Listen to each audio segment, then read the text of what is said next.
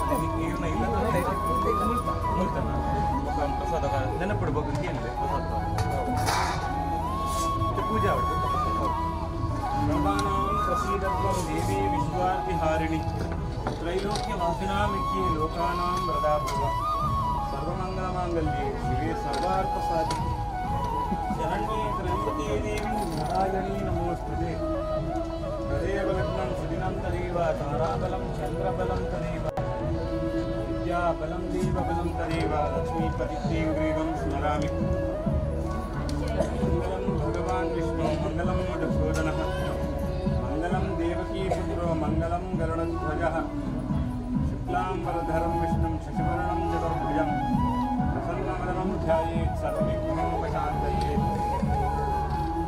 प्रणदानां प्रसीदत्वं देवी विश्वार्तिहारिणि त्रैलोक्यवासिनामित्ये लोकानां वरदा भव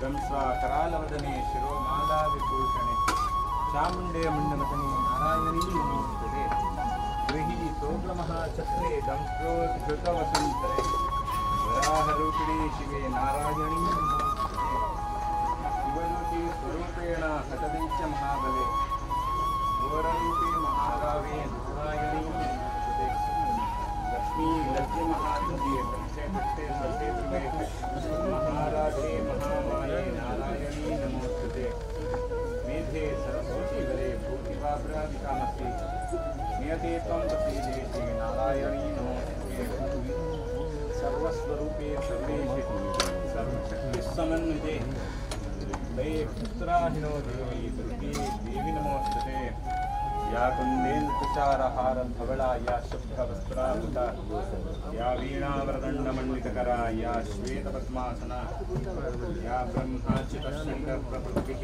देवी सदा वन्दिता सा मां पातु सरस्वती भगवती निशेषजाड्यापः नमस्तेस्तु महामाये श्रीपीठे सुरपूजिते शङ्खचक्रगदाहस्ते महालक्ष्मी नमोस्तुते नमस्ते गरुडारूढे कोलासुरभयङ्करी सर्वपापहरे देवी महालक्ष्मी नमोस्तुते प्राणानां प्रसीदत्वं देवी विश्वार्तिहारिणि त्रैलोक्यवासिनामित्ये लोकानां वरदा भव या देवी सर्वभूतेषु विष्णुमायेति शब्दिता नमस्तस्यै नमस्तस्यै नमस्तस्यै नमो नमः। या देवी सर्वभूतेषु मातृरूपेण संस्थिता नमस्तस्यै नमस्तस्यै नमस्तस्यै नमो नमः। या देवी सर्वभूतेषु विद्यारूपेण संस्थिता नमस्तस्यै नमस्तस्यै नमस्तस्यै नमो नमः। या देवी सर्वभूतेषु लक्ष्मीरूपेण संस्थिता नमस्तस्यै नमस्तस्यै नमस्तस्यै नमो नमः। या देवी सर्वभूतेषु शक्तिरूपेण संस्थिता नमस्तस्यै नमस्तस्यै नमस्तस्यै नमो नमः। या देवी सर्वभूतेषु दयारूपेण संस्थिता नमस्तस्यै नमस्तस्यै नमस्तस्यै नमो नमः। या देवी सर्वभूतेषु शान्तिरूपेण संस्थिता नमस्तस्यै नमस्तस्यै नमस्तस्यै नमो नमः। या देवी सर्वभूतेषु छायारूपेण संस्थिता नमस्तस्यै नमस्तस्यै नमस्तस्यै नमो नमः। या देवी सर्वभूतेषु धान्यरूपेण संस्थिता नमस्तस्यै नमस्तस्यै नमस्तस्यै नमो नमः। चिद्रूपेण या कृष्णा मेतद्व्याप्या संस्था जगत् नमस्तस्यै नमस्तस्यै नमस्तस्यै नमो नमः। प्रदानां प्रसीदत्वं देवी विश्वाद्विहारिणी त्रैलोक्यवासिनामिज्ञे लोकानां वरदा भव। माता मरकटाक्षमा मातङ्गी मत्शालिनी तुल्या कटाक्षं कल्याणि शरम्भवनवासिनी गजाननं गणपतिं गजपर्वतवासिनं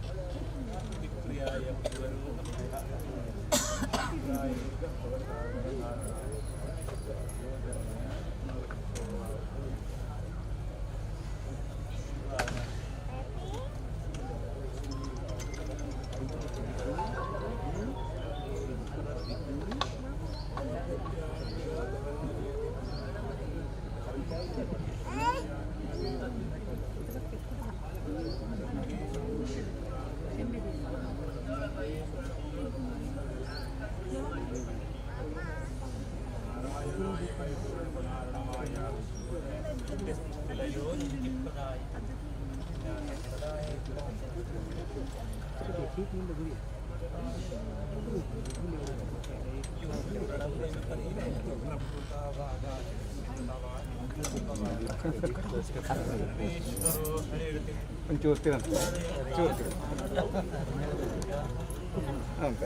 ತಿರನ್ ಸ್ವಲ್ಪ ತಿರನ್ ತಿರನ್ ಚೂರು ತಿರನ್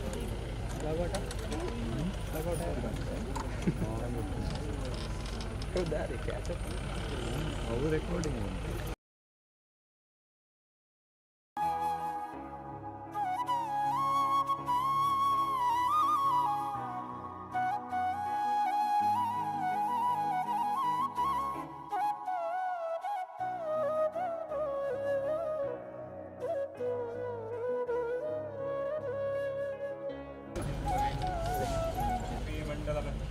पूर्णबोधं विष्णुहृदयस्थान् नमस्ते।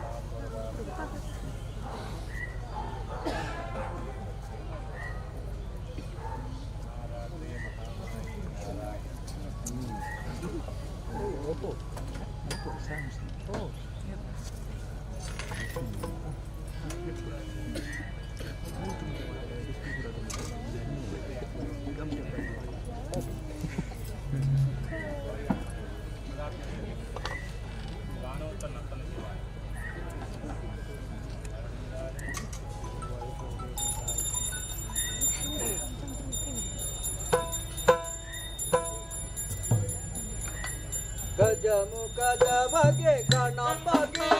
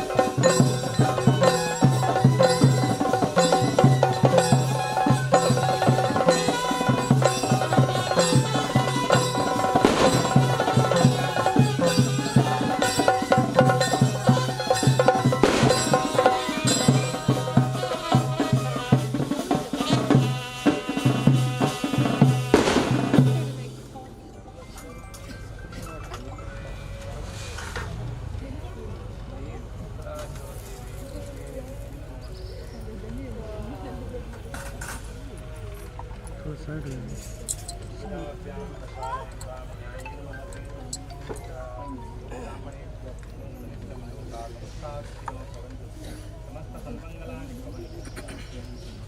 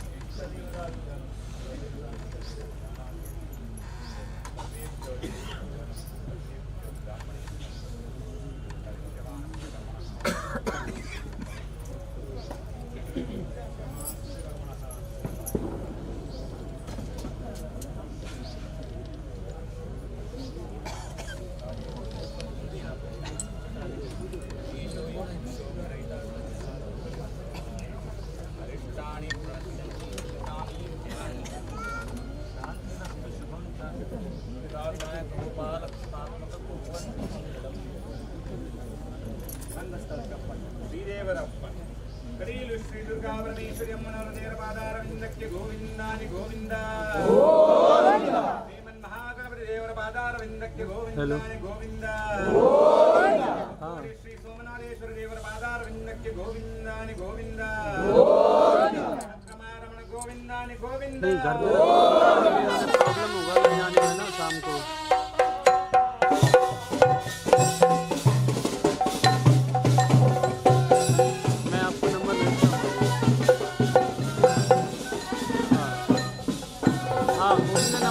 मैंने बोला था सुबह, उसने कॉल करके मुझे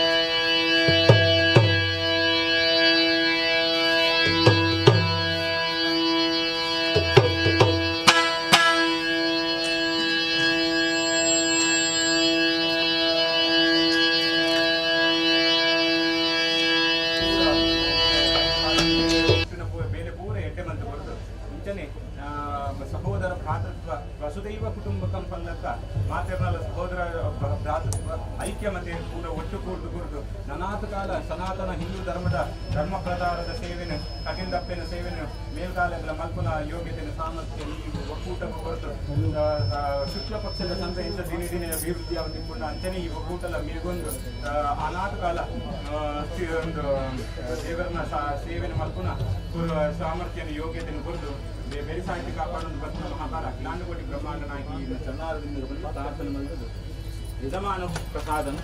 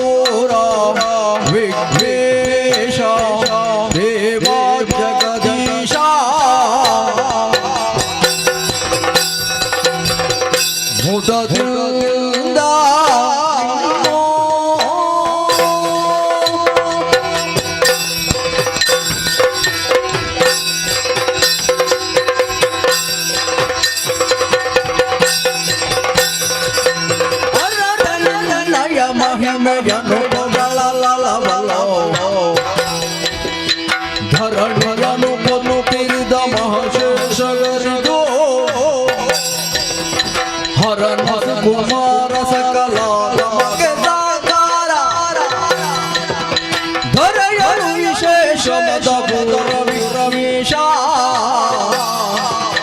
ಮುದದಿಂದ ನಿಲ್ಲ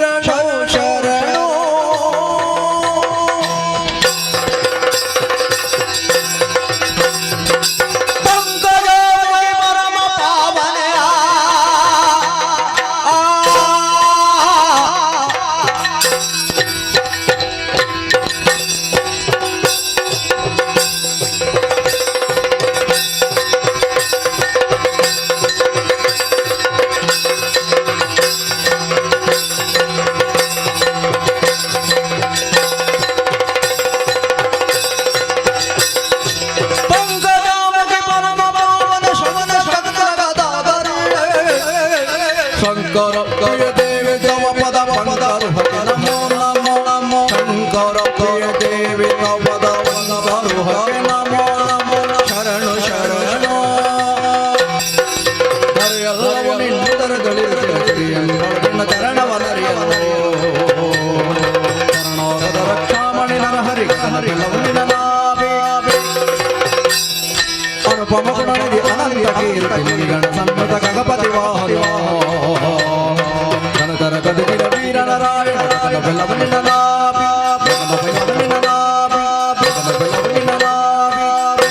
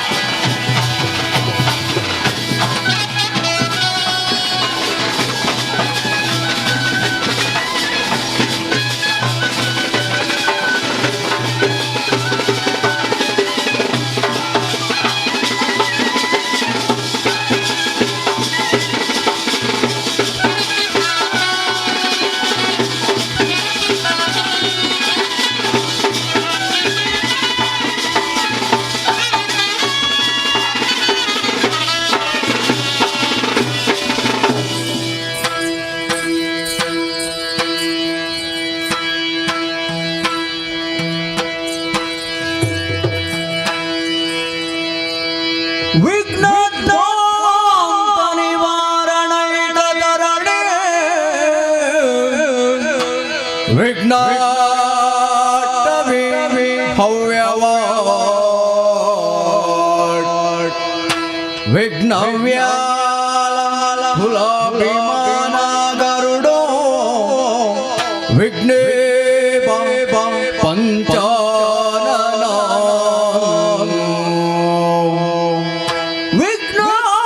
ವಿಘ್ನೋತ್ಕಂಗಗಿರಿ ಪ್ರವೇದನ ಭವ್ಯ ವಿಘ್ನಾಬ್ಧಿ ಕುಂಭೋದ್ಭವ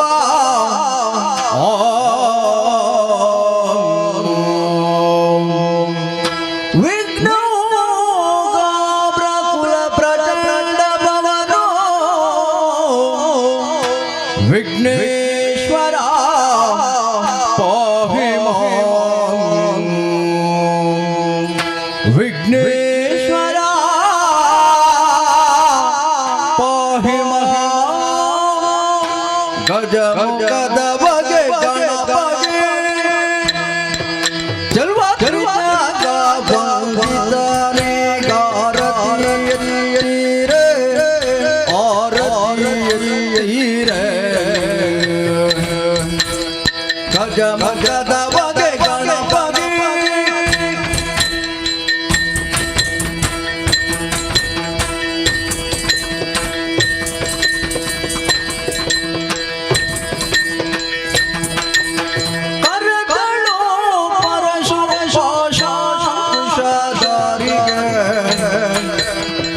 ಹರುಷದಿ ಭಕ್ತರ ಪೊರೆವಗೆ ಮುರಗ ಭೂಷಣ ನನ ಕುಮಾರ ಗಜವದನ ಚರಣರ ಮಲಗೆ ಆರತಿ ಎತ್ತಿರೆ ಗಜಮುಖದ ಬಗೆ ಗಣಪತಿ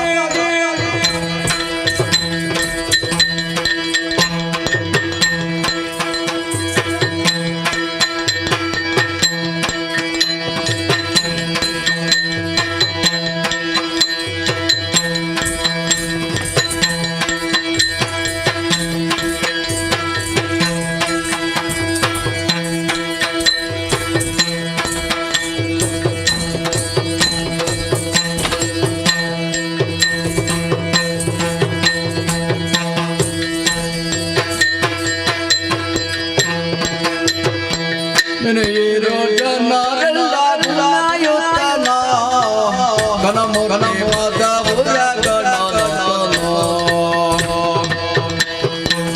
ಚಂದ್ರಗೆ ಶಾಪವನ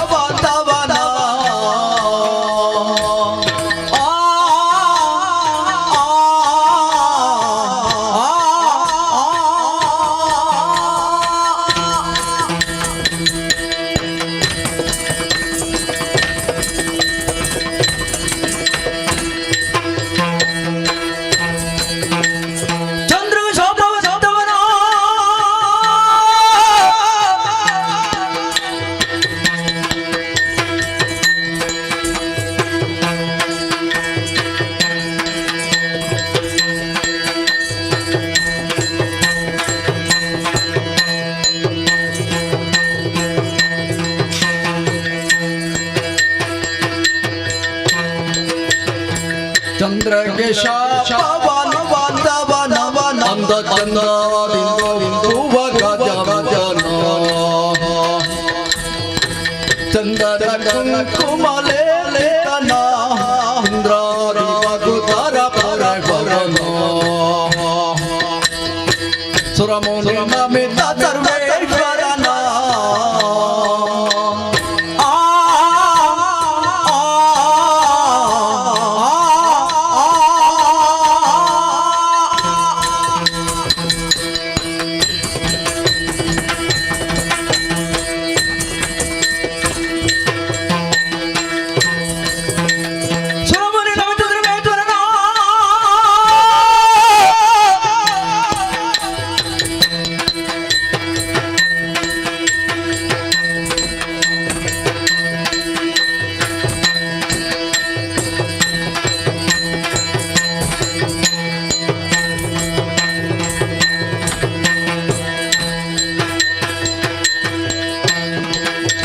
ಸುರಮುನಿ ನಮಿತ ಸರ್ವೇಶ್ವರನ ಹರಿತರಿಯ ನಿವ ಭವಹರನ ಪರಮರ ದುರಿತ ಭಯ ಭಯರನ ಪರಮದ ಪೂರ ವಿಘ್ನೇಶ್ವರನ ನೆನೆಯಿರೋ ಜನರೆಲ್ಲ ಗುಣಯುತನ ಘನಮುಖಿ ಪದಪುರ ಗಣನ ತೊಂದನ ಹಿಂದನ ತೊಂದನ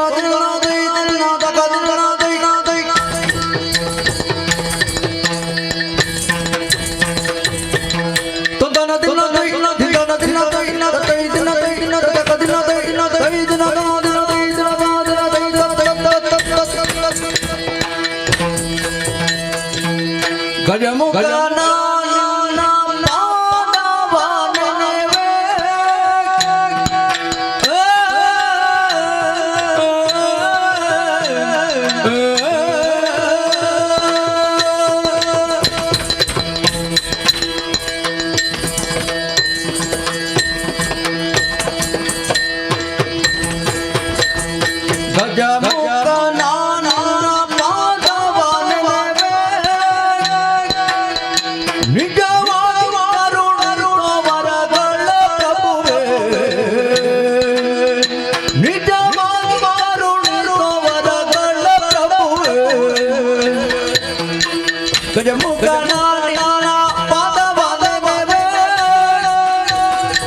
ನಿಜವಾಗಿ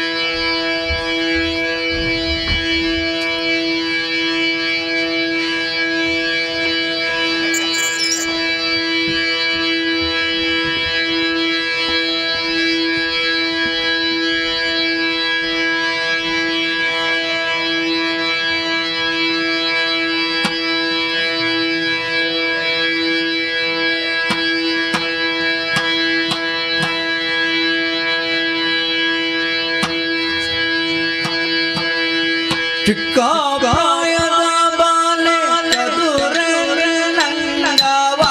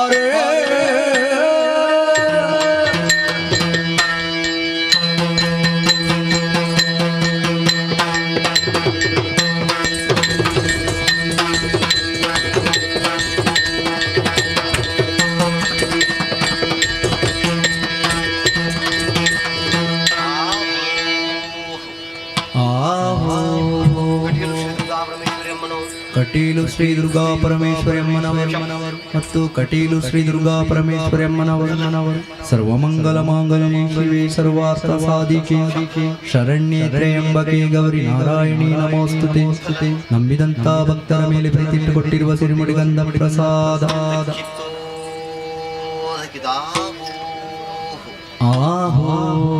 ಮೇಳದಲ್ಲಿ ವಾಸವಾಗಿರುವಂತಹ ಶ್ರೀ ಮಹಾಗಣಪತಿಯು ಮೇಳದಲ್ಲಿ ವಾಸವಾಗಿರುವ ಶ್ರೀ ಮಹಾಗಣಪತಿ ಮತ್ತು ಶ್ರೀ ಮಹಾಗಣಪತಿ ದೇವರು ಗಜಾನನ ಭೂತಗಣಾದಿ ಸೇವಿತಂ ಕಪಿತ್ತ ಜಂಬೋಫಲಸಾರ ಭಕ್ಷಿತಂ ಉಮಾಸುತಂ ಶೋಕ ವಿನಾಶ ಕಾರಣಂ ನಮಾಮಿ ವಿಘ್ನೇಶ್ವರ ಪಾದ ಪಂಕಜಂ ನಂಬಿದಂತ ಭಕ್ತರ ಮೇಲೆ ಪ್ರೀತಿಟ್ಟುಕೊಟ್ಟಿರುವ ಸಿರಿಮುಡಿಗಂಧ ಪ್ರಸಾದ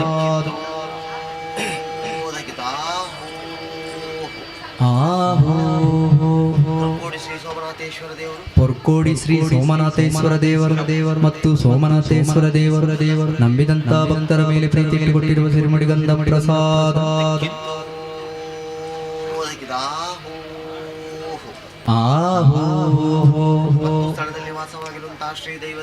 ಸ್ಥಳದಲ್ಲಿ ವಾಸವಾಗಿರುವ ಸಕಲ ದೇವದೇವರು ಮತ್ತು ಸಕಲ ದೇವದೇವರು ನಂಬಿದಂತ ಭಕ್ತರ ಮೇಲೆ ಪ್ರೀತಿ ಇಟ್ಟುಕೊಟ್ಟಿರುವ ಸಿರಿಮುಡಿಗಂಧ ಪ್ರಸಾದ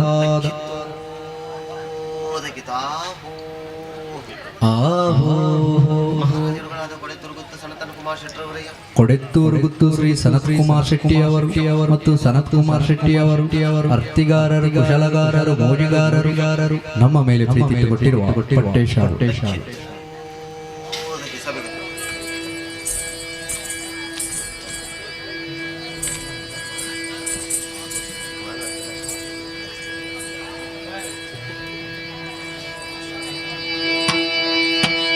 ನೀಡೋ ಪ್ರಸಾದವನು ಮಹದೇವಿಯೇ ಪಾಡುತ್ತಾ ಬೇಡುವೆನು ನೀಡು ಪ್ರಸಾದವನು ಮಹದೇವಿಯೇ ಪಾಡುತ್ತಾ ಬೇಡುವೆನು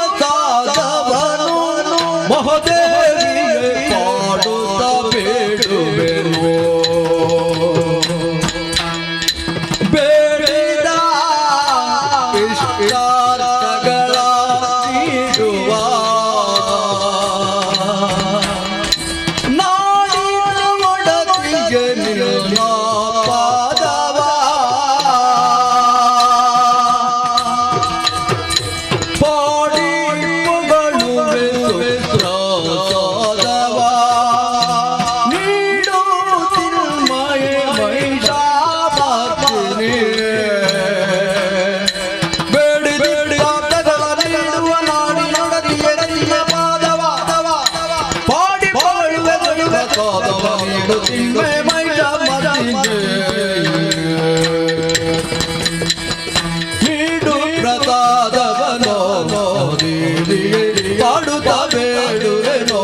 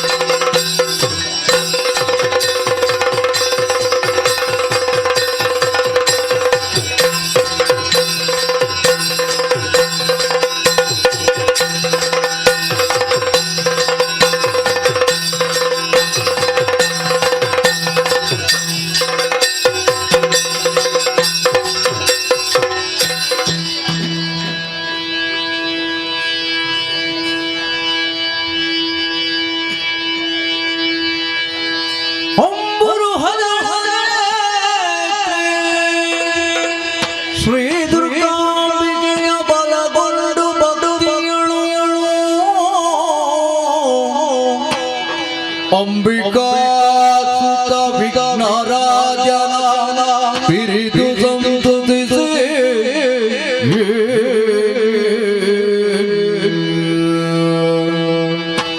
ಅಮ್ಮನಿಗೆ ಕೈ ಮುಗಿದು ಅಂಬುಜಾಸನ ವಾಣಿಯರ ಪಾದಾಪುಜಕ್ಕೆ ಬಡಬಡುವುದು ವರ್ಣಿಪನಿ ಕಥಾಮೃತವ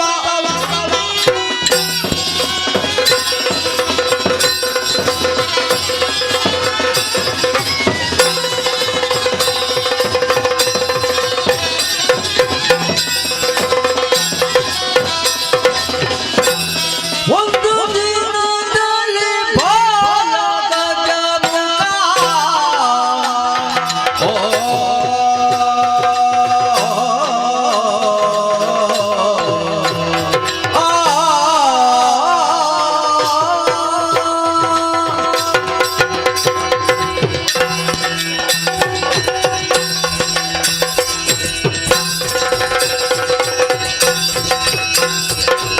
ಒಂದು ದಿನದಲ್ಲಿ ಬಾಲಗಜಮುಖ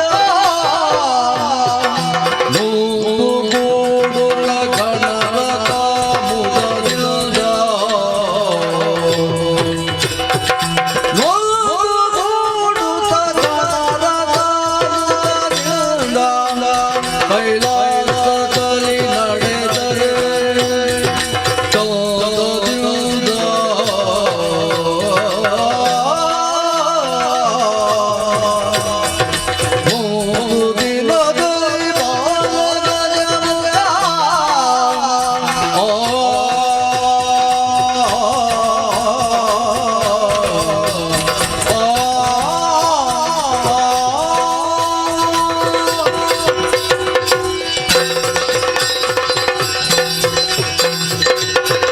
ಜಯ ನಮೋ ಪರಮೇಶ್ವರ, ನೀನೇ ಪರಿಪಾಲಿಸು ತಂದೆ. ನಮ್ಮವರೇ ನೋಡಿದ್ದೀರಾ, ಆದಿಯಲ್ಲಿ ಆದಿಮಾಯೆಯಿಂದಲೇ ಸೃಷ್ಟಿಗೊಂಡವರು ಬ್ರಹ್ಮ ವಿಷ್ಣು ಮಹೇಶ್ವರ. ಅದರಲ್ಲಿ ನಮ್ಮ ತಂದೆ ಯಾರು? ಪರಮೇಶ್ವರ ದೇವರು. ಪಾರ್ವತಿ ಪರಮೇಶ್ವರರ ಪ್ರೀತಿಯ ಮಕ್ಕಳು ನಾವಾಗಿದ್ದೇವೆ, ಅಲ್ವಾ? ಆದ್ರೆ ಈ ಹೊತ್ತಿನಲ್ಲಿ ನಮ್ಮ ಪ್ರವೇಶ ಆದದ್ದೇ ಆದದ್ದು. ಹಿಂದಿನಿಂದ ಎಲ್ಲರೂ ಹೇಳುವುದೇನು? ಒಂದು ದಿನ ಬಾಲ ಗಜಮುಖ. ಈ ಗಜಮುಖ ಅನ್ನುವಂತಹ ಹೆಸರು ನನಗೆ ಬಂದದ್ದು ಹೇಗೆ? ಇದರ ಹಿಂದೆ ಒಂದು ಕಥೆಯೇ ನಡೆದು ಹೋಗಿದೆ. ಏನದು? ಈ ಹಿಂದಕ್ಕಾದರೂ ನನ್ನ ತಾಯಿ, ಅಂದ್ರೆ ನಮ್ಮ ತಾಯಿ ಪಾರ್ವತಮ್ಮ, ಸ್ನಾನಕ್ಕೆ ಹೋಗುವಂತಹ ಸಮಯದಲ್ಲಿ ತನ್ನ ಬೆವರ ಮತ್ತಿಕೆಯಿಂದಲೇ ಒಂದು ಬೊಂಬೆಯನ್ನು ನಿರ್ಮಿಸಿದ್ರಂತೆ. ಆ ಬೊಂಬೆಗೆ ಜೀವವನ್ನು ಕೊಟ್ಟರು. ಯಾಕೆ ಬೇಕಾಗಿ? ಅವರ ರಕ್ಷಣೆಗೆ ಬೇಕಾಗಿ. ನಾನು ಸ್ನಾನವನ್ನು ಮಾಡಿ ಬರ್ತೇನೆ, ಅಷ್ಟರವರೆಗೆ ಯಾರನ್ನು ಕೂಡ ಕೈಲಾಸದ ಒಳಗೆ ಬಿಡಬೇಡ ಅನ್ನುವ ಹಾಗೆ ನನಗೆ ಅಪ್ಪಣೆಯನ್ನು ಕೊಟ್ಟದ್ದು. ಆದ್ರೆ ಏನು ಮಾಡೋಣ, ನಮ್ಮ ತಂದೆ ಪರಮೇಶ್ವರ ದೇವರು ತಿರುಗಾಟಕ್ಕೆ ಹೋದವರು. ತಿರುಗಾಟವನ್ನು ಮಾಡಿ ಮಾಡಿ ಮಾಡಿ ನೇರವಾಗಿ ಅವರು ಆ ಕೈಲಾಸಕ್ಕೆ ಬಂದರು. ಮತ್ತೆ ತಿರುಗಾಟಕ್ಕೆ ಹೋದವರು ಪ್ರಥಮವಾಗಿ ನೋಡುವುದು ಯಾರನ್ನು? ತನ್ನ ಹೆಂಡತಿಯನ್ನು ಮಾತ್ರ ನೋಡುವುದು. ಹಾಗೆ ಈ ಕೈಲಾಸಕ್ಕೆ ಬರುವಾಗ ತಾಯಿ ಕಾಣಲಿಲ್ಲ. ಮಾತ್ರವಲ್ಲ, ನಾನು ಒಳಗೆ ಹೋಗುವುದಕ್ಕೆ ಬಿಡ್ಲಿಲ್ಲ. ಆ ಹೊತ್ತಿನಲ್ಲಿ ಸಿಟ್ಟುಗೊಂಡಂತಹ ತಂದೆಯವರು ತನ್ನ ಶೂಲದಿಂದ ನನ್ನ ತಲೆಯನ್ನೇ ಕತ್ತರಿಸಿ ಹಾಕಿದರು. ಹೌದೌದು. ಆ ನಂತರ ತಾಯಿ ಸ್ನಾನವನ್ನು ಮಾಡಿ ಬರುವಂತಹ ವೇಳೆಯಲ್ಲಿ ನಾನು ಸತ್ತು ಬಿದ್ದಿದ್ದೆ. ಈ ದೃಶ್ಯವನ್ನು ಕಂಡಂತಹ ನಮ್ಮ ತಾಯಿಯವರು ಕಣ್ಣೀರು ಸುರಿಸುವುದಕ್ಕೆ ಆರಂಭಿಸಿದ್ರು. ಆಮೇಲೆ ನಮ್ಮ ತಾಯಿಯವರನ್ನು ಸಮಾಧಾನ ಪಡಿಸಿದ್ರು ತಂದೆಯವರು. ಆ ಬಳಿಕ ಈಗ ಸತ್ತು ಹೋದಂತಹ ನನಗೆ ಮತ್ತೆ ಜೀವ ಬೇಕಲ್ಲ, ಹಾಗೆ ಅದಕ್ಕಾಗಿ ತನ್ನ ಸೇವಕರನ್ನು ಕರೆಸಿಕೊಂಡ್ರು. ಅವರನ್ನು ಹೇಳಿದ್ರು, ನೀವು ಈ ಕ್ಷಣವೇ ಭೂಲೋಕಕ್ಕೆ ಹೋಗ್ಬೇಕು. ಅಲ್ಲಿ ಉತ್ತರ ದಿಕ್ಕಿನಲ್ಲಿ ಯಾವ ಪ್ರಾಣಿಯೇ ಮಲಗಿರಲಿ, ಆ ಪ್ರಾಣಿಯ ತಲೆಯನ್ನು ಕಡಿದು ಅದನ್ನು ತಂದು ನನಗೆ ಕೊಡ್ಬೇಕನ್ನುವ ಹಾಗೆ ಹೇಳಿದ್ದು. ಉತ್ತರ ದಿಕ್ಕಿನಲ್ಲಿ ಮಲಗಿದ್ದು ಯಾವುದು? ಒಂದು ಗಜ. ಆ ಗಜದ ಶಿರವನ್ನೇ ಕಡಿದು ಅದನ್ನು ತಂದು ನಮ್ಮ ತಂದೆಯವರಿಗೆ ಒಪ್ಪಿಸಿದ್ರು. ಆ ನಂತರ ಆ ತಲೆಯನ್ನು ನನಗೆ ಜೋಡಿಸಿ ಜೀವಕಲೆಯನ್ನು ಕೊಟ್ಟದ್ದು. ಆ ಮೇಲೆ ನನಗೆ ಒಂದು ಹೊಸ ಹೆಸರು ಬಂದದ್ದು. ಗಜದ ಶಿರವನ್ನು ಜೋಡಿಸಿದ ಕಾರಣ ಗಜಮುಖ. ಅಷ್ಟು ಮಾತ್ರವಲ್ಲದೆ ಮೊದಲ ಪೂಜೆಯನ್ನು ಪಡೆಯುವಂತಹ ದೇವನಾಗಿದ್ದೇನೆ. ಆದ ಕಾರಣ ಗಜಮುಖ ಅನ್ನುವ ಹಾಗೆ ಹೆಸರಾಯಿತು. ಅಷ್ಟೇ ಅಲ್ಲ, ಎಲ್ಲರ ವಿಘ್ನವನ್ನು ದೂರ ಮಾಡುವುದು ಯಾರು? ಅದು ನಾನೇ ಆಗಿದ್ದೇನೆ. ಆದ ಕಾರಣ ವಿಘ್ನ ನಿವಾರಕ ಹೀಗೆ ಲಂಬೋದರ ಹೀಗೆ ಹಲವು ರೀತಿಯ ಹೆಸರಾಯ್ತು. ನೀವೇ ಆಲೋಚನೆ ಮಾಡಿ.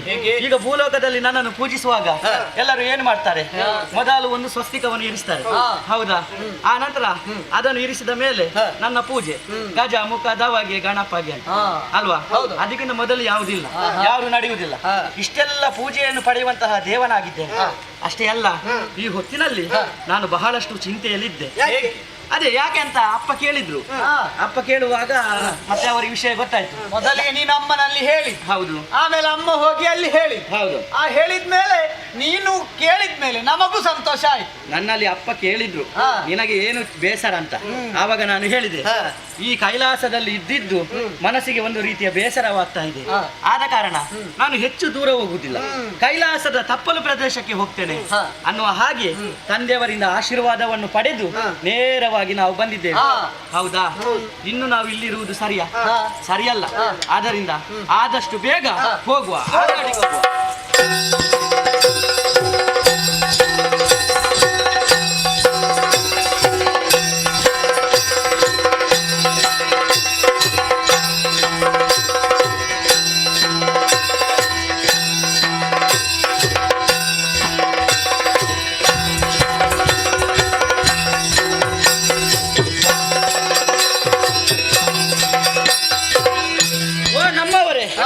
ನೋಡಿದೀರಾ?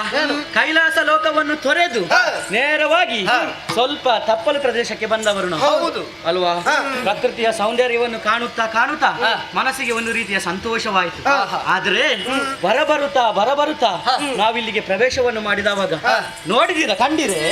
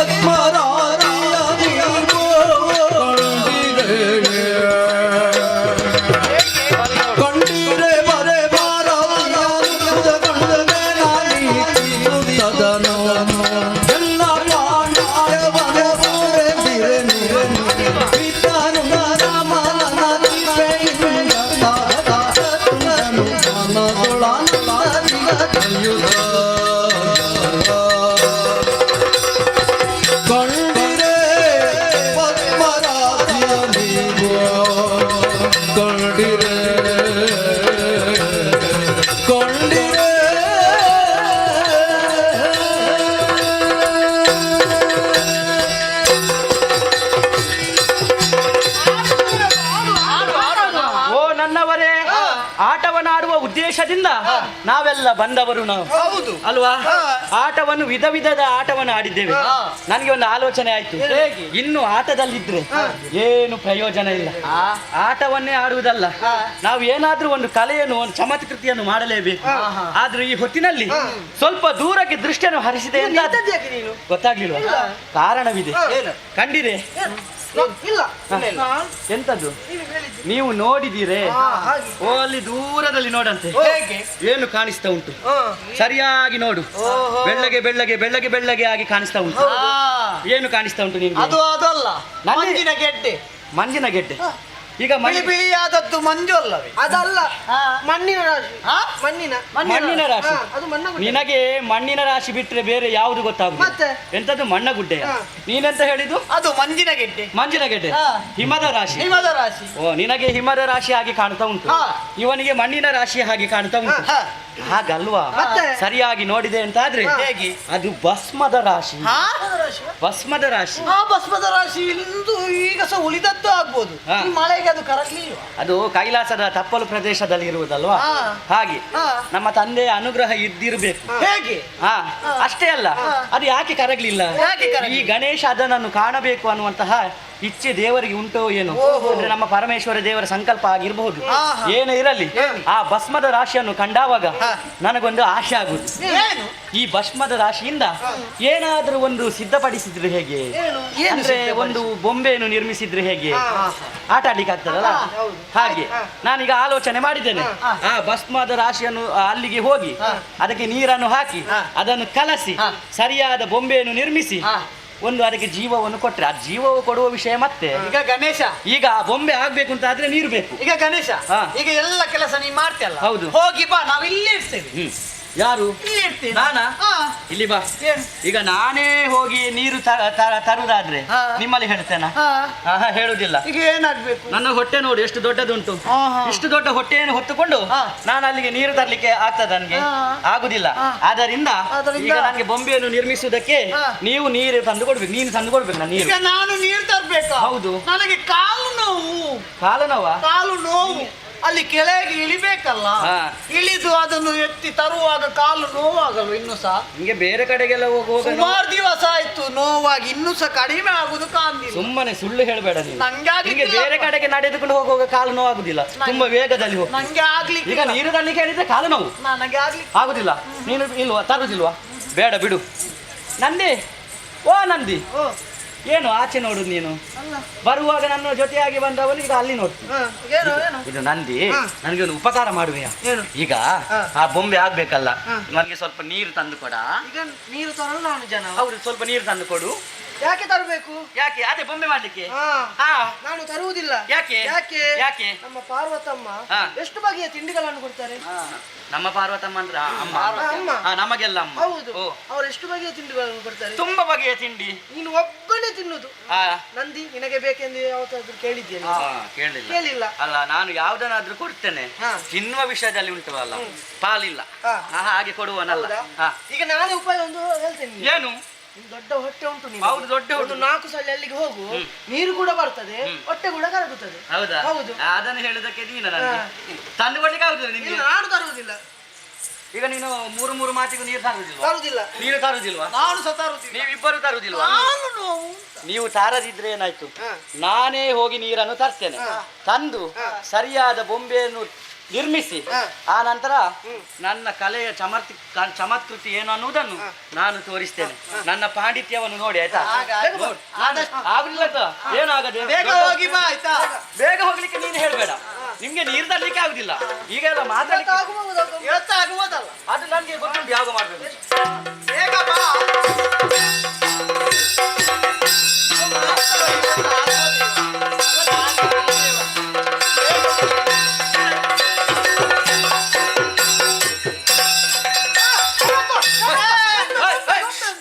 ನೀನ್ ದೂರ ಹೋಗು ನಂದಿ. ನೀನು ಹತ್ತಿರ ಬರ್ಬೇಡ.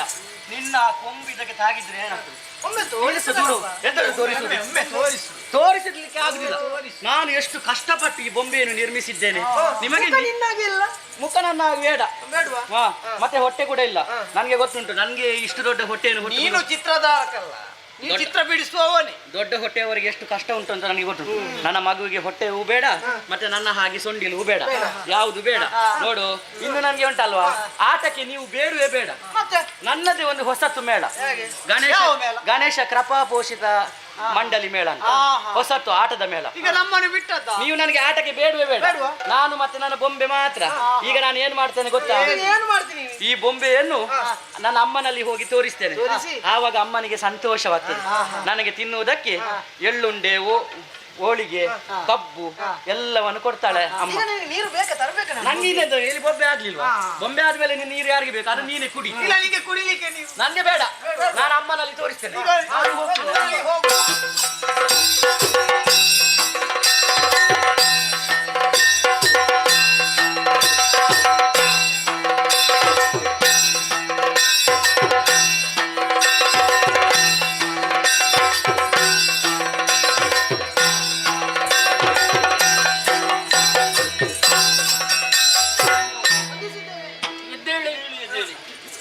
ವಂದಿಸಿಕೊಂಡಿದ್ದೇವೆ.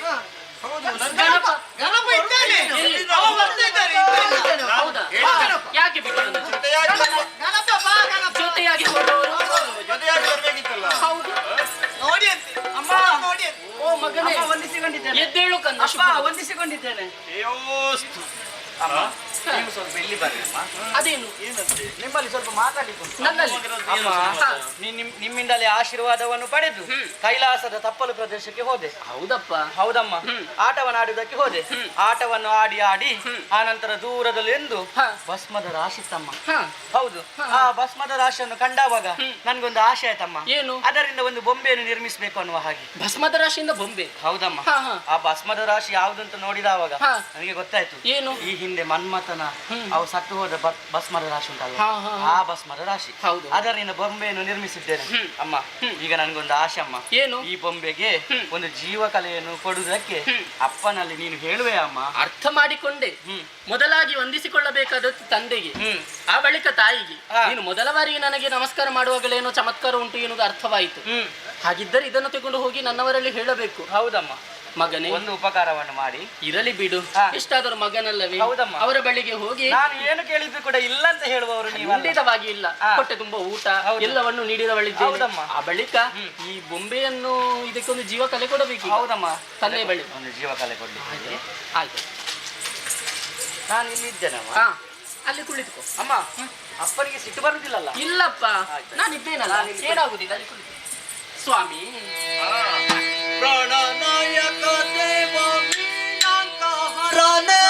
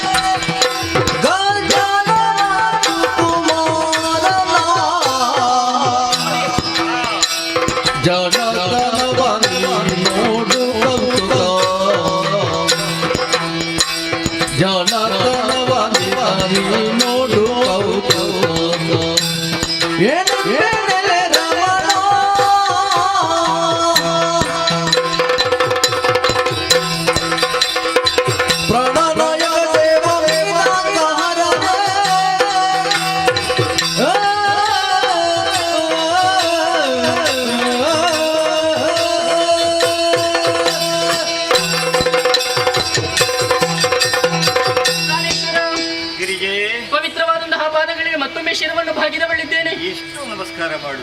ಹೇಳು ಹೇಳು. ಏನ ನಮಸ್ಕಾರ? ಈ ರೀತಿ ನೀನು ನಮಸ್ಕಾರ ಮಾಡುವುದಕ್ಕೆ ಏನೋ ಒಂದು ಕಾರಣ ಇರಬೇಕೆಂಬುದಾಗಿ ನಾನು ಆಲೋಚಿಸಿದ್ದೇನೆ. ದೂರದಲ್ಲಿ ಮಗನೊಂದಿಗೆ ಸಂಭಾಷಣೆ ನಡೆಯುತ್ತಾ ಇತ್ತು. ಏನೋ ವಿಶೇಷ ಇರಬೇಕು ಅನ್ನೋದಾಗಿ ನಾನು ತಿಳಿದುಕೊಂಡಿದ್ದೆ. ಏನೇ ಅದು, ಏನೇ ಅದು? ಪತಿದೇವರಿಗೆ ಎಷ್ಟು ಬೇಕಾದ್ರೂ ನಮಸ್ಕಾರ ಕೊಡಬಹುದು, ಯಾಕೆಂದ್ರೆ ನಿಮ್ಮ ಅರ್ಧಾಂಗಿ ಅಲ್ಲವೇ? ಹೌದಪ್ಪ. ಹಾಗಿರುವಾಗ ಈ ಬಾರಿಗೆ ನನ್ನ ಬಳಿಗೆ ನೇರವಾಗಿ ಬಂದಿದ್ದಾನೆ. ಆಟವಾಡುತ್ತಾ ಹೋದವನು ಕೈಲಾಸದ ತಪ್ಪಲಿನ ಪ್ರದೇಶವನ್ನು ಸೇರಿದೆ. ಅಮ್ಮ, ಹೋಗುವಂತಹ ಕಾಲಕ್ಕೆ ದೂರದಲ್ಲಿ ಒಂದು ಭಸ್ಮದ ರಾಶಿಯನ್ನು ಕಂಡೆ ಎನ್ನುವ ಹಾಗೆ. ಹೌದು ಹೌದು, ನಿನಗೂ ತಿಳಿದೆಯಲ್ಲ ಯಾವ ಭಸ್ಮ, ಹೇಗೆ ಅದು ಭಸ್ಮವಾಯಿತು ಎನ್ನುವುದಾಗಿ ಎಲ್ಲ ತಿಳಿದಿದೆ. ಮನ್ಮಥನ ಭಸ್ಮ. ಹಾಗಿರುವಾಗ ನೋಡಿದಂತಹ ಆತ ಅದರಲ್ಲಿ ಏನಾದರೂ ಒಂದು ಏನಾದ್ರೂ ತಯಾರಿಸಬೇಕು ಎನ್ನುವ ಹಾಗೆ ಯೋಚನೆ ಮಾಡಿದ. ಹೌದು ಹೌದು, ಮಕ್ಕಳಾಟಿಕೆ ಅಲ್ವಾ? ಆಮೇಲೆ ತಯಾರಿಸಿದ್ದು ಏನು? ಒಂದು ಬೊಂಬೆಯ ಆಕೃತಿ. ಮನ್ಮಥ ಸುತ್ತ ಹೌದು, ಭಸ್ಮದಿಂದ ಒಂದು ಗೊಂಬೆಯನ್ನು ತಯಾರಿಸಿದ್ದಾನೆ. ಅವನ ಕೌತುಕವನ್ನು ನೋಡಿದಂತಹ ನನಗೆ ಆಶ್ಚರ್ಯವಾಯಿತು. ಆ ಬಳಿಕ ಅವನೇ ಆಡಿದಂತಹ ಮಾತು, ಇದರ ನಿರಂತರವಾಗಿ ಇದರ ಜೊತೆಗೆ ಆಟವಾಡುತ್ತಾ ಇರಬೇಕು ಎನ್ನುವ ಹಾಗೆ. ನಿರ್ಜೀವವಾದಂತಹ ಈ ವಸ್ತುವಿನಿಂದ ಆತ ಆಟ ಆಡುವುದಕ್ಕೆ ಸಾಧ್ಯ ಉಂಟೆ? ಹೆಚ್ಚು ಸಮಯ ಸಾಧ್ಯವಿಲ್ಲ. ಪುಡಿ ಪುಡಿ ಆಗಿ ಹೋದಿತ್ತು. ಹಾಗಿರುವಾಗ ಅವನೇ ಹೇಳಿದ್ದು, ತಂದೆಯ ಬಳಿಗೆ ಹೋಗಿ ನನಗೆ ಭಯವಾಗ್ತದೆ. ಅದೆಲ್ಲ ಕೆಲವರೆಲ್ಲ ಹಾಗುಂಟು. ಗಂಡು ಮಕ್ಕಳಿಗೆ ತಾಯಿಯಲ್ಲಿ ಬಹಳಷ್ಟು ಪ್ರೀತಿ, ಹೆಣ್ಣು ಮಕ್ಕಳಿಗೆ ತಂದೆಯಲ್ಲಿ ಬಹಳಷ್ಟು ಪ್ರೀತಿ. ಏನು ಹೇಳುವುದಕ್ಕೂ ಭಯವಿಲ್ಲ. ಹಾಗಾಗಿ ನೇರವಾಗಿ ನನ್ನ ಬಳಿಗೆ ಬಂದ. ಹಾಗಾಗಿ ಬೊಂಬೆಯನ್ನು ಕೊಟ್ಟು ಇದಕ್ಕೊಂದು ಜೀವಕಲೆಯನ್ನು ಕೊಡಿಸಬೇಕಂತೆ. ಜೀವಕಲೆ? ಹೌದು ಹೌದು, ಎಷ್ಟಾದರೂ ಮಗನಲ್ಲವೇ, ಮಕ್ಕಳ ಆಸೆಯನ್ನು ಈಡೇರಿಸುವುದು ಹೆತ್ತವರಾದಂತಹ ನಮ್ಮ ಆದ್ಯ ಕರ್ತವ್ಯವಾಗಿದೆ. ಹಾಗಾಗಿ ಅವನ ಆಸೆಯನ್ನು ಬಂಜೆ ಅಂತ ಮಾಡಬೇಡಿ, ಇದಕ್ಕೊಂದು ಜೀವಕಲೆಯನ್ನು ನೀಡುವಿರೇ? ಗಿರಿಜೆ ಅಗಜೆಯ ನುಡಿ ಕೇಳಿ ಮೃಗಧರ ಸುರಿದ ಮಗನ ಸಂತಸಗೊಳಿಸಿ ಮೃಗವಿಮೋಚನೆ ಪ್ರತಿಮೆಗೆ ಜೀವ ಮೃಗವಿಮೋಚನೆ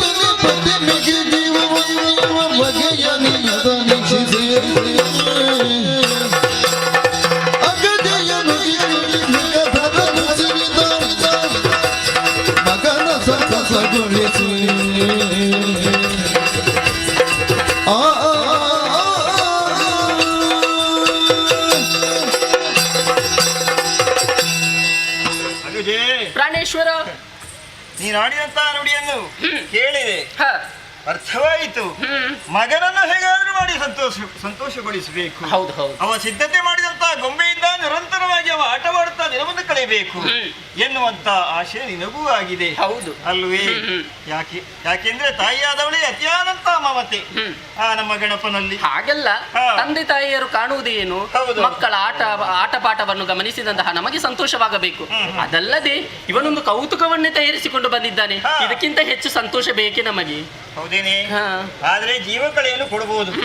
ಆದ್ರೆ ಜೀವಕಳೆಯನ್ನು ಕೊಟ್ರೆ ಮುಂದೆ ನಾಡಿದ್ದು ನಮ್ಮ ಬಗ್ಗೆ ಈ ಹಿನ್ನೆಲೆದಂತಹ ಘಟನೆಗಳನ್ನು ನೀನು ಸ್ವಲ್ಪ ಅವಲೋಕಿಸಿಕೊಳ್ಬೇಕು. ಯಾವುದು ಪ್ರಭು? ಯಾಕೆಂದ್ರೆ ಈ ಹಿಂದೆ ಆ ಭಸ್ಮಾಸುರ ಅವನಿಗೆ ನನ್ನಿಂದಲೇ ಸೃಷ್ಟಿಯಾದ್ದು, ಆಮೇಲೆ ವರವನ್ನು ಕೊಟ್ಟವ ನಾನು, ಕೊನೆಗೇನು ಮಾಡಿದ? ನಮ್ಮ ಮೇಲೆ ಸವಾರಿ ಮಾಡುವುದಕ್ಕೆ ಬಂದ. ಹೌದು ಅಲ್ವಾ? ಹಾಗಿರುವಾಗ ಅಂತಹ ವಿಚಾರಗಳನ್ನು ತಿಳಿದು ಕೂಡ ಈ ಗೊಂಬೆಗೆ ಜೀವಕಳೆಯನ್ನಿಟ್ರೆ ಮತ್ತೆ ನಮ್ಮನ್ನು ಪೀಡಿಸುವುದಕ್ಕೆ ಬಂದ್ರೆ ತೊಂದರೆ ಆದೀತು ಎನ್ನುವ ಹಾಗೆ. ಹಾಗಿದ್ದರೆ ನಮ್ಮ ಮಾತುಗಳನ್ನು ಇವನು ಕೇಳುವುದಕ್ಕೆ ಸಾಧ್ಯ ಉಂಟೆ? ಅದು ಸರಿ. ಹಠ ಮಾಡುತ್ತಾನೆ ಈಗ. ಅವ ಹಠ ಮಾಡ್ತಾನೆ, ಅಂತೂ ಜೀವಕಳೆಯನ್ನು ಕೊಡ್ಲೇಬೇಕು, ಮಗನನ್ನು ಸಂತೋಷಗೊಳಿಸಬೇಕಲ್ವಾ? ಹಾಗಿದ್ರೆ ಅದೋ ನಾವು ಮಾತಾಡ್ತಾ ಇದ್ದಂತೆ ಅಂಬರ ಮತದಲ್ಲಿ ಯಾವುದೋ ಒಂದು ಆತ್ಮ ಹಪಹಪಿಸ್ತಾ ಉಂಟು, ನಾನೊಂದು ದೇಹವನ್ನು ಸೇರಿಕೊಳ್ಳಬೇಕೆನ್ನುವುದಾಗಿ. ಆದ್ದರಿಂದ ಸರಿಯಾದಂತ ಮುಹೂರ್ತ ಒದಗಿ ಬಂದಿದೆ. ಈ ಗೊಂಬೆಯನ್ನು ಆ ಆತ್ಮದತ್ತ ಆಹ್ವಾನಿಸಿಕೊಳ್ತೇನೆ.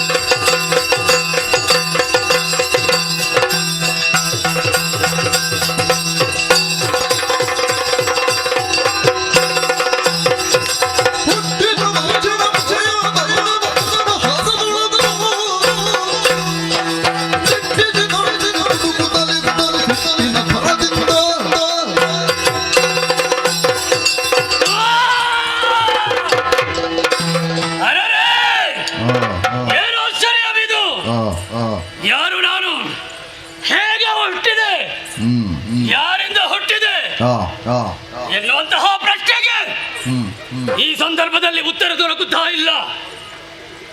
ಉತ್ತರವನ್ನು ಕೇಳಬೇಕಾದ್ರೆ ಒಬ್ಬರು ಕೂಡ ಕಾಣುವುದಿಲ್ಲ. ಅದಕ್ಕಿಂತ ಮುಂಚಿತವಾಗಿ ಹಸಿವೆ ದೃಶ್ಯ ನನ್ನನ್ನು ಬಾಧಿಸುತ್ತಾ ಇದೆ. ಪರಿಹಾರ ಆಗ್ಬೇಕಲ್ವೇ? ಏನು ಮಾಡೋಣ, ಏನು ಮಾಡೋಣ? ದೂರದಲ್ಲಿ ದೃಷ್ಟಿ ಹಾಯಿಸಿ ನೋಡಿದ್ರೆ ಅದೆಷ್ಟೋ ಮಂದಿ ಸಾಲು ಸಾಲಾಗಿ ಹೋಗ್ತಾ ಇದ್ದಾರೆ. ಅವರು ಮನುಷ್ಯರ ಅಥವಾ ಪ್ರಾಣಿಯ ಎನ್ನುವಾಗಿ ಒಂದೂ ಅರ್ಥವಾಗುವುದಿಲ್ಲ. ಅವರ ಬಳಿಗೆ ಹೋದ್ರೆ ನನ್ನ ಹಸಿವು ನೀಗುವುದಕ್ಕೆ ಸಾಧ್ಯ ಉಂಟು, ಬಾಯಾರಿಕೆ ಶಮನವಾಗುವುದಕ್ಕೆ ಸಾಧ್ಯ ಉಂಟು. ಆದ್ದರಿಂದಲೇ ತಡ ಯಾಕೆ, ಅತಿ ಶೀಘ್ರವಾಗಿ ಮೇಳ ಏರ್ತೇನಂತೆ.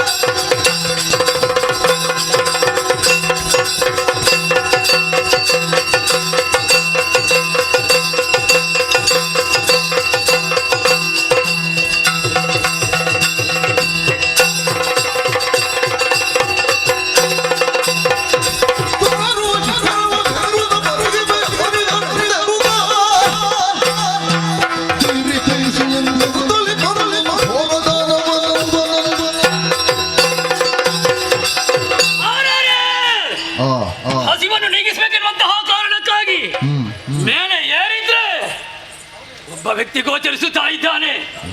ಹಾಗಿದ್ರೆ ಈತನ ಬಳಿ ಸಮಸ್ತ ವಿಚಾರವನ್ನು ಕೇಳಿದ್ರೆ ಪರಿಹಾರ ಸಿಗಬಹುದು.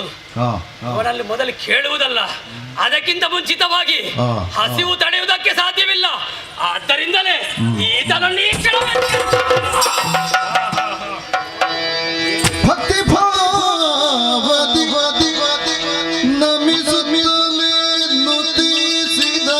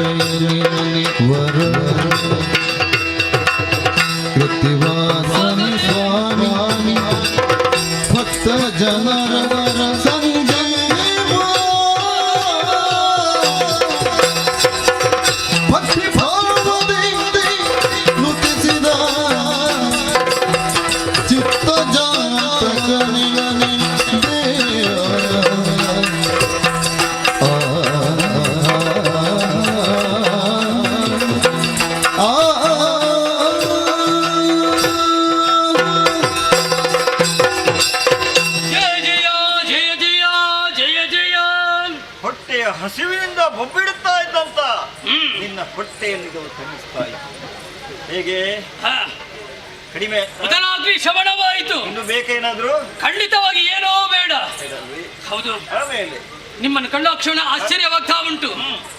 ಉದರಾಗ್ನಿಗೋಸ್ಕರವಾಗಿ ಮೇಲೆ ಬಂದಂತಹ ಸಂದರ್ಭದಲ್ಲಿ ನಿನ್ನನ್ನು ಕಂಡಾಕ್ಷಣವೇ ತಿನ್ನುವಂತಹ ಉದ್ದೇಶದಿಂದಲೇ ಮುಂದುವರಿದು ಬಂದವ ನಾನು. ಆ ವೇಳೆ ನಿನ್ನ ಕರವನ್ನು ನನ್ನ ಶಿರಕ್ಕೆ ತಡ ಹಸಿವೆಲ್ಲ ನೀಗಿ ಹೋಯಿತು. ಆಮೇಲೆ ಅದಕ್ಕಾಗಿ ನಿನಗೆ ಶರಣು ಶರಣು ಶರಣು ಎನ್ನುವಾಗಿ ಕರಗಳನ್ನು ಜೋಡಿಸಿ ಇದೋ ಪ್ರಾರ್ಥನೆಯನ್ನು ಗೈದಿದ್ದೇನೆ.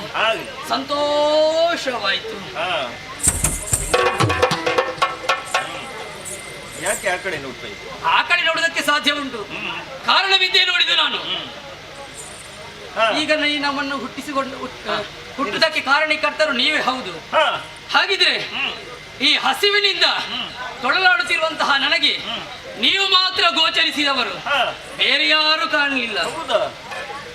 ಅಪ್ಪ, ನಿಮ್ಮ ಜೊತೆಯಲ್ಲೇ ನಿಮ್ಮನ್ನೇ ಅನುಸರಿಸಿಕೊಂಡು ಅಂಟಿಕೊಂಡು ಒಂದು ಇದೆ ಅಲ್ವೇ? ಅದು ಯಾರು ಗೊತ್ತಾ? ಯಾರದು? ನನ್ನ ಸತಿ. ನಿಮ್ಮ ಸತಿ? ಹಾಗಿದ್ರೆ ನನ್ನ ಸತಿ ಏನು ಅದು? ಏನು? ನೀನು ಕೇವಲ ಬಾಲಕೈ. ಹಾಗಾಗಿ ಮದುವೆ ಆಗುವಂತ ಸಂದರ್ಭ ಇದಲ್ಲ, ಸತಿಯನ್ನು ಒಳಗೋಡಿಕೊಂಡು ಇರುವಂತ ಸಂದರ್ಭ ಇದಲ್ಲ. ಇನ್ನು ಸಮಯ ಬರಬೇಕು. ನೀನು ಕೇವಲ ಈಗ ಹುಡುಗ. ಹೌದೇ? ಹಾಗಿದ್ರೆ ಇವರು ನನಗೆ ಏನಾಗಬೇಕು? ಇವಳು ನಿನಗೆ ಅಮ್ಮ. ಅಮ್ಮ? ಅವರ ಹೆಸರು ಗಿರಿಜೆ. ಗಿರಿಜೆ. ಮತ್ತೆ ಬೇರೆ ಹೆಸರುಂಟಾ? ಪಾರ್ವತಿ. ಪಾರ್ವತಿ. ಪಾರ್ವತಮ್ಮ, ನಮೋ ನಮಃ. ಶ್ರೇಯಸ್ಸಾಗಲಿ ಕನ್ನ. ಅಪ್ಪ, ಇಲ್ಲಿ ವಿಚಿತ್ರ ವಿಚಿತ್ರ ವಿಚಿತ್ರ ಗೋಚರಿಸ್ತಾ ಉಂಟು. ಅತ್ತ ಕಡೆ ದೃಷ್ಟಿಯನ್ನು ಹಾಯಿಸಿದ್ರೆ ಸಣ್ಣದಾದಂತಹ ದೇಹ, 6 ಮುಖ ಉಳ್ಳವಂತಹ ಈತ 6 ಅಪ್ಪ. ಇವನು ನನ್ನ ಮಗನೇ. ಮಗನೇ? 6 ಮತ್ತೊಂದನೇ ದಿನದಲ್ಲಿ ಘೋರದಾನವನ ಶಿರವರಿದಂತ ಮಹಾಪರಾಕ್ರಮಿ. ಹೌದೇ? ಹೌದೌದು. ಅವರ ಹೆಸರು ಷಣ್ಮುಖ. ಷಣ್ಮುಖ. ಷಡಾನನ. ಸುಬ್ರಹ್ಮಣ್ಯ. ಸುಬ್ರಹ್ಮಣ್ಯ. ಹೌದೇ? ಸುಬ್ರಹ್ಮಣ್ಯ, ನಮಸ್ಕಾರ ನಮಸ್ಕಾರ ನಮಸ್ಕಾರ. ಅಪ್ಪ, ಅವನಿಗೆ ಸಣ್ಣ ದೇಹ, 6 ಮುಖ, ಆದ್ರೆ ಇವನನ್ನು ಕಂಡಾಕ್ಷಣವೇ ಆ ರೀತಿಯಾಗಿ ಗೋಚರಿಸುತ್ತಾ ಇಲ್ಲ. ದೀರ್ಘ ದೇಹಿ, ಕಣ್ಣುಗಳೆಲ್ಲ ಕೆಂಪು ಕೆಂಪು, ಕೆದರಿದ ಕೇಶರಾಶಿ, ಅವನೇ ವೀರಭದ್ರ. ವೀರಭದ್ರ ಹೌದೌದು, ಅವನು ನಿನ್ನ ಮಗನೇ? ಅವನು ನನ್ನ ಮಗ. ಹಾಗಿದ್ರೆ ನನಗೆ ಭದ್ರಣ್ಣ ಭದ್ರಣ್ಣ ಭದ್ರಣ್ಣ ನಮಸ್ಕಾರ ನಮಸ್ಕಾರ ನಮಸ್ಕಾರ ನಮಸ್ಕಾರ. ಅಪ್ಪ ಏನಪ್ಪ ಇದು? ಏನು ಒಂದು ರೀತಿಯಾಗಿ ಒಂದಿಲ್ಲ, ವಿಚಿತ್ರವಾಗಿ ಗೋಚರಿಸುತ್ತಾ ಇದೆ. ಹೌದೌದು, ನಿಮ್ಮ ಬಳಿಯಲ್ಲೇ ಒಬ್ಬನು ಕುಳಿತಿದ್ದಾನೆ, ಕೋಡುಗಳುಂಟು. ಈತನ ಯಾರಪ್ಪ? ಇವನೇ ನಂದೀಶ. ಏನಂದಿ? ನನ್ನ ವಾಹನ ಇವ. ಏನಂದಿ ಅಲ್ಲ, ನಂದಿ. ನಂದಿ. ಹೌದೌದು, ಇವರು ನಿಮ್ಮ ನನ್ನ ವಾಹನ. ಹಾಗಿದ್ರೆ ನನ್ನ ವಾಹನ ಎಲ್ಲಿಂಟಪ್ಪ? ಈಗ ಬೇಡ. ನೀನು ವಾಹನವನ್ನು ಏರಿಕೊಳ್ಳುವಂತ ಸಾಧ್ಯತೆ ಇಲ್ಲ ಈಗ. ಹೌದೇ? ಅರ್ಹತೆ ಇಲ್ಲ ಈಗ, ಅಗತ್ಯ ಇಲ್ಲ ನಿನಗೆ ವಾಹನ. ಈಗ ಅಗತ್ಯ ಇಲ್ಲದ ತೊಂದರೆ ಇಲ್ಲ. ಅಪ್ಪನಲ್ಲಿ ಇರುವಾಗ ಮಗನಿಗೆ ಸುಮ್ಮನೆ ಯಾಕೆ ವಾಹನ? ನಾನೊಮ್ಮೆ ಆ ವಾಹನವನ್ನು ಆಯ್ತಾನೆ. ಹಾಗೆ ಎಲ್ಲರೂ ಏರುವಂತ ವಾಹನ ಅದಲ್ಲ, ನೀವು ಮಾತ್ರ ಏರಿಕೊಂಡು ಹೋಗುದು. ಹೌದೌದು, ಅದರ ವಿಷಯಕ್ಕೆ ಬೇಡ. ಏನು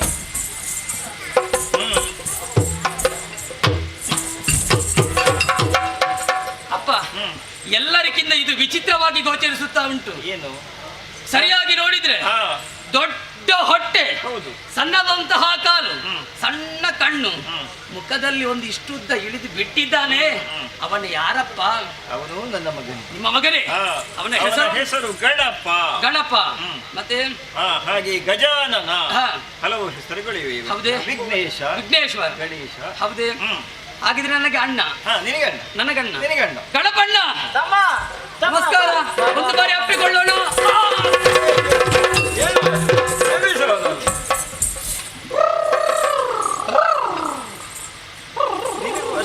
ಹೊಟ್ಟೆ ತಡೆಯುತ್ತಾ ಉಂಟು ಪಾಪ ಅವನು. ಹಾಗಿದ್ರೆ ಇನ್ನೊಂದು ತೀರ್ಮಾನಕ್ಕೆ ನಾನು ಬಂದಿದ್ದೇನೆ. ದೊಡ್ಡ ಹೊಟ್ಟೆವರು ನಾನು ಅಪ್ಪಿಕೊಳ್ಳಿಕ್ಕೆ ನಾನು ಹೋಗುದಿಲ್ಲ. ಬೇಡ ಅಪ್ಪ, ಪ್ರತಿಯೊಬ್ಬರಿಗೂ ಕೂಡ ಒಂದೊಂದು ಹೆಸರು ನೀವಿರಿಸಿದ್ದೀರಿ. ನಿಮ್ಮ ಮಗನು ನಾನಲ್ವೇ? ನನಗೇನಪ್ಪ ಹೆಸರು? ನಿನಗೊಂದು ಹೆಸರು ಆಗಲಿ.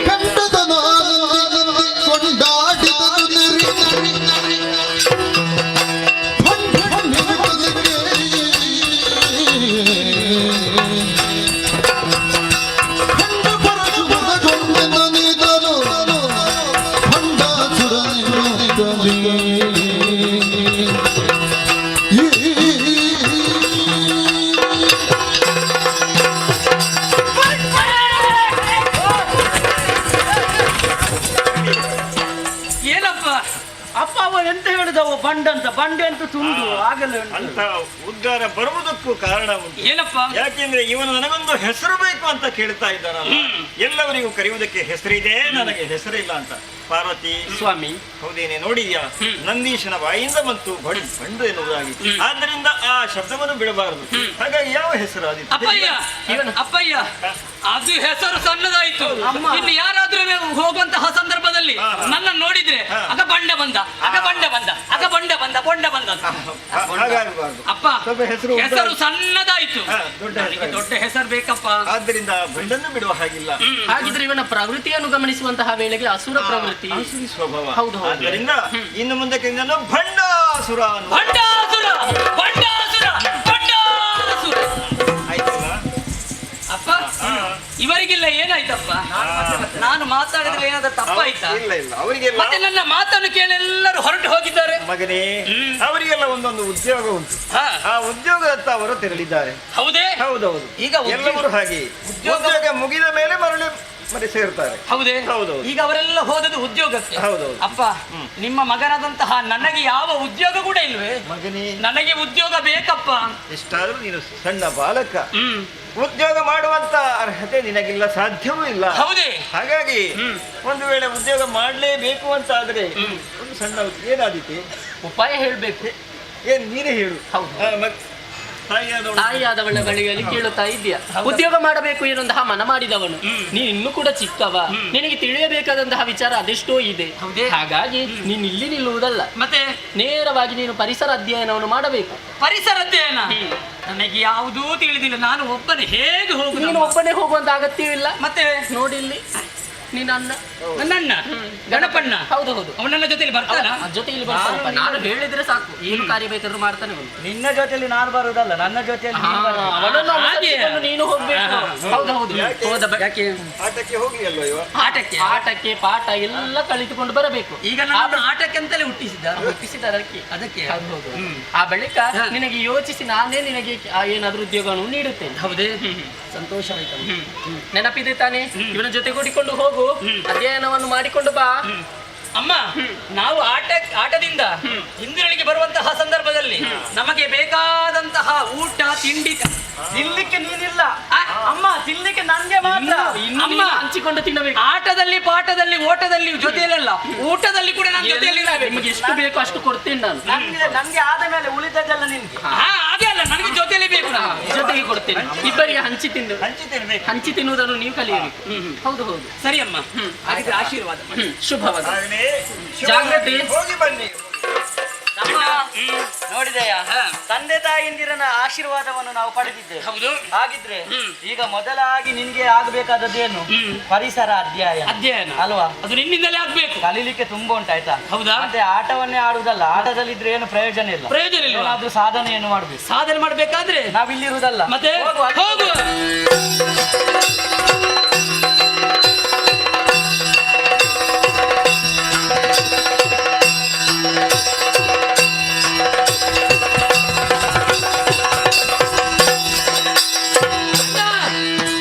ಏನಾಯ್ತಣ್ಣ? ಏ ತಮ್ಮ, ಅಣ್ಣ, ನೀನ್ ಎಂತದ್ದು? ನೀನು ಅಷ್ಟು ವೇಗದಲ್ಲೆಲ್ಲ ಬಂದ್ರೆ ನನ್ಗೆ ನಿನ್ನಷ್ಟು ವೇಗದಲ್ಲಿ ಬರ್ಲಿಕ್ಕೆ ಆಗ್ತದಾ? ಮತ್ತೆ ಪರಿಸರ ಅಧ್ಯಯನ ಮಾಡುವಾಗ ವೇಗದಲ್ಲೇ ಹೋಗ್ಬೇಕು. ಆಗಲ್ಲ, ನನ್ಗೆ ನಡೀಲಿಕ್ಕೆ ಆಗುದಿಲ್ಲ. ಹೌದಾ? ನೀನು ಸ್ವಲ್ಪ ವೇಗವನ್ನು ಕಡಿಮೆ ಮಾಡು. ವೇಗ ಕಡಿಮೆ ಮಾಡಿದ್ರೆ ಸ್ವಲ್ಪ ನಿಧಾನಕ್ಕೆ ಹೋಗುವ. ಮನೆಗೆ ಹೋಗುವಾಗ ತಡ ಹೋಗುದಿಲ್ವಾ?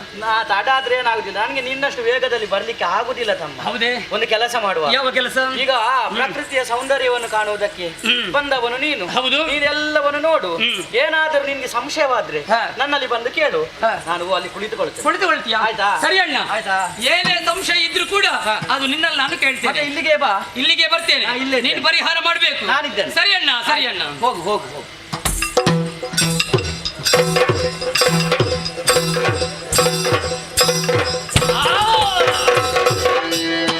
ಯಾರೇ ಗಣನಾಥ, ಯಾರೇ ಗಣನಾಥ, ಇದು ಮಿತ್ರರೇ ಭೂರಿ ಭಾಗ್ಯವರಿತ.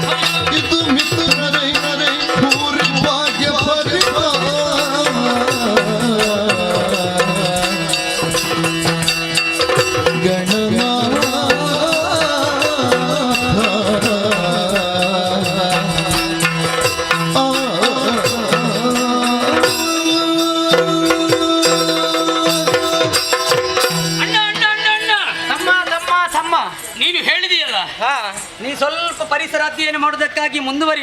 ನೀನು ಇಷ್ಟು ಪ್ರಕೃತಿ ಎಲ್ಲ ವೀಕ್ಷಣೆ ಮಾಡು. ಏನಾದ್ರೂ ನಿನಗೆ ಸಮಸ್ಯೆ ಎದುರಾದ್ರೆ ನನ್ನಲ್ಲಿ ಬಂದು ಕೇಳು. ಏನಾದ್ರೂ ಸಂಶಯ ಬಂತ ನಿನ್ಗೆ? ಮತ್ತೆ ಸಂದೇಹ ಬಂದೇ ನಾನು ಇಲ್ಲಿ ನಿನ್ನ ಬಳಿಗೆ ಬಂದದ್ದು. ನಾನು ಏನು ನೀನು ಇಷ್ಟು ಬೇಗ ಹೋಗಿ ಇಷ್ಟು ಬೇಗ ಬಂದ್ರೆ ಆಗ್ತದ? ಯಾಕಣ್ಣ? ಅದೇ ನೀನು ಈಗ ಓದದಷ್ಟೇ, ಅದು ಹೋದದಷ್ಟೇ ಹೌದು. ಹೋಗಿ ಎಲ್ಲವನ್ನು ಕೂಡ ನಾನು ವೀಕ್ಷಣೆ ಮಾಡಿದವ. ನಾನು ಮಾಡುವಂತಹ ಸಂದರ್ಭದಲ್ಲಿ ಕೆಲವೊಂದು ನನಗೆ ಸಂದೇಹ ಬಂತು. ಏನು? ಅದು ಅಣ್ಣನಲ್ಲಿ ಹೇಳಿದ್ರೆ ಅದಕ್ಕೆ ಸೂಕ್ತವಾದಂತಹ ಪರಿಹಾರ ಸಿಗ್ತದೆ ಎನ್ನುವಂತಹ ಕಾರಣಕ್ಕಾಗಿ ನಿನ್ನಲ್ಲೇ ಹೇಳ್ಬೇಕೆನ್ನುವಂತಹ ಉದ್ದೇಶದಿಂದ ಬಂದವಣ್ಣ. ವಿಘ್ನವನ್ನು ದೂರ ಮಾಡುವವನು ನಾನು. ಹೌದು. ಆದ ಕಾರಣವೇ ವಿಘ್ನ ನಿವಾರಕ ಅನ್ನುವಂತ ಹೆಸರು ನನಗೆ ಬಂದದ್ದು. ಹೌದಣ್ಣ. ನಿನ್ನಲ್ಲಿ ಯಾವ ಸಮಸ್ಯೆ ಇದ್ರೂ ಕೂಡ ನಿನ್ನ ವಿಘ್ನವನ್ನು ನಾನು ದೂರ ಮಾಡ್ತೇನೆ. ಏನಾಗ್ಬೇಕು ಅಣ್ಣಯ್ಯ? ಏನು? ಮೇಲ್ಲೋಕವನ್ನು ಸರಿಯಾಗೊಮ್ಮೆ ಗಮನಿಸುತ್ತೆ. ಓ, ಆ ಅಂಬರ ಪಥದಲ್ಲಿ ಅದೆಷ್ಟೋ ಮಂದಿ ಸಾಲು ಸಾಲಾಗಿ ಬಹಳ ವಿಜೃಂಭಣೆಯಿಂದ ಅವರದಂತಹ ವಾಹನಗಳನ್ನೆಲ್ಲ ಏರಿಕೊಂಡು ವಿಶೇಷವಾಗಿ ಗೋಚರಿಸುತ್ತಾ ಇದ್ದಾರೆ. ಹೌದು. ಅವರು ಧರಿಸಿದಂತಹ ಉಡುಪುಗಳು ಅಲ್ಲದೆ ಅವರು ಧರಿಸಿದಂತಹ ಆಭರಣಗಳು, ಏರಿದಂತಹ ವಾಹನಗಳು, ಇವುಗಳನ್ನೆಲ್ಲ ಕಂಡಾಕ್ಷಣವೇ ನನಗೆ ಒಂದಲ್ಲ ಎರಡಲ್ಲ ಅದೆಷ್ಟೋ ಪ್ರಶ್ನೆಗಳ ಸುರಿಮಳೆಯೇ ಹುಟ್ಟಿತಣ್ಣ. ಅವರು ಯಾರು? ಅವರು ಈ ರೀತಿಯಾದಂತಹ ವೈಭವದಿಂದ ಉಡಬೇಕಾದ್ರೆ ಅವರಿಗೆ ಯಾರಿಂದ ಅದು ಲಭ್ಯವಾಯಿತು? ಓಹೋ, ಮೊದಲೇ ಇಂತಹ ಸಿರಿ ಸಂಪತ್ತು ಅವರಿಗೆ ಇತ್ತ ಅಥವಾ ಯಾರಿಂದಲೂ ಅವರು ಪಡೆದುಕೊಂಡದ್ದ? ನಮ್ಮ ಮಿತ್ರರೇ ಅಥವಾ ಶತ್ರುಗಳೇ? ಈ ರೀತಿಯಾಗಿ ವಿಜೃಂಭಣೆಯಿಂದ ಹೋಗುತ್ತಿರುವಂತಹ ದಾರಿಯಾದ್ರೂ ಯಾವುದು? ಯಾರನ್ನು ಕಾಣುವಂತಹ ಉದ್ದೇಶದಿಂದಲೇ ಅವರೆಲ್ಲರೂ ಹೊರಟು ನಿಂತಿದ್ದಾರೆ.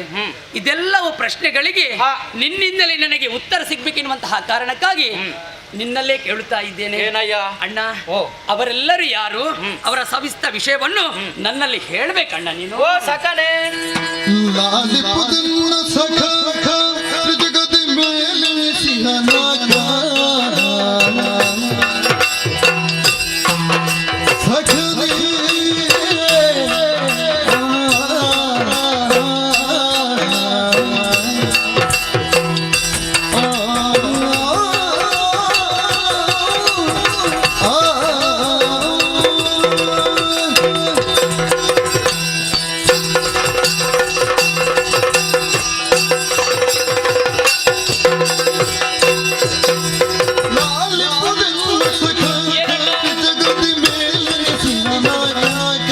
ಜಗದಿ ಮೇಲೆ ಸಿಹನಾಗ ಪಾಲಕರಿ ಪರಿಮಾನ ಸ್ವರ್ಗವ ಪಾಲಕರಿ ಪರಿಮಾನ ಸ್ವರ್ಗ ಪಾಲಿಸಿದನು ಕರುಣಾಳು ಚುರುಗಿ ಲಾಲಿ ಲಾಲಿನ ಸಖ ಸಖ ಜಗದಿ ಮೇಲೆ ಸಿಹನಾಗ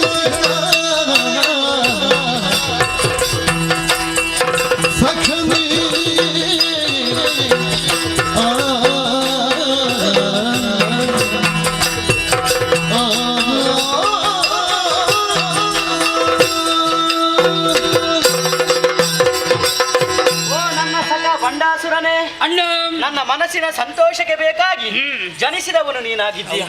ಈ ಹೊತ್ತಿನಲ್ಲಿ ಪ್ರಶ್ನೆಗಳ ಸುರಿಮಳೆಯನ್ನೇ ಸುರಿಸಿದವನು ನೀನು. ಹೌದಣ್ಣ. ಪ್ರಕೃತಿಯ ಸೌಂದರ್ಯವನ್ನು ಕಾಣುವುದಕ್ಕೆ ಅದೆಷ್ಟು ದೂರಕ್ಕೆ ಹೋದವನು ಮರಳಿ ನನ್ನ ಬಳಿಗೆ ಬಂದು ಪ್ರಶ್ನೆಯನ್ನು ಕೇಳಿದೆಯಲ್ಲ. ಹೌದಣ್ಣ. ನೀ ಕೇಳಿದಂತಹ ಪ್ರಶ್ನೆಗೆ ಸರಿಯಾಗಿ ನಾನು ಉತ್ತರಿಸಲೇಬೇಕು. ಯಾಕೆ? ನಾನು ನಿನ್ನ ಅಣ್ಣನಾಗಿದ್ದೇನೆ. ನಿಜಣ್ಣ. ಅನುಭವದಲ್ಲಿ ನಾನು ದೊಡ್ಡವನಾಗಿದ್ದೇನೆ. ಈ ಹೊತ್ತಿನಲ್ಲಿ ಅಂಬರ ಪಥದಲ್ಲಿ ಅದೆಷ್ಟೋ ಮಂದಿಗಳು ಸಾಲು ಸಾಲಾಗಿ ಹೋಗ್ತಾ ಇದ್ದಾರೆ. ಹೌದಣ್ಣ. ಅವರು ಯಾರು ಯಾರು ಅನ್ನುವಂತಹ ಪ್ರಶ್ನೆ ನಿನಗೆ. ಅಲ್ಲಿ ಮೇಲಿನಿಂದ ಕೆಳಗೆ ಇಳಿಯುವವರು ಬೇರೆ ಯಾರು ಅಲ್ಲ. ಯಾರಣ್ಣ? ದೇವತೆಗಳಾಗಿದ್ದಾರೆ. ದೇವತೆಗಳೇ? 3 ಕೋಟಿ ದೇವತೆಗಳು. ಹೌದೇ? ಹೌದೌದು. ಹಾಗಿದ್ರೆ ಈ ಹೊತ್ತಿನಲ್ಲಿ ಅವರು ಕೆಳಗೆ ಇಳಿಯುವುದಕ್ಕೆ ಕಾರಣವೇನು? 3 ಮೂರ್ತಿಗಳನ್ನು ಮನಸಾರೆ ಮೆಚ್ಚಿಸಿದವರು ಅವರು. ಹೌದೇ? ಈ ಹಿಂದಕ್ಕಾದರೂ ಮೇಘವಂತ ಪರ್ವತವನ್ನು ಸೇರಿ ಶತಯಾಗಗಳನ್ನು ಮಾಡಿ 3 ಮೂರ್ತಿಗಳ ಮನಸ್ಸನ್ನು ಮೆಚ್ಚಿಸಿದವರು. ಬರುವಂತಹ ಅವರು ಅಲ್ಲಿ ಮೇಲೆ ಒಬ್ಬ ಕಾಣಿಸ್ತಿದ್ದ ನೋಡು. ಓ, ಸಾವಿರ ಸೊಂಡಿಗಳನ್ನು ಏರಿಕೊಂಡು ಬಂದವ. ಹೌದು. ದೊಡ್ಡ ಕಿರೀಟವನ್ನು ಧರಿಸಿದ್ದಾನೆ. ಹೌದೇ? ಅವನೇ ಇಂದ್ರ. ಇಂದ್ರನೇ? ಅವನ ಜೊತೆಯಲ್ಲಿ ಅದೆಷ್ಟೋ ಮಂದಿಗಳಿದ್ದಾರೆ. ಅವರೇ ದೇವತೆಗಳು. ಹೌದು. ಇದು ಪ್ರದೋಷದ ಕಾಲ. ಪ್ರದೋಷದ ಕಾಲ? ಹೌದೌದು. ಈ ಕಾಲದಲ್ಲಿ 3 ಮೂರ್ತಿಗಳಲ್ಲಿ ಒಬ್ಬನಾದವರು ನಮ್ಮ ತಂದೆ ಪರಮೇಶ್ವರ ದೇವರು. ಅವರನ್ನು ಪೂಜಿಸುವುದಕ್ಕೆ ಅರ್ಚಿಸುವುದಕ್ಕೆ ಬೇಕಾಗಿ ಈ ಕಡೆಗೆ ಬರ್ತಾ ಇದ್ದಾರೆ. ಹೌದೇ? ತಮ್ಮ ಅಣ್ಣ, ಈ ರೀತಿ ಸಿರಿ ಸಂಪತ್ತು ಬರುವುದಕ್ಕೆ ಕಾರಣವೇನು ಅನ್ನೋ ಹಾಗೆ ಆಡಿದೆಯಲ್ಲ. ಹೌದು ತಮ್ಮ. ಇಂತಹ ದಿವ್ಯವಾದ ಆಯುಧ, ಆನಂತರ ವಸನ, ಆನಂತರ ವಾಹನವನ್ನು ಏರಿ ಬಂದಿದ್ದಾರೆ. ಹೌದು. ಹಾಗಿದ್ರೆ ಇವರಿಗೆ ಇದೆಲ್ಲ ಎಲ್ಲಿಂದ ಲಭ್ಯವಾದದ್ದು? ಹೌದು. 3 ಮೂರ್ತಿಗಳನ್ನು ತಪಸ್ಸಿನ ಮೂಲಕ ಮೆಚ್ಚಿಸಿದ ಕಾರಣ ಇದೆಲ್ಲವನ್ನು ಪಡೆಯುವುದಕ್ಕೆ ಸಾಧ್ಯ ಸಾಧ್ಯವಾಯ್ತು ತಮ್ಮ. ಆದ್ದರಿಂದ ಹೇಳ್ತಾ ಇದ್ದೇನೆ, ಏನು? ಇದಕ್ಕೆಲ್ಲ ಕಾರಣೀಕರ್ತರು 3 ಮೂರ್ತಿಗಳು.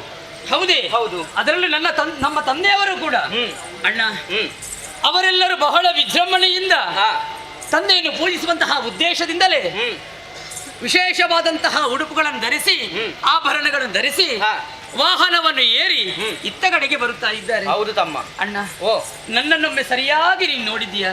ನಿನ್ನ ನೋಡ್ಲಿಕ್ಕೆ ಏನುಂಟು? ನಿನ್ನ ತಮ್ಮನಲ್ವೇ ನಾನು? ಹೌದು, ಎಲ್ಲ ಉಂಟಲ್ಲ. ಎಲ್ಲ ಉಂಟಪ್ಪ. ನಾನು ಬಡವನಾಗಿದ್ದೇನೆ, ನನಗೇನುಂಟು ಹೇಳು? ಅವರಾಗಿಯೇ ಸಿರಿ ಸಂಪತ್ತು ಉಂಟ, ವಾಹನ ಉಂಟ, ಆಭರಣ ಉಂಟ, ಒಳ್ಳೊಳ್ಳೆ ಹಾಕುವುದಕ್ಕಾಗಿ ಉಡುಪುಗಳು ಉಂಟ, ಎಲ್ಲ ಕೂಡ ಇಲ್ಲದಾಗಿ ಹೋಗಿದೆ. ಆದ್ದರಿಂದಲೇ ಅದನ್ನು ನಾನು ಕೂಡ ಪಡೆಯಬೇಕು, ಅವರಂತೆ ನಾನು ಕೂಡ ವೈಭವದಿಂದ ಮೆರೆಯಬೇಕು ಎನ್ನುವಂತ ಆಶೆ ನಾನು ಪಟ್ಟವ ನಾನು. ಆದ್ದರಿಂದಲೇ ಅದನ್ನು ಪಡೆಯುವುದು ಹೇಗಣ್ಣ? ತಮ್ಮ, ಅಣ್ಣ, ಯೋಚನೆಯನ್ನು ಮಾಡಬೇಡ. ಈಗ ಅವರ ಹಾಗೆ ನೀನು ಆಗ್ಬೇಕು. ಹೌದು, ಅವರಿಗಿಂತ 3 ಪಟ್ಟು ಹೆಚ್ಚೇ ಆಗ್ಬೇಕು, ಹೆಚ್ಚೇ ಆಗ್ಬೇಕು ಅನ್ನುವಂತಹ ಆಶೆ ನಿನಗೆ. ಯೋಚನೆ ಮಾಡಬೇಡ. ಈಗ 3 ಮೂರ್ತಿಗಳಲ್ಲಿ ನಮ್ಮ ಅಪ್ಪ ಪರಮೇಶ್ವರ ದೇವರು ಒಬ್ರು. ಹೌದು. ಈಗ ನೀನು ನೇರವಾಗಿ ಹೋಗು, ಅಪ್ಪನನ್ನು ತಪಸ್ಸಿನ ಮೂಲಕ ಮೆಚ್ಚಿಸಿ ಬೇಕಾದಂತಹ ವರವನ್ನು ಪಡೆ. ಹೌದೇ? ಈಗ ಬರ್ತೇನೆ. ನೀನೆಲ್ಲಿಗೆ ಹೋಗುದು? ಅಪ್ಪನಲ್ಲಿ ಕೇಳ್ತೀನಿ ವರ. ಅಪ್ಪನಲ್ಲಿ ಕೇಳಿಗೆ ಅಂದ್ರೆ ಲಡ್ಡು ಕೇಳುದ ನೀನು? ಮತ್ತೆ ಇಲ್ಲಿ ಕೇಳುದಾ? ಮತ್ತೆ ಹಾಗಲ್ವೋ? ಮತ್ತೆ ಹೇಗೆ? ಅಪ್ಪನನ್ನು ತಪಸ್ಸಿನ ಮೂಲಕ ಮೆಚ್ಚಿಸಬೇಕು. ಹೌದೇ? ನೇರವಾಗಿ ಹೋಗಿ ಯಾರಲ್ಲಿ ಕೇಳುವುದಲ್ಲ. ತಪಸ್ಸು ಮಾಡುದು ಕಾಡಿಗೆ ಹೋಗ್ಬೇಕು. ಕಾಡಿಗೆ ಹೋಗ್ಬೇಕು. ಹೌದು. ಹೌದೇ? ನಾನೊಬ್ಬನೇ? ನೀನು ಒಬ್ಬನೇ ಹೋಗ್ಬೇಕು.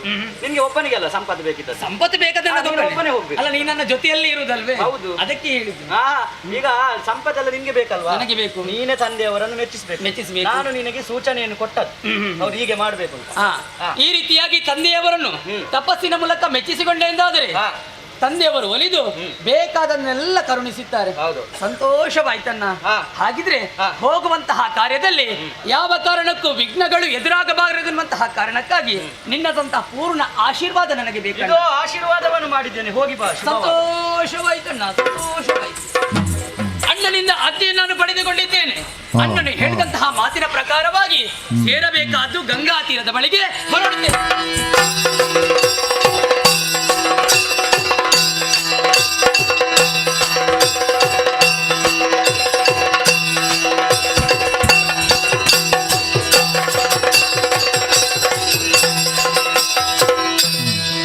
ಸರಿ ಸರಿ, ಈ ಸಂದರ್ಭದಲ್ಲಿ ಗಂಗಾ ತೀರವನ್ನು ನಾನು ಸೇರಿಕೊಂಡಿದ್ದೇನೆ.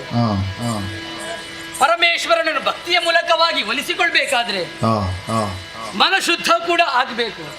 ದೇಹ ಶುದ್ಧ ಆದ್ರೆ ಆಗುವುದಲ್ಲದೆ ಮನುಷ್ಯ ಯಾವ ಕಾರಣಕ್ಕೂ ಯಾರ ಯೋಚನೆಯಿಂದಲೂ ಕೂಡ ಇರಬಾರದು. ಆದ್ದರಿಂದಲೇ ಕಾಣುತ್ತಿರುವಂತಹ ಗಂಗಾ ತೀರದಲ್ಲಿ ಇಳಿದು ಶುಚಿರ್ಭೂತನಾಗಿದ್ದೇನೆ. ಅಷ್ಟಾಂಗವನ್ನು ಬಲಿದು ಆ ಪರಮೇಶ್ವರನ ಕುರಿತಾಗಿ ಭಕ್ತಿಯಿಂದಲೇ ಧ್ಯಾನಿಸುತ್ತೇನಂತೆ.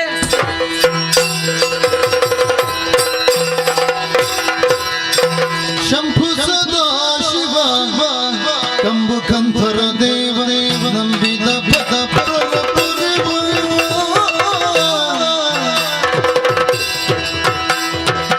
ಎಂಬ ಬಿರುದು ನಿನಗೆ ನಗುದ ಬಲ್ಲೆ, ಎಂಬ ಬಿರುದು ನಿನಗೆ ನಗುದ ಬಲ್ಲೆ.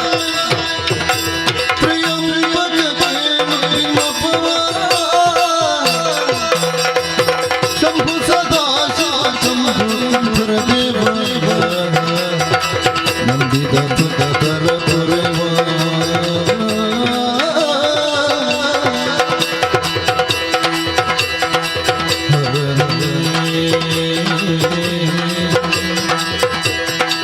ಶಂಭೋ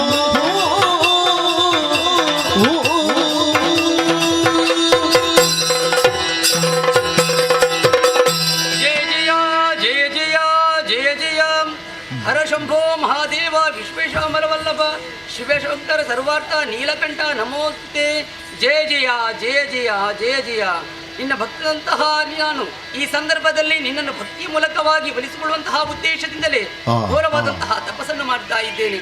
ನನ್ನ ತಪಸ್ಸಿಗೆ ಒಲಿದು ಪ್ರತ್ಯಕ್ಷನಾಗಿ ನಾನು ಕೇಳಿದಂತಹ ವರಗಳೆಲ್ಲ ದಯಪಾಲಿಸು ತಂದೆ. ಜಯ ಜಯ ಜಯ ಜಯ ಜಯ ಜಯ.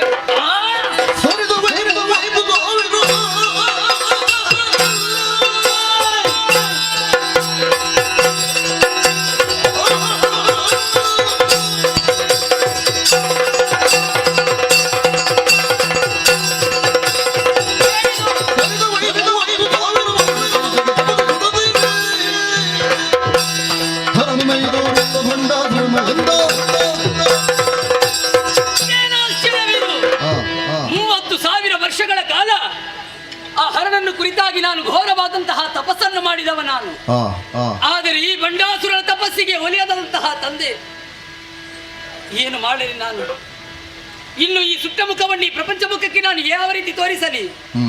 ತಂದೆಯೇ ಒಲಿಯದೇ ಹೋದನೆ. ಹಾಗಿದ್ರೆ ನಾನು ಬದುಕಿನ ಪ್ರಯೋಜನವಿಲ್ಲ. ಹಿಡಿದಂತಹ ಈ ಖಡ್ಗದಿಂದ ಕಾಣುತ್ತಿರುವಂತಹ ಯಜ್ಞ ಕುಂಡಕ್ಕೆ ನನ್ನ ಶಿರವನ್ನು ಅರ್ಪಿಸುತ್ತೇನೆ.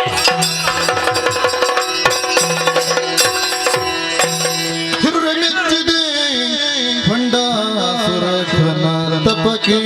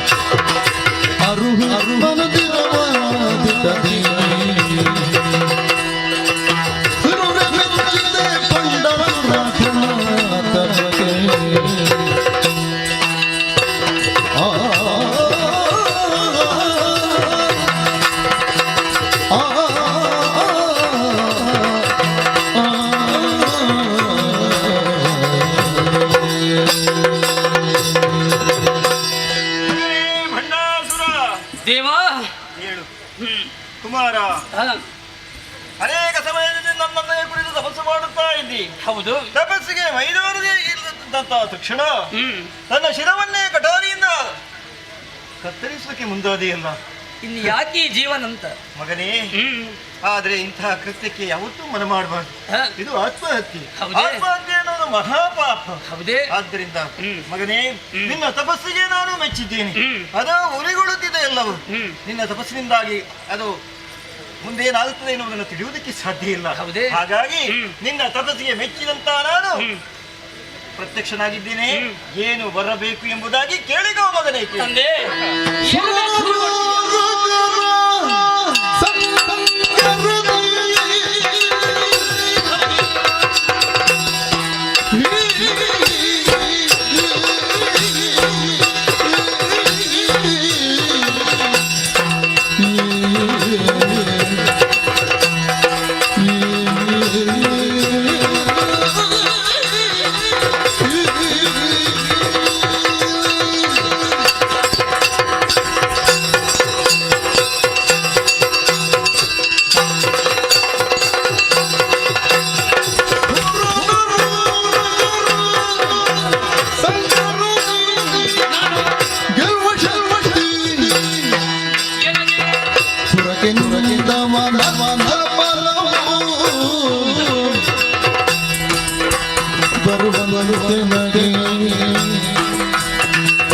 ಹರಿಹರ ಕಮಲ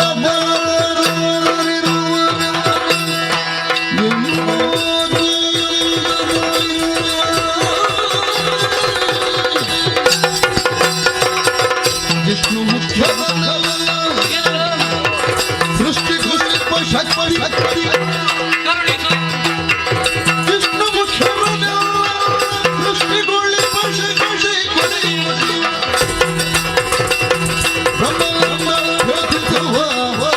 ಕಟ್ಟಾಳು ಕನಸನ ರಕ್ಷಿಸಲಿ ಕೊಡಮಡನ್ನ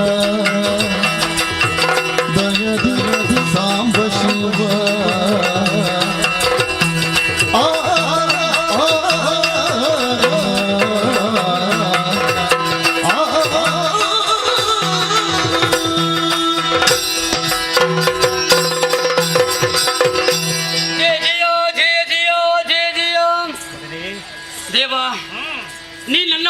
ತಂದೆಯೂ ಹೌದು, ನಾನು ನಿನ್ನ ಭಕ್ತನೂ ಹೌದು. ನನ್ನ ಭಕ್ತಿಗೆ ಒಲಿದಂತಹ ನೀನು ಏನು ಬೇಕಾದ್ರೆ ವರವನ್ನು ಕೇಳ್ತೀನಿ ಅಂತ ಹಾವು ಕೊಡ್ತೇನೆ ಕೊಡ್ತೇನೆ ಕೊಡ್ತೀಯ ತಂದೆ? ಹೇಳಿದ್ದನ್ನೆಲ್ಲ ಕೊಡ್ತೇನೆ. ಖಂಡಿತವಾಗಿ ಕೇಳುತ್ತೇನೆ.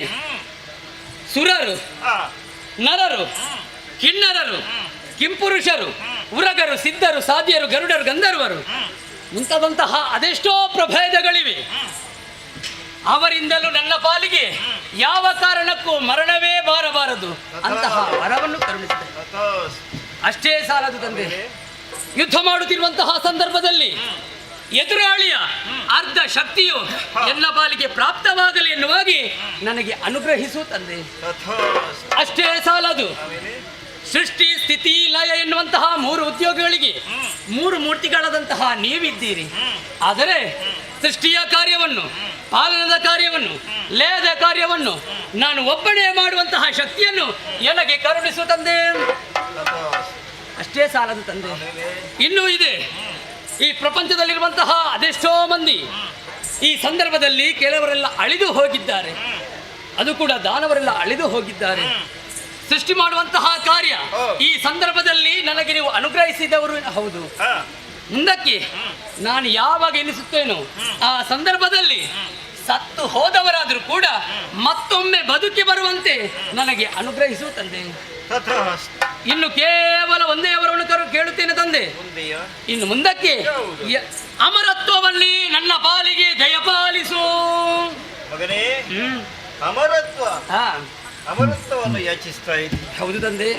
ಆದರೆ ಮುಂದಕ್ಕೆ ಹ್ಮ್ ಆ ಬ್ರಹ್ಮ ಸೃಷ್ಟಿಸಿದಂತ ಜೀವಿಗಳಲ್ಲಿ ಯಾವತ್ತು ಅಮರತ್ವವನ್ನು ಕೇಳುವಂತ ಅಧಿಕಾರ, ಅದು ಕೊಡುವಂತ ಅಧಿಕಾರವೂ ನಿನಗಿಲ್ಲ.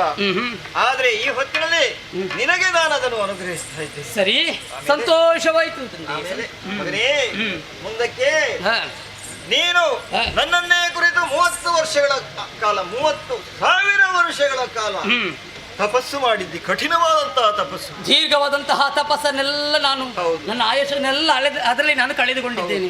30 ವರ್ಷ ಆಗಲಿಲ್ಲ ನಿನಗೆ. ಅದಕ್ಕಿಂತ ಮೊದಲೇ 30,000 ವರ್ಷ ತಪಸ್ಸು ಮಾಡಿದ್ದಿ. ಹೌದು. ಬೇಕಾದನ್ನೆಲ್ಲ ನಾನು ಕರುಣಿಸಿದ್ದೇನೆ. ಅಷ್ಟೇ ಅಲ್ಲ, 30ಕ್ಕೆ 30 ಸೇರಿಸಿ ಕೊಡ್ತೇನೆ. ಹಾಗಿದ್ರೆ 60,000 ಜೊತೆಗೆ 30,000, ಒಟ್ಟು ನನಗೆ 90,000. ಹಾಗಲ್ಲ, 30ಕ್ಕೆ 30 ಸೇರಿಸಿ 60,000 ವರ್ಷಗಳ ಕಾಲ ನನಗೆ ಆಯಸ್ಸು ವೃದ್ಧಿಯಾಗಲಿ. ಸರಿ. ಅಷ್ಟರವರೆಗೆ ನೀನು ರಾಜ್ಯಭಾರವನ್ನು ಮಾಡುತ್ತಾ ಇರೋ. ಶುಭವಾಗಿ. ಜಯ ಜಯ ಜಯ ಜಯ.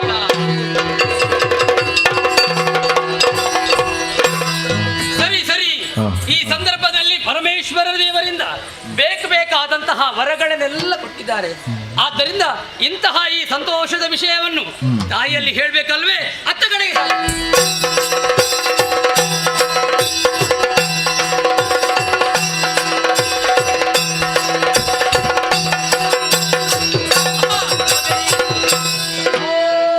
ಎದ್ದೇಳು ಕಂದ. ಅಮ್ಮ, ನೀವು ಹೇಳಿದಂತಹ ರೀತಿಯಲ್ಲಿ ಪರಿಸರ ಅಧ್ಯಯನ ಮಾಡುವಂತಹ ಉದ್ದೇಶದಿಂದಲೇ ಅಣ್ಣನ ಜೊತೆ ನಾನು ಹೋಗುವಂತಹ ಸಂದರ್ಭದಲ್ಲಿ ಆ ಪರಿಸರದಲ್ಲಿ ಕಂಡಾಕ್ಷಣವೇ ಕೆಲವೊಂದು ವಿಷಯವನ್ನು ತಿಳಿಯಬೇಕೆನ್ನುವಂತಹ ಕುತೂಹಲ ನನಗೆ ಅಧಿಕವಾಯಿತು. ಮೇಲ್ಲೋಕದಲ್ಲಿ ಅಂಬರ ಪಥದಿಂದ ಕೆಳಗಿಳಿದು ಅದೆಷ್ಟೋ ಮಂದಿ ಸಾಲು ಸಾಲಾಗಿ ಬರ್ತಾ ಇದ್ರು. ಅವರು ಯಾರು? ಅವರು ಈ ರೀತಿಯಾದಂತಹ ವೈಭವದಿಂದ ಕೂಡುವುದಕ್ಕೆ ಕಾರಣವೇನು? ಅವರು ಸಿರಿ ಸಂಪತ್ತೆಲ್ಲ ಪಡೆಯುವುದಕ್ಕೆ ಯಾರಿಂದ ಕಾರಣ ಎನ್ನುವಂತಹ ವಿಷಯವನ್ನು ಅಣ್ಣನಲ್ಲಿ ಹೇಳಿದೆ. ಅಣ್ಣ ಸಕಲ ವಿಷಯವನ್ನು ಹೇಳಿದ್ದಾನೆ. ಅವರು ದೇವತೆಗಳಂತೆ. ಅವರು ಈ ರೀತಿಯಾದಂತಹ ಸಂಪತ್ತು ಬರಬೇಕಾದ್ರೆ 3 ಮೂರ್ತಿಗಳಿಂದ ಮಾತ್ರ ಅದು ಖಂಡಿತ ಸಾಧ್ಯ ಉಂಟು. ಆದ್ದರಿಂದ ನಾನು ಕೂಡ ಅಣ್ಣನಲ್ಲಿ ಕೇಳಿದೆ, ಏನು ಇಂತಹ ಸಿರಿ ಸಂಪತ್ತು ನನ್ನ ಪಾಲಿಗೆ ಕೂಡ ಪ್ರಾಪ್ತವಾಗಬೇಕು, ಅದಕ್ಕಾಗಿ ನಾನು ಏನು ಮಾಡಬೇಕಣ್ಣ ಎನ್ನುವಾಗೆ ಕೇಳಿದಂತಹ ಸಂದರ್ಭದಲ್ಲಿ ಒಂದು ಉಪಾಯವನ್ನು ಹೇಳಿದ್ದಾನೆ. ಯಾವ ರೀತಿ? ತಂದೆಯ ಕುರಿತವಾಗಿ ಘೋರವಾದಂತಹ ತಪಸ್ಸನ್ನು ಆಚರಿಸು. ಒಲಿದಂತಹ ತಂದೆಯ ಬಳಿ ಬೇಕಾದಂತಹ ವರಗಳನ್ನೆಲ್ಲ ಕೇಳು. ಅವರು ಬೇಕಾದಂತಹ ವರಗಳನ್ನೆಲ್ಲ ಕರುಣಿಸುತ್ತಾರೆ. ಹಾಗೆ ಗಂಗಾ ತೀರಕ್ಕೆ ಹೋದೆ. ತಂದೆ ಕುರಿತಾಗಿ ಅವಿಚ್ಛಿನ್ನವಾದಂತಹ ತಪಸ್ಸನ್ನಾಚರಿಸಿದೆ. ಮೆಚ್ಚಿದಂತಹ ತಂದೆಯವರು ಬೇಕಾದಂತಹ ವರಗಳನ್ನೆಲ್ಲ ಕರುಣಿಸಿದ್ದಾರೆ. ಈಗ ಸಂತೋಷವಾಯಿತು ತಾಯಿ. ಹಾಗಿದ್ರೆ ನೀನು ಉದ್ಯೋಗ ಮಾಡಬೇಕು ಎನ್ನುವಂತಹ ಉದ್ದೇಶವನ್ನು ಇರಿಸಿಕೊಂಡು ನನ್ನ ಬಳಿಗೆ ಬಂದದ್ದು. ಹೌದು. ಬೇಕಾದಂತಹ ಕಲಿಕೆ ಎಲ್ಲ ನಿನಗೆ ಈಗ ಲಭ್ಯವಾಗಿದೆ. ಈಗ ನೀವೇ ಹೇಳಿದಲ್ಲ, ಆಗ ನೀನು ಅಣ್ಣನ ಜೊತೆ ಹೋಗು, ಪರಿಸರ ಅಧ್ಯಯನ ಮಾಡು, ನಂತರದಲ್ಲಿ ಬೇಕಾದಂತಹ ಉದ್ಯೋಗಗಳನ್ನೆಲ್ಲ ನಿನಗೆ ಕರುಣಿಸ್ತೇನೆ. ನನಗೆ ಉದ್ಯೋಗ ಬೇಕಮ್ಮ. ಉದ್ಯೋಗ ಬೇಕಲ್ವಾ? ಹಾಗಂತ ನಿನಗೆ ಕೈಲಾಸದಲ್ಲಿ ಉದ್ಯೋಗವನ್ನು ಕರುಣಿಸೋದಕ್ಕೆ ಸಾಧ್ಯ ಏನಮ್ಮ? ಹೌದು ಕಂದ. ಮತ್ತೆ ಇಲ್ಲಿ ನಾನು ಬೆಳೆದದ್ದು ನಾನು, ಮತ್ತೆ ಇಲ್ಲೇ ಉದ್ಯೋಗ ಇಲ್ಲದೆ ಮತ್ತೆ ನಾನು ಎಲ್ಲಿಗೆ ಅಂತ ಉದ್ಯೋಗ? ಬೇಕಾದಷ್ಟು ಇದ್ದಾರೆ, ಆ ಗಣಾದಿಗಳಿದ್ದಾರಲ್ಲ, ಅವರಿಗೆ ಒಂದೊಂದು ಉದ್ಯೋಗ ಉಂಟು. ಅವರಿಡೀಲಿ ನನಗೊಂದು ಉದ್ಯೋಗ ಬೇಡ, ನೀನು ಇಲ್ಲೆಲ್ಲ ಉದ್ಯೋಗ ಮಾಡಬೇಕಾದ್ರೆ ಪಾತಾಳವನ್ನು ಸೇರಿಕೊಳ್ಳಬೇಕು. ಪಾತಾಳವನ್ನೇ? ಹೌದು ಹೌದು ಹೌದೇ. ಪಾತಾಳವನ್ನು ಸೇರಿ ಅಲ್ಲಿ ಕಾರ್ಯದಲ್ಲಿ ತೊಡಗಿರುವಂತಹ ಸಂದರ್ಭ ನೆನಪಿಟ್ಟುಕೋ. ಆ ಧರ್ಮದ ಕಾರ್ಯವನ್ನು ಹಿಡಿಯಬಾರದು. ಹೌದೇ? ಅಂದ್ರೆ ಪಂಚಮಹಾಪಾತಕಗಳಲ್ಲಿ ಯಾವುದೇ ಒಂದು ತೊಂದರೆ ಬರದ ಹಾಗೆ ನೀನು ನೋಡಿಕೊಳ್ಳಬೇಕು. ಒಂದು ವೇಳೆ ಆ ರೀತಿಯಾಗಿ ಮಾಡಿದೆ ಎಂದಾದರೆ ತಾಯಿಯಾದಂತಹ ನಾನೇ ಯಾವುದಾದರೂ ಒಂದು ರೂಪದಲ್ಲಿ ಬಂದು ನಿನ್ನನ್ನು ದಂಡಿಸಬೇಕಾದೀತು. ಹೌದು. ಆ ಕಾರ್ಯಕ್ಕೆ ಯಾವ ಕಾರಣಕ್ಕೂ ನಾನು ಮಾಡುವುದಿಲ್ಲ. ಮನಸ್ಸಿಗೆ ಸಂತೋಷವಾಯಿತು. ಹಾಗಿರುವಾಗ ಕಂದ, ನೀನು ಆಗ ಹೇಳಿದೆಯಲ್ಲ ನನಗಿಷ್ಟೇ ಉದ್ದದ ಹೆಸರು ಎನ್ನುವ ಹಾಗೆ, ನಿನಗೆ ಉದ್ಯೋಗ ಹೆಸರು ಕೂಡ ಉದ್ದ ಉಂಟು. ಈ ಲೋಕ ಮುಂದಕ್ಕೆ ನೀನು ಬರೇ ಬಂಡಾಸುರ ಅಲ್ಲ, ಮತ್ತೆ ಪ್ರಪಂಚ ಮುಖದಲ್ಲಿ ಇನ್ನೊಂದು ಹೆಸರುಂಟು ನಿನಗೆ. ಯಾವುದಮ್ಮ? ಕಟ್ಟಾಳು ಬಂಡಾಸುರ ಎನ್ನುವ ಹಾಗೆ. ಹೌದೇ? ಹೌದು ಹೌದು. ಆ ಹೆಸರನ್ನು ಪಡೆಯುತ್ತಾ ನೀನು ನಿನ್ನ ಕಾರ್ಯದಲ್ಲಿ ತೊಡಗಿರು. ನಿನಗೆ ಶುಭವಾಗಲೇ. ಜಯ ಜಯ ಜಯ ಜಯ ಜಯ.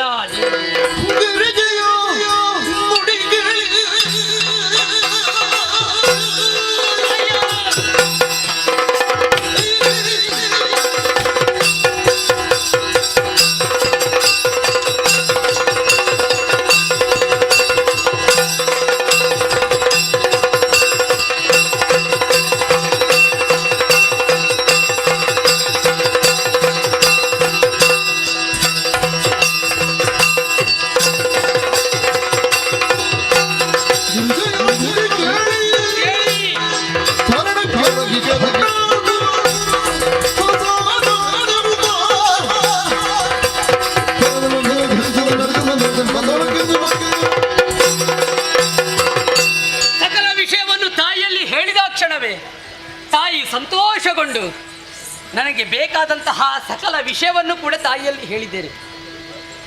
ಹಾಗಿದ್ರೆ ತಾಯಿ ಹೇಳಿದಂತಹ ಮಾತನ್ನು ಈಡೇರಿಸಬೇಕಾದ್ದು ಮಗನಾದಂತಹ ನನ್ನ ಕರ್ತವ್ಯ. ಹೌದು, ನೀನು ನೇರವಾಗಿ ನೀನು ಪಾತಾಳ ಲೋಕವನ್ನು ಸೇರಿಕೊಳ್ಳು. ಅಲ್ಲಿ ಒಂದು ಮಹಾನ್ ಪುರುಷರ ನಿನಗೆ ಸಂದರ್ಶನವಾಗುವುದಕ್ಕುಂಟು. ಅವರ ಬಳಿಗೆ ಹೋದಂತಾದರೆ ನಿನಗೆ ಬೇಕಾದಂತಹ ಉದ್ಯೋಗ ಅಲ್ಲವ, ನಿನಗೆ ಬೇಕಾದಂತಹ ರಾಜ್ಯವಾಗಲಿ ಎಲ್ಲವೂ ಸಿಗುವುದಕ್ಕೆ ಸಾಧ್ಯ ಉಂಟು ಎನ್ನುವಂತಹ ವಿಷಯವನ್ನು ಕೇಳಿದ ಕ್ಷಣವೇ ಮನಸ್ಸಿಗೆ ಸಂತೋಷವಾಯಿತು. ಆದ್ದರಿಂದ ತಾಯಿ ಹೇಳಿದಂತಹ ಮಾತಿನ ಪ್ರಕಾರವಾಗಿ ನೇರವಾಗಿ ಪಾತಾಳ ಹೇಳಿದ್ದೇನೆ.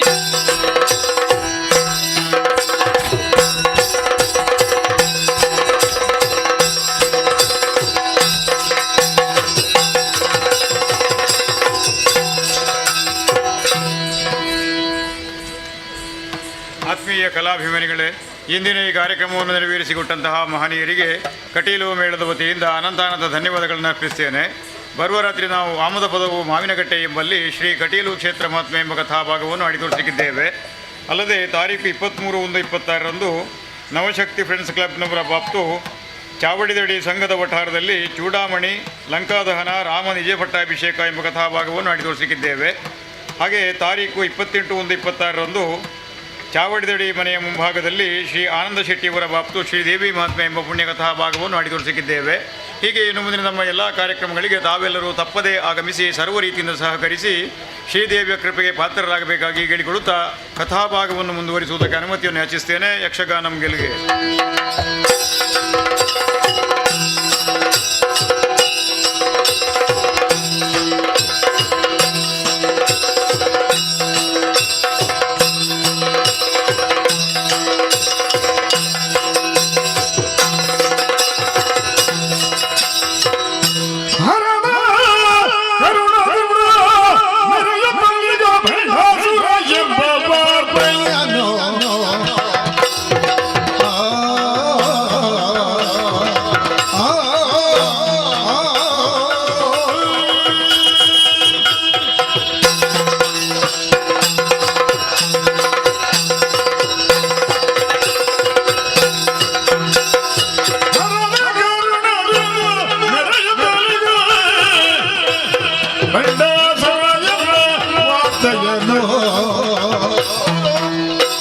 ಅರಿತು ಸುಜ್ಞಾನದೆ ಕರಸಿದನಿಲ್ಲ ದೈತ್ಯರನು ಸುಬ್ರಾಚಾರ್ಯನು ಅವನ ಕರುಣದಿಂದ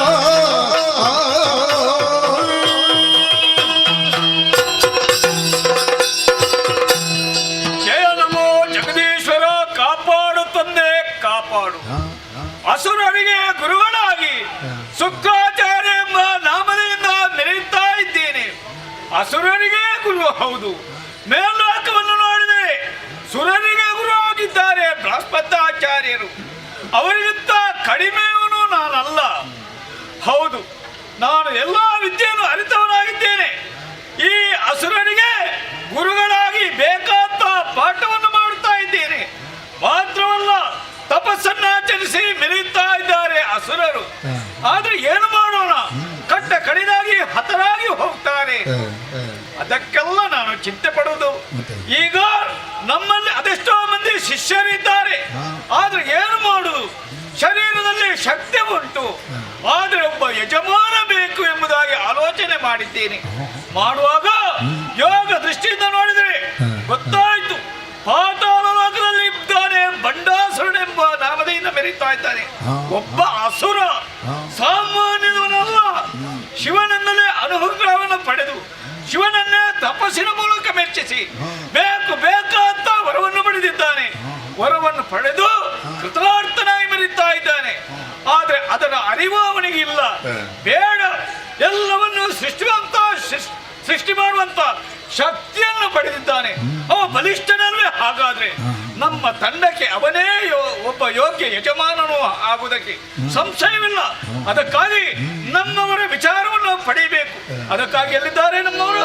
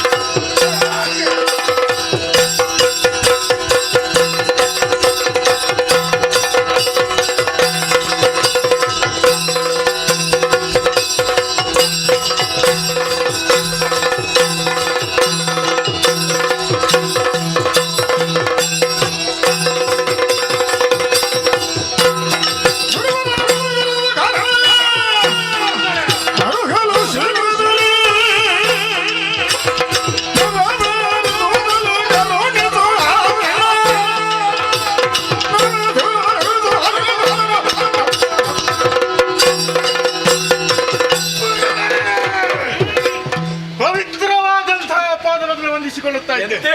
ಗುರು ಬ್ರಹ್ಮ, ಗುರು ವಿಷ್ಣು, ಗುರುದೇವ ಮಹೇಶ್ವರ, ಗುರು ಸಾಕ್ಷಾತ್ ಪರಬ್ರಹ್ಮ, ತಸ್ಮೈ ಶ್ರೀ ಗುರುವೇ ನಮೋ ನಮಃ. ಮೂರು ಮೂರ್ತಿಗಳನ್ನು ಗುರುಗಳಲ್ಲಿ ಕಾಣಬೇಕೆಂಬುದಾಗಿ ಹೇಳಿದವರು ನೀವು. ಗುರುಗಳೇ ಏನು ಇಲ್ಲೇ ಇದ್ದುಕೊಂಡು ನೀವು ಹೇಳಿಕೊಡುವಂತಹ ವಿದ್ಯೆಯನ್ನು ಕಲಿತುಕೊಂಡು ಇದ್ದವನು ನಾನು. ಈ ಸಂದರ್ಭಕ್ಕೆ ಶಿಷ್ಯರಿದ್ದ ಕಡಿಮೆ ಎನ್ನುವ ದೀರ್ಘ ಕರೆ ಬಂದದ್ದು ಇಲ್ಲಿಗೆ ಮೂವರೇ. ಹಿಂದೆ ಅನೇಕರು ಇದ್ದಾರೆ. ಮೂವರು ನಿಮ್ಮ ಪಟ್ಟದ ಶಿಷ್ಯಂದಿರು ನಾವು. ಆದ್ರೆ ಬಂದಿದ್ಯಲ್ವಾ, ಓಡೋಡಿ ಬಂದಲ್ಲ. ಹೌದು. ಹಾಗಂತಾದ್ರೆ ಏನಾದ್ರೂ ಒಂದು ಗಣವಾದ ಕಾರ್ಯ ಇದ್ದೇ ಇರಬೇಕು. ನೀವು ಬಾಯಲ್ಲಿ ಹೇಳುವುದೇ ಬೇಡ, ಹೇಳುವುದೇ ಬೇಡ. ಯಾಕೆ? ಬೆರಳಲ್ಲಿ ತೋರಿಸಿದ್ರೆ ಆಯ್ತು. ಅದನ್ನು ನಾನು ಮಾಡುವ ಸಾಮರ್ಥ್ಯ ನನಗೆ ಉಂಟು. ಹಾಗಾಗಿ ಕರೆಸಿದ ಕಾರಣ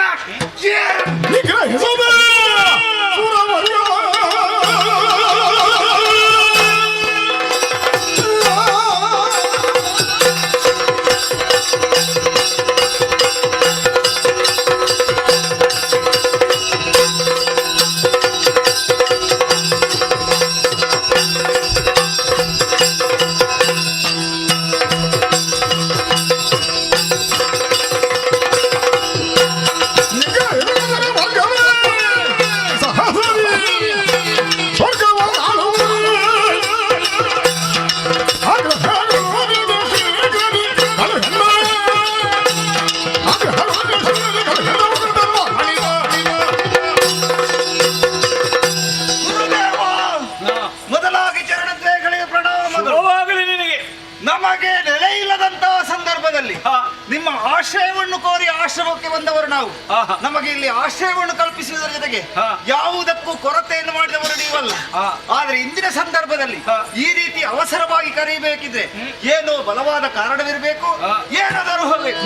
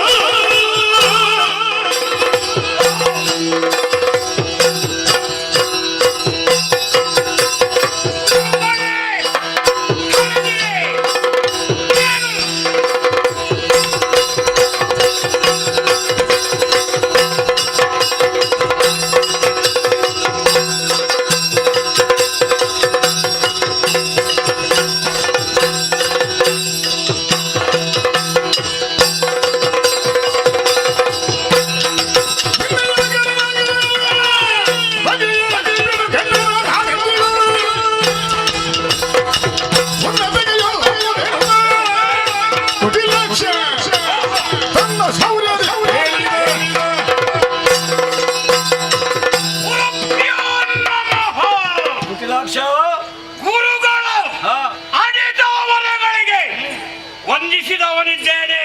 ಎದ್ದೇಳೆಯ ಶುಭವಾಗಲಿ ನಿನಗೆ. ಆಕಾಶ ಮಂಡಲವನ್ನೇ ಧರೆಗುರುಳಿಸಬೇಕೆ, ಸಪ್ತ ಸಮುದ್ರದ ನೀರನ್ನೇ ಬತ್ತಿಸಬೇಕೆ, ಭೂಮಿಯನ್ನೇ ಇಬ್ಬಾಗ ಮಾಡಬೇಕೆ.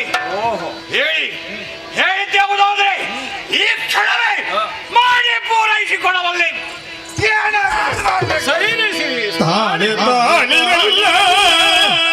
ವೈದ್ಯರು ಕೇಳರೆಲ್ಲ ಸಲ್ಲ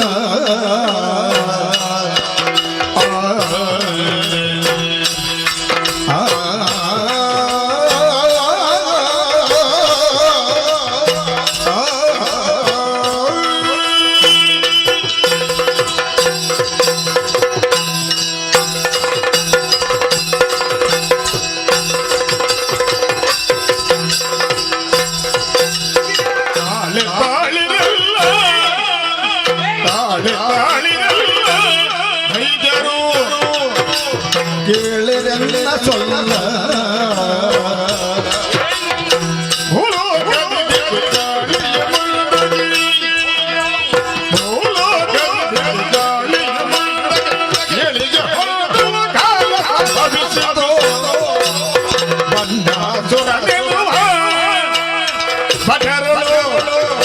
ಗಂಡುಗಲಿಯೋ ಮರೆವಾ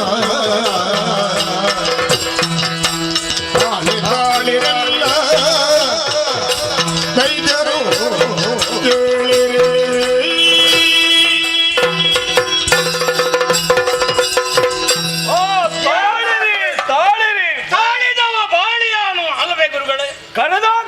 ಓಡಾಡಿಕೊಂಡು ಬಂದವರಿದ್ದೀರಿ.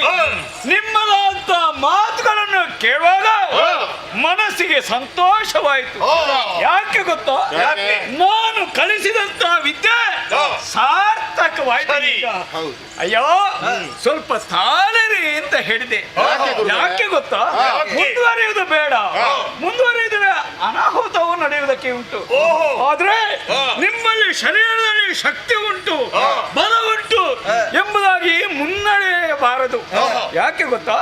ನಮಗೆ ಈಗ ಒಬ್ಬ ಯೋಗ್ಯತಾವಂತ ಯಜಮಾನ ಬೇಕು, ತನ್ನಕ್ಕೆ ನೇತಾರ ಬೇಕು ಹೀಗೆಂಬುದಾಗಿ ನಾನು ಭಾವಿಸಿದವನಿದ್ದೇನೆ.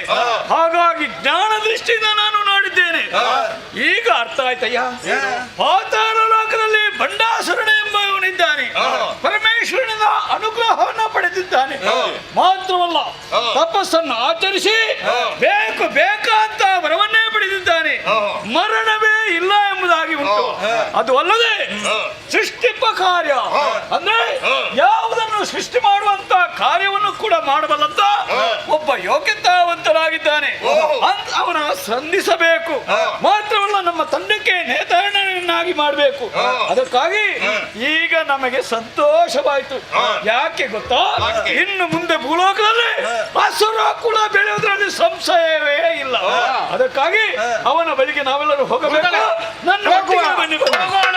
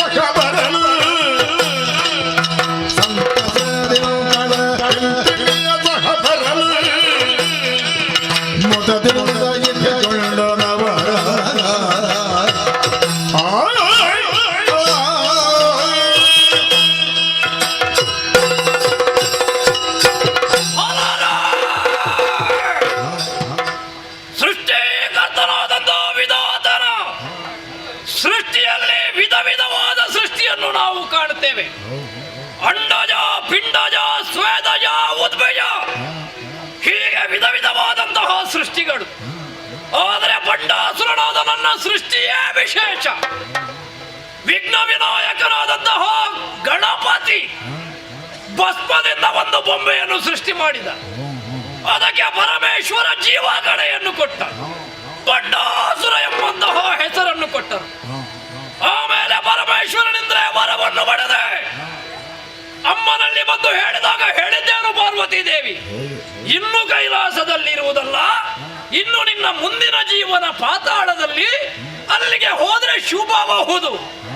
ಸತ್ಯ ಅಂತ ಭಾವಿಸುವಂಥದ್ದು ಎಂಥದ್ದು ಶುಭಬಹುದು? ನಾ ಬಂದಾಗ ಒಂದು ಸ್ವಾಗತ ಮಾಡುವುದಕ್ಕೆ ಯಾರೂ ಇಲ್ಲ, ಒಬ್ಬರು ಗುರುತದವರ ಇಲ್ಲ ಅಂತ ಎಲ್ಲ ಹೊಸ ಮುಖ. ಯಾರು ಹತ್ತಿರ ಬಂದು ಮಾತಾಡುವುದಿಲ್ಲ. ಮಾತಾಡಬೇಕು ಅಂತಾದ್ರೆ ನನ್ನ ಪರಿಚಯ ಅವರಿಗೆ ಬೇಕು, ಅವರ ಪರಿಚಯ ನನಗೆ ಬೇಕು.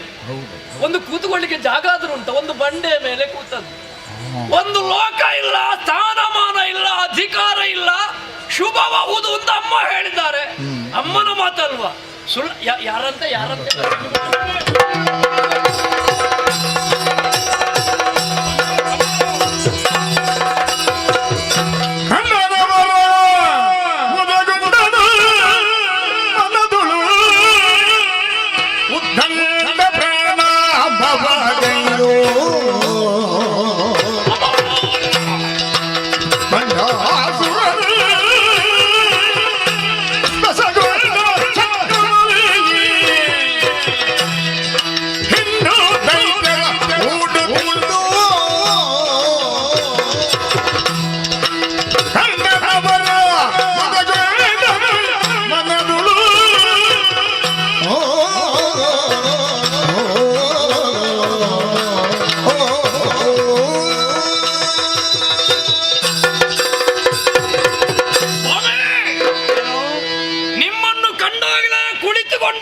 ತಟ್ಟನ ಎದ್ದೆ. ಓಹೋ, ಹಾಗಿದ್ರೆ ನಿಮ್ಮಲ್ಲಿ ಏನೋ ಒಂದು ಯೋಗ್ಯತೆ ಉಂಟು ಅನ್ನೋದು ಅರ್ಥ ತಾನೆ. ನಿಮ್ಮ ಮುಖದ ತೇಜಸ್ಸನ್ನು ಕಂಡಾಗ ನೀವು ಸಾಮಾನ್ಯದವರಲ್ಲ ಅಂತ ಗೊತ್ತಾಯ್ತು. ತಾವು ಯಾರು ಅಂತ ಗೊತ್ತಾಗ್ಲಿಲ್ಲ ನಮಗೆ. ಹೌದೇ? ನಿಮ್ಮ ಹೆಸರು ಶುಕ್ರಾಚಾರ್ಯ ಎಂಬುದಾಗಿ. ಅಸುರ ಗುರುಗಳು ಶುಕ್ರಾಚಾರ್ಯರು. ಸ್ವಾಮಿ, ಗೊತ್ತಾಗ್ಲಿಲ್ಲ, ಕ್ಷಮಿಸಬೇಕು. ಶುಭವಾಗಲಿ ನಿನಗೆ. ನೀವು ಒಬ್ಬರೇ ಅಲ್ಲ, ಅಸಂಖ್ಯಾತ ಮಂದಿಗಳನ್ನು ಸೇರಿಸಿಕೊಂಡು ಬಂದಿದ್ದೀರಿ. ನಮ್ಮವರೇ. ಬಂಡಾಸುರ ಒಬ್ಬ ಇದ್ದಾನೆ ಅನ್ನುವುದನ್ನು ತಿಳಿದು ಬಂದಿರೆ ಅಲ್ಲ, ಯಾವ ಕಾರ್ಯಕ್ಕಾದ್ರೂ ಹೋಗುವವರು ನೀವೇ. ವಿಷಯ ಗೊತ್ತಾಗ್ಲಿಲ್ಲ. ಇವರೆಲ್ಲ ಯಾರು? ಇವರನ್ನು ಕರ್ಕೊಂಡು ನನ್ನ ಬಳಿಗೆ ಬರುವುದಕ್ಕೆ ಕಾರಣ ಏನು? ಅಪ್ಪಣೆ ಆಗಬೇಕು.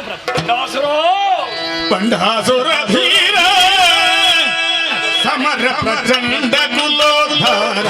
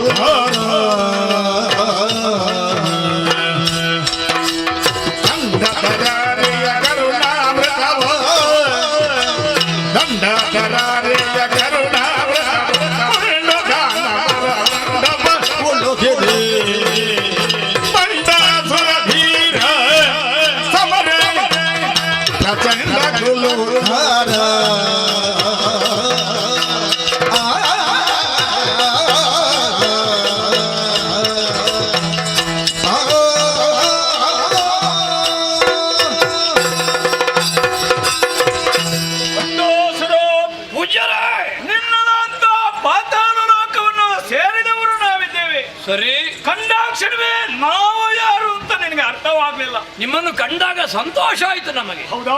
ಅಂದ್ರೆ ನೀವು ಬಂದ್ರಲ್ಲ ಅದು. ಅಯ್ಯೋ, ಇಲ್ಲಿ ಬರಬೇಕಾದ್ರೆ ಕಾರಣ ಇದ್ದೇ ನಾವು ಬಂದಿದ್ದೇವೆ.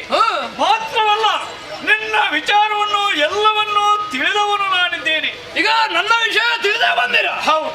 ಅಯ್ಯೋ, ನಾನು ಸಾಮಾನ್ಯದವನಲ್ಲ, ಅಸುರ ಗುರು ಎಂದು ಎನಿಸಿದವನು. ನಿಮ್ಮ ಬಗ್ಗೆ ಕೇಳಿದ್ದೇನೆ ಕರುಣಾಕರ್ಣಿಕೆಯಲ್ಲಿ. ನಿಮ್ಮನ್ನು ಕಂಡದ್ದು ನಮ್ಮ ಪುಣ್ಯ ಅಂತ ಭಾವಿಸ್ತೇನೆ. ಶುಕ್ರಾಚಾರ್ಯ ಅಂತ ನನ್ನ ನಾಮಧೇಯ. ಒಳ್ಳೆಯದು.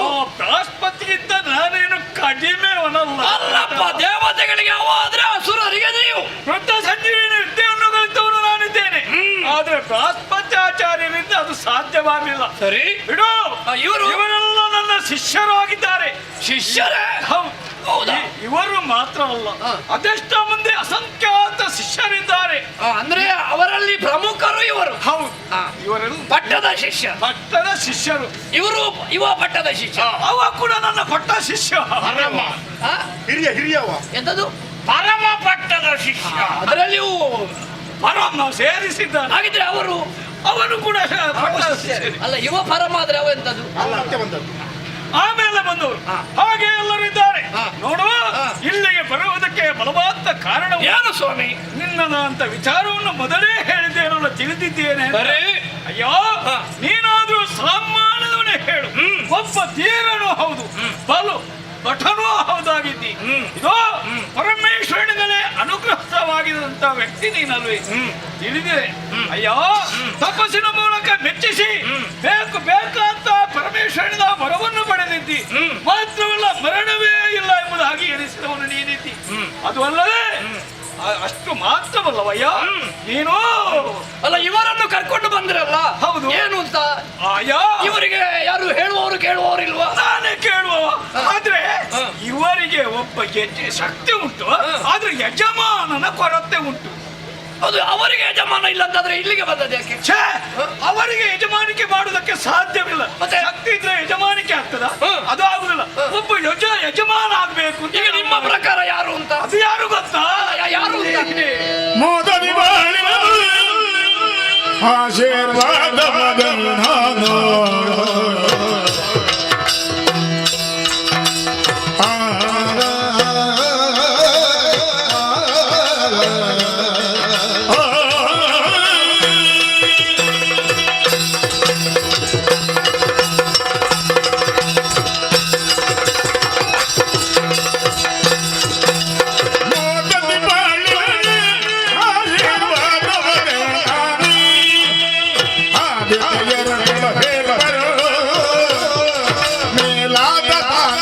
ಶೋಣಿತಪುರವನು ಆಶೀರ್ವಾದ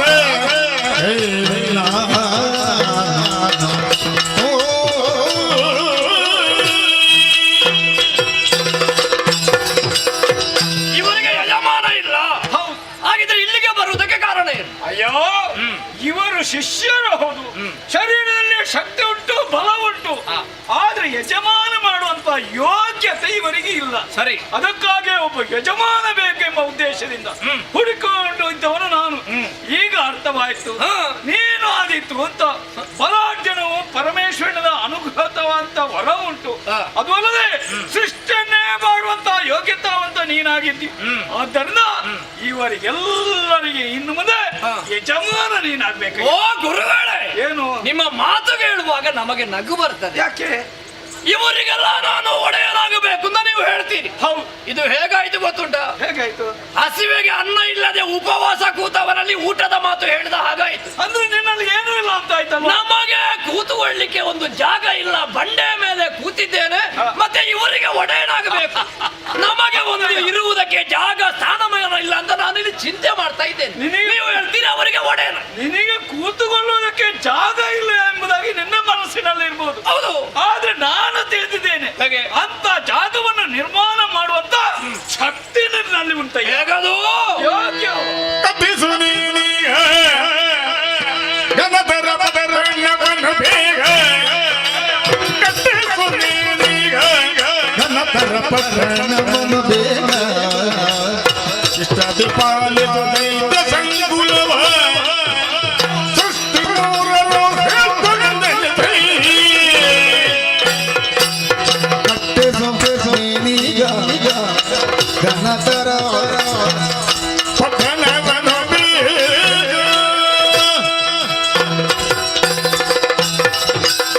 ಅಯ್ಯ ಪಂಡಾಸುರ, ಎಲ್ಲವನ್ನು ಸೃಷ್ಟಿ ಮಾಡುವಂತ ಕಾರ್ಯವನ್ನು ಕ್ಷಣಾರ್ಧದಲ್ಲಿ ಮಾಡಿ ಮುಗಿಸುವಂತ ಪಟಪಟನು ನೀನಾಗಿದ್ದಿ. ಅಂತ ವರವನ್ನು ಪರಮೇಶ್ವರನಿಂದಲೇ ನೀನು ಪಡೆದವನಿದ್ದಿ.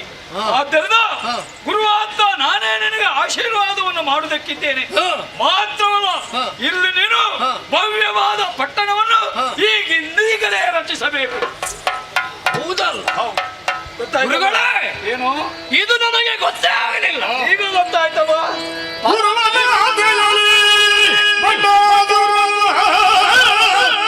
ಅತಿ ಹರುಷದಲ್ಲಿ ಭರಿಸು ಮಯಾಸುರಗೊರೆ ವಿರಚಿಸಿದ ಮೆರವ ಪಟ್ಟಣವ ಶೌನ್ಯಗಾಪುರವನ್ನು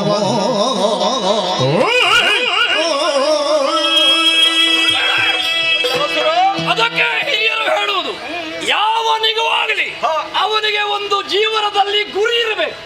ಅದು ನಡೆಸಬೇಕು ಅಂತಾದ್ರೆ ಯೋಗ್ಯ ಗುರು ಬೇಕು. ಗುರಿ ಇತ್ತು, ಹೇಳುವುದಕ್ಕೆ ಗುರು ಇರಲಿಲ್ಲ. ಈಗ ನಿನಗೆ ನಾನು ಗುರು ಆಗ್ತೇನೆ. ಪರಮೇಶ್ವರನಿಂದಲೇ ಅನುಗ್ರಹವನ್ನು ಪಡೆದವ ನಾನು. ಸೃಷ್ಟಿ ಮಾಡಬಲ್ಲೆ, ಪಾಲನೆ ಮಾಡಬಲ್ಲೆ, ಬೇಕಾದ್ರೆ ಲಯ ಮಾಡಬಲ್ಲೆ. ಆ ವರವನ್ನು ಪರಮೇಶ್ವರನಿಂದ ನಾನು ಪಡೆದಿದ್ದೇನೆ. ಆದ್ರೆ ವರ ಕೊಟ್ಟಿದ್ದಾರೆ, ಅದು ಎಷ್ಟು ಸಾಫಲ್ಯವನ್ನು ಪಡೆಯುತ್ತದೆ ಅನ್ನುವ ಪರೀಕ್ಷೆ ಆಗ್ಲಿಲ್ಲ. ಹಾಗಿದ್ರೆ ಈಗ ಹೇಳ್ತೀರಿ ನೀನೊಂದು ಪಟ್ಟಣವನ್ನೇ ನಿರ್ಮಿಸು. ನೆನಪೇ ಇಲ್ಲ ನಿನಗೆ. ನಮಗೆ ಬೇರೆಯವರು ಜಾಗ ಕೊಡಬೇಕು ಅಂತ ಇಲ್ಲ, ನಮಗೆ ನಾವೇ ಒಂದು ಜಾಗ ಮಾಡಿಕೊಡಬಹುದು ಅಂತಾದ್ರೆ ಅಂತ ಶಕ್ತಿ ನಿನ್ನಲ್ಲಿ ಉಂಟಲ್ವಾ? ಪರಮೇಶ್ವರ ಕೊಟ್ಟದ್ದು ಸತ್ಯವೋ ಸುಳ್ಳ ಅಂತ ನಿರ್ಣಯ ಆಗಬೇಕು. ಈಗ ಪರೀಕ್ಷೆ ಮಾತ್ರ ಅಲ್ಲ, ನಮಗೆ ಒಂದು ಪುರ ಆಗಬೇಕು. ಈ ಕ್ಷಣವೇ ವರಬಲದಿಂದ ವಿಶೇಷವಾದ ನಗರ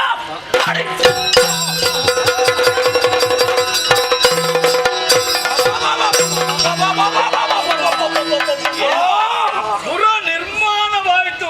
ಎಂತಹ ಒಂದು ಪುರ!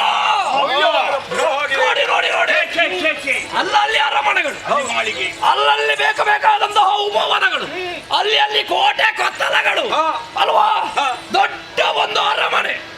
ಗುರುಗಳೇ, ಬಂಡಾಸುರ, ಈಗ ಪುರ ನಿರ್ಮಾಣ ಆಯ್ತಲ್ಲ? ಪುರ ನಿರ್ಮಾಣ ಆದ್ರೆ ಸಾಕ? ಇದಕ್ಕೊಂದು ಹೆಸರು ಬೇಡ? ಅದಕ್ಕೆ ಒಂದು ಹೆಸರು ಬೇಡ. ಗುರುಗಳೇ, ಹೆಸರನ್ನು ನಾನೇ ನಾನು ಹೇಳ್ತೇನೆ. ನೀನೇ ಗುರುಗಳೇ, ನಿಮ್ಮ ಮಾರ್ಗದರ್ಶನದಿಂದ ಆದದ್ದು. ನೀವು ಗುರುಗಳಲ್ವಾ? ಹೌದು.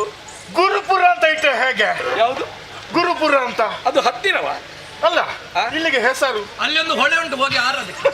ಅದು ಆಗ್ಲಿಕ್ಕಿಲ್ಲ. ಅದು ಬೇಡ. ಈಗ ನಿಮ್ಮ ನಿರ್ದೇಶನ ಇದು ಸಿದ್ಧಪಡಿಸಿದ್ಯಾರು?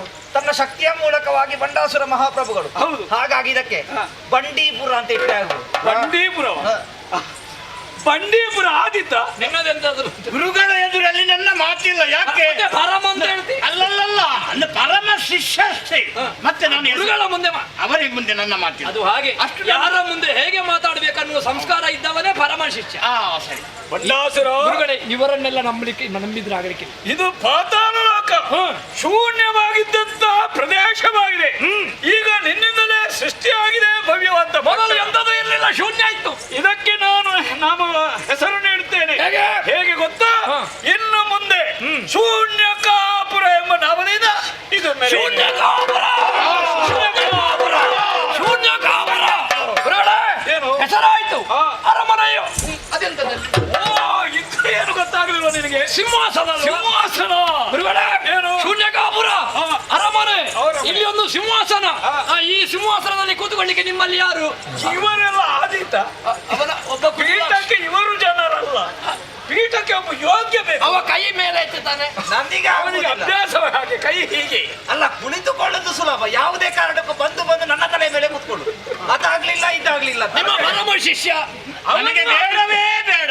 ಅವನಿಗೆ ಈಗ ಸ್ವಲ್ಪ ಪ್ರಾಯ ಆಗಿದೆ, ಬೇಡ ಅವನಿಗೆ. ಅಯ್ಯೋ, ಅವ ಆದೀತ. ಇದರಲ್ಲಿ ಕೂತ್ಕೊಳ್ಳೋದು ಯಾರು?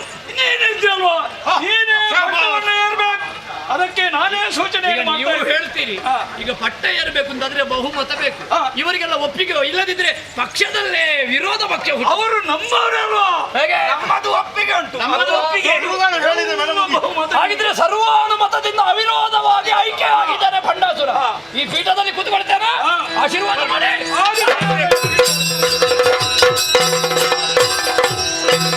ಅಯ್ಯೋ, ಸರಿಯಾದಂತ ಮುಹೂರ್ತದಲ್ಲಿ ಪೀಠವನ್ನು ಏರಿಸಿ, ಪೀಠವೇರಿದಂತ ನಿನಗೆ ಇದು ಅಭಿಷೇಕವನ್ನು ಮಾಡುತ್ತಾ ಇದ್ದೇನೆ. ಧನ್ಯೋಸ್ಮಿ, ಧನ್ಯೋಸ್ಮಿ. ಸರಿ, ಮಾತ್ರವಲ್ಲ, ಪೀಠ ಏರಿದಂತ ನೀನು ಅರಸನಾಗಿದ್ದಿ, ಮುಖಕ್ಕೆ ಮಂಗಳಾರತಿಯನ್ನು ಗುರುಗಳು ಅಂತ ನಾನೇ ಮಾಡ್ತಾ ಇದ್ದೇನೆ. ಇದು ಭಾಗ್ಯ, ಇದು ಭಾಗ್ಯ, ಇದು ಭಾಗ್ಯವಲ್ಲ. ಸ್ವೀಕರಿಸಲಿ.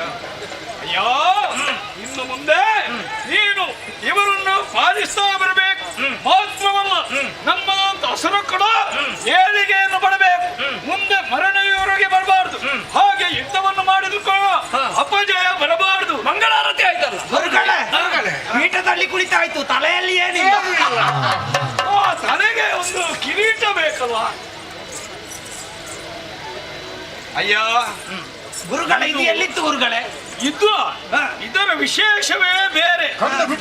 ಹಿಂದಕ್ಕಾದ್ರೆ ಬ್ರಹ್ಮದೇವನೇ ಹಿರಣ್ಯಕಶಿಪಿಗೆ ಕೊಟ್ಟಂತ ಕಿರೀಟ ಇದಾಗಿದೆ. ಯಾರಿಗೆ? ಹಿರಣ್ಯಕಶಿಪಿಗೆ ಸೂರ್ಯ ಕಿರಣದಿಂದ ರಂಜಿಸ್ತಾ ಉಂಟು. ಇಂಥ ಕಿರೀಟವನ್ನು ನಿನಗೆ ಏನು ಒಂದು ಸಂಶಯ ಉಂಟು ನಮಗೆ.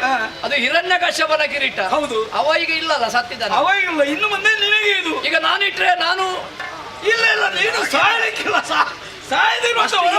ಅಂತ ನಮಗೆ ಅಯೋಗ್ಯತೆ ಇಲ್ಲ. ಅವರು ಇಡ್ಲಿಕ್ಕೆ ಮಾಡುದು. ಸರಿ, ಅವರು ಎಲ್ಲಿ ನೀನು ಧಾರಣೆ ಮಾಡ್ಬೇಕಯ್ಯ.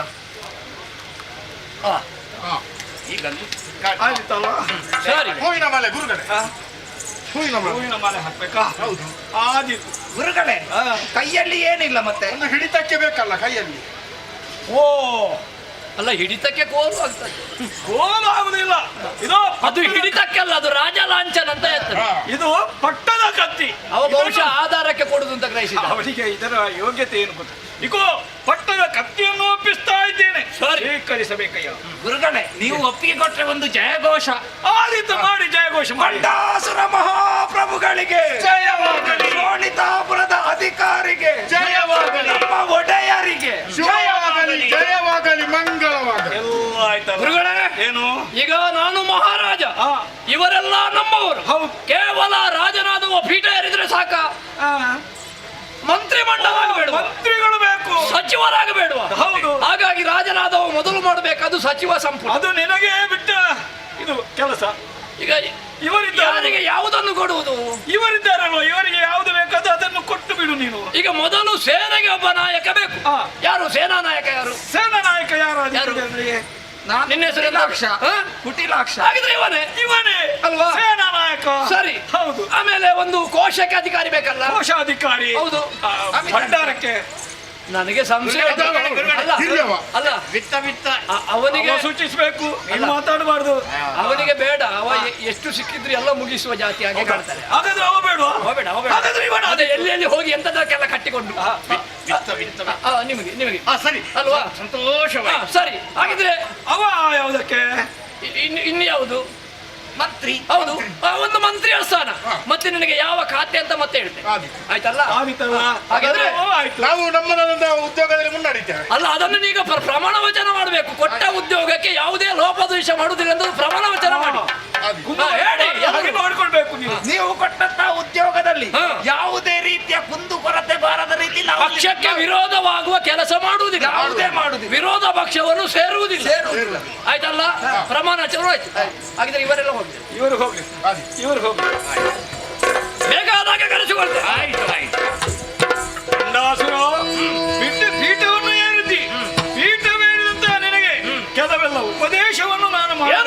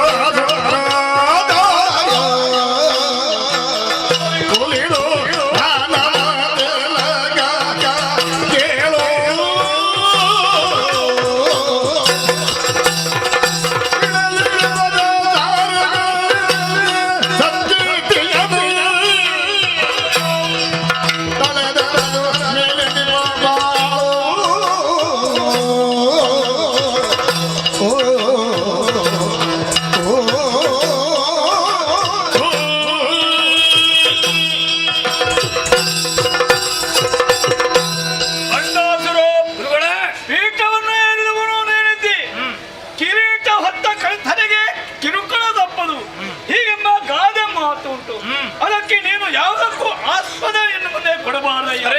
ಅಯ್ಯೋ, ನೀನು ಸಾಮಾನ್ಯದವನಲ್ಲ. ಪರಮೇಶ್ವರನಿಂದಲೇ ಬೇಕಾಂತ ವರವನ್ನು ಪಡೆದು ಪ್ರಖ್ಯಾತನಾಗಬೇಕು. ಇನ್ನು ಮುಂದೆ ಪ್ರಖ್ಯಾತನಾಗಬೇಕಿದ್ರೆ ನೀನು ಯಜ್ಞ ಯಾಗಾದಿಗಳನ್ನು ಮಾಡಬೇಕು. ಸರಿ, ಮಾತ್ರವಲ್ಲ, ಪರಮೇಶ್ವರನಿಗೆ ಪ್ರೀತ್ಯರ್ಥವಾದಂತ ನೀನು ತಪಸ್ಸನ್ನು ಆಚರಿಸಬೇಕು. ತಪಸ್ಸಂದ್ರೆ ಹಾಗೆಲ್ಲ ಇದು ಜೀವನಕ್ಕೆ ಎಷ್ಟು ಬೇಕು ಅದನ್ನೆಲ್ಲವನ್ನು ಮಾಡುತ್ತಾ ಬರಬೇಕು. ಅದು ಅಲ್ಲದೆ ಅನ್ಯಾಯದ ಕೆಲಸಕ್ಕೆ ಕೈ ಹಾಕಬಾರದು. ಯಜ್ಞ ಯಾಗಾದಿಗಳನ್ನು ನೀನು ಮಾಡುತ್ತಾ ಬರಬೇಕು. ಹವಿಸ್ಸನ್ನು ದೇವತೆಗಳಿಗೆ ಅರ್ಪಿಸಬೇಕು. ಅದು ಅಲ್ಲದೆ ಸ್ತ್ರೀಯರನ್ನು ನೀನು ತಂಗಿ ಹಾಗೂ ಅಕ್ಕನ ಭಾವ, ಮಾತೆಯರ ಭಾವದಲ್ಲಿ ನೋಡಿಕೊಂಡು ಇರಬೇಕು. ಅದು ಅಲ್ಲದೆ ಸ್ತ್ರೀಯರಲ್ಲಿ ಮೋಹವನ್ನು ಉಂಟು ಮಾಡಬಾರದು ನೀನು. ಅದು ಅಲ್ಲದೆ ನಿನ್ನ ಯೋಗ್ಯತೆಗೆ ಸರಿಯಾದಂತ ಶಿಸ್ತನ್ನು ಪಾಲಿಸಿಕೊಂಡು ಬಂದು ಈ ಪ್ರಜೆಗಳನ್ನು ನೀನು ಪಾಲಿಸಿಕೊಂಡು ಬರಬೇಕು. ಗುರುಗಳೇ, ನೀವು ಹೇಳಿದ ಮಾತನ್ನು ಚಾಚು ತಪ್ಪದೆ ನಾನು ನೆರವೇರಿಸ್ತೇನೆ. ನಿಮ್ಮ ಆಶೀರ್ವಾದ. ಪಟ್ಟಾಭಿಷೇಕದ ದಿವಸ ಇನ್ನು ಯಾವುದೇ ಕಾರ್ಯಕ್ರಮ ಇಲ್ಲ. ಸಭಾ ವಿಸರ್ಜನೆ ಮಾಡಿ ವಿಶ್ರಾಂತಿಗೆ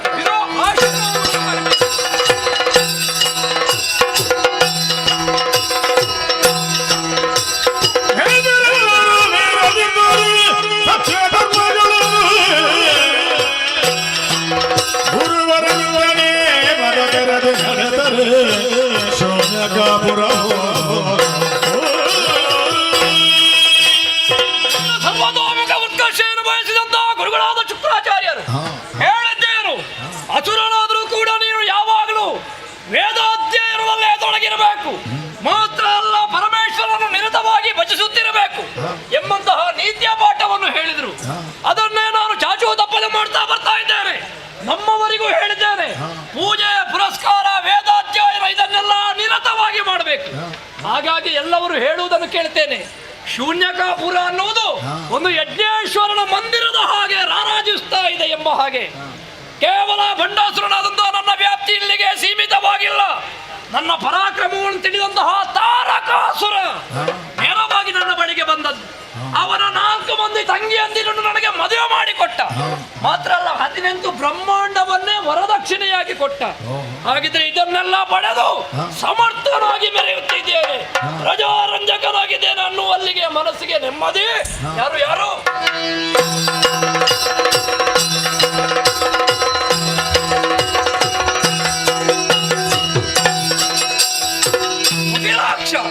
ಉಗ್ರದನ್ನು ಅಮಿತ್ರಜ್ಞ ಏನು ಬಂದಿರಿ ಹೇಳಿ.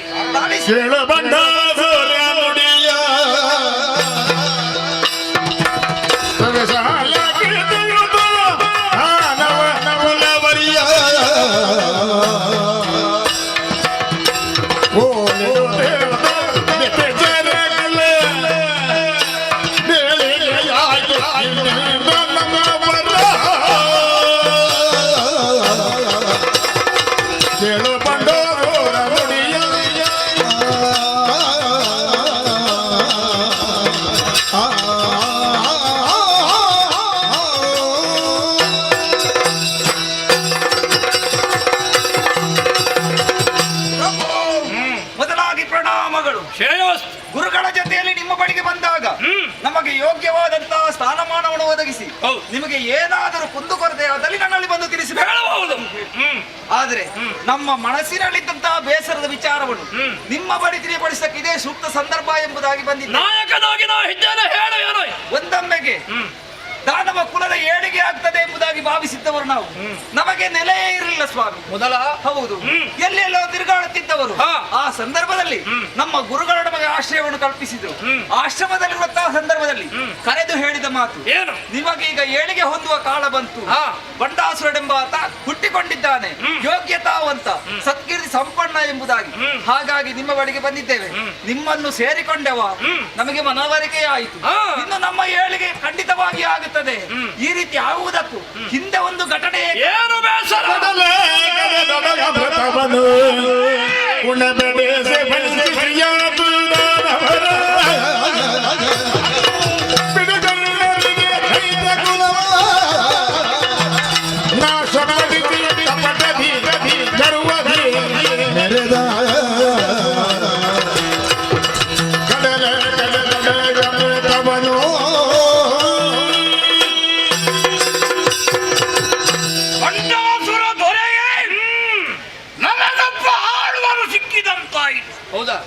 ಯಾರನ್ನ ಹೇಳುದು ನೀನು?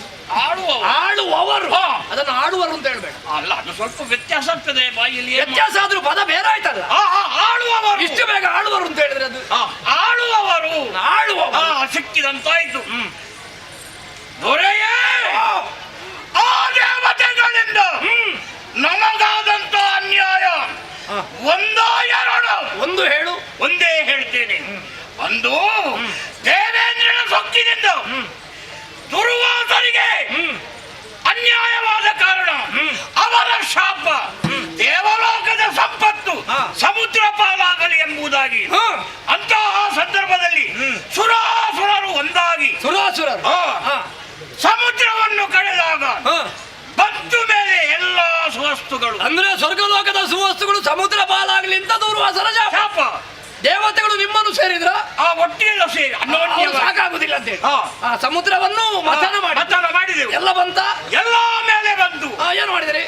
ಅದನ್ನು ಸ್ವರ್ಗಲೋಕಕ್ಕೆ ಅಲ್ಲಿ ಇದ್ದದ್ದಲ್ಲ. ಹೌದು, ನಮ್ಮ ನಾಯಕರು, ಆ ಕಾಲದ ನಾಯಕರು ಅವರ ಯಾರು? ಅವರೇ ಬಲಿಚಕ್ರವರ್ತಿ. ಹೌದು, ಬಹಳ ಒಳ್ಳೆಯವರು, ಸ್ವರ್ಗಲೋಕದಲ್ಲೇ ಇರ್ಲಿ ಅಂತ. ಅಂದ್ರೆ ಆಗ ಸ್ವರ್ಗ ನಿಮ್ಮಲ್ಲಿತ್ತ? ಅದೇಳುವ ಕಾರಣ ಆಗ ನಮ್ಮ ಸ್ವಾಧೀನ. ಅಂದ್ರೆ ನಿಮ್ಮಲ್ಲಿ ಸ್ವರ್ಗ ಇದ್ದ ಕಾರಣ ಅಲ್ಲಿಗೆ ಹೋಯ್ತು. ನಿಮ್ಮ ಸಮುದ್ರ ಪತನ ಆಗುವಾಗ ಏನಾದ್ರೂ ಒಂದು ಒಪ್ಪಂದ ಆಗಿತ್ತ? ಒಪ್ಪಂದ ಕೂಡ ಆಗಿದೆ. ಏನು? 2 ಬಾಲು 1 ಬಾಲು ಅಂತ. 2 ಮತ್ತು 1. 2 ಯಾರಿಗೆ? 1 ನಮ್ಮಂತ ದಾನವರಿಗೆ. ನಿಮಗೆ?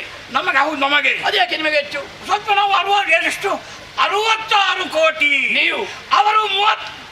ಹಾಗೆ ಅವರಿಗಿಂತ ದ್ವಿಗುಣ. ಹಾಗಾಗಿ 2 ಬಾಲು ನಿಮಗೆ, ನಮಗೆ 1 ಬಾಲು ಅವರಿಗೆ.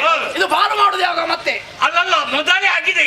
ಅಲ್ಲಲ್ಲ, ಒಪ್ಪಂದ ಅದು. ಹೌದು. ಈಗ ಬಂದದ್ದೆಲ್ಲ ಸ್ವರ್ಗಕ್ಕೆ ಹೋಗ್ಲಿಂದ ಹೇಳಿದ್ರಿ. ಅಂದ್ರೆ ನಮ್ಮ ಚಕ್ರವರ್ತಿ ಆಗಿನ ಬಲಿ ಚಕ್ರವರ್ತಿ ಬಾಲು ಮಾಡುದು ಮತ್ತೆ ಮೊದಲು ಒಂದು ಕಡೆ ಸೇರಿ. ಒಳ್ಳೆ ಮನಸ್ಸು. ಹೌದೌದು. ಹೋಯ್ತು. ಎಲ್ಲವೂ ಹೋಯ್ತು. ಕೊನೆ ಕಾಲಕ್ಕಾಗುವಾಗ ಬಂದದ್ದು ಅಮೃತ. ಅದು ಮೊದಲೇ ಇತ್ತ? ಯಾರಿಗೊತ್ತು? ಬಂದದ್ದು ಅಮೃತ ಎಲ್ಲಿಂದ ಬಂತು? ಆ ಸಮುದ್ರದ ಅಡಿಯಿಂದ ಬಂದದ್ದು. ಅಲ್ಲ, ಸ್ವರ್ಗದಲ್ಲಿ ಶಾಪದಿಂದ ಹೋಗಿ ಬಂದದ್ದು ಅಲ್ಲ, ಅದೊಂದು ವಿಶೇಷತೆ ಅಂತೆ.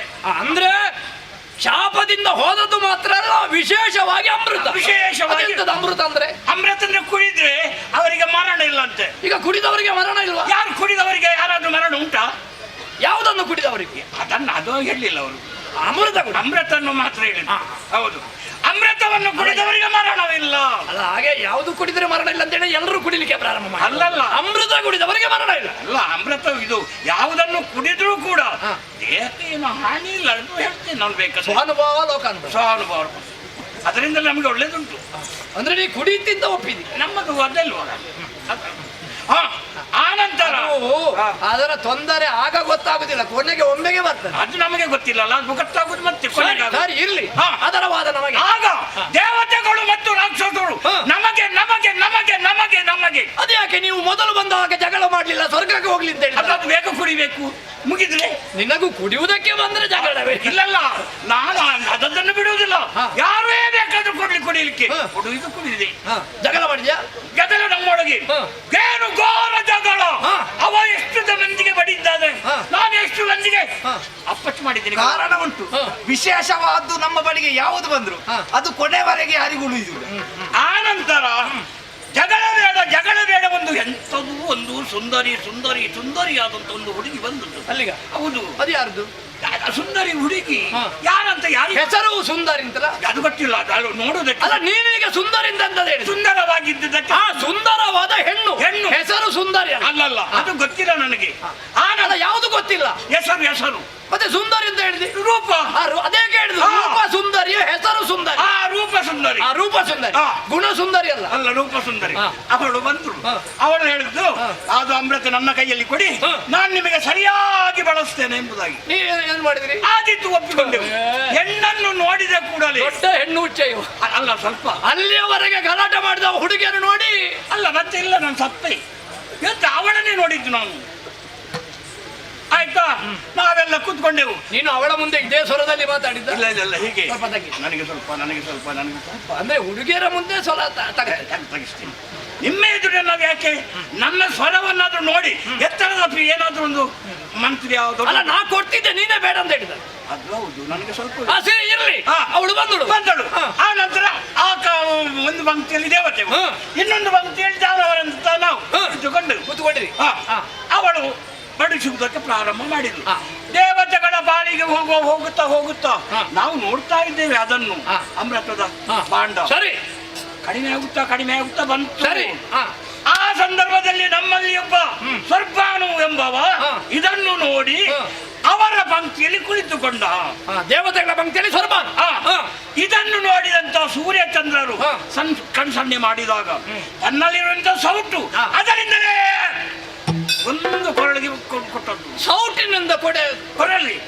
ಆ ನಂತರ ಮುಂಡ ಬೇರೆ ರುಂಡ ಬೇರೆ ಆಯ್ತು. ಸೌಟಿನಲ್ಲಿ ಕಡಿದ್ರೆ ತುಂಡಾಗ್ತದೆ. ಸೌಟು ಏನು ಅವಳ ಕೈ. ಹುಡುಗಿ ಯಾರು ಮತ್ತೆ? ಯಾರಂತ ಅವಳು ಕೊನೆಗಾಗುವಾಗ ಸ್ವರ್ಗಾನು ಸಾಯ್ಲಿಲ್ಲ, ಕುಡಿದಿದ್ದಾನಲ್ಲ, ಅವ ಸಾಯ್ಲಿಲ್ಲ. ಹಾಗೆ ಕುಡಿದವರು ಪೂರ್ತಿ ಸಾಯುವುದಿಲ್ಲ, ಸ್ವಲ್ಪ ಸ್ವಲ್ಪವೇ ಸಾಯ. ಆಗ ನಮ್ಮವರಿಗೆ ಇಲ್ಲಿ ಎಲ್ಲ ಕೊಡುವ ಸ್ಥಿತಿಯಲ್ಲಿಲ್ಲ. ಎದ್ದೆವು, ಅವರು ನಾವು ಹೋರಾಟ ಮಾಡಿದೆವು. ಆಗ ಗೊತ್ತಾಯಿತು ಏನು ಇದು ಕಪಟ ಎಂಬುದಾಗಿ. ಯಾವುದು ಕಪಟ? ದೇವತೆಗಳ ಕಪಟ. ಅದು ಬಂದದ್ದು ಯಾರು? ಹರಿಯಂತೆ ತನ್ನ ಶ್ರೀವೇಷವನ್ನಾಗಿ. ನೀನೀಗ ಶ್ರೀವೇಷಕ್ಕೆ ಮರುಳಾದದ್ದು. ಶ್ರೀವೇಷ ನೋಡಿ ಹುಚ್ಚು ಕಟ್ಟಿದವ ಮತ್ತೆ ಇನ್ನು ಹೆಣ್ಣು ಬಂದ್ರೆ ಬಿಡ್ತೀಯ. ಹೌದು, ಏನು ಮಾಡ್ಲಿ, ಈ ಹೆಣ್ಣು ಹುಚ್ಚಿನಿಂದ ಎಲ್ಲವೂ ಹೋಯ್ತು. ಆದ್ರೆ ದೇವತೆಗಳು ಮೋಸ ಮಾಡಿ ಈಗ ನಿಮಗೆ ಏನಾಗಬೇಕು? ದೇವತೆಗಳಿಂದ ವಂಚನೆ ಆಗಿದೆ, ನ್ಯಾಯ ಸಿಗಬೇಡ.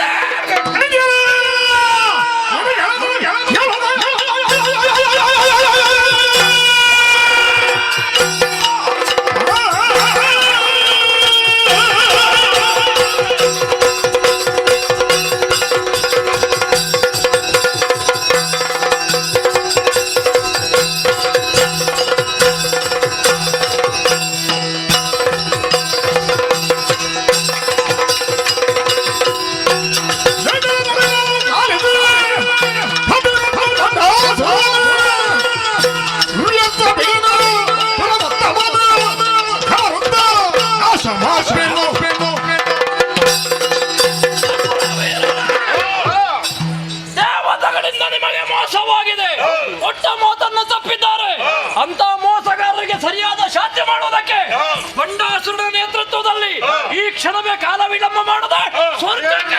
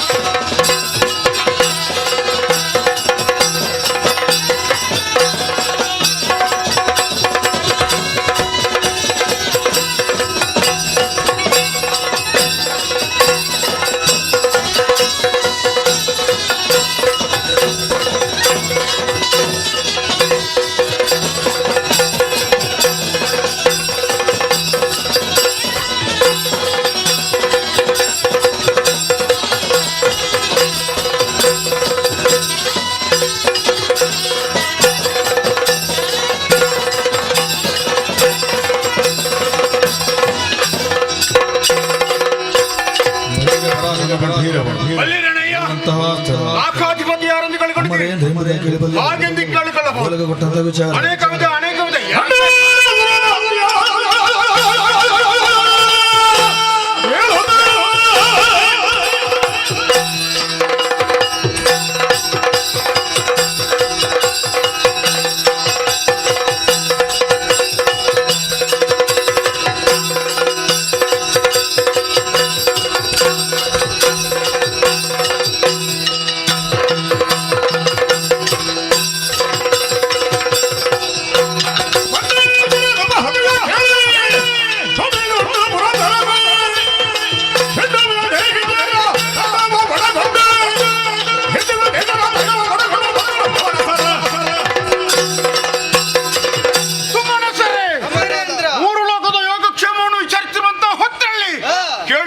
ವಾರ್ತೆ ಯಾವತ್ತರೊಬ್ಬ ಭಂಡಾಸುರನಂತೆ ಶೋಣಿಕಾಪುರದ ಶೃಂಗಕಾಪುರದ ಅಧೀಶನಂತೆ ಈ ಕಾಲದಲ್ಲಿ ನಮ್ಮಿ ನಾಲ್ಕಲೋಕಕ್ಕೆ ತಾಳಿಯನ್ನು ಮಾಡಿದಂತಾದರೆ ಅಂತ ಕಳ್ಳನನ್ನು ಎದುರಿಸಲೇಬೇಕಾಗಿದೆ. ತಡ ಮಾಡುದು ಸರಿಯಲ್ಲ. ನಿಮ್ಮ ಹಾಡುಗಳನ್ನು ಏರಿಕೊಳ್ಳಿರಿ. ಕೈಯಲ್ಲಿ ಕೈದುಗಳನ್ನು ಹಿಡಿದು ರಣಚಿತ್ತರಾಗಿ ಮುಂದುವರಿಯೋಣ.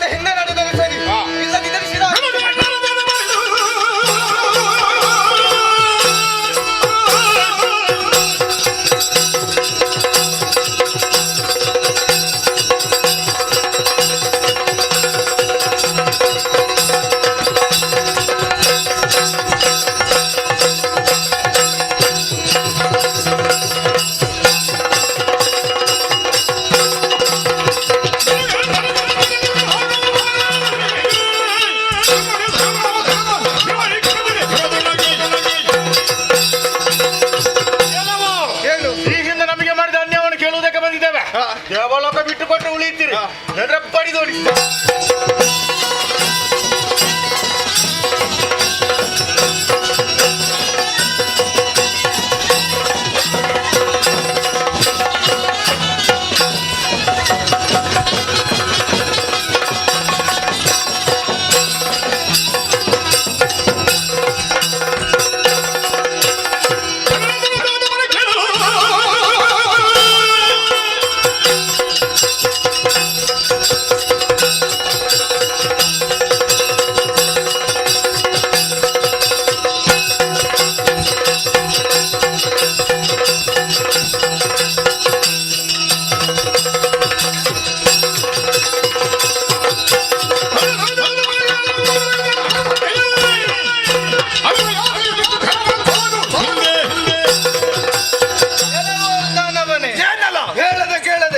ನಮ್ಮದಾದಂತ ಸ್ವರ್ಗಲೋಕಕ್ಕೆ ದಾಳಿ ಮಾಡಿದ್ದೀಯಾ? ಹಿಂದೆ ಹೋದರೆ ಲೇಸು, ಪ್ರಾಣ ಹೋದಿತು.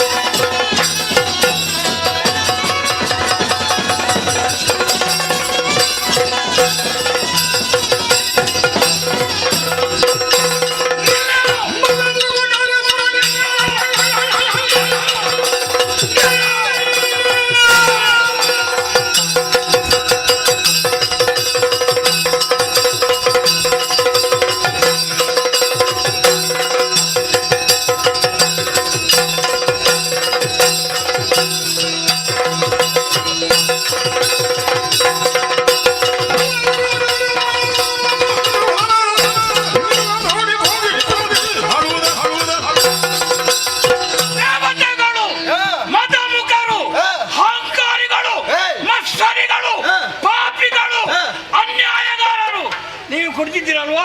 ಏನು ಅಮೃತವನ್ನು ಕಾರಿಸುವುದಕ್ಕೆ ಬಂದವನಿದ್ದೇನೆ.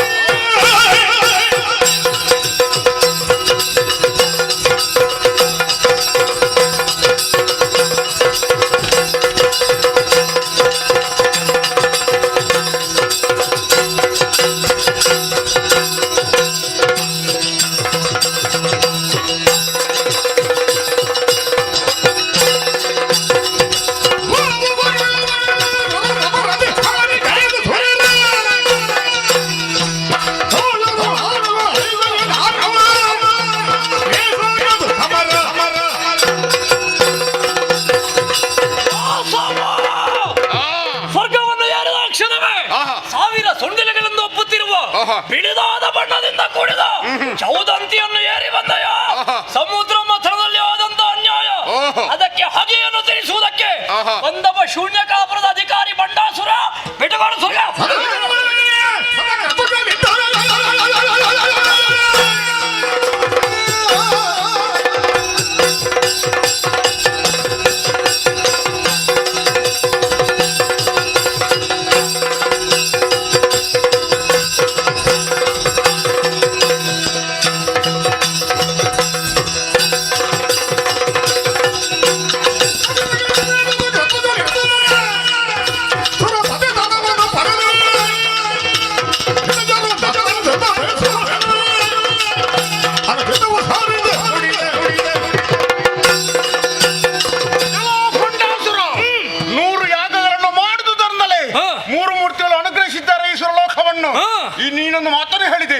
ಸಮುದ್ರ ಮಥನ ಕಾಲದಲ್ಲಿ ನಿಮ್ಮವರಿಗೆ ನಾನು ವಂಚಿಸಿದ್ದೇನೆಂಬುದಾಗಿ. ನಾನು ವಂಚಿಸಿದ್ದಲ್ಲ, ಅದು ಬೇರೆ ರೀತಿಯಲ್ಲಿ ನಡೆದಂತ ವಿಷಯ. ಅದನ್ನು ಕೇಳಲಿಕ್ಕೆ ನೀನು ಅದು ಕೇಳಬೇಡ, ಈಗ ಪೀಠ ಬಿಟ್ಟುಕೊಡು. ಯಾರು? ನಾನು ಇಷ್ಟ ಮುಖ ನೋಡೋಣ. ನೋಡುವ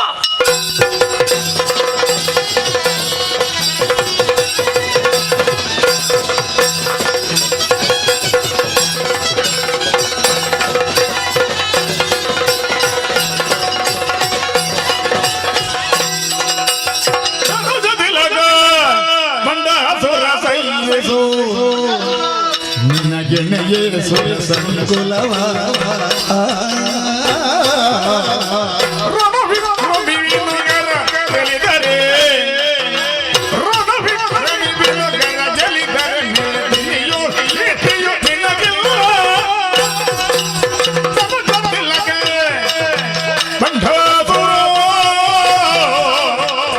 ಸೈರಿಸೋ ನಿನಗೆನೆಯೇ ಸುರ ಸಂಕುಲವ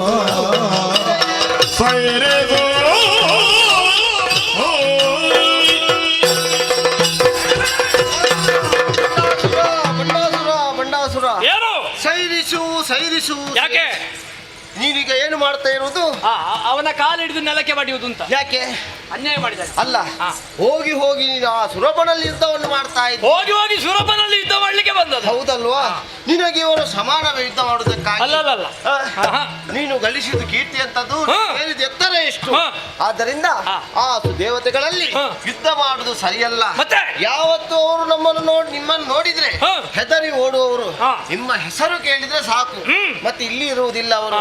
ಆದ್ದರಿಂದ ಯುದ್ಧವನ್ನು ಮಾಡಬೇಡ, ಸಂಧಾನವನ್ನು ಮಾಡಿಕೋ. ಇದು ನಿಮ್ಮ ಮಾತು ತಾನೇ? ಹೌದು. ನಿನ್ನ ನುಡಿ ಮಾನ್ಯವನಗೆ, ನಿಮ್ಮ ನುಡಿ ಮಾನ್ಯವನಗೆ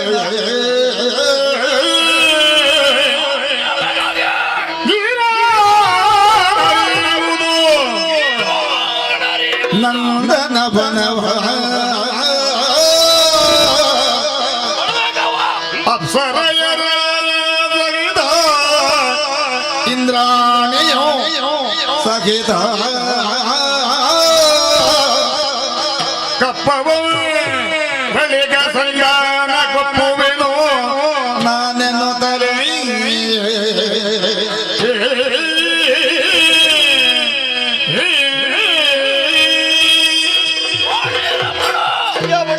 ನಿಮ್ಮ ನುಡಿ ಮಾನ್ಯ.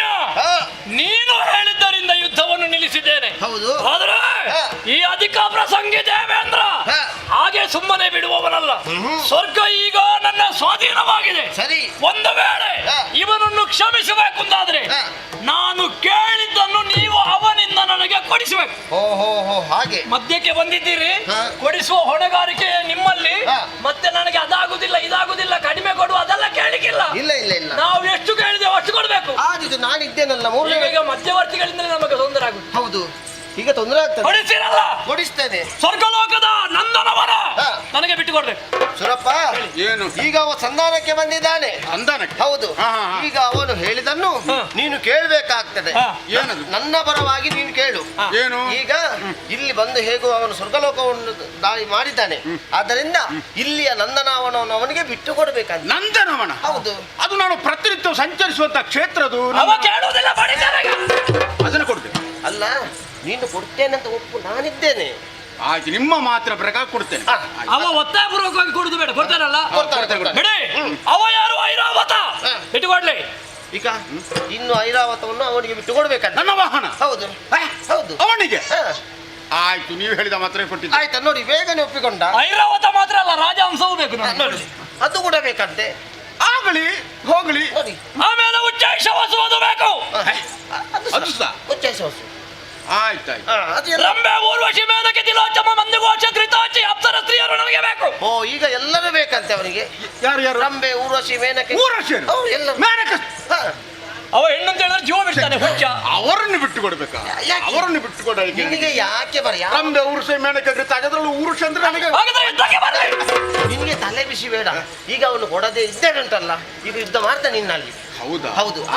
ಆಯ್ತು ದೇವರೇ, ನೀವು ಹೇಳಿದ ಮಾತ್ರಕ್ಕೆ ಒಪ್ಪಿದ್ದೇನೆ. ಇನ್ನು ಒಂದೇ ಉಳಿದದ್ದು, ನಾನು ಪೀಠವನ್ನು ಏರಿದಾಗ ತ್ರಿವಿಷ್ಣುಭುವನ ನಾನು ಏರಿದಾಗ ನನ್ನ ವಾಮಭಾಗದಲ್ಲಿ ನನಗೆ ಹೆಂಡತಿ ಬೇಕು. ಅವನ ಹೆಂಡತಿ ಶಚಿಯನ್ನು ಬಿಟ್ಟು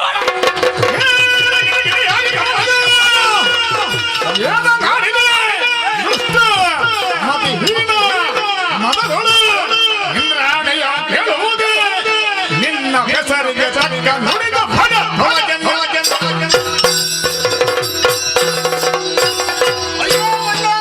ನಿಮಗೇನು ಏರಿದ್ದು ಇನ್ನೂ ಏರದಿದ್ದರೆ ಪ್ರಯೋಜನ ಇಲ್ಲ.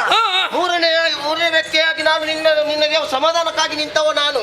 ಆದ್ದರಿಂದ ನೀನು ಏನನ್ನು ಕೇಳಿದ್ಯೋ ಅವನಲ್ಲಿ ಅದನ್ನೆಲ್ಲವನ್ನು ನಾನು ಅಷ್ಟು ಕೇಳುವಾಗ ಸಮಾಧಾನದಲ್ಲಿದ್ರಿ ಕೊನೆಯದನ್ನು ಕೊಡಿಸ್ಲಿಕ್ಕೆ ಈಗ ಏನು ಮಾಡಿದ್ದೀನು? ನಿನ್ನ ಹೆಸರಿಗೆ ತಕ್ಕಂತೆ ವರ್ತಿಸ್ತಿದ್ದ ಇದ್ದಿ. ನಿನ್ನ ಮಾತು ಉಂಟಲ್ಲ ನನಗೆ ಕೇಳಲಿಕ್ಕೆ ಆಗುವುದಿಲ್ಲ. ಏನು ಸಚ್ಚಿಯನ್ನು ಬಯಸ್ಲಿಕ್ಕೆ ಬಂದಿದ್ದೀನು. ಇನ್ನು ಮುಂದೆ ನಿನಗೆ ಮುಖ ನಾನು ತೋರಿಸುವುದಿಲ್ಲ. ಇನ್ನು ನೀನು ನೀನು ಹಾಳಾಗಿ ನಿನಗೆ ಭೂತ ನಿನ್ನ ಕೈಕಾಲು ಮುರಿದು ನಿನ್ನ ನಾಳೆ ಹಣೆ ಬರ ಕೆಟ್ಟವ. ಇವನನ್ನು ಯಾರು ಕರೆದದ್ದು? ಮಧ್ಯಕ್ಕೆ ಬಂದ ಕೊಡಿಸ್ತೇನೆ ಮಗಳನ್ನು ಮದುವೆ ಆಗಿದ್ದಾನೆ ಪಾಪಿ ಮಗ. ಹೋಗ್ಲಿ, ಶಚಿ ಇವತ್ತಲ್ಲ ನಾಳೆ ಆದ್ರೂ ನನಗೆ ಸಿಕ್ಕಿಯೇ ಸಿಗ್ತಾಳೆ. ಆದ್ರೆ ಈಗ ಆಗಬೇಕಾದದ್ದೇನು? ಸ್ವರ್ಗ ಮರ್ತ್ಯ ಪಾತಾಳ ಈ ತ್ರಿಭುವನ ಬಂಡಾಸುರನ ವಶದಲ್ಲಿದೆ. ಹೊಣೆಗಾರಿಕೆ ಹೆಚ್ಚಾಯ್ತು. ನಮಗೆ ಸ್ವಲ್ಪ ಕಡಿಮೆ ಆಗಬೇಕು ಅಂತಾದ್ರೆ ನಮ್ಮವರು ಬೇಕು, ನಮ್ಮ ಹತ್ತಿರದವರಾಗಬೇಕು. ಅದಕ್ಕಾಗಿ ನಾವು ಯೋಚನೆ ಮಾಡಬೇಕು ಅಂತ ಇಲ್ಲ. ಸಂಕಲ್ಪ ಮಾತ್ರದಿಂದ ಸೃಷ್ಟಿ ಮಾಡುವಂತಹ ಯೋಗ್ಯತೆಯನ್ನು ಪರಮೇಶ್ವರನೇ ಕೊಟ್ಟಿದ್ದಾನೆ. ಹಾಗಾಗಿ ನನ್ನ ಬಲ ಭುಜವನ್ನು ಎಡ ಭುಜವನ್ನು ತಿಕ್ಕಿ ನೋಡಿ.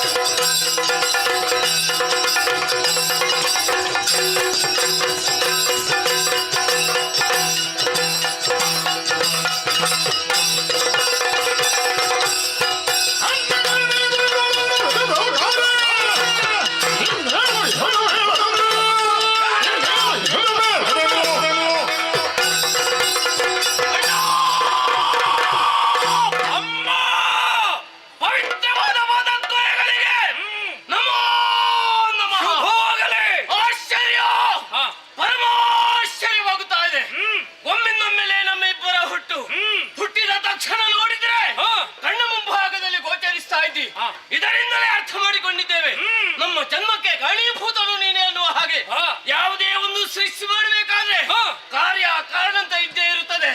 ಯಾತಕ್ಕೆ ಜನ್ಮವನ್ನಿತ್ತೆ ಮುಂದೆ ಮಾಡಬೇಕಾದ ಘನ ಕಾರ್ಯ ಏನು ಅಪ್ಪಣೆ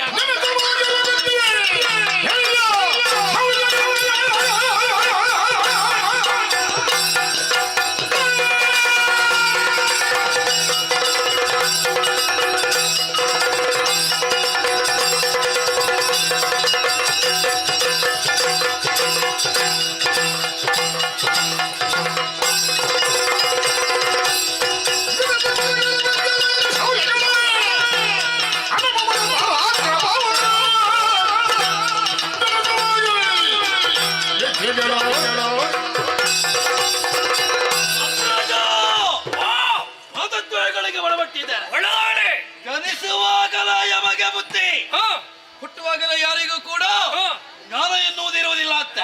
ಆದ್ರೆ ನಾವು ಹಾಗಲ್ಲ, ದೀರ್ಘ ಶರೀರಗಳಾಗಿ ಹುಟ್ಟಿಕೊಂಡಿದ್ದೇವೆ. ಅದೆಲ್ಲ ನನ್ನ ಸಂಕಲ್ಪ, ಪರಿಪೂರ್ಣರಾಗಿ ಇಬ್ರು ಬೇಕು ಅಂತ. ಹಾಗೆ ಅಂತ ಬೇಕಾದಂತಹ ಜ್ಞಾನವನ್ನು ಹುಟ್ಟುವಾಗಲೇ, ಜೊತೆಗೆ ನಮ್ಮಲ್ಲಿ ಶೌರ್ಯ, ಇದೆಲ್ಲವೂ ಸಂಕಲ್ಪದಿಂದಲೇ ಸಾಧ್ಯ ಎನ್ನುವ ಹಾಗೆ ಅರ್ಥವಿಸಿಕೊಂಡಿದ್ದೇನೆ. ಅವ ಏತಕ್ಕೆ ಜನ್ಮವನಿತ್ಯ ಅಂತ ಕೇಳಿದ. ನಮಗೆ ಏತರ ಕಾರ್ಯಗಳು ಅಂತ ನಾನು ಕೇಳ್ತಾ ಇದ್ದೇನೆ. ಇವ ನೀನಲ್ಲದ ಅನ್ಯರು ಯಾರು ಅಂತ ಕೇಳ್ತಾರೆ, ಬೇರೆ ಯಾರಿಲ್ಲ. ಹಾಗಿದ್ರೆ ನಮ್ಮ ಹುಟ್ಟು, ಕಾರಣ, ಕರ್ತವ್ಯ, ಹೆಸರು, ಅರುಹುವೆ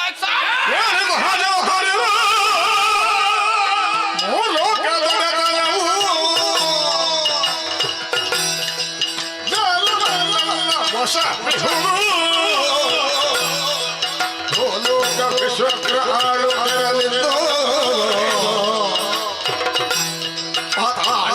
ಸಂಘ ಪಾಲಿಪುದು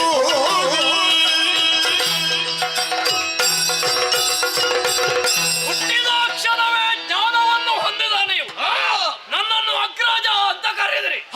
ಹಾಗಿದ್ರೆ ನೀವು ಅನುಜರು ಅಂತಾಯ್ತು. ಶೂನ್ಯಕಾಪುರದ ಅಧಿಕಾರಿ ಭಂಡಾಸುರ ನಾಮಕ ನಾನು. ವರ್ತಮಾನ ಕಾಲಕ್ಕೆ ಸ್ವರ್ಗ ಮರ್ತ್ಯ ಪಾತಾಳ ತ್ರೈಭುವನ ನನ್ನ ಸ್ವಾಧೀನವಾಗಿದೆ. ಹೌದಾ? ಮೂರು ಲೋಕವು ನಿನ್ನ ಕೈವಶ. ಹೊಣೆಗಾರಿಕೆ ಹೆಚ್ಚಾಯ್ತು. ಒಬ್ಬರೇ ಮೂರನ್ನು ಹೇಗೆ ನೋಡಿಕೊಳ್ಳುವುದು ಸ್ವಲ್ಪ ಕಷ್ಟ ಆದೀತು. ಹಾಗಾಗಿ ಸ್ವಲ್ಪ ಹಂಚಿಕೊಳ್ಳುವ ಅಂತಾಯ್ತು. ಈಗ ನನ್ನದನ್ನು ಹಂಚಬೇಕು ಅಂತಾದ್ರೆ ನನ್ನ ಯೋಗ್ಯತೆಯೇ ಬೇಡುವ. ನಮ್ಮಲ್ಲಿದ್ದಾರೆ ಕೆಲವರು, ಒಂದಕ್ಕೂ ಪ್ರಯೋಜನ ಇಲ್ಲ. ಹಾಗಾಗಿ ನನಗೆ ಸಮತುಲ್ಯರಾದವರು ಯಾರು ಅನ್ನುವ ಸಂಕಲ್ಪ ಮಾಡಿ ನಿಮ್ಮನ್ನು ಸೃಷ್ಟಿ ಮಾಡಿದೆ. ಹೌದೇ? ಮೊದಲು ನನ್ನ ಬಲಭುಜವನ್ನು ತಿಕ್ಕಿದೆ, ಆಗ ಹುಟ್ಟಿದವ ನೀನು. ನಾನೀಗ ಭುಜದಿಂದ ಹುಟ್ಟಿಕೊಂಡವನ. ಬಲ ಬಲ ಬಲ ನನಗೆ ಒಂದು ಬಲ ನೀನು. ಆಯ್ತಾಯ್ತು, ನೀನು ಭುಜ ಭುಜ ಭುಜ ಬಲಭುಜ ನಾನು. ಹೌದು, ಅದು ಭುಜಬಲಿ ಬೇರೆ. ಬಲಭುಜ, ಬಲಭುಜದಲ್ಲಿ ಹುಟ್ಟಿದ ನಿನಗೆ ವಿಶುಕ್ರ. ವಿಶುಕ್ರ ಒಳ್ಳೆ ಹೆಸರು. ಎಡಭುಜ. ಎಡಭುಜ ಯಾರು? ಅವ ಬಲ ಆದ್ರೆ ನೀನು ಎಡ, ನಾನು ಎಡ. ಎಡದಿಂದ ಹುಟ್ಟಿದವ ನೀನು ವಿಶಂಗ. ವಿಶಂಗ ಎಂಬ ಹಾಗೆ ಹೆಸರಿಟ್ಟಿದ್ದೇನೆ. ಒಳ್ಳೆ ಹೆಸರು, ವಿಶುಕ್ರ ವಿಶಂಗರು. ಹಾಗಿದ್ರೆ ನಿಮಗೆ ಕೆಲಸ ಏನು? ಸ್ವರ್ಗದಲ್ಲಿ ನಾನು, ನೀವು. ಇನ್ನು ಉಳಿದದ್ದು ಭೂಲೋಕ ಮತ್ತು ಪಾತಾಳ, ಎರಡು ಲೋಕ. ಕೆಳಗೆ ಕೆಳಗೆ ಹೌದೌದು, ಭೂಲೋಕ ಕೆಳಗೆ, ಅದಕ್ಕಿಂತ ಕೆಳಗೆ ಪಾತಾಳ. ಹಾಗಾಗಿ ಭೂಲೋಕದ ಸರ್ವಾಧಿಕಾರವನ್ನು ನಿನಗೆ ಕೊಟ್ಟಿದ್ದೆ. ಸರಿ, ಪಾತಾಳದ ಸರ್ವಾಧಿಕಾರವನ್ನು ನಿನಗೆ ಕೊಟ್ಟಿದ್ದೆ. ಆಗಲಿ, ನಾನು ಕೊಟ್ಟಿದ್ದೇನೆ, ಮಾಡುವಲ್ಲಿ ನಿಮ್ಮ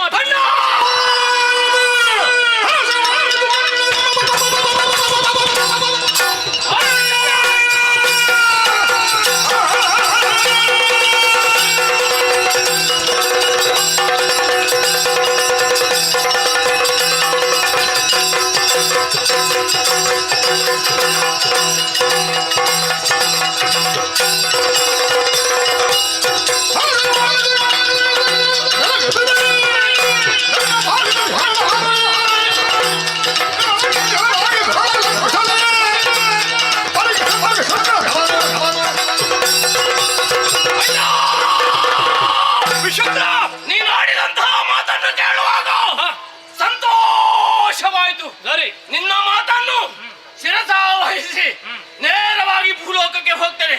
ಎಲ್ಲಿ ಕೊಪ್ಪಿದ ರಾಜರಿದ್ದಾರೆ ಅವರ ಎದೆಗೆ ನೆಟ್ಟಿ ಕಪ್ಪ ಕಾಣಿಕೆಯನ್ನು ನಾನು ಸಂದೇಶನೆ ಕೊಡು.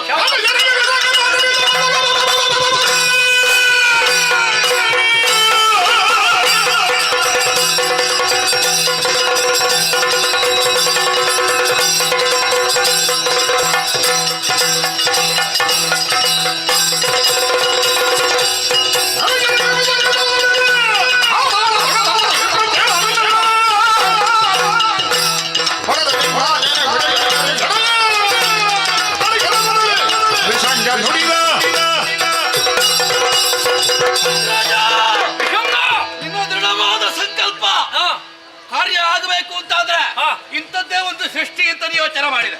ಅದಕ್ಕೆ ಪೂರಕವಾಗಿ ಹುಟ್ಟಿಕೊಂಡಿದ್ದಾವೆ. ನೀ ಕೊಟ್ಟ ಕರ್ತವ್ಯ ನೇರವಾಗಿ ಪಾತಾಳರು ಸೇರಬೇಕು. ಹೌದು, ಸೇರ್ತಾನೆ. ಉರಗಾದಿಗಳನ್ನು ಬೇಕಾದಂತಹ ಕಪ್ಪ ಕಾಡಿಕೆ ಸಂಗ್ರಹ ಮಾಡಿ ಪಾದಕ್ಕೆ ಒಪ್ಪಿಸ್ತಾರೆ. ಮನಸ್ಸಿಗೆ ಸಂತೋಷವಾಯಿತು. ಆಶೀರ್ವಾದ ಅನುಮತಿಯನ್ನು ಕೊಟ್ಟಿದ್ದೇನೆ. ನಿಮ್ಮ ನಿಮ್ಮ ಕ್ಷೇತ್ರಕ್ಕೆ ಹೋಗಿ ಕ್ಷೇತ್ರ ಉದ್ಧಾರ ಮಾಡಿ. ಆಯ್ತಣ್ಣ, ನಿಮ್ಮ ಮಾತಿನಾಗೆ ನಡೆಯುತ್ತೇವೆ.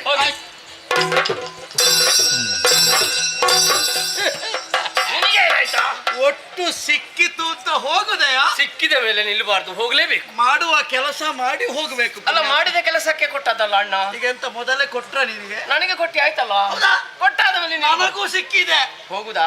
ಆದ್ರೆ ಒಂದು ಕೆಲಸ ಉಂಟು. ಇನ್ನೆಂತದ್ದು ಕೆಲಸ? ನೋಡು, ಇನ್ನು ಮುಗಿಸುವುದು ಒಂದೇ ಕೆಲಸ. ಆಗ್ಲಿಲ್ಲ ಮತ್ತೆ ಹುಟ್ಟಿಕೊಳ್ಳುವುದಕ್ಕೆ ನಾವಿಬ್ರು ಹುಟ್ಟಿಕೊಂಡಿದ್ದ. ಹೌದು. ಹೌದಾ? ಹೌದು. ಹುಟ್ಟುವಾಗಲೇ ಅದಕ್ಕೆ ನಾವು ಹುಟ್ಟಿದ್ದೇ ಅಟ್ಟಹಾಸದಲ್ಲಿ. ಹೌದು, ಹಾಗೆ ಅಂತ ಯಾವಾಗಲೂ ಅಟ್ಟಹಾಸದಲ್ಲೇ ಇದ್ರೆ ಅದಕ್ಕೊಂದು ಬೆಲೆ ಅಂತ ಬರುವುದಕ್ಕೆ. ಈಗ ಅದಕ್ಕೆ ಏನು ಮಾಡ್ಬೇಕು? ಈಗ ನಾವೇನವರು ಕರ್ತವ್ಯವನ್ನು ಪೂರೈಸಿ ಬರುವಾಗ ನಮ್ಮ ಜೊತೆಗೆ ಮೃದುವಾಗಿ ಮಾತಾಡುವುದಕ್ಕೆ, ನಮಗೆ ಬೇಕಾದ ಊಟವನ್ನು ಬಡಿಸುವುದಕ್ಕೆ, ಅಥವಾ ನಮ್ಮಲ್ಲಿ ಪ್ರೀತಿ ವಾತ್ಸಲ್ಯದ ಇರುವುದಕ್ಕೆ ನಮಗೆ ಒಂದು ತಂಗಿ ಬೇಕು. ತಂಗಿಯ? ನನಗೆ ತಂಗಿ ಬೇಕು. ಇಲ್ಲಿಗೆ ಅಡುಗೆಗೆ ಜನ ಉಂಟು. ಈಗ ನಮ್ಮವರಿದ್ದಾರಲ್ಲ, ನಮ್ಮ ಅಣ್ಣನ ಕೆಲಸದ ಅವರಲ್ಲವೋ ಮತ್ತೆ ಒಟ್ಟು ಪ್ರೀತಿ ಅರಮನೆಯನ್ನು ಬೆಳಗಿಸುವುದಕ್ಕೆ. ಹೌದು, ಕೀರ್ತಿ ಬೆಳಗಿಸುವುದಕ್ಕೆ. ನಾವು ಕೀರ್ತಿಗೆ ಆರತಿಗೆ ಜನ ಬೇಡುವ? ಆರತಿಗೆ ಜನ ಇಲ್ಲ. ಈಗ ಹೇಳಿಕ್ಕುಂಟು. ಅವ ನನಗೆ ಹೇಳಿದ್ದ, ಅವರಿಗೆ ಹೇಳಿದ್ದ. ಬೇಡ ಬೇಡ. ಈಗ ನಮ್ಮವರೇ ಯಾರಾದ್ರೂ ಮಾಡಿದ್ರೆ ಒಳ್ಳೇದು ಆರತಿ. ಅಲ್ಲಿ ನೀನು ಕೇಳ್ತೀಯ? ಅದು ನೀವು ಸಮಯ ಮೀರಿತು ಪುಣ್ಯ. ಅದೇ ನಾನು ನೋಡುದು. ಸಮಯ ಪ್ರಜ್ಞೆ ಇಲ್ವಾ ನಿಮಗೆ? ಅವನಿಗೊಂದು ಭಯಕ್ಕೆ ಉಂಟು. ಭಯ ನಿಮಗೆ? ಎನಿಕೆ ಅಣ್ಣ? ನಾನು ನೀನು ಆಶೀರ್ವಾದ ಮೇಲೆ ಮಾಡಿದ ಮೇಲೆ ಮುಂದೆ ಹೋದೆ, ಮಧ್ಯದಲ್ಲಿ ಅವತಾರ್ದ. ಈಗ ಭಯಕ್ಕೆ ಅವನಿಗೆ. ಅಲ್ಲ, ನಿಮ್ಮ ಮನಸ್ಸಿನಲ್ಲಿ ನೀವು ಎಂತದ್ದು ಅಂತ ಗೊತ್ತುಂಟ? ಅಂತ ಎಂತದ್ದು ಕರ್ಮ ಭಯಕ್ಕೆ? ಹಾಗೆಲ್ಲ ಆಸೆ. ಆಸೆ? ಹೌದೌದು. ಎಂತದ್ದು? ಈಗ ನಾವು ದುಡಿದು ಬರುವಾಗ ಇಡೀ ಲೋಕವೇ ಬಿಟ್ಟು ಕೊಟ್ಟಿದ್ದಾನೆ. ಇನ್ನೆಂತದ್ದು? ಅದಲ್ಲ ಅಣ್ಣ, ಮತ್ತೆ ಉಂಟು ವಿಷಯ ಅಲ್ಲಿ ಉಂಟು. ನಾವು ಅರಮನೆಗೆ ಬರುವಾಗ ರುಚಿಯಾದ ಒಂದು ಅಡುಗೆ ಮಾಡ್ಲಿಕ್ಕೆ, ಅದು ಅಡುಗೆ ಅವರನ್ನು ನೇಮಿಸಿ ಅವರ ಆಗುದಿಲ್ಲ. ಅವನಿಗೆ ಅವರಾಗ್ಲಿಕ್ಕಿಲ್ಲ. ಅವರಿಗೆ ಬೇಕಾದಾಗೆ ಮಾಡಿದ್ರೆ ಅವರು ಸರಿ ಇದ್ರೆ ಎಷ್ಟು ಕೆಲಸ ಮಾಡ್ತಾರೆ. ಸರಿ ಮಾಡುದಿಲ್ಲ ಅಲ್ಲ, ಸರಿ ಇರುವುದಿಲ್ಲ. ಅಷ್ಟಾಗುವುದು ನನಗೆ ಅನುಭವಿಸಿದ್ದೇನೆ. ಈಗ ಎಂತದಾಗಬೇಕು ಅಣ್ಣ? ಈಗ ನಿನ್ನ ಕೀರ್ತಿ ಬೆಳಗಿಸುವುದಕ್ಕೆ ನಾವಿದ್ದೇವೆ. ಹೌದು, ಆದ್ರೆ ಮನೆ ಬೆಳಗುವುದಕ್ಕೆ ಒಬ್ಬಳು ತಂಗಿ ಬೇಕಂತ ಹೇಳುದು. ಆರತಿಗೊಂದು ತಂಗಿ, ಕೀರುತಿಗೊಂದು.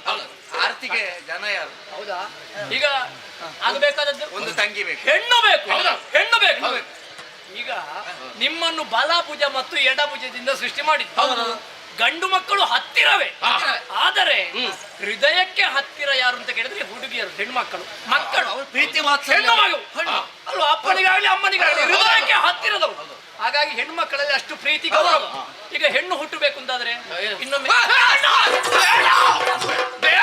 ಏನು ಹಾಕಿ ಭುಜಕ್ಕೆ ಕೈ ಹಾಕಬೇಡ. ಇಂಥದ್ದೇ ಹುಟ್ಟಿದ್ರೆ ಅಂತ ಹೇಳಿದ್ರೆ ಅದು ಕೇಳಿಗೆ ಅಟ್ಟಹಾಸ. ಇನ್ನೊಂದು ಸ್ವಲ್ಪ ಸೌಮ್ಯ ಅಲ್ವಾ?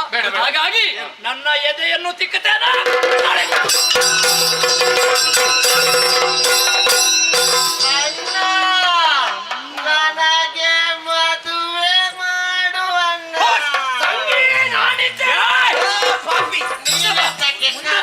ಹುಟ್ಟುವಾಗಲೇ ಜ್ಞಾನ ಬಂದಿದೆ ಅಂತ ಹೇಳ್ತಿ ಮಾತಾಡ್ತಾನೆ.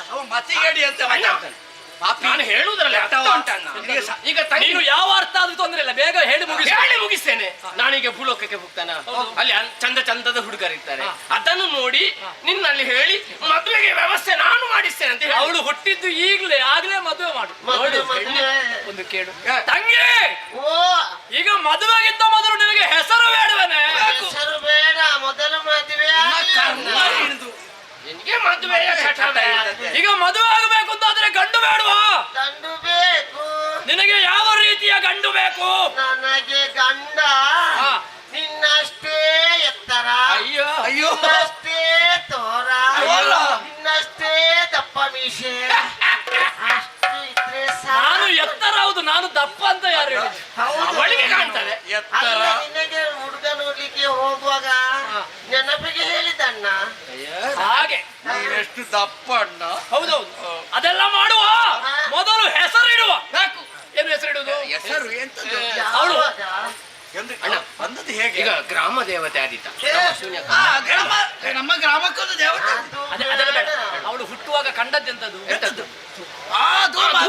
ಹಾಗಾಗಿ ಅದೇ ಹೆಸರು. ಎಂತದ್ದು? ಧೂಮಿನಿ. ತಂಗಿ, ನಿನಗೆ ಹೆಸರು ಧೂಮಿನಿ. ಅಣ್ಣ ನನಗೆ ಓಮಿನಿ ಬೇಡ. ಇವಳದ್ದು ಬೇರೆ. ಹಾಗೆ ಅಲ್ವೇ? ಅದನ್ನೊಮ್ಮೆ ಕಳಿಸಿ. ಯಾರಿಗೆ ನಿನಗೆ ಹೆಸರು ಹೇಗೆ ಗೊತ್ತುಂಟಾ? ಹೇಗೆ? ಧೂಮಿನಿ. ಓ ಕಾಮಿನಿಯ. ವ್ಯವಸ್ಥೆ ಮಾಡುವ. ಹೋಗಾಯ್ತಾ? ಈಗ ಹೋಗು. ಸಂಬಂಧರೇ, ನಾ ಹೇಳಿದ ಕೆಲಸ ಆಯ್ತಲ್ಲ. ನೀನು ಭೂಲೋಕಕ್ಕೆ, ನೀನು ಪಾತಾಳಕ್ಕೆ ಹೋಗಿ.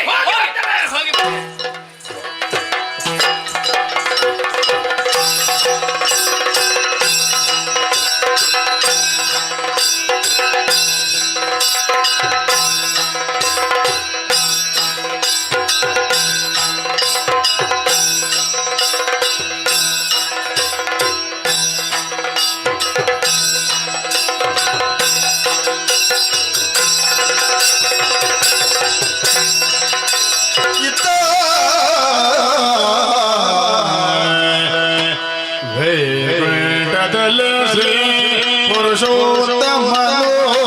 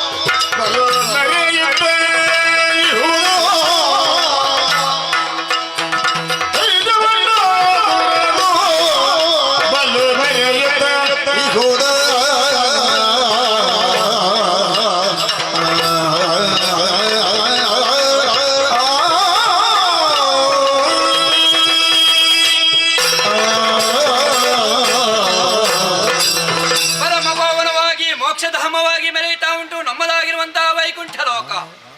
ಆದಿ ಅಂತ್ಯ ರಹಿತವನಾದ ಕಾರಣವೇ ಅನಂತನಂತಲು, ಯಾವ ಕಾರಣಕ್ಕೂ ಚ್ಯುತಿ ಬರದ ಕಾರಣವೇ ಅಚ್ಯುತ ಎನ್ನುವ ಹಾಗೆ ಕರೆಸಲ್ಪಟ್ಟವ ನಾನು. ನೀರನ್ನೇ ಅಯನ ಸ್ಥಾನವನ್ನು ವಹಿಸಿ ನಾರಾಯಣ ಎನ್ನುವ ಹಾಗೆ ಎಲ್ಲರೂ ನನ್ನನ್ನು ಕರೆಯುತ್ತಾ ಇದ್ದಾರೆ. ಭಕ್ತ ಸ್ತೋಮ ನಾನಾ ರೀತಿಯ ವಿಧದಿಂದ ಕೊಂಡಾಡುತ್ತಿರುವಂತಹ ಸಮಯದಲ್ಲಿ ಮನಸ್ಸಿಗೆ ಆಗುವ ಆನಂದವನ್ನು ವರ್ಣಿಸುವುದಕ್ಕೆ ಅಸಾಧ್ಯವೇ ಸರಿ. ಕೇವಲ ಧರೆಯ ಧರ್ಮವನ್ನು ತಿದ್ದುವುದಕ್ಕೆ ಬೇಕಾಗಿ ಅಥವಾ ಭಕ್ತರಾಧೀನ ಭಗವಂತ ಎನ್ನುವುದನ್ನು ತೋರಿಸುವುದಕ್ಕೆ ಬೇಕಾಗಿ ನಾನಾ ಅವತಾರವನ್ನು ತಾಳುವುದರ ಮೂಲಕವಾಗಿ ಧರೆಯ ಧರ್ಮವನ್ನು ತಿದ್ದಿದವ ನಾನು. ಎಲ್ಲವೂ ನಿಶ್ಚಿಂತೆಂದರೆ ಸಾಗುತ್ತಿರುವಂತಹ ಸಮಯದಲ್ಲಿ ಯಾಕೋ ಏನು ಭೂಲೋಕದ ಬಗ್ಗೆ ಆಲೋಚನೆ ಮಾಡುತ್ತಿರುವಂತಹ ವರ್ತಮಾನ ಕಾಲದಲ್ಲಿ ಆಗ್ತಿರುವಂತಹ ಬದಲಾವಣೆಯನ್ನು ಗಮನಿಸಿದಾಗ ಯಾಕೋ ಏನೋ ಮುಂದೆ ದುರಂತವೇ ನಡೆಯುವುದಕ್ಕೆ ಇದೆ ಎನ್ನುವುದು ಸ್ಪಷ್ಟ ತಾನೆ. ಯಾರಿಂದ ಯಾಕೆ ಎನ್ನುವ ಹಾಗೆ ಆಲೋಚನೆ ಮಾಡಿದಾಗ ಶಿವಕುಮಾರನಾಗಿ ಮೆರೆಯುತ್ತಾ ಇದ್ದಾನೆ ದುರುಣನಾಗಿರುವಂತಹ ಭಂಡಾಸುರ. ಈ ರೀತಿಯಲ್ಲಿ ಮೆರೆಯಬೇಕಾದ್ರೆ ಕಾರಣ ಏನು ಎನ್ನುವ ಹಾಗೆ ಆಲೋಚನೆ ಮಾಡಿದ್ರೆ ನಿತ್ಯ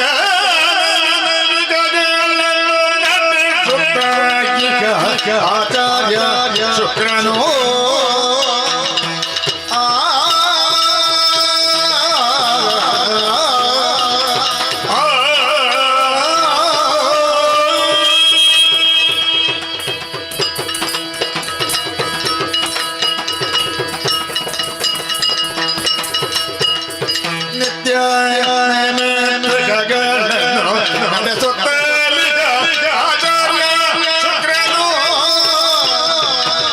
ಇತ್ತಾನೆ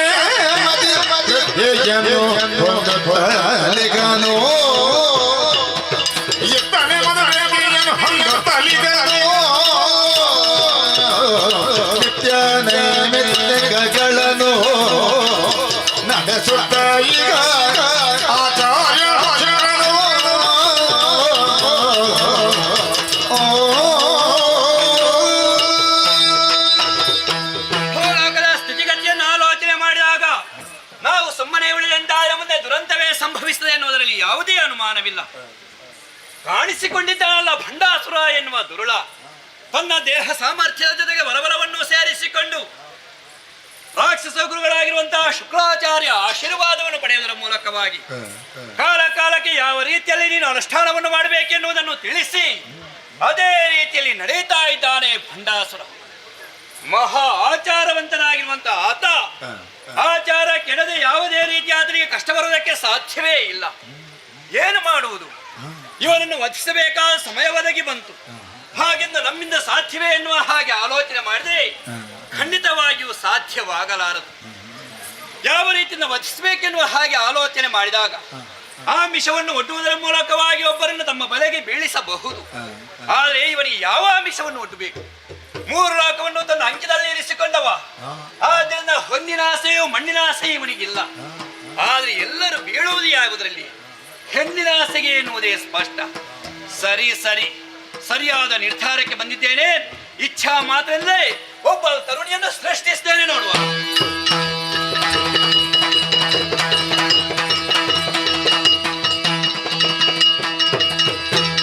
ಪರಮ ಪುರುಷ ಮುರಗರ ಅವಧರಿಸುವ ಕರುಣದಲ್ಲಿ ನಭವ ಅವಧರಿಸುವ ಕರುಣದಲ್ಲಿ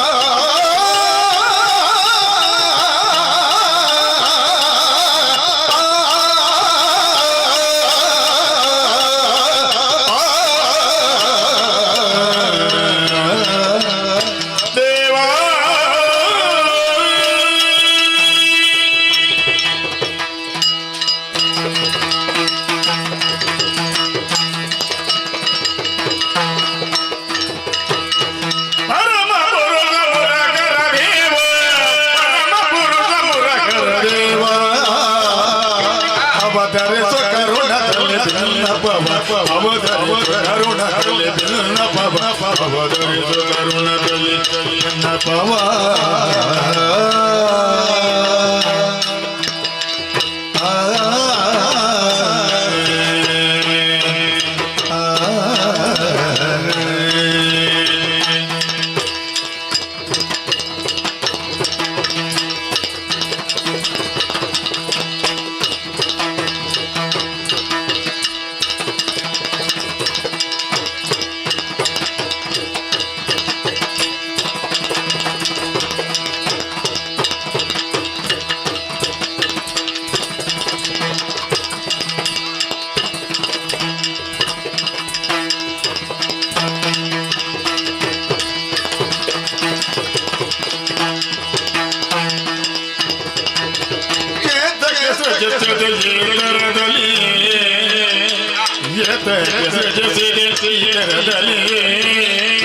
ರೂಪಾತಿಶಯವನಿಗೆ ರೂಪಾತಿಶಯವನಿಗೆ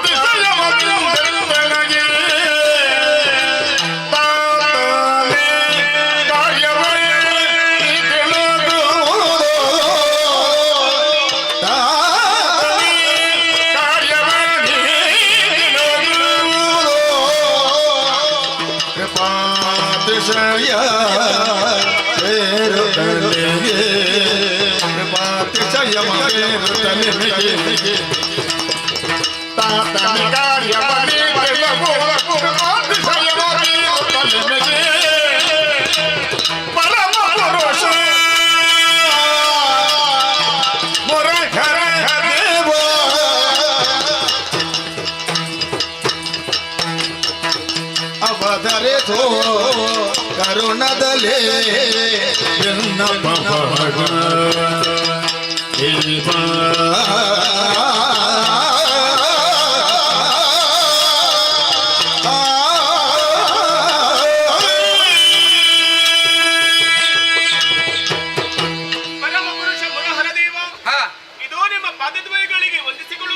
ಶುಭವಾಗಲಿ. ಏಕಕಾಲದಲ್ಲಿ ಶಾರೀರಿಕವಾದಂತಹ ಮುಂದೆ ಇದನ್ನೆಲ್ಲವನ್ನು ಮೈಗೂಡಿಸಿಕೊಂಡು ನಿಮ್ಮ ಎದೆತ್ತರಿಗೆ ನಾನು ಕೂಡ ಬೆಳೆದು ನಿಂತವಳು. ಸುತ್ತಲೂ ಕಣ್ಣಾಡಿಸಿ ನೋಡಿದೆಂದಾದರೆ ಎಲ್ಲರೂ ನನ್ನನ್ನೇ ನೋಡುತ್ತಾ ಇದ್ದಾರೆ. ಯಾರೀಗೆ ಎನ್ನುವ ಹಾಗೆ ಆ ಹೊತ್ತು ನನ್ನ ಮನದಲ್ಲಿ ಮೂಡಿದಂತಹ ಜಿಜ್ಞಾಸೆ ಯಾವುದು, ಇದನ್ನು ಪರಿಹರಿಸಿಕೊಳ್ಳಬೇಕಂತಹ ಉದ್ದೇಶದಿಂದಾಗಿ ನಿಮ್ಮ ಮುಖದಲ್ಲಿ ನನ್ನ ಮುಖವನ್ನು ಕಂಡೆ. ಆವಾಗ ಅರ್ಥ ಮಾಡಿಕೊಂಡೆ ಏನು ಇದು ಜನಕ ಜನ್ನಿಯ ಸಂಬಂಧ ಎನ್ನುವ ಹಾಗೆ. ಅಪ್ಪ, ನನ್ನ ಹುಟ್ಟಿ ಯಾಕೆ, ನನ್ನದು ಏನಾಗಬೇಕು, ಸಕಲವನ್ನು ಹೇಳಬಹುದು ಎನ್ನಲ್ಲಿ ನಿನ್ನನ್ನು ಕರೆಯುವುದು ಹೇಗೆ ಗೊತ್ತ ನಾನು ಹರಿನಾಮಕಿ ದೈದರು ಬದಲರಿ ತರಕಾರಿ ಪುದುತ್ರಿ ಜಗ ಬದಲಿಂದ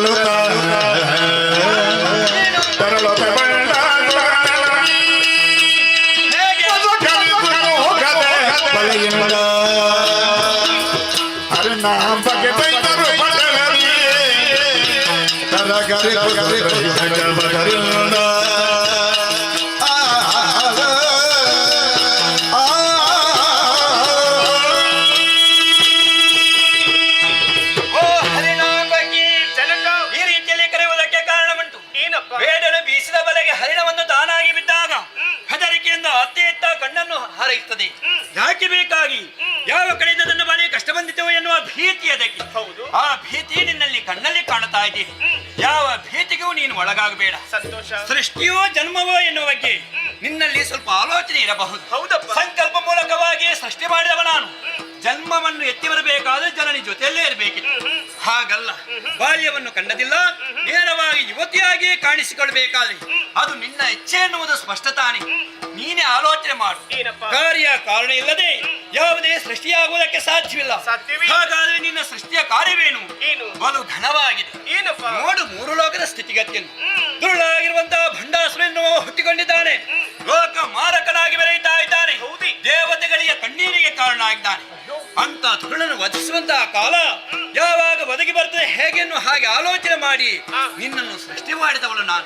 ಮತ್ತೇನು ಅಲ್ಲ, ಯುದ್ಧವನ್ನು ಮಾಡಿದ ಮೂಲಕವಾಗಿ ಆತನಲ್ಲಿ ಗೆಲುವನ್ನು ಸಾಧಿಸುವುದಾಗುವುದಿಲ್ಲ. ಮತ್ತೆ ಯಾಕಾಗುವುದಿಲ್ಲ? ನಿತ್ಯ ನಿಯಮಗಳನ್ನಾದರೂ ಬಿಡಬೇಕಂತ ಆದ್ರೆ, ಆಚಾರ ಭ್ರಷ್ಟನಾಗಬೇಕಾದ್ರೆ ಅದಕ್ಕೆ ಬೇಕಾದ ಏನು ಗೊತ್ತಾ?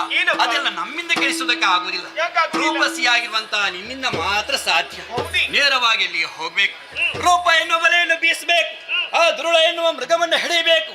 ಈ ಕಾರ್ಯಕ್ಕೆ ಬೇಕಾಗಿ ಸೃಷ್ಟಿ ಮಾಡಿದ್ದು ನಾನು. ಹೇಗೆ ಒಪ್ಪಿಗೆ ನಿನಗೆ? ಇದಕ್ಕಾಗಿ ಚಿಂತೆ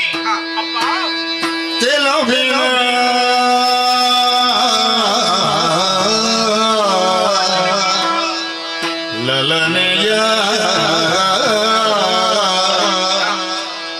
ಬಲೆಯಲಿ ಸಿಲುಕದ ಬಲ್ಲವಂತರೇ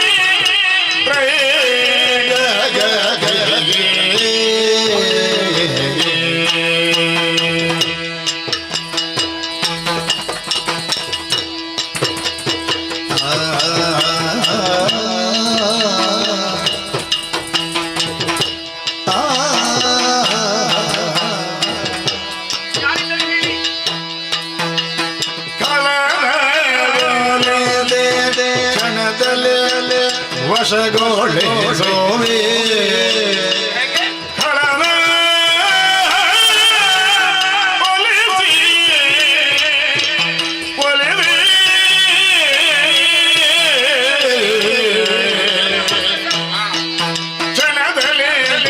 ವಶಗೋಳೆ ಸೋಮೇ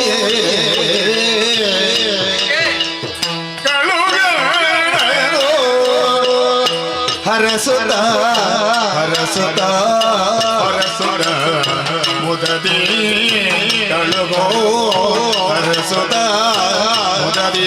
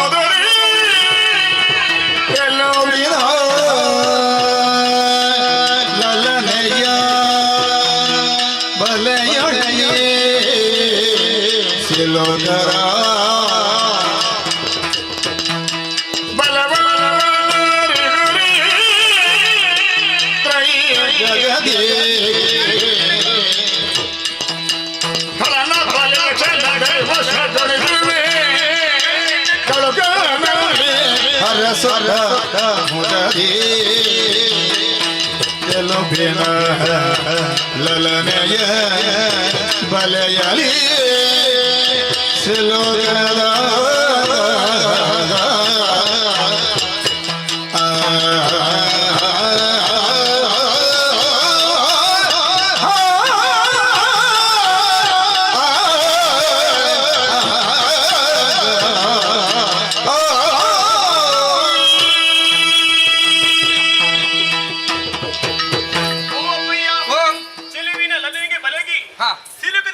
ಬಲವಂತರು ಈ ತ್ರಯಜಗದಲ್ಲಿ ಯಾರಿದ್ದರೆ ಹೇಳಿ, ಪ್ರತಿಯೊಬ್ಬರು ಕೂಡ ಹೆಣ್ಣಿನ ರೂಪಕ್ಕೆ ಮಾರು ಹೋಗಲೇಬೇಕು. ಪವನ ಜಲ ಪರ್ಣಾಶರದಂತಹ ಋಷಿಮುನಿಗಳು ಕೂಡ ಹೆಣ್ಣಿನ ಸೌಂದರ್ಯಕ್ಕೆ ಮಾರು ಹೋಗಿ ಅದೆಷ್ಟೋ ಕಥೆಗಳು ಕೂಡ ಉಂಟು.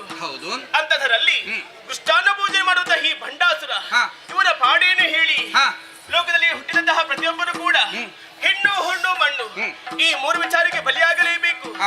ಆ ಬಂಡಾಸುರನಿಗೆ ಮಣ್ಣಿನ ಆಸೆ ಉಂಟಿ, ಹುಣ್ಣಿನ ಆಸೆ ಉಂಟಿ? ಇಲ್ಲವೇ ಇಲ್ಲ. ಅವನಿಗಿರೋದು ಕೇವಲ ಹೆಣ್ಣಿನ ಮೇಲಿರುವಂತಹ ಆಸೆ. ಹಾಗಾಗಿ ಅರೆಗಣ್ಣ ನೋಟದಿಂದಾಗಿ ಆತನ ಹೃದಯವನ್ನು ಕಸಿದುಕೊಳ್ಳುತ್ತೇನೆ. ನನ್ನ ರೂಪ ಇರುವಂತಹ ಬಲೆಯನ್ನು ಬೀಸಿ ನನ್ನಂತ ಬರೆಸಿಕೊಳ್ಳುತ್ತೇನೆ. ಆಮೇಲೆ ನಿತ್ಯ ನೈಮಿಕ ಕಾರ್ಯಗಳಿಂದ ದೂರ ಆಗುವಂತೆ ನಾನು ಮಾಡ್ತೇನಪ್ಪ. ಇಷ್ಟೆಲ್ಲ ಮಾಡೋದಕ್ಕೆ ಕ್ಷಣ ಮಾತ್ರ ಸಾಕು, ನಾನು ಹೋಗಿ ಬರ್ತೀನಪ್ಪ. ಆದ್ರೆ ನೀನೊಬ್ಬಳೇ ಹೋಗುದೇ, ಮತ್ತೆ ಆಗುವುದಿಲ್ಲ. ಬೆಂಬಲಗಿ ಗರಿ ಕಳುಗಿದೋ ಬೆಂಬಲಗಿ ಹರಿ ಅಪ್ಸರಿಯರ ಒಡನಿರಲನಿ ವಿಶ್ವಾತಿ ಬಗಿತ ಕಳುಗಿದೋ ಬೆಂಬಲಗಿ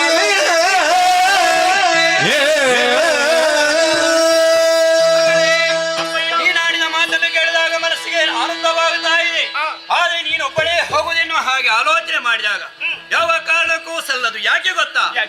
ದುರ್ಯೋಧನ ಜೊತೆಗೆ ಹೋಗ್ತಿರುವಂತಹ ಸಮಯದಲ್ಲಿ ಆತನು ಒಬ್ಬನೇ ವಿಹರಿಸುವುದಲ್ಲ, ಆತನ ಜೊತೆಯಲ್ಲಿ ಅದೆಷ್ಟೋ ಸಂಗಡಿಗರು ಇರ್ತಾರೆ. ಹೌದು, ಯಾವಾಗ ಬರ್ತಾ ಎನ್ನುವ ಕಾಲ ನಿರ್ಣಯವು ನಮಗಿಲ್ಲ. ಅಷ್ಟು ಸಮಯ ನಿನ್ನ ಮನಸ್ಸಿಗೆ ಬೇಸರ ಆವರಿಸಬಾರದು ಎನ್ನುವ ಕಾರಣಕ್ಕೆ ಬೇಕಾಗಿ ನಿನ್ನ ಜೊತೆಗಾರ್ತಿಯರಾಗಿ ಯಾರಾದ್ರೂ ಇರಲೇಬೇಕು. ಬೆಂಬಲಕ್ಕೆ ಜನ ಅಂತವಿ. ಹಾಗಾಗಿ ಇಬ್ಬರನ್ನು ಕರೆಸ್ತೇನೆ. ಎಲ್ಲಿದ್ದಾರೆ ಬಾಬಾ? ಎದ್ದೇಳಿ. ಯಾತಕ್ಕಾಗಿ ನಮ್ಮನ್ನು ಕರೆಸಿ ಗೊತ್ತಾಯ್ತಾ? ಬೆಂಬಲಕ್ಕೆ ಇವರಿಬ್ಬರ. ಹೌದು, ಸಂತೋಷವಾಯಿತು. ಇವಳೇ ವಿಶ್ವಾಸ, ಇವಳು ಆಲಂಬುಸೆ. ಅಪ್ಪ, ಅವರಿಗಿಬ್ಬರಿಗೆ ಕರೆಯುವುದಕ್ಕೆ ಹೆಸರು ಅಂತ ಉಂಟು. ನಿನ್ನ ಮಗಳು ನಾನು, ನನಗೆ ಕರೆಯುವುದಕ್ಕೆ ಹೆಸರು ಎಂಬುದು ಬೇಕಲ್ಲ. ನಿನಗೆ ಯಾಕಮ್ಮ ಹೆಸರು? ಯಾಕೆ? ಲೋಕವನ್ನೇ ಮೋಹಿಸುವಂತಹ ರೂಪವನ್ನು ಹೊಂದಿದವಳು ನೀನು, ಆದ್ದರಿಂದಲೇ ನೀನು ಮೋಹಿನಿ. ಸಂತೋಷಪ್ಪಯ್ಯ. ಆದ್ರೆ ಒಂದು ಏನು? ನೇರವಾಗಿ ಹೋಗುವುದೆಯಾ? ಹೋಗಬೇಕು ಆದ್ರೆ ಒಂದು ಸರಿಯಾದಂತಹ ಸ್ಥಳ ಎಂಬುದು ಬೇಕು.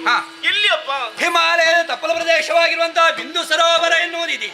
ಅಲ್ಲಿಗೆ ವಿಹರಿಸುವುದಕ್ಕೆ ಬೇಕಾಗಿ ದಾನವ ಆಗಾಗ ಬರ್ತಾ ಇರ್ತಾನೆ. ಕಾಲ ನಿರ್ಣಯ ಇಲ್ಲ. ಅಲ್ಲಿ ಹೋಗಿ ವಿಹರಿಸಿ ಸಮಯ ಬಂದಾಗ ಅಲ್ಲಿಗೆ ಬರ್ತಾನೆ. ಅಪ್ಪ, ಈಗ ಅವ ನನ್ನನ್ನು ಯಾರು ಅಂತ ಕೇಳಿದ್ರಿ, ನಾನು ಯಾರಂತ ಮಗಳು ಅಂತ ಹೇಳಿ ನಾನು ಯಾವ ಕಾರಣಕ್ಕೆ ಬೇಕಾಗಿ ನನ್ನ ಮಗಳು ಎನ್ನುವುದು ಅವನಿಗೆ ಗೊತ್ತಾಗಬಾರದು. ಯಾಕೆ? ವೈರಿ ಸ್ಥಾನದಲ್ಲಿ ನಾವಿರುತ್ತಿರುವಂತಹ ಸಮಯದಲ್ಲಿ ನಿಮ್ಮನ್ನು ಕಾಮಿಸುವುದಕ್ಕೂ ಮೋಹಿಸುವುದಕ್ಕೂ ಆತ ಮನ ಮಾಡಬಾರ್ದು.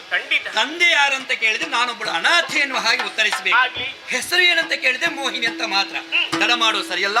ಹಾಡನ್ನು ಹಾಡುತ್ತಾ, ಗಾನವನ್ನು ಗುಣಿಸ್ತಾ, ಒಬ್ಬರು ವೀಣೆಯನ್ನು ನುಡಿಸ್ತಾ ಕಾಲವನ್ನು ಕಳೀತಾ ಇರಲಿ. ಹೋಗಿ ಬನ್ನಿ, ಶುಭವಾಗಲಿ ನಿಮಗೆ. ಅಪ್ಪನಿಂದ ಆಜ್ಞೆಯನ್ನು ಪಡೆದಾಯಿತು. ಇನ್ನು ಯಾಕೆ ಸಾವಕಾಶ? ನಾವು ಹೋಗಬೇಕಾದ್ದು ಹಿಮಾಲಯದ ಬಿಂದು ಸರೋವರ. ಹೋಗು.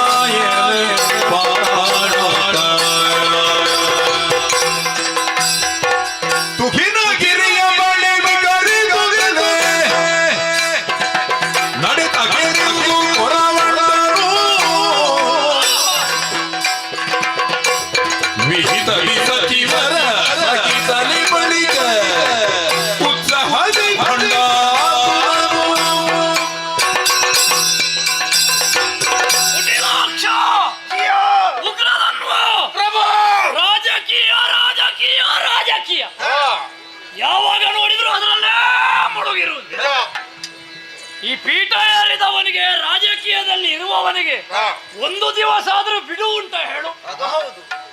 ಒಂದು ಮನೆ, ಹೆಂಡತಿ, ಮಕ್ಕಳು, ನೆಮ್ಮದಿ ಇದಿಲ್ವೇ ಇಲ್ಲ. ಇಲ್ಲಿಯವರೆಗೆ ನಮಗೂ ಆದತ್ತದೆ ರಾಜ್ಯ ವಿಸ್ತರಣೆ, ರಾಜಕೀಯ ಬೇಸತ್ತು ಹೋಗಿದೆ. ಹಾಗಾಗಿ ಒಂದು ತೀರ್ಮಾನ ಬಂದಿದ್ದೇನೆ.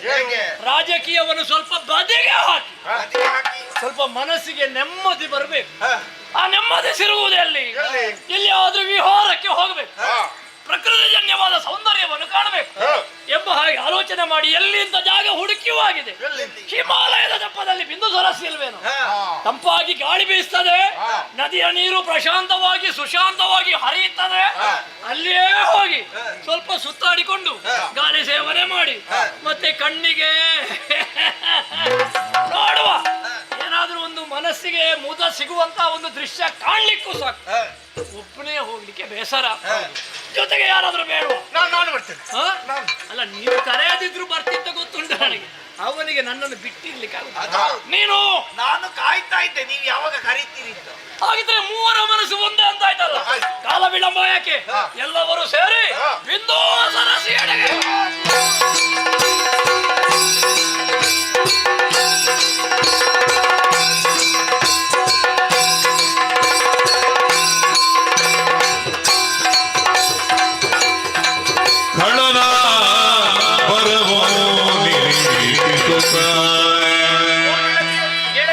ಬಂದು ಸೇರಿದಂತಹ ಸ್ಥಳವೇ ಹಿಮಾಲಯದ ಬಿಂದು ಸರೋವರ. ಚಂಪಕ ವೃಕ್ಷ ಕಾಣುತ್ತಾ ಉಂಟು. ಅದರ ಅಡಿಯಲ್ಲಿ ಕುಳಿತುಕೊಂಡು ಗಾಯನ ಹಾಡುತ್ತಾ ಕುಳಿತುಕೊಳ್ಳೋಣ. ಬನ್ನಿ.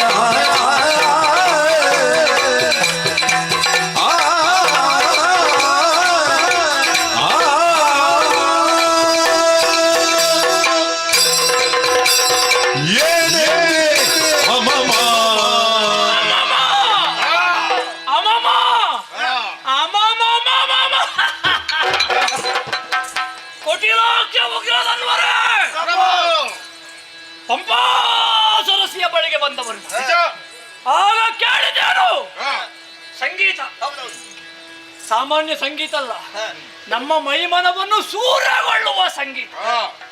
ಜೊತೆಯಲ್ಲಿ ಒಂದು ರೀತಿಯ ಪರಿಮಳ. ಈ ಪರಿಮಳ, ಈ ಸಂಗೀತ ಎಲ್ಲಿಂದ ಅಂತ ನೋಡ್ಬೇಕು ಅಂತ ಮೂವರು ಅರಸುತ್ತಾ ಬಂದರೆ ನೋಡಿದಿರಾ? ಅಮ್ಮಮ್ಮ ಎಂತದು ಅಲ್ಲಿ ನೋಡ. ಅದು ಮಾವಿನ ಮರ ಕಾಣ್ತದೆ, ದೊಡ್ಡದು. ಹೌದೌದು, ಅಷ್ಟು ದೊಡ್ಡ ಮಾವಿನ ಮರ. ಮತ್ತೆ ಎಲ್ಲ ಕಳ್ಕೊಂಡ ಮೇಲೆ ಮಾವಿನ ಮರ ಮತ್ತೆಂತ? ಯಾವ ಒಂದು ಅಲ್ಲ, ಮಾವಿನ ಮರವನ್ನು ನೋಡಿ ಅಮ್ಮಮ್ಮ ಅಂತ ಹೇಳಿದ್ಯಾ? ಎಂತದ್ದು ಮಾವಿನಕಾಯಿ ಆಗಿದೆ ಅಂತಲ್ಲ? ಯಾವ ಅರಸಿಕರು ಪುಣ್ಯಾತ್ಮ ನೀವು? ಮಾವಿನ ಮರ ಅಲ್ಲ, ಅದರ ಕೆಳಗೆ ನೋಡಿರ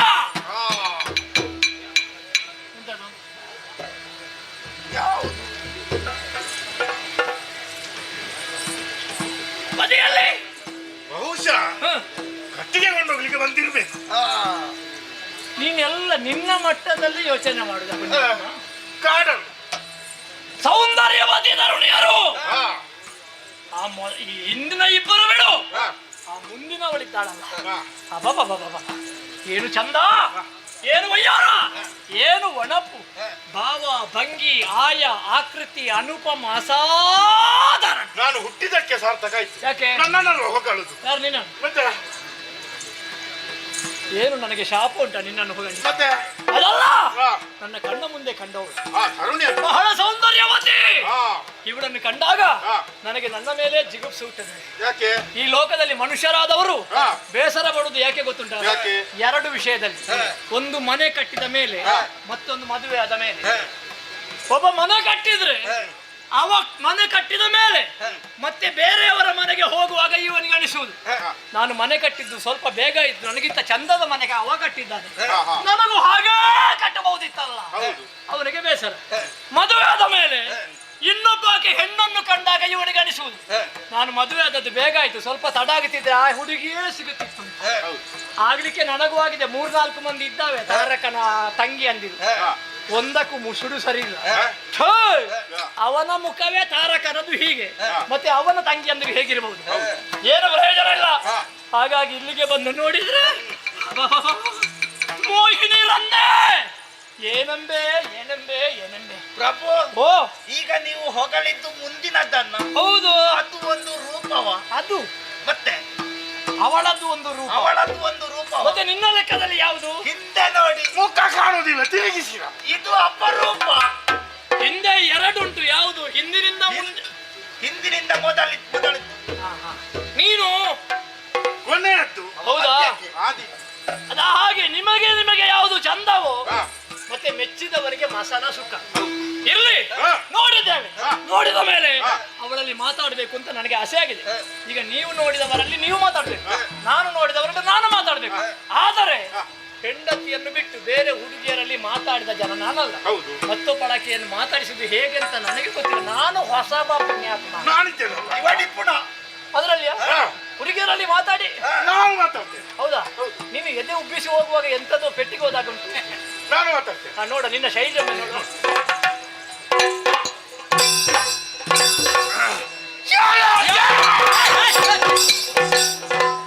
ನೀನು ಹೀಗೆ ಮಾಡುವಾಗಲೇ ಗೊತ್ತಾಗ್ತದೆ ಅದು ಅದಕ್ಕೆ ಆದಿತ್ತು ಆರ್ಭಟ ಕೊಡಿ. ಆಗ ಹುಡುಗಿಯರು ನಿನಗೆ ಮದುವೆ ಆಗಿದ? ಇಲ್ಲ. ಮತ್ತೆ ಹೇಗಾಗುದು? ಸಮಯ ಬಂದಾಗ ಆಗುದು. ಈಗ ಬೊಬ್ಬೆ ಕೊಟ್ಟರೆ ನಿನ್ನ ಜೀವಮಾನದಲ್ಲಿ ಆಗುದಿಲ್ಲ. ನೋಡುವ ಸಮಯ ಉಂಟಲ್ವಾ? ನಿನ್ನದು ಶೈಲಿ ಉಂಟ ಏನಾದ್ರು? ಇಲ್ಲ ಇಲ್ಲ ಇಲ್ಲ, ನೀವೇ ಮಾತಾಡಿ. ನಾವೇ ಮಾತಾಡುದು. ಈಗ ಮಾತಾಡುದು ಹೌದು, ಸ್ಪಂದನೆಗೆ ಪ್ರತಿಸ್ಪಂದನೆ ಬೇಕು. ಬರೇ ನಾವು ಬೆಟ್ಟಕ್ಕೆ ಮಣ್ಣು ಹೊತ್ತ ಹಾಗಾಗ್ಬಾರ್ದು. ಸ್ವಲ್ಪ ಅಲ್ಲಿಂದ ಹೇಗೆ ಉಂಟು ನೋಡುವ. ಅಕ್ಕ, ನಾನು ಒಂದ್ಸಲ ಕೆಮ್ಮಿದ್ದು, ಆ ಕಡೆಯಿಂದ 2 ಉಂಟು. ಸ್ವಲ್ಪ ಸ್ವಲ್ಪ ಹೇಗೆ ಮನಸ್ಸುಂಟು ಅಂತ ಕೇಳಿದ್ದು ನಾನು. ಸೂಚನೆ ನಿಮಗಿದ್ರೆ ನನಗೂ ಉಂಟು ಅಂತ 2 ಸಲ ನೋಡುವ.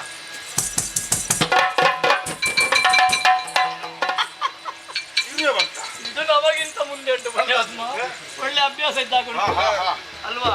ಹಾಗಿದ್ರೆ ನಮ್ಮ ಬಲಗೆ ಬೀಳ್ತದೆ ಅನ್ನೋದು ಸ್ಪಷ್ಟ. ಈಗ ಮಾತಾಡ್ಬೇಕಲ್ಲ. ಮಾತಾಡ್ಬೇಕಾದ್ರೆ ಅವನು ಮುಖಕ್ಕೆ ಕೊಟ್ಟರೆ ಹೇಗೆ? ಎಂತದ್ದು ಮುಖಕ್ಕೆ ಅಲ್ಲ, ಹೆಸರು ಹೆಸರು ಒಂದು ಮಾತಾಡುವುದಾಗಾದ್ರೆ ಒಂದು ಶೃಂಗಾರದಲ್ಲಿ ಮಾತಾಡಿದ್ರೆ ನೀವು ಎಲ್ಲ ಹೀಗೆ ಮಾಡಿದ್ರೆ ಆಗ್ತದೆ. ಮುಖಕ್ಕೆ ಹೆಸರು ಕೊಡುದು ಹೇಗುಂಟು ಅವಳ ಮುಖ? ನೀರಜಮುಖಿ ನೀರಜಮುಖಿ ವಯ್ಯಾರದ ಸತಿ ನೀನ್ಯಾರೇ ನೀರಜಮುಖಿ ವಯ್ಯಾರದ ಸತಿ ವಯ್ಯಾರದ ಸತಿ ನೀನ್ಯಾರೆ ಮಗಲಿಪೇನೆ ನೀನ್ಯಾರೆ ಮಗಲಿಪೇನೆ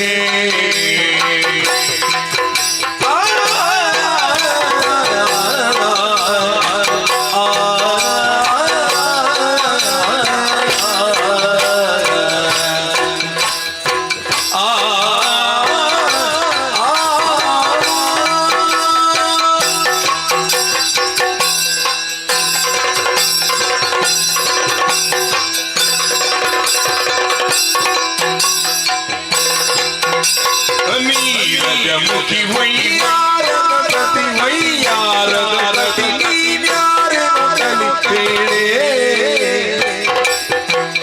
ನೀನ್ಯಾರೆ ಯಾರೆಂದು ಕಲಿತೇನೆ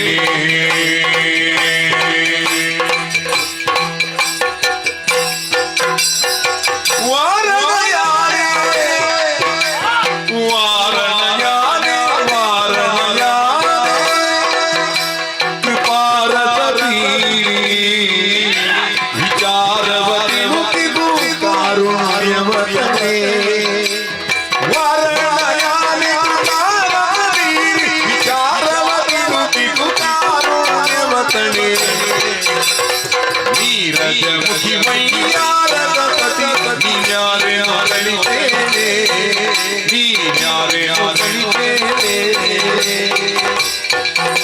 ಇದನ ಕೊಂದನ ಕೊಂದನ ಕೊಂದನ ತಿನ್ನ ಇದನ ಕೊಂದನ ಕೊಂದನ ತಿನ್ನತೆ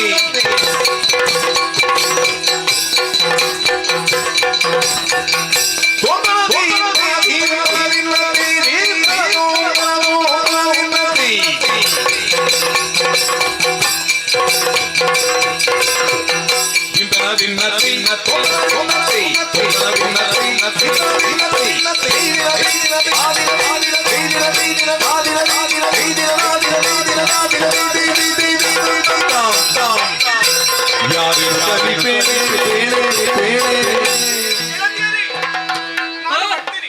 ಎಂತದು? ನನ್ನ ಗೆಳತಿಯರು ಹೋದ್ರಲ್ಲ, ಎಲ್ಲ ಹೋದ್ರು. ಹೋಯ್ತು, ಮಾರಿ ಹೋಯ್ತದು. ಉಪದ್ರ ನಮಗೆ ಉಪದ್ರ ಅಂತ ನನಗೆ ಬೇಕಲ್ವಾ? ನನಗೆ ಬೇಡಲ್ಲ. ಅದ್ಯಾಕೆ? ನನಗೆ ಬೇಕಾದ ಇಲ್ಲಿ ಉಂಟಲ್ಲ, ಮತ್ತೆ ಅದ್ಯಾಕೆ? ಯಾವುದು ಬೇಕು? ಅದು ಹೆಗಲಿಗೆ ಕಲ್ಲು ಕಟ್ಟಿಕೊಂಡು ಆಗಿತ್ತು ನನಗೆ. ಹೋಗಿದ್ರಲ್ಲ, ಒಳ್ಳೆದಾಯ್ತು. ಏನು ಇದು ಇದು ಇದು ಕೈ, ಇದು ಕೈ. ಹೌದು, ಕೈ ಹೌದು. ಈ ಕೈಗೆ ಇನ್ನೊಂದು ಕೈ ಬೇಕು ಅಂತ ಮನಸ್ಸಾಗಿದೆ ಅಂತ. ಇನ್ನೊಂದು ಉಂಟಲ್ವಾ? ಎರಡಕ್ಕೆ ಇನ್ನೊಂದು. ಓಹೋ, ಹಾಗೆ. ಹೌದು. ಹೀಗೆ ವಿಹಾರಾರ್ಥಿಯಾಗಿ ಬಂದವ ನಾನು. ಬಂದ ಸಂದರ್ಭದಲ್ಲಿ ನನ್ನ ಕಣ್ಣಿಗೆ ಬಿದ್ದೆ. ಯಾವುದು ಬಿದ್ದದ್ದು? ಕಸ. ಕಸ ಬಿದ್ದದ್ದ?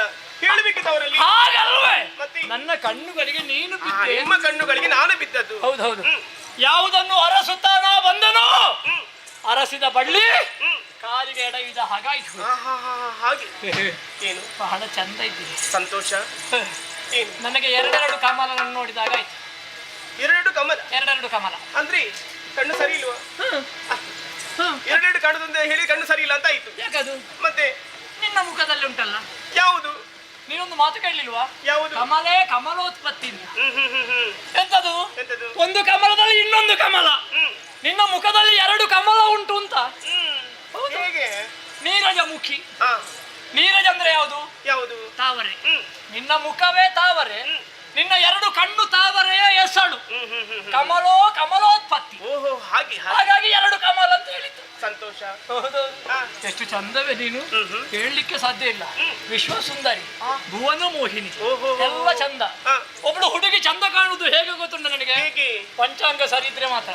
ಪಂಚಾಂಗ ಸರಿಬೇಕು. ನಿನ್ನತ್ತು ಸರಿ ಉಂಟು ಅಂತ ಗೊತ್ತಾಯ್ತು. ಖಂಡಿತ. ಯಾವುದು ಪಂಚಾಂಗ? ಯಾವುದು? ಕುಟಿಲ, ಚಾಂಚಲ್ಯ, ಕಾಠಿಣ್ಯ, ಮೃದುತ್ವ, ಮಂದತ್ವ, ಇದು ಹೆಣ್ಣಿನ ಪಂಚ ಅಂಗಗಳು. ಹೌದು. ನಿನ್ನ ಕೂದಲಿನ ಕುಟಿಲತೆ, ನಿನ್ನ ಕಣ್ಣಿನ ಚಾಂಚಲ್ಯ, ನಿನ್ನ ಎದೆಯ ಕಾಠಿಣ್ಯ, ನಿನ್ನ ನಡುವಿನ ಮೃದುತ್ವ. ನೀನು ನಡೆಯುವಾಗ ನಿನ್ನನ್ನು ನೋಡಿದಾಗ ಆನೆ ಹಾಗೆ ಕಾಣ್ತದೆ ನನಗೆ. ಆನೆ ನಡಿಗೆ ಅದು ಹೆಣ್ಣು ಮಕ್ಕಳಿಗೆ ಬೇಕು. ಮತ್ತೆ ನಿನ್ನನ್ನು ಆನೆ ಅಂತ ಹೇಳಿದೆ ನಾನು. ಹಾಗೆ ಕೆಲವು ಹುಡುಗಿಯರು ಆನೆ ಹಾಗೆ ಇದ್ದಾರೆ, ನೀನು ಹಾಗಿಲ್ಲ. ನಾನು ಹಾಗಲ್ಲ. ಇಲ್ಲ ಇಲ್ಲ, ಕೆಲವು ದಪ್ಪ ದಪ್ಪದೆಲ್ಲ ಉಂಟು. ಹೇಳುದು ಮಾತ್ರ ನಾನು ಈ ಸಲ ಸಪುರಾಗಿದ್ದೇನೆ ಅಂತ. ಹೇಳುದು ಮಾತ್ರ. ನಾವು ಒಪ್ಪಿಕೊಳ್ಳುದು ಅವರಿಗೆ ಒಂದು ಸಮಾಧಾನ ಆಗಲಿ ಅಂತ. ಅಲ್ಲ, ನೀನು ಹೇಳಿದಷ್ಟು ಸಪುರಲ್ಲ, ಇಷ್ಟು ಬೇಕು.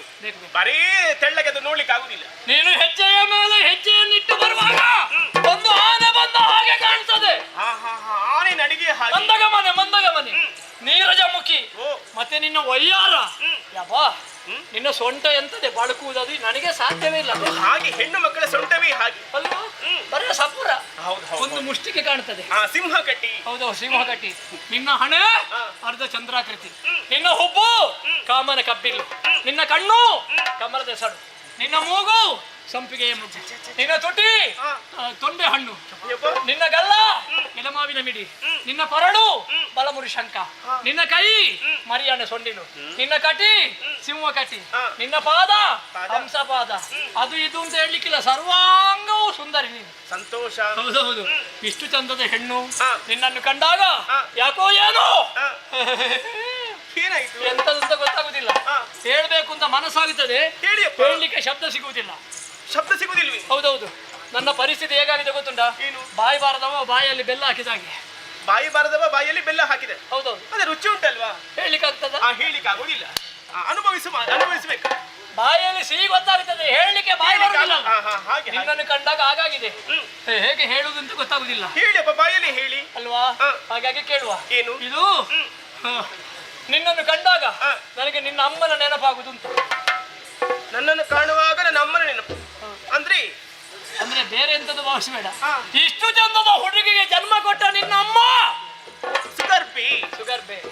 ಆಮೇಲೆ ನಿನ್ನ ಅಪ್ಪ ಯಾರಪ್ಪ? ನಿನ್ನ ಅಪ್ಪ ಯಾರು? ನಿನ್ನ ಅಮ್ಮ ಯಾರು? ನಿನ್ನ ಹೆಸರೇನು? ನಿನಗೆ 4 ಕಾಲ. 2 ಕಾಲು. 4 ಕಾಲು ಅಂತ ಹೇಳಿದ್ರೆ ಪ್ರಾಣಿ ಅಂತ ಹೇಳಿದಲ್ಲ. 4 ಕಾಲ ಆಗುದು ಹೇಗೆ? ಮದುವೆ ಆದ್ರೆ 4 ಕಾಲ ಆಗಿದ ಅಲ್ವಾ? ನಿನ್ನ ಹಿಂದೆ, ನಿನ್ನ ಮುಂದೆ, ನಿನ್ನ ಮೇಲೆ ಅದು ಎಲ್ಲ ಪರಿಚಯ ಕೇಳಬೇಕು ಅಂತ ಮನಸ್ಸಾಗಿದೆ. ಯಾರು ಅಂತ ಹೇಳ್ಬೋದಾ? ಪರಿಚಯ ಹೇಳಬೇಕಾ? ಕೇಳುವುದೈತೆ ತಿಲಕ ಹೇ ರಸಿಕ, ಕೇಳುವುದೈತೆ ತಿಲಕ ಹೇ ರಸಿಕ, ಕೇಳುವುದೈತೆ ತಿಲಕ.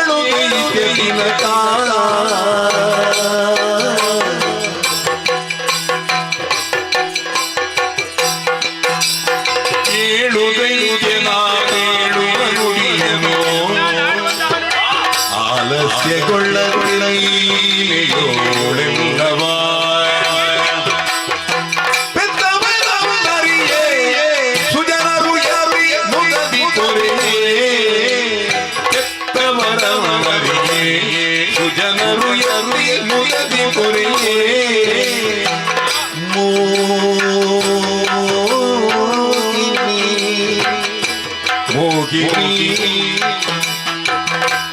ಮೋಗಿನಿ ಎಲ್ಲೆಲ್ಲ ಕರೆಯ ಪ್ರಾಯವಾಗಿದ್ದರೆ ನಾನೇ ಚಿತ್ತದ ಶರಗತಿ ಬಳಲಿ, ನಾನೇ ಚಿತ್ತದ ಶರಗತಿ ಬಳಲಿ.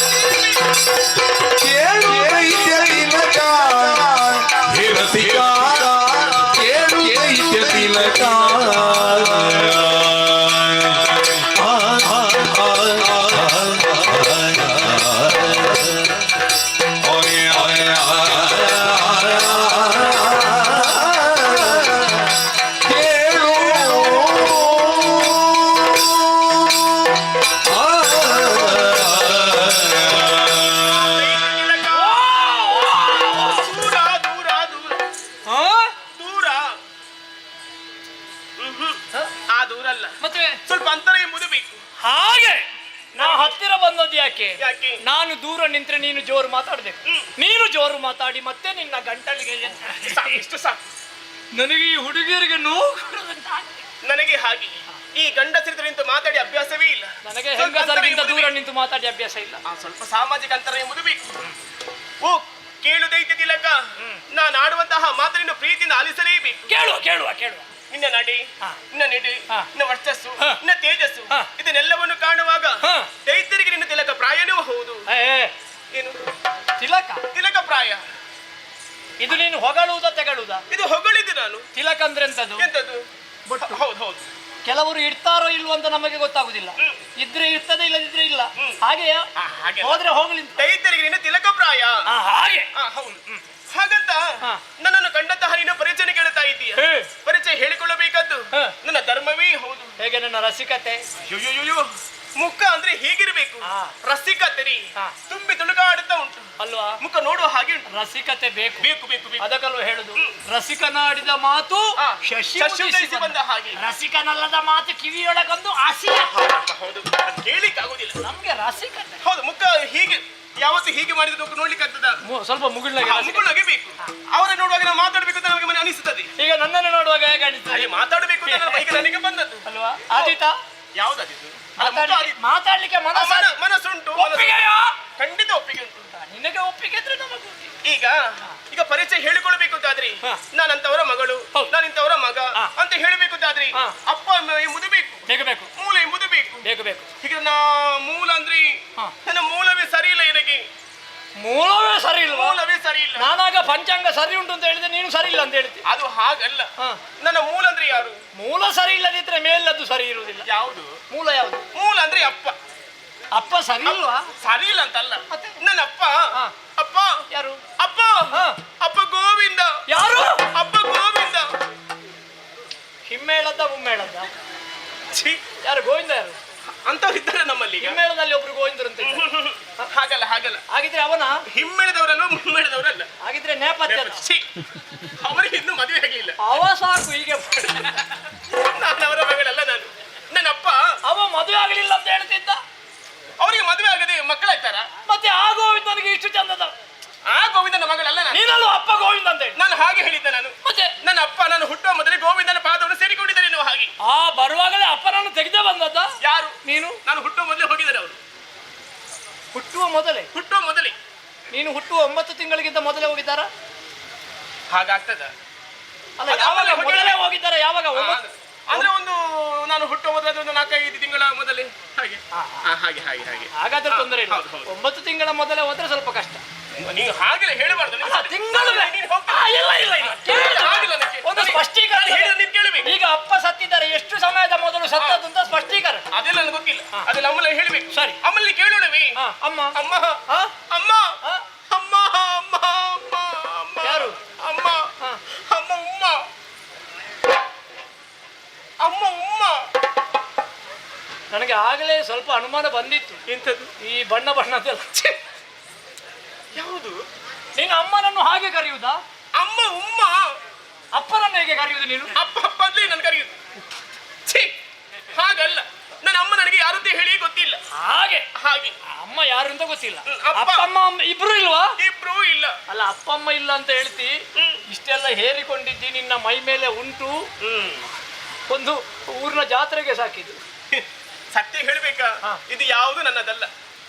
ಅದು ದೇವರನ್ನೇ ಗೊತ್ತುಂಟು. ನೀನು ದುಡ್ದದ್ದು ಒಂದು ಇಲ್ಲ ಇದ್ರಾಗಿ. ಅಲ್ಲ, ದುಡ್ಡು ಯಾರ್ಯಾರ ತಲೆ ಹೊಡೆದು. ಹಾಗಲ್ಲ, ಇದು ನನ್ನ ಊರಿನ ಸುಜನರು ನನಗೆ ಕೊಟ್ಟದ್ದು. ಯಾರು? ಸುಜನರು, ಊರಿನ ಒಳ್ಳೆಯ ಜನರು. ಸುಜನ್ ಅಂತ ಹೇಳಿ ಒಬ್ರು ಇದ್ದಾರೆ ನಮ್ಮಲ್ಲಿ. ಅವರ ಹಾಗಲ್ಲ. ಸುಜನರು ಅಂದ್ರೆ ಏನು? ಯಾರು? ಒಳ್ಳೆಯ ಜನರು. ಒಳ್ಳೆಯ ಮನುಷ್ಯರು. ಅವರು ನನಗೆ ಕೊಟ್ಟಂತಹ ಇದನ್ನು ಹುಡುಗರು. ಅಂದ್ರೆ ನಿನಗೆ ಕೊಟ್ಟವರೆಲ್ಲ ಸುಜನರು. ಸುಜನರು. ಏನು ಕೊಡದವರು ದುರ್ಜನರು. ಹಾಗಲ್ಲೋ, ನಾನು ಹೋಗಿ ಅವರ ಮನೆಯಲ್ಲಿ ಕೆಲಸ ಮಾಡಿದ್ದಕ್ಕಾಗಿ ಅವ್ರು ಕೊಟ್ಟಂತಹ ವೇತನ ರೂಪಾಯಿ ಇದೆಲ್ಲ ಕೊಟ್ಟದ್ದು. ಎಷ್ಟು ಕೆಲಸ ಮಾಡಿದ್ಯಾ? ಇದು ದುಡಿದಂತಹ ದೇಹ ಇದು. ಹಾಗೆ ಸುಮ್ಮನೆ ಯಾರು ಕೊಡುವುದಿಲ್ಲ. ಅದು ಗೊತ್ತಾಗ್ತದೆ. ಇಷ್ಟೆಲ್ಲ ಕೊಡ್ಬೇಕು ಅಂತಾದ್ರೆ ಅವರ ಮನೆಯಲ್ಲಿ ಒಳ್ಳೆ ದುಡಿದಿರ್ಬೇಕು. ದುಡ್ದದೆ. ಸುಮ್ಮನೆ ಯಾರು ಕೊಡ್ತಾರೆ? ಹಾಗೆಲ್ಲ. ಹಾಗಾಗಿ ಇಷ್ಟು ದೊಡ್ಡವಳಾಗಿದ್ದೆ ನಾನು. ಹೆಸರು ಎಲ್ಲರೂ ಕರೆಯೋದಕ್ಕೊಂದು ಹೆಸರು ಅಂತ ಉಂಟು. ನನ್ನ ಹೆಸರು ಹೇಳಬೇಕಾ? ಹೇಳಬೇಕಾ? ಹೇಳೆ. ಕೇಳಿದಿಲ್ವಾ? ಎಲ್ಲರೂ ಕೇಳ್ತದೆ. ಸರಿ, ನೀನು ಜೋರು ಹೇಳು. ಕೆಪ್ಪ ಅಂತ ಭಾವಿಸಿದ್ಯಾ? ಅಲ್ಲ, ನಾನು ಕೇಳಿದ್ರೆ ನನಗೆ ಕೇಳಿಲ್ವಲ್ಲ, ಹಾಗೆ ನಾನು ಕೇಳಿದೀಗ. ಕೇಳುವಾಗ ಹೇಳು. ನನ್ನ ಹೆಸರು ಮೋಹಿನಿ. ಮೋಹಿನಿ. ನೀನು ಬರೇ ಮೋಹಿನಿ ಅಲ್ಲ, ನೀನು ಜಗನ್ಮೋಹಿನಿ, ಮನಮೋಹಿನಿ. ಹೌದೇ? ಆಗ್ಲಿ ಸರಿಯಾಗೊಮ್ಮೆ ನೋಡಿ ಅಂತ ನನ್ನನ್ನು ನೋಡಿ ಒಮ್ಮೆ ನೀ ಕೊಡೋದು ಬೇಡ ನೋಡಿ ನೋಡಿ ನೋಡಿದ್ರ ಈಗ ನನಗೊಂದು ಪ್ರಾಯ ಒಂದು ಎಷ್ಟಾಗಿರ್ಬೋದು? ಪ್ರಾಯ ಒಂದು 45-40. ನಿಮ್ಮದು ಕೇಳಿದಲ್ಲ ನಾನು, ನನ್ನದು ಕೇಳಿದ್ದೆ ನಾನು. ಮತ್ತೆ ನನಗೆ ಅಷ್ಟಾಯ್ತು ಅಂತ ಯಾರು ಹೇಳಿದ್ದು? ಅಲ್ಲ, ಎಷ್ಟು ಅಂತ ನೀನು ಹೇಳ್ಬೇಕಾ? ನನಗೊಂದು 16 ವರ್ಷ ಆಗಿರ್ಬೋದು. ಹೌದು. ಈ 16 ವರ್ಷದ ತುಂಬಿದ ಹೆಣ್ಣು ಮಕ್ಕಳಿಗೆ ಏನಾಗಬೇಕು? ಮದುವೆ ಎನ್ನುವಂತಹ ಸಂಸ್ಕಾರ ಆಗಬೇಕು. ಹೌದು ತಾನೇ? ಅದು ಅಪ್ಪ ಅಮ್ಮ ಮಾಡ್ಬೇಕು. ಹೌದು. ಇಲ್ಲದಿದ್ರೆ ಅವರೇ ವ್ಯವಸ್ಥೆ ಮಾಡಿ ಕೊಡ್ತಾರೆ. ಹೌದು. ಕೆಲವೊಮ್ಮೆ ಅಪ್ಪ ಅಮ್ಮ ಇಲ್ಲಲ್ಲ? ಅಪ್ಪ ಅಮ್ಮ ಇಲ್ಲ. ಮದುವೆ ಹೌದು, ಊರಲ್ಲಿ ಹೋಗಿ ನಾನು ಕೇಳಿ ಅಜ್ಜಿಯಲ್ಲಿ ಕೇಳಿದೆ. ನಾನೀಗ ಪ್ರಾಯಕ್ಕೆ ಬಂದಿದ್ದೇನೆ ಅಜ್ಜಿ ಇದ್ದಾರಲ್ಲ, ಅಜ್ಜಿ ಹೋಗಿದ್ದಾರೆ. ಹಾಗಲ್ವ, ಊರಿನೊಂದು ಅಜ್ಜಿ, ಊರಿನ ಅಜ್ಜಿ ಹೋದವದಲ್ಲೆಲ್ಲ ಸಂಬಂಧ ಮಾಡಿಕೊಡ್ತಾರೆ. ತಿಳಿದಂತಹ ಅಜ್ಜಿ ನಾನು ಕೇಳಿದೆ, ಅಜ್ಜಿ ಕೆಲವೊಮ್ಮೆ ನನಗೆ ಹೀಗಾಗುವುದು, ಚಳಿ ಆಗುವುದು, ಮತ್ತೊಮ್ಮೆ ಬಿಸಿ ಆಗುವುದು. ಅದೀಗ ವಾತಾವರಣವೇ ಸರಿ ಇಲ್ಲ, ಒಮ್ಮೆ ಸೆಕೆ ಒಮ್ಮೆ ಚಳಿ. ಒಂದು ವೈದ್ಯರಲ್ಲಿ ತೋರಿಸಿ ಬಾ. ಇದು ವೈದ್ಯರಲ್ಲಿ ತೋರಿಸುವಂತಹ ರೋಗ ಅಲ್ಲ ಇದು. ಮತ್ತೆ ಇದು ಈ ಪ್ರಾಯಕ್ಕೆ ಸ್ಮರಣ ಬಾಧಿನ ಆಗುವಂತಹ ನೋವು. ಇದು ಪರಿಹಾರ ಆಗಬೇಕು ಅಂತಾದರೆ ಒಂದು ಹೆಣ್ಣಿಗೆ ಗಂಡಿನ ಆಸರೆ ಎಂಬುದು ಬೇಕು, ಗಂಡಿಗೆ ಹೆಣ್ಣಿನ ಆಸರೆ ಎಂಬುದು ಬೇಕು. ಹಾಗಾಗಿ ನನಗೆ ಬೇಕಾದಂತಹ ವರನನ್ನು ಹುಡುಕುತ್ತಾ ನಾನು ಇಲ್ಲಿವರೆಗೆ ನನಗೆ ಬಂದಿದ್ದೇನೆ. ಹೌದು. ಈಗ ನಿಮ್ಮ ನೋಡಿದ ಮೇಲೆ ಇದು ಹುಡುಕುದು ಬೇಡ ಅಂತ ನಾನು ನಿರ್ಧಾರಕ್ಕೆ ಬಂದೆ ನಾನು. ಹೌದು. ಅದೆಲ್ಲ ಹೌದು. ನನ್ನ ಪರಿಚಯ ಕೇಳುವಂತಹ ನೀರ್ಯಾರಂತ ಗೊತ್ತಾಗಲಿ.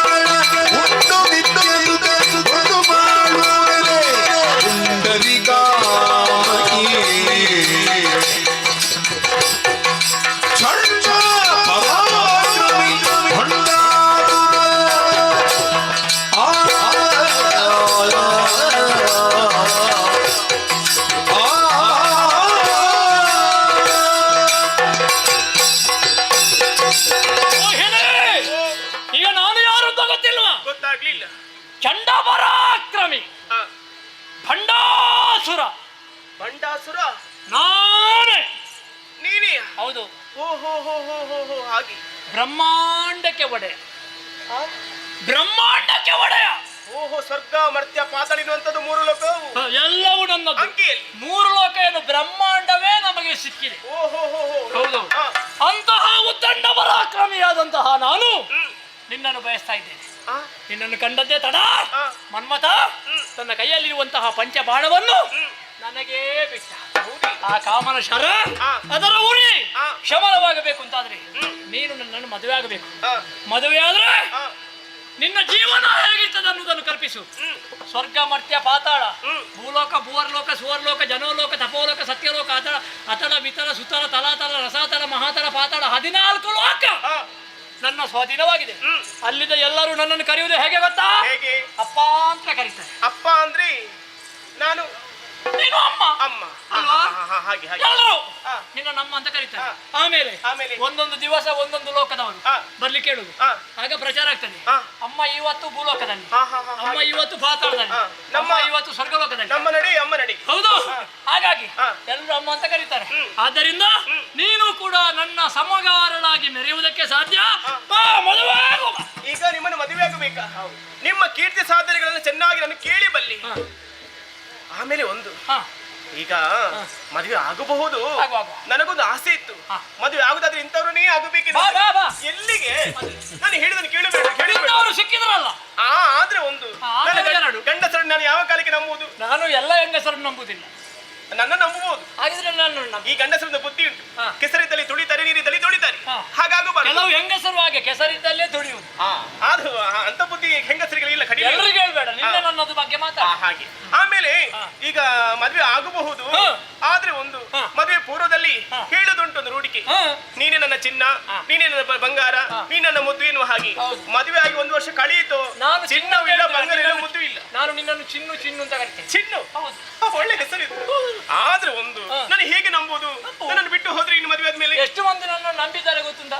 ಯಾರು? ಅವರಿಗೆಲ್ಲ ಇಂಬು ಕೊಟ್ಟಿದೆ. ಆದ್ರೂ ನನಗೆ ನಂಬಿಕೆ ಬರಬೇಕಲ್ಲ. ನಂಬಿಕೆ ಬರಬೇಕಾದ್ರೆ ಈಗ ಭಾಷೆ ಕೊಡಬೇಕು. ನಿನಗಿಲ್ವಾ? ಹಾಗಲ್ಲ, ಶುದ್ಧಿಯಾಗಿ ಕಾಯ ವಾಚ ಮನಸ್ಸ. ಕೆಲವರಿಗೆ ಭಾಷೆ ಇಲ್ಲದವರು, ಭಾಷೆ ಇದ್ದವರು ಕೇಳ್ತಾರೆ ಭಾಷೆ. ಹೌದು, ಭಾಷೆ ಕೊಡಬೇಕು. ಕರ ತಟ್ಟಿ ಭಾಷೆಯನ್ನು ಕೊಡಬೇಕು. ಮದುವೆ ಆದ ಬಳಿಕ ಕರ ಯಾಕೆ? ಕರ ಅಂದ್ರೆ ಕೈ. ಕರ ತಟ್ಟಿ ಭಾಷೆ ಕೊಡಬೇಕು. ಕರ ತಟ್ಟಿಯೇ ಭಾಷೆ ಕೊಡಬೇಕು. ಮತ್ತೆ ಇದು ಅಗ್ನಿ ಉಂಟಲ್ಲ ಇಲ್ಲಿ, ಹಾಗೆ ಇಲ್ಲಿ ಇದು ಮಾಡಿ ಕೊಡಬೇಕು. ನೀನು ಅಂಗೈಯಲ್ಲಿ ಅಗ್ನಿ ಉಂಟಾ? ಅಡುಗೆ ಮಾಡ್ಲಿಕ್ಕೆ ಇನ್ನು ಸೌದೆ ಬೇಕಂತ ಕೈ ಇಟ್ಟರೆ ಹೀಗೆ ನಾನು ಹೋಗ್ತೇನೆ. ಹಾಗಾದ್ರೆ ಅಲ್ಲ, ಅಂಗೈಯಲ್ಲಿ ನೀನು ಹೀಗೆಲ್ಲ ಮಾತಾಡಿದ್ರೆ ಹೋಗ್ತೇನೆ. ಮಾತಿಗೆ ಇದೆಲ್ಲ. ಹಾಗಾಗಿ ಕರ ತಟ್ಟಿ ಪ್ರಮಾಣ ಮಾಡಬೇಕು. ಮದುವೆ ಆದ ಬಳಿಕ ಆರೇಕ್ಷಣ ನಿನ್ನ ಬಿಟ್ಟು ಹೋಗಲಾರಿ. ನನ್ನದು ಕೆಲವೆಲ್ಲ ದಿನಚರಿ ಉಂಟು. ಏನು? ಬೆಳಿಗ್ಗೆ ಬೇಗ ಏಳುದು, ಸ್ನಾನ ಮಾಡುದು, ಆಮೇಲೆ ದೇವರಿಗೆ ಬತ್ತಿಡುದು. ದೇವರಿಗೆ ಬತ್ತಿಡುದ? ಒಳ್ಳೆ ಕೆಲಸ ಇದು. ಅಲ್ವೇ?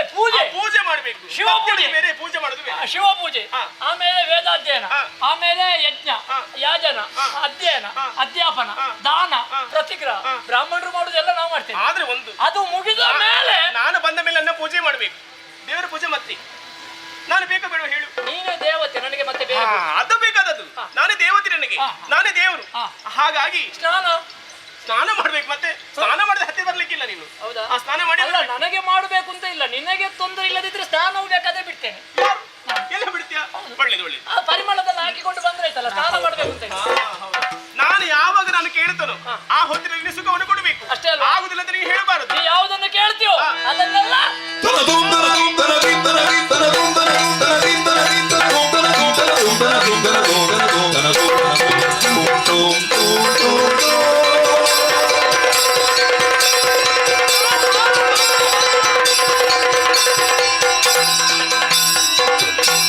ಸುರಪ ಮುಖ್ಯ ಹಿಂಸೆಯ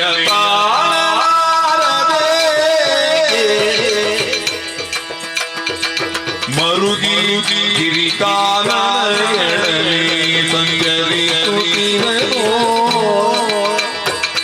ಸುರಪ ಮುಖ್ಯ ಭಂಡಾಪುರ ಹಿಂಸೆಯ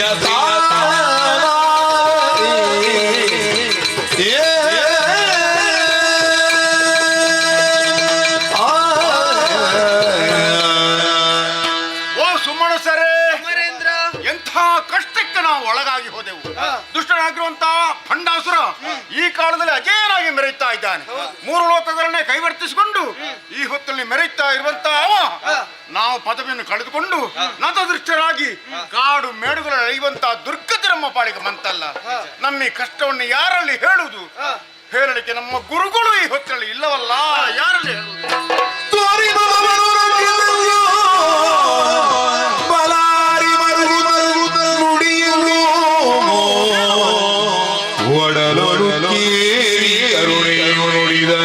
ಭೀಷಣ ಧೈರ್ಯಗಳನ್ನು ಮರುಗದಿರೈ ಸುರಪಾಲ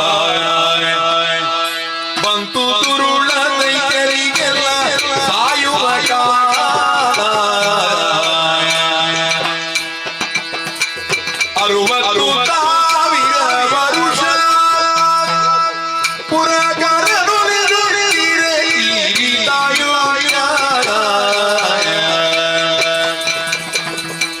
ಮರುಗದಿರೈ ಸುರಪಾಲ ಬಂತು ತುರುಳ ದೈತ್ಯರಿಗೆಲ್ಲ ಸಾಯುವ ಕಾಲ ಸುರಪಾಲ.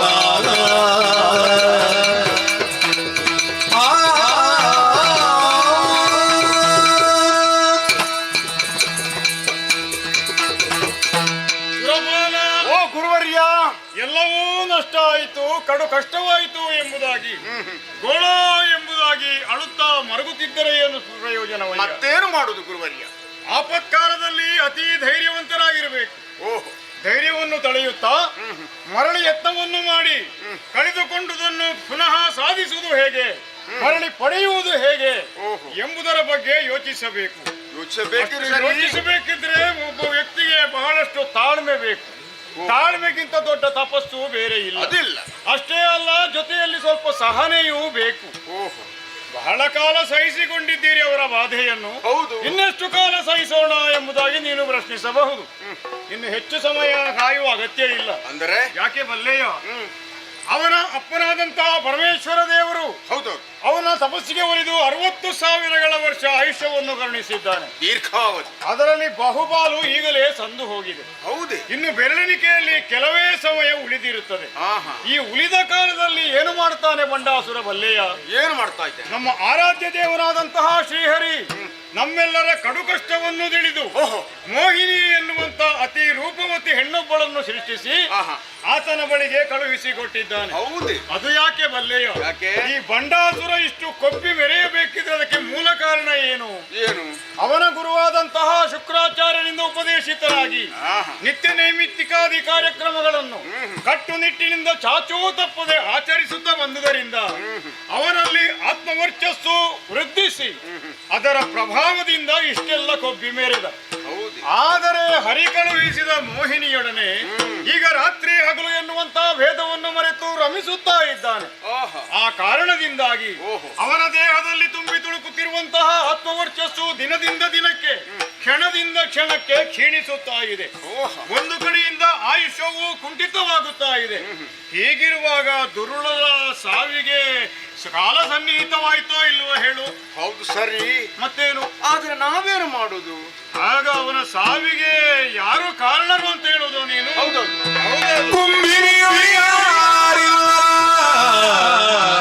ಶ್ರೀ ತ್ರಿಪುರಾಂಬಿಕೆಯ ಹೊರತು ಅವನವಧಿಸಲು ತ್ರ್ಯಂಬಕನ ವರಬಲದಿ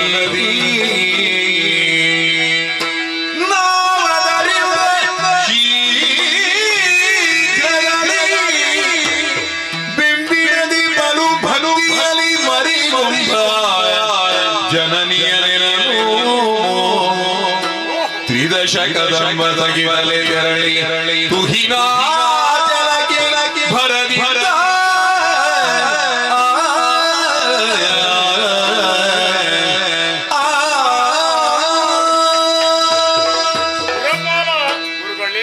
ಪ್ರಭು ಪರಮೇಶ್ವರ ದೇವರ ವರಬಲದಿಂದಾಗಿ ಬಂಡಾಸುರನ್ನು ವಧಿಸುವಂತಹ ಯಾರೇ ಆಗಲಿ, ಯಾವುದೇ ಶಕ್ತಿಯಾಗಲಿ ಈ ಕುಂಭಿನಿಯಲ್ಲಿ ಇಲ್ಲ. ಸತ್ಯ ಅವನಲ್ಲಿ ಇಲ್ಲ. ಕುಂಭಿನಿಯಲ್ಲಿ ಇಲ್ಲದಿದ್ದರೆ ಏನಯ್ಯ, ಅಂಬರದಲ್ಲಿ ಇಲ್ವೇ? ಮೇಲೆ ಅದು ಯಾವುದು ಎಂಬುದಾಗಿ ಕೇಳಿದರೆ ಅಂಬರದ ತುಂಬೆಲ್ಲ ವ್ಯಾಪಿಸಿಕೊಂಡಿರುವಂತಹ ಆದಿಮಾಯಾ ಶಕ್ತಿಯಲ್ಲದೆ ಬೇರೆ ಅಲ್ಲ.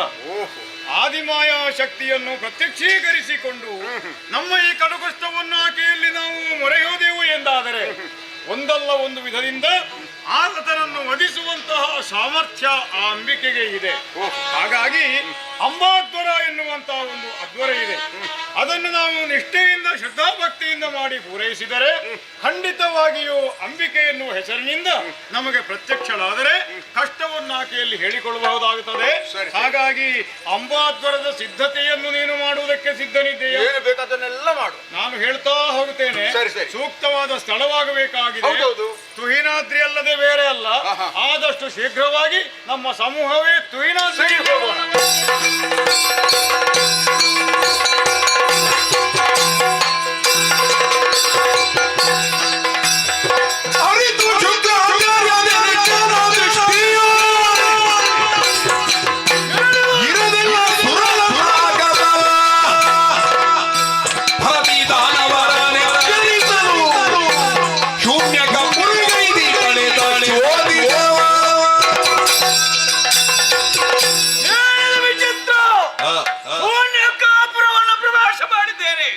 ಬಂದು ನೋಡಿದ್ರೆ ವಿಚಿತ್ರವೇ ಸರಿ. ಜ್ಞಾನ ದೃಷ್ಟಿಯಿಂದ ನೋಡಿದೆ, ಯಾಕೆ ಯಾಗಾದಿಗಳು ನಿಂತು ಹೋಗಿದೆ. ಶಿವಪೂಜೆಯನ್ನು ಮಾಡುತ್ತಾ ಇಲ್ಲ. ಮಾತ್ರವಲ್ಲ, ಸ್ತ್ರೀಯ ಸಂಘವನ್ನು ಬೆಳೆಸಿದ್ದಾರೆ.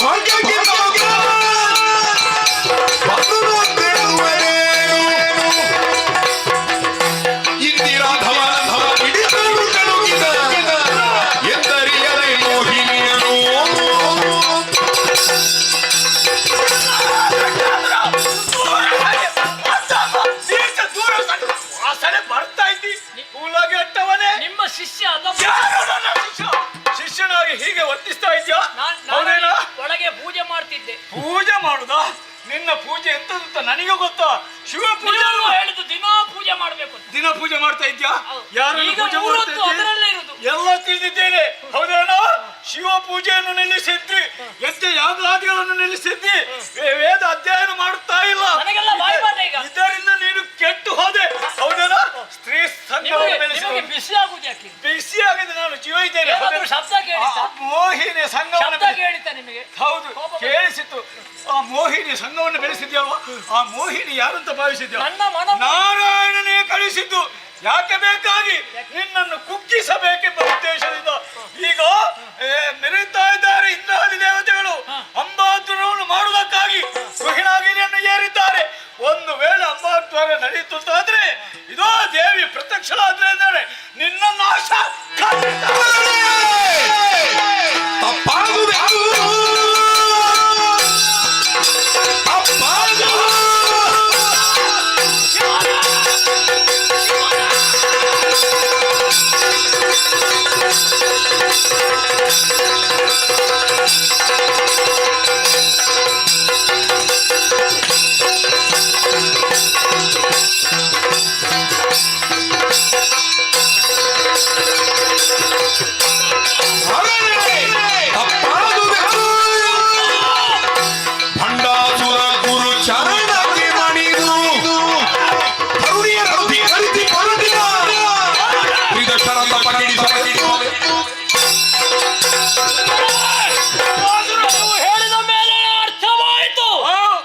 ತಪ್ಪಾಗಿದೆ.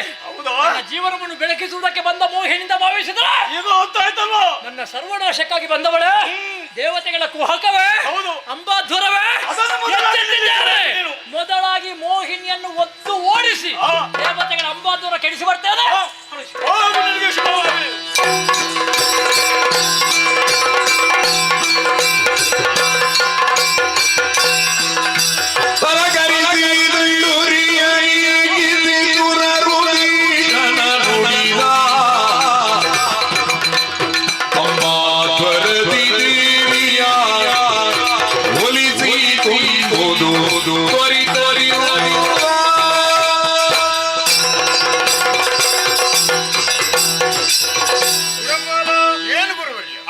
ಸಕಲ ಸಿದ್ಧತೆಯೊಂದಿಗೆ ಈ ತುಹಿನಾದ್ರಿಗೆ ಬಂದಿದ್ದೇವೆ. ಹೌದು, ಯಾಗವನ್ನು ಕೈಗೊಂಡು ಬಹಳ ಕಾಲದಿಂದ ಶ್ರದ್ಧಾಭಕ್ತಿಯಿಂದ ಯಾಗವನ್ನು ನಿರ್ವಹಿಸುತ್ತಾ ಇದ್ದರೂ ಸಹ ಇಷ್ಟರವರೆಗೆ ಅಂಬಿಕೆ ನಮಗೆ ಪ್ರತ್ಯಕ್ಷಳಾಗಲಿಲ್ಲ. ಯಾಕೆ ಆಗಲಿಲ್ಲ ಎಂಬುದಾಗಿ ಯೋಚಿಸಿದರೆ ನಾವು ತಿಳಿದು ಏನು ಕಾರ್ಯಲೋಪ ಮಾಡಲಿಲ್ಲ. ಹಾಗಾದ್ರೆ ತಿಳಿಯದೆ ನಮಗೇನಾದರೂ ನಾವು ಕೈಗೊಂಡಂತಹ ಈ ಯಾಗದ ಕ್ರಿಯೆಯಲ್ಲಿ ಲೋಪವಾಯಿತೆ? ಹೌದೇ? ಹಾಗಾದ್ರೆ ತಿಳಿಯದೇ ಆದುದನ್ನು ತಿಳಿ ಹೇಳುವವರು ನಮಗೆ ಯಾರು? ನಮ್ಮ ಆರಾಧ್ಯ ದೇವರಾದಂತಹ ಶ್ರೀಹರಿಯಲ್ಲ. ಆತನನ್ನೇ ಸ್ಮರಿಸೋಣ, ಮತ್ತೆ ಆತನಲ್ಲಿ ಹೇಳೋಣ.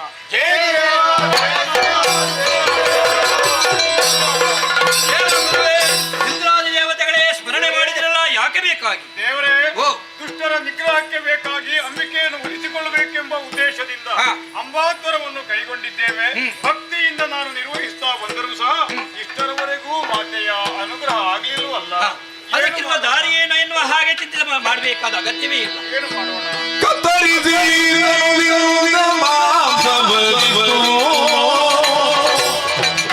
ಪೂರ್ಣಾಹುತಿಯ ಮಾಡುತ್ತಿರುತ್ತ ಯಾಗವತ್ತಿತು ಭಕ್ತಿ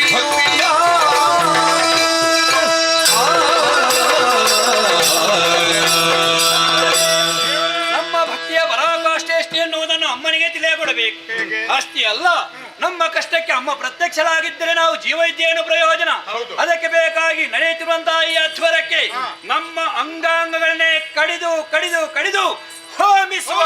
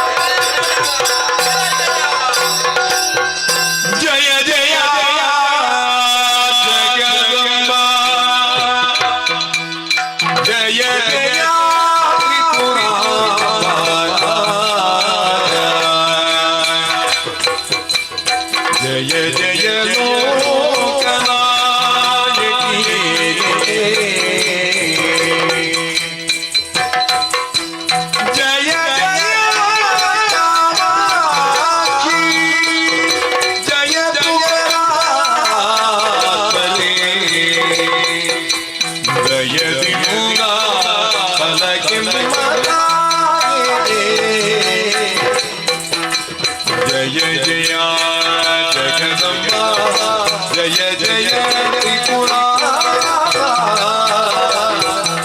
ಜಯ ಜಯ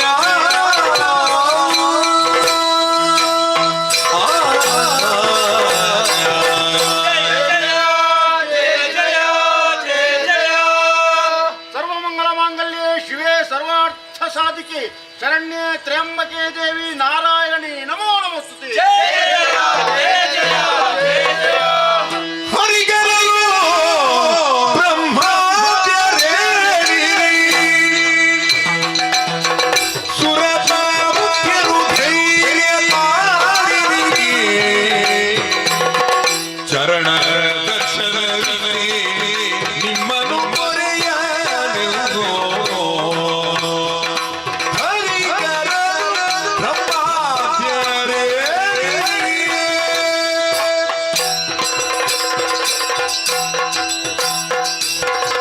ಹರಿಹರ ಬ್ರಹ್ಮಾದ್ಯರೇ ಸುರಪ ಮುಖ್ಯಾಮರರೇ ಇದು ಅಭಯಪ್ರದಳಾಗಿದ್ದೇನೆ. ಏಳಿರಿ ಎದ್ದೇಳಿರಿ ಧೈರ್ಯ ತಾಳಿರಿ. ಅಂಬಿಕೆಯನ್ನೇ ಕಾಂಬಾತುರದಿಂದ ಅಂಬಾತ್ವರವನ್ನು ಕೈಗೊಂಡಿರಿ. ಅದಕ್ಕೆ ನಿಮ್ಮ ದೇಹದ ಅಂಗಾಂಗಗಳನ್ನು ಕತ್ತರಿಸಿ ಹೋಮಿಸುವುದಕ್ಕೆ ಮುಂದಾದೀರಾ? ಅಂಗಾಂಗಗಳನ್ನು ಪುನರಪಿ ನೀಡುವುದರ ದ್ವಾರ ನಿಮಗಿದೋ ಚರಣ ದರ್ಶನವಿತ್ತಿದ್ದೇನೆ. ಅಮ್ಮ, ಮುಖದ ಕಾಂತಿ ಕಳೆಗುಂದುವುದಕ್ಕೆ ಕಾರಣವೇನು ತಾಯಿ? ಕಾರಣವಿದೆ. ಅತಿಯಲಿ ಮಣಿ ದೀಪದಲ್ಲಿ ಅಲಿಯುತ್ತಿರುವ ತ್ರಿಪುರಾಂಬಿಕೆಯೊಲಿದು ಭಕ್ತಿ ಲಲಿತಾ ಸ್ವರೂಪವತ್ತು ಬಂದೆ. ಅತಿಯಲಿ ಮಣಿ ದೀಪದಲ್ಲಿ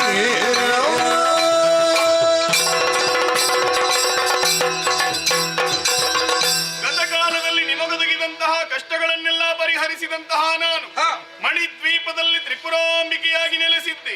ನೀವೆಲ್ಲರೂ ಭಕ್ತಿಯಿಂದಲೇ ಸ್ತುತಿಗೈದಂತಹ ಕಾಲಕ್ಕೆ ಲಲಿತಾ ಸ್ವರೂಪವೇ ಸೂಕ್ತ ಹೀಗೆಂಬುದಾಗಿ ತಿಳಿದು ಶ್ರೀಚಕ್ರ ಹೃದಯವಾಸಿನಿಯಾಗಿ ಅಗ್ನಿ ಗರ್ಭದಿಂದಲೇ ಪ್ರಸನ್ನಳಾಗಿದ್ದೇನೆ.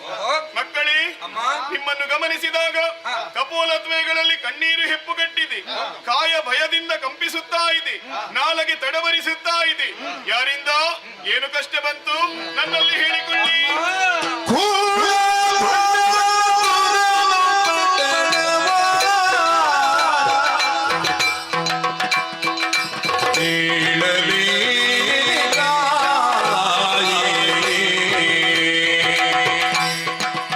ನಮ್ಮನು ಸತ್ಯ ಧರ್ಮವ ಬಾಳ ಎಡಗಿರಿಯೇ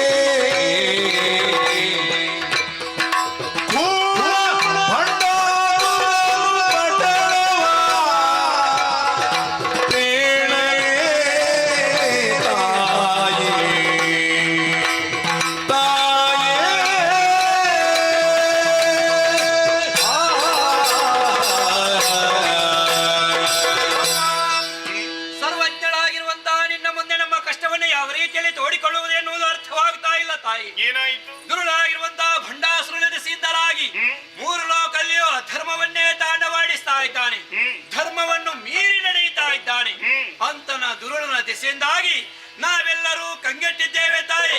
ಆ ದುರುಳನನ್ನ ವಧಿಸಿ ನಮ್ಮನ್ನು ರಕ್ಷಿಸಬೇಕು ತಾಯೇ, ಕಾಪಾಡಬೇಕು.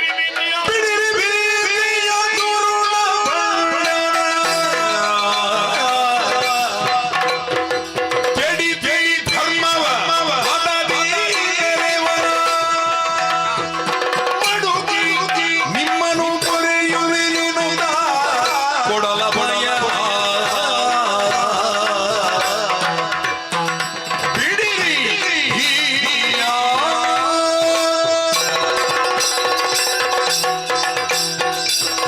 ಮಕ್ಕಳೇ, ಹರನಲುಮೆಯಿಂದ ಹುಟ್ಟಿಕೊಂಡಂತಹ ಬಂಡಾಸುರ ಹರನನ್ನೇ ತಪಸ್ಸಿನ ಮೂಲಕವಾಗಿ ಮೆಚ್ಚಿಸಿ ವರಗಳನ್ನು ಪಡೆದನೆ. ಪಂಚ ಮಹಾಪಾತಕಗಳನ್ನು ನಡೆಸುತ್ತಾ ಮುಂದುವರಿಯುತ್ತಿರುವನೆ. ಹಿಡಿರಿ ಭೀತಿಯ ಸೂರ್ಯೋದಯವಾದ ಬಳಿಕ ಕತ್ತಲೆಯ ಭಯವುಂಟೆ ಹೇಳಿ ನಾನೇ ಅಭಯಪ್ರದಳಾದ ಮೇಲೆ ಕೂಳನ ಬಾಧೆ ಕಿರಿದು ದಿನದೊಳಗೆ ಕುಳಬಂಡಾಸುರನನ್ನು ನಿಮಗೆಲ್ಲರಿಗೂ ಅನುಪಮ ಸೌಖ್ಯವನ್ನು ದೊರಕಿಸಿಕೊಡುತ್ತೇನೆ. ಧೈರ್ಯ ತಾಳಿ.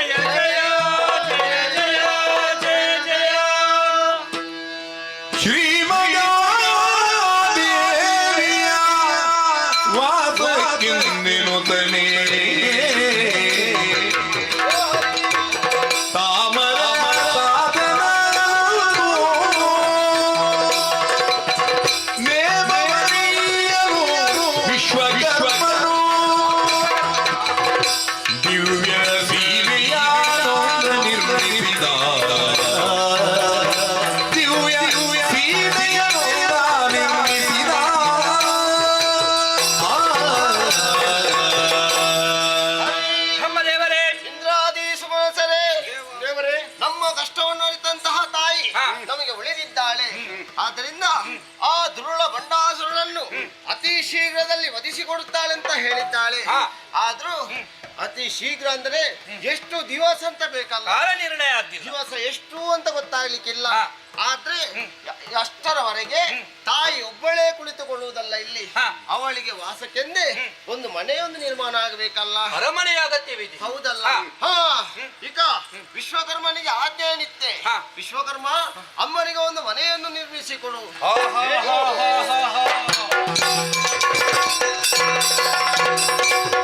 ಮಾತ್ರದಲ್ಲಿ ಅರಮನೆಯ ಸಿದ್ಧತೆ ಆಗಿದೆ. ಆದ್ರೆ ಒಂದು ವಿಚಾರ, ಏನು? ಇಂತಹ ಭವ್ಯವಾಗಿರುವಂತಹ ದಿವ್ಯವಾಗಿರುವಂತಹ ಸದನಕ್ಕೆ ಮೊದಲ ಪ್ರವೇಶ ಅಮ್ಮನದ್ದೇ ಆಗ್ಬೇಕು. ಅಮ್ಮ ಪುರವನ್ನು ಪ್ರವೇಶ ಮಾಡಬೇಕು ತಾಯಿ. ವಿಶ್ವಕರ್ಮನ ಸೇವೆ ಸಂತೋಷದಿಂದಲೇ ಸ್ವೀಕರಿಸುತ್ತೇನೆ.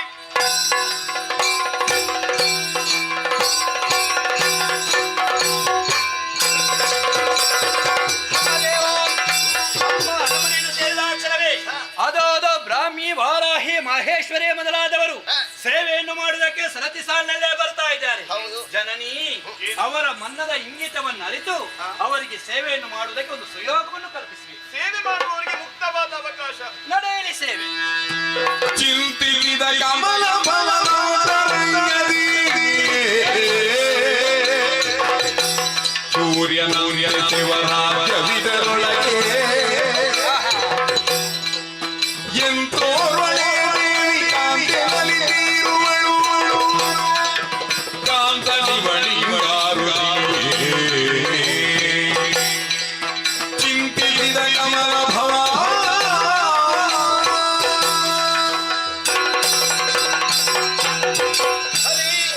ಅಮ್ಮನಿಗೆ ಬೇಕಾದ ಎಲ್ಲಾ ವ್ಯವಸ್ಥೆಯನ್ನು ಮಾಡಿಕೊಟ್ಟಿದ್ದೇವೆ. ಆದ್ರೆ ಮತ್ತೊಂದು ಚಿಂತೆ ಹುಟ್ಟುತ್ತಾ ಉಂಟು ನನ್ನಲ್ಲಿ. ಮತ್ತೊಂದು ಚಿಂತೆ? ಹೌದು. ಏನು? ಅಷ್ಟು ದೊಡ್ಡ ಮನೆಯಲ್ಲಿ ಅಮ್ಮ ಒಬ್ಬಳೇ ಕುಳಿತುಕೊಳ್ಳಬೇಕು ಅಂತ ಯೋಚನೆ ಮಾಡ್ತಾ ಇದ್ದೇನೆ. ಹಾಗೆ ಸೇವೆಗೆ ಕೆಲವೆಲ್ಲ ಬಂದಿದ್ದಾರೆ. ಸೇವೆಗೆ ಬಂದವರಲ್ಲಿ ನಮಗೆ ನಂಬಿಕೆ ಇಲ್ಲ. ಅವರ ಸೇವೆ ಮಾಡ್ತಾರೆ, ಅವರು ಎದ್ದು ಹೋಗ್ತಾರೆ, ಮತ್ತೆ ಅಮ್ಮ ಒಬ್ಬಳೇ ಇರ್ತಾಳಲ್ಲ. ಆದ್ದರಿಂದ ಈ ಸಲ ಒಂದು ಯೋಚನೆ ಮಾಡಿದ್ದೆ ನಾನು, ಅಮ್ಮನಿಗೆ ಒಂದು ಮದುವೆ. ಅಷ್ಟೇ ಅಲ್ಲ, ದುರಳಾಗಿರುವಂತಹ ಭಂಡಾಸುನ ವಧೆಯಾಗಬೇಕಾದ್ರೆ ಪರಮ ಪತಿವ್ರತೆಯಿಂದ ಮಾತ್ರ ಸಾಧ್ಯ ಎನ್ನುವ ಹಾಗೆ ಬರಬಲವೂ ಹೌದು. ಪರಮ ಪತಿವ್ರತೆಯಾಗಬೇಕಾದ್ರೆ ಪತಿ ಜೊತೆಯಲ್ಲೇ ಇರಲೇಬೇಕು. ನಮ್ಮನಿಗೆ ಮದುವೆ ಆಗಲಿಲ್ಲ, ಮತ್ತೆ ಪತಿ ಎಲ್ಲಿಂದ? ಬಂಧನೊಡನಾದಿ ಶಿವ ಎಂದು ಯೋಚಿಸುತ್ತಿರೆ ಬಂಧನೊಡನಾದಿ ಶಿವ ಶಿವ ಬಂದ ಶಿವ ಬಂದ ಸಂದರ್ಭ ಕೋಟಿ ಜಗದಿ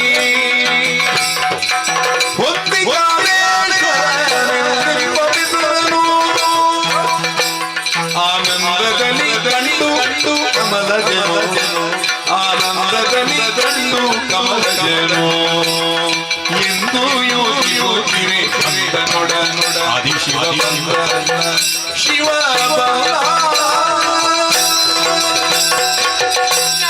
ನಮಸ್ಕಾರ. ಪ್ರತಿಬಂಧನೆಗಳು ತಾವು ಎಲ್ಲಿಂದ ಬಂದಂತ ಗೊತ್ತಾಗ್ಲಿಲ್ಲ. ನಿಮ್ಮ ಯೋಚನೆ ನನಗೆ ಅರ್ಥವಾಗಿದೆ.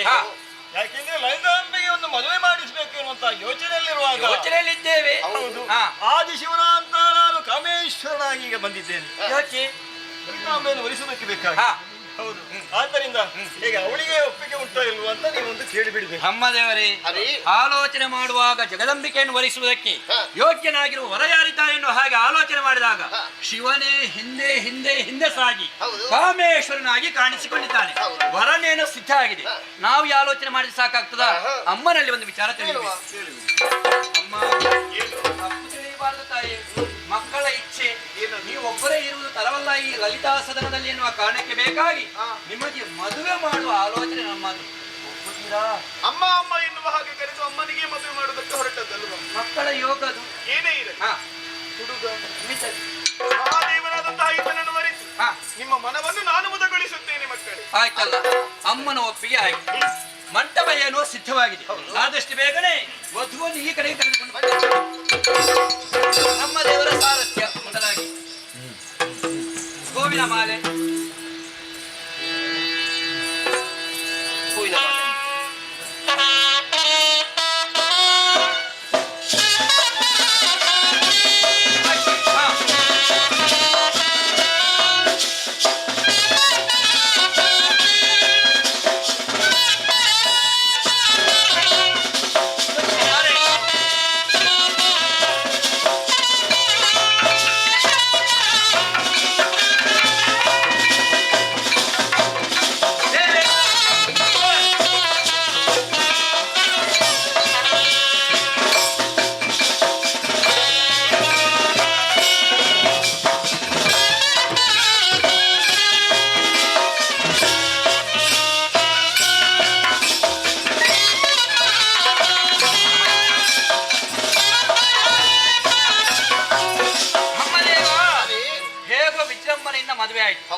ಮಾವನಾಗಿ ನಾನೇ ಧಾರೆಯನ್ನು ಎರಿದ್ದೇನೆ.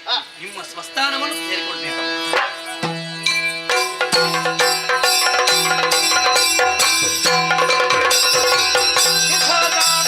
ಮದುವೆಯನ್ನು ಸಂಭ್ರಮದಿಂದ ನಡೆದರೂ ಕೂಡ ಕ್ರಮದಲ್ಲಿ ಯಾವುದೇ ರೀತಿಯ ಲೋಪ ಆಗಬಾರದು. ಮದುವೆ ಸಂದರ್ಭದಲ್ಲಿ ಉಡುಗೊರೆ ಕೊಡಬೇಕಾದ ಧರ್ಮ. ಆಶೀರ್ವಾದವೇ ಉಡುಗೊರೆ ಆಗುವುದಕ್ಕೆ ಆಗುದಿಲ್ಲ. ಯಾಕೆಂದ್ರೆ ಅಮ್ಮ ನಮಗಿಂತಲೇ ಹಿರಿಯವಳಾದವಳು, ನಮಗೆ ಆಶೀರ್ವಾದವನ್ನು ಮಾಡುವುದಕ್ಕೆ ಅವಳಿಗೆ ಏನಾದ್ರೂ ಉಡುಗೊರೆ ಕೊಡಬೇಕಲ್ಲ. ಏನು ಕೊಡುವುದು? ಏನು ಕೊಡುವ? ನನ್ನಲ್ಲಿ ಕೊಡುವುದಕ್ಕೆ ಏನಿದೆ? ಮೊದಲಾಗಿ ನನ್ನಲ್ಲಿ ಒಂದು ವಿವರಿಸಬೇಕಾದಂತಹ ಪುಷ್ಪಕ ವಿಮಾನ ಉಂಟು, ಹಳೆಯದು. ಅದನ್ನೇ ಕೊಡ್ತೇನೆ ತಾಯಿ. ಅಮ್ಮ ನಿನಗೆ ಕೊಡುವುದಕ್ಕೆ ಬೇರೆ ಇಲ್ಲದಿದ್ದರೂ ಕೂಡ ನಿನ್ನಿಂದಲೇ ಕೊಡಲ್ಪಟ್ಟಂತದ್ದು ನಿನಗೆ ಸೇರಬೇಕಾದು. ಇದು ಸುದರ್ಶನವನ್ನು ಕಾಣಿಕೆಯಾಗಿ ಇದು ಇವನೇನು? ನನ್ನಲ್ಲಿ ಏನುಂಟು ಅಮ್ಮ? ಯಾವುದಿಲ್ಲ. ನಾನು ನಿರ್ಲಕ್ಷ್ಯರಾಗಿದ್ದೇನೆ. 3 ಲೋಕದ ಗಂಡ ಹೌದು, ಅದು ಹಿಂದೆ. ಈಗ ಏನಿಲ್ಲ, ಕೇವಲ ಕಣ್ಣೀರಷ್ಟೇ. ಕಣ್ಣೀರನ್ನೇ ತಾರೆ. ನಮ್ಮವರೇ, ಮದುವೆಯನ್ನು ವಿಜೃಂಭಣೆಯಿಂದ ನಡೆಯಿತು. ನವ ದಂಪತಿಗಳ ವಾಸ ಈಗಾಗಲೇ ಪ್ರಾರಂಭವಾಗಿದೆ. ಅವರಿಗೆ ನಾವು ಪಟಲನ್ನು ಕೊಡ್ತಾ ಇಲ್ಲಿರುವುದು ಸರಿಯಲ್ಲ. ಆದಷ್ಟು ಬೇಗನೆ ದುರಳ ಬಂಡಾಸನ ವಧೆ ನಿರೀಕ್ಷಿಸ್ತಾ ನಮ್ಮ ಪುರವನ್ನ ಸೇರಿ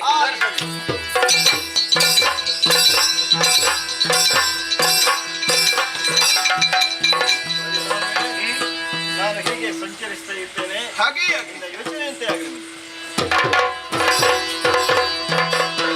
ತ್ರಿಭುವನ ಜನನಿ ಜಯವು ಮೋಗಿ, ತ್ರಿಭುವನ ಜನನಿ ಜಯವು ಮೋಗಿ, ಅಭಯ ಪ್ರದಾಯಿನಿ ಪವನೇ ಭಾಗಿಮಾ, ಅಭಯ ಪ್ರದಾಯಿನಿ ಪವನೇ ಭಾಗಿಮಾ, ತ್ರಿಭುವನ ಜನನಿ ಜಯವು ಮೋಗಿ, ಜಯವು ಮೋಗಿ, ಜಯವು ಮೋಗಿ.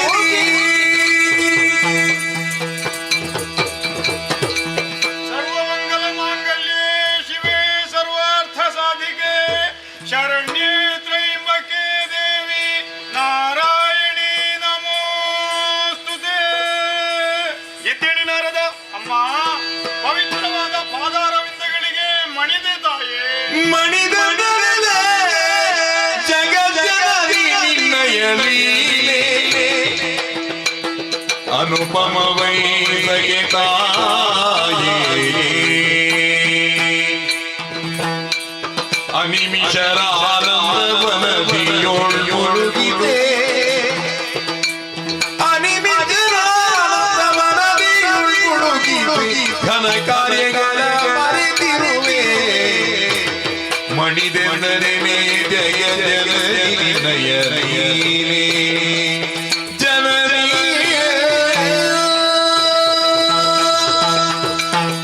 ಜಗಜ್ಜನನಿ ನಾರದ, ಸರ್ವವ್ಯಾಪಕಳು, ಸರ್ವಜ್ಞಳು, ಸರ್ವತಂತ್ರ ಸ್ವತಂತ್ರಳು ಆದಂತಹ ನಿನ್ನ ಲೀಲಾಜಾಲವನ್ನು ತಿಳಿಯುವುದಕ್ಕೆ ಪಾಮರರಾದ ನಾವೆಲ್ಲ ಅಸಮರ್ಥರಮ್ಮ.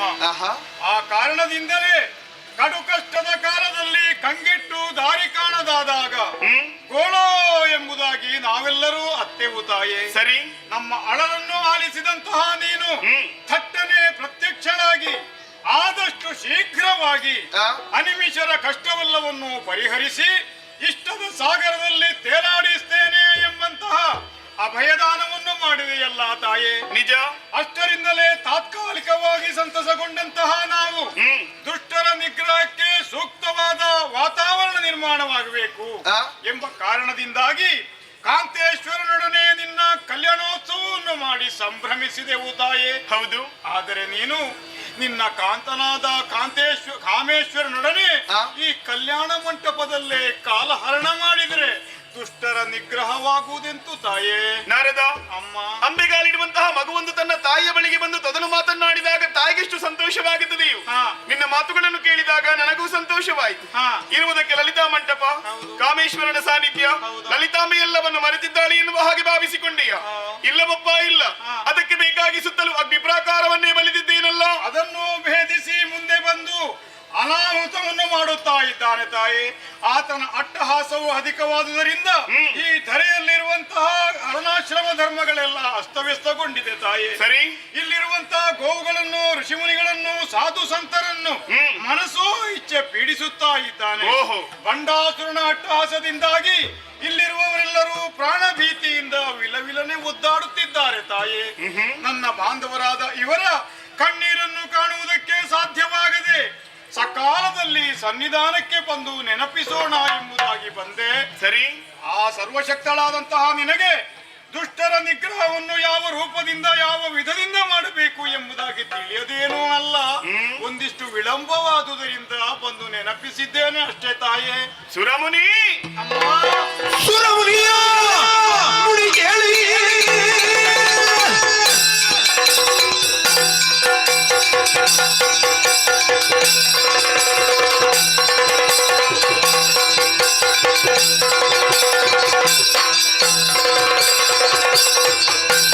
ಸುರಮುನಿಯ ನುಡಿ ಕೇಳಿ ದೊಡ್ಡ ಪುರುಣಾದಿ ಸರ್ವಮನುಗಳು ನಿರ್ಧರಿಸಿದಲೆ ಕನಕೈ ಬೇರೆಯ ಬೈತಲ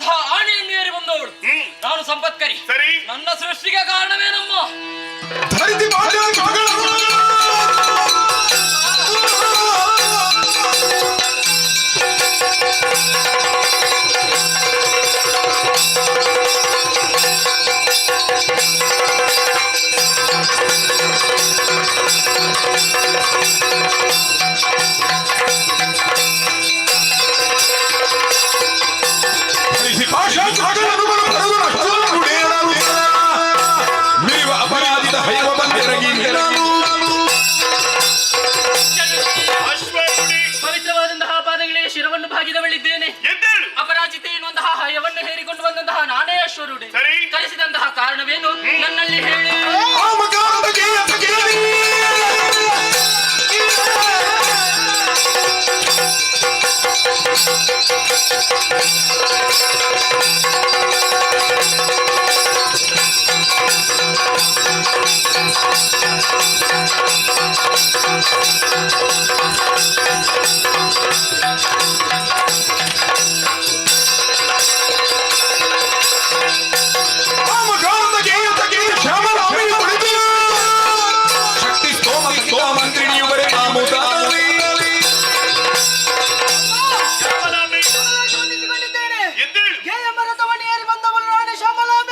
ನನ್ನಿಂದ ಏನಾಗಬೇಕಮ್ಮ?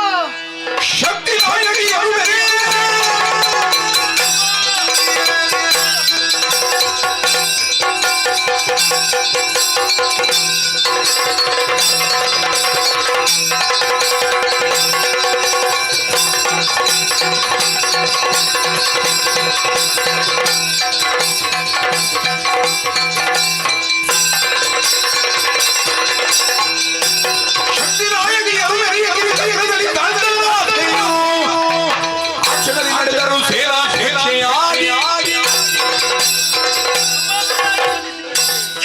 ಶಕ್ತಿನಾರಾಯಣ ಬರಬೇಕು. ಈಗ ನಿಮ್ಮ ಕರೆ ಆಯಿತು. ಶಕ್ತಿ ನಾರಾಯಣ ನಾನೆಂದು ದಂಡನಾಯಕಿ ಕಿರು ರಥವನ್ನು ಏರಿಕೊಂಡು ಕೈಯಲ್ಲಿ ದಂಡವನ್ನು ಹಿಡಿದುಕೊಂಡು ಬಂದಿದ್ದೇನೆ.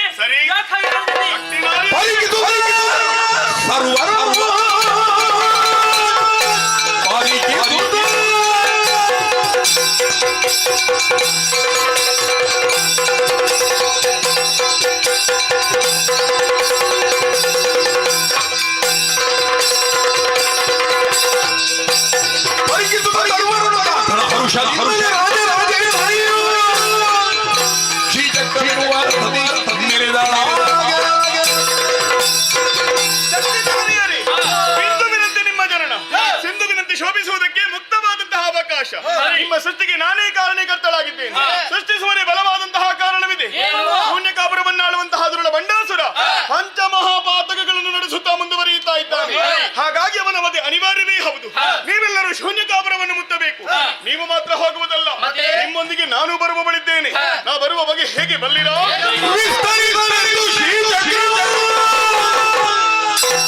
ಮೇರೆ ವಾರೆ ವಸ್ತುಗಳು ಶ್ರೀಲಲಿತಾ ಶಕ್ತಿ ದೇವಿಯರ ಪರಿವಾರ ಮೆರೆಯಂತೆ 120 ಮಂದಿರ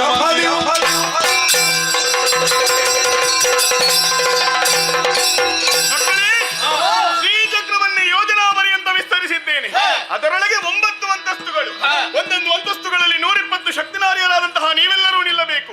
ಶಸ್ತ್ರಾಸ್ತ್ರಗಳು ತುಂಬಲಿ, ಛತ್ರ ಚಾಮರಗಳು ಬೀಸಲಿ, ತ್ರಿಮೂರ್ತಿಗಳು ಸುಮನಸರು ಜಯಘೋಷವನ್ನು ಹಾಕಲಿ. ಆ ಕಾಲಕ್ಕೆ ಪರಶು ಪಾಶಾಂಕುಶಧಾರಿಣಿಯಾದಂತಹ ನಾನು, ರಾಜರಾಜೇಶ್ವರಿಯಾದಂತಹ ನಾನು ದುರುಳ ಬಂಡಾಸುರನ ಒದಗಬೇಕಾಗಿ ಶ್ರೀಚಕ್ರವನ್ನು ಏರಿಕೊಳ್ಳುತ್ತೇನೆ. ಈ ಚಕ್ರವನ್ನು ಏರಿಕೊಳ್ಳುತ್ತೇನೆ. ಈ ಚಕ್ರವನ್ನು ಏರಿಕೊಳ್ಳುತ್ತೇನೆ.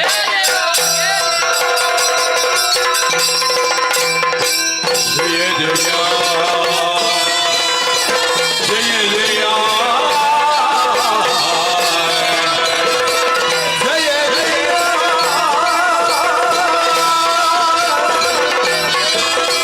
ಜಯ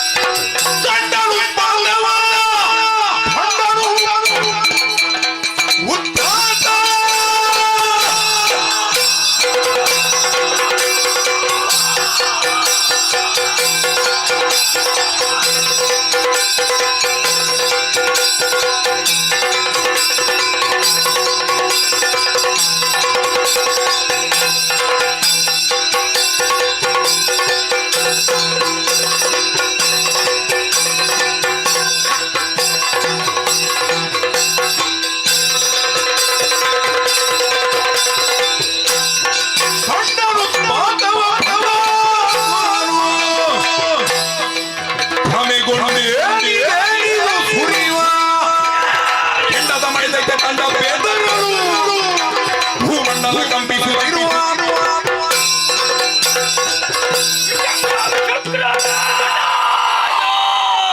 ಇಷ್ಟರವರೇ ಕಾಣದೇ ಇದ್ದಂತಹ ಕೇಳದೇ ಇದ್ದಂತಹ ಉತ್ಪಾತಗಳ ಸರಮಾಲೆ ಇಂದು ಈ ಶೂನ್ಯಕಾಪುರದಲ್ಲಿ ಗೋಚರಿಸುವುದಕ್ಕೆ ಪ್ರಾರಂಭವಾಗಿದೆ.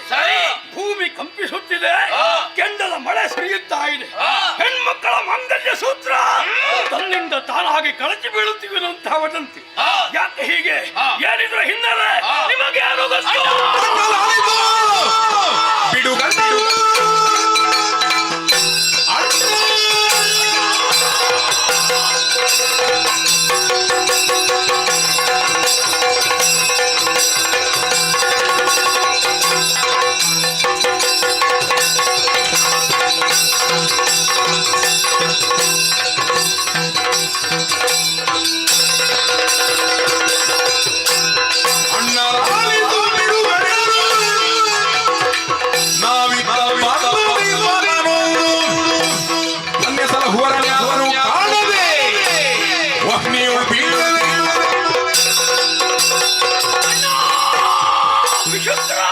ಸನ್ನಿಧಾನದಲ್ಲಿ ಆಡುವಂತಹ ಮಾತನ್ನು ಸರಿಯಾಗಿ ಕೇಳನ್ನ. ಏನು ಬಂದಂತಹ ಸ್ತ್ರೀಯರು ಯಾಕೆ ಬಂದಿದ್ದಾರೆ, ಎಲ್ಲಿಂದ ಬಂದಿದ್ದಾರೆ, ಏನು ವಿಚಾರ ಅನ್ನುವಂತ ವಿಚಾರ ನಾನು ಸರಿಯಾಗಿ ತಿಳ್ಕೊಂಡಿದ್ದೇನೆ. ಇವರು ಬೇರೆ ಯಾರಲ್ಲ, ಇಲ್ಲಿ ಬರುವುದಕ್ಕೆ ಕಾರಣ ಮೂಲ ಕಾರಣ ನಿನ್ನಿಂದಲೇ ಕೈಸೋದಂತ ದೇವತೆಗಳು ತ್ರಿಮೂರ್ತಿಗಳು ಒಂದಾಗಿ ಸೇರಿ ಮಣಿದ್ವೀಪದ ಕಡೆಗೆ ಹೋಗಿ ಅಂಬಾದ್ವರವಳಿ ಕೈಗೊಂಡಿದ್ದಾರೆ. ಶ್ರೀಚಕ್ರದ ಮಧ್ಯದಿಂದ ಗಣಿತಾಂಬಿಕೆ ಮೇಲೆದ್ದು ಬಂದು ಅವರಿಗೆ ಧೈರ್ಯವನ್ನು ತುಂಬಿ ಅದೆಷ್ಟೋ ನಾರಿಯರನ್ನು ಸೃಷ್ಟಿಸಿ ಅವರವರಿಗೆ ವಾಹನ ಆಯುಧಗಳನ್ನು ಒಪ್ಪಿಸಿ ನಮ್ಮ ಪಾಲಿನಲ್ಲಿ ಯುದ್ಧ ಮಾಡುವುದಕ್ಕೆ ಬೇಕಾಗಿ ಮುಂದುವರಿದು ಬರ್ತಾ ಇದ್ದಾರೆ. ನೀವು ಬೆಂಕಿ ಅಂತ ತಿಳಿದು ಮುಂದುವರಿತಾ ಇದ್ದಾರೆ ಅಂತ ಆದ್ರೆ ಅವರಿಗೆ ಹೋಗುವ ಕಾಲಕ್ಕೆ ಬಂದ ಬುದ್ಧಿ ನನಗೊಂದು ಆಶೀರ್ವಾದ ಮಾಡು. ಕ್ಷಣ ಮಾತ್ರದಲ್ಲಿ ಹೋಗಿ ನಾರಿಯರ ಅಗ್ರಜ ಅರಕ್ಷಣ ತಡೆ.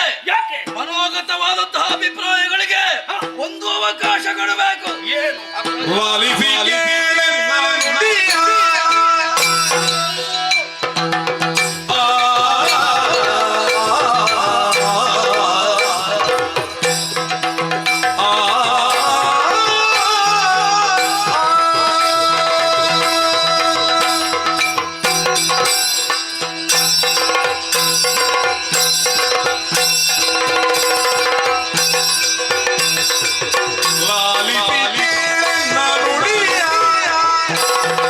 ಅಷ್ಟಕಾಲ ಸಂಭವಿಸಿದೆ ದೈತ್ಯರೊಡೆಯ ಧಾಳಿ ಮಾಡಿರುವಂತ ಸತಿಯ ನೀನು ಕೇಳಿದರೆ ಯೋಚನೆ ಮಾಡುತ್ತಾರ ಲಾಲಿ ನುಡಿಯ ಕಷ್ಟಕಾಲ ಸಂಭವಿಸಿದೆ ದೈತ್ಯರೊಡೆಯ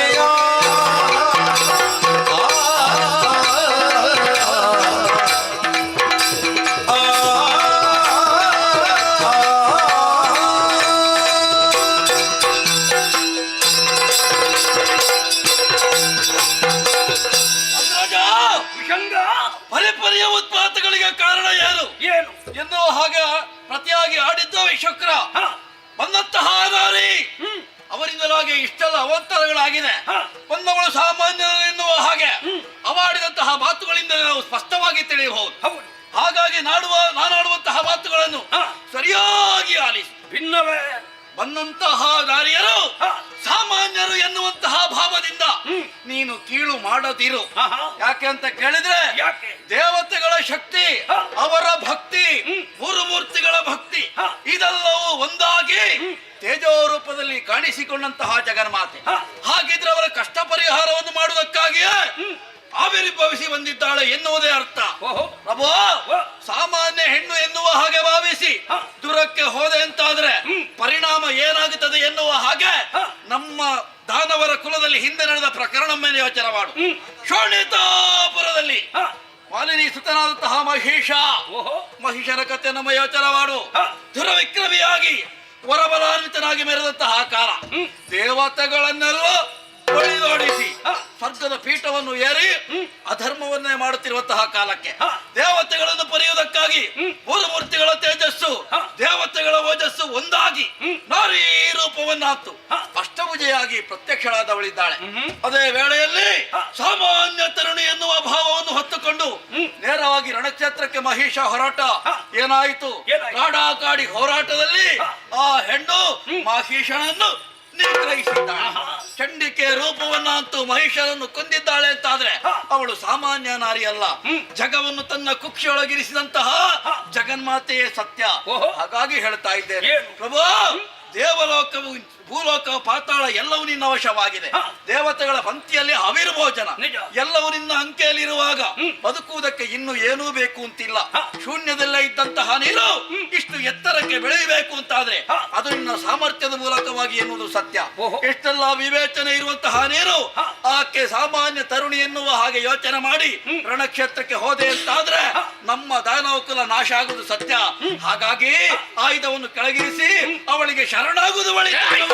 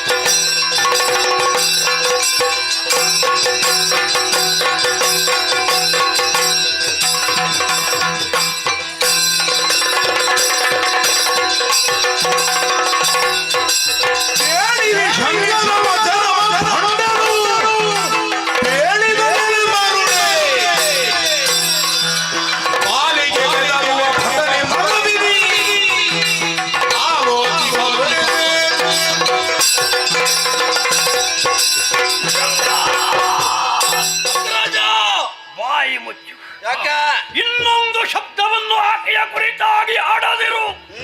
ವಿಶುಕ್ರ ಹೇಳಿದೆಯಾ ಇವನಾಡಿದಂತಹ ಮಾತುಗಳು? ಎಂತಹ ಕತೆ ಇವನದು? ಬಂದಿರುವ ಲಲಿತಾಂಬೆ ಯಾರಂತೆ? ಅವಳೇ ದೇವಿಯಂತೆ. ದೇವಿ ಏನು ಮಾಡಿದ್ದಾಳಂತೆ? ಮಹಿಷನ ಕಥೆಯನ್ನು ನಿನ್ನಲ್ಲಿ ಹೇಳುವುದವ? ಬಂಡಾಸುರ ಅಂದ್ರೆ ಕೋಣ ಅಂತ ಭಾವಿಸಿದೆಯಲ್ಲ ಪ್ರಭು. ಧೀಶಕ್ತಿ ಉಳ್ಳಂತಹ ಸಮರ್ಥ ಸೊನ್ನೆಯಿಂದ ಬ್ರಹ್ಮಾಂಡದವನ್ನ ಆಳುವಂತಹ ಹೌದು ಶ್ರೇಷ್ಠ ಮಟ್ಟಕ್ಕೆ ಏರಿರುವಂತಹ ಬಂಡಾಸುರನ ಮುಂದೆ ನಾರಿಯ ಕುರಿತಾಗಿ ಹೊಗಳಿಕೆಯ ಮಾತುಗಳನ್ನು ಆಡಬೇಡ. ಪರಮೇಶ್ವರನನ್ನು ತಪಸ್ಸಿನಿಂದ ಬೆಚ್ಚಿಸಿ ಮೂರು ಮೂರ್ತಿಗಳು ಏನನ್ನೇ ಸಾಗಬಲ್ಲರ ಏಕಮೇವ ದ್ವಿತೀಯನಾಗಿ ನಿರ್ವಹಿಸಬಲ್ಲಂತಹ ಸಾಮರ್ಥ್ಯವನ್ನ ಹೊಂದಿರುವವ ಈ ಬಂಡಾಸುರ. ವಿರೋಧಿಗಳ ಅರ್ಧಶಕ್ತಿ ನಿತ್ಯ ನಿಲುವಿನಲ್ಲಿ ಸೆಳೆಯಬಲ್ಲೆ. ಬಾಲೆಗೆ ಹೆದರುವ ಮಾತಿಲ್ಲ. ಎಲೆ ಮರುಳ ನಡನೆ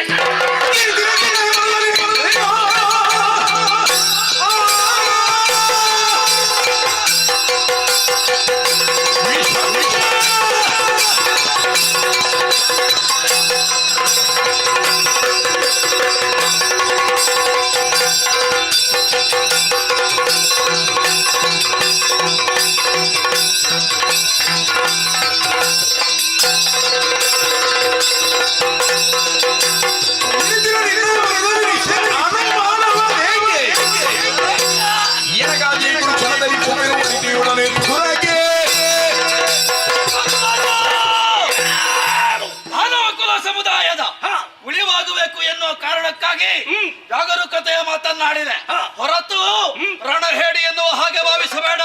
ಈ ರೀತಿಯಾಗಿರೋ ನಿನ್ನ ಮನದ ಅಭಿಲಾಷೆ. ನಾನು ಹೆದರುವುದಿಲ್ಲ, ನೇರವಾಗಿ ಹೋಗ್ತೇನೆ ನನ್ನ ಕ್ಷೇತ್ರಕ್ಕೆ. ನಾರಿಯರ ಹರಿತ ಏನು ಎನ್ನುವ ಹಾಗೆ ನೋಡ್ತಾರೆ. ಕೊಡು ಅಣ್ಣ, ತಪ್ಪಿ ಕೂಡ ಕೊಡಬೇಡ. ತಪ್ಪಿ ಕೂಡ ಕೊಡದಿರು. ರಣವಿಲ್ಯ ಕೇಳ್ತಾ ಇದ್ದಾನೆ. ತಪ್ಪಿ ಕೊಟ್ರೆ ನಮಗೆ ಸಿಗೋದಿಲ್ಲ. ಅದರಲ್ಲಿ ಅವನನ್ನು ಕಲಿಸಿ ಕೊಟ್ರೆ ಬಿಡ್ಲೇಬೇಕು. ಮತ್ತೆ ಏನನ್ನು ಬಿಡು? ಅವ ಮೊದಲಿನಿಂದ ಬಿಡು ಬಿಡು ಅಂತಲೇ ಹೇಳಿದ್ದು. ಈಗಲೂ ಹೇಳಿದ್ದು ಬಿಡು ಬಿಡು. ಹಾಗಿದ್ರೆ ಈಗ ವೀಳ್ಯ ಯಾರಿಗೆ? ನನಗೆ ಕೊಡು. ತೃಣವ ಕತ್ತರಿಸುವುದಕ್ಕೆ ಕೊಡಲಿ ಬೇಕೆ? ಬೇಡ ಬೇಡ. ಸಾಮಾನ್ಯ ಹೆಣ್ಣೊಬ್ಬಳನ್ನು ಸವರುವುದಕ್ಕೆ ನೀವು ಹೋಗಬೇಕೆ? ಬೇಡವೇ? ವಿಷಯ ತಿಳಿಯುವುದಕ್ಕಾಗಿ ಹಳೆಯ ಕರಂಕನಿದ್ದಾನೆ. ನನ್ನಲ್ಲಿಗೆ ಬರುವಾಗಿತ್ತೆಯೇ ಹೇಳಿ. ಕರಂಕ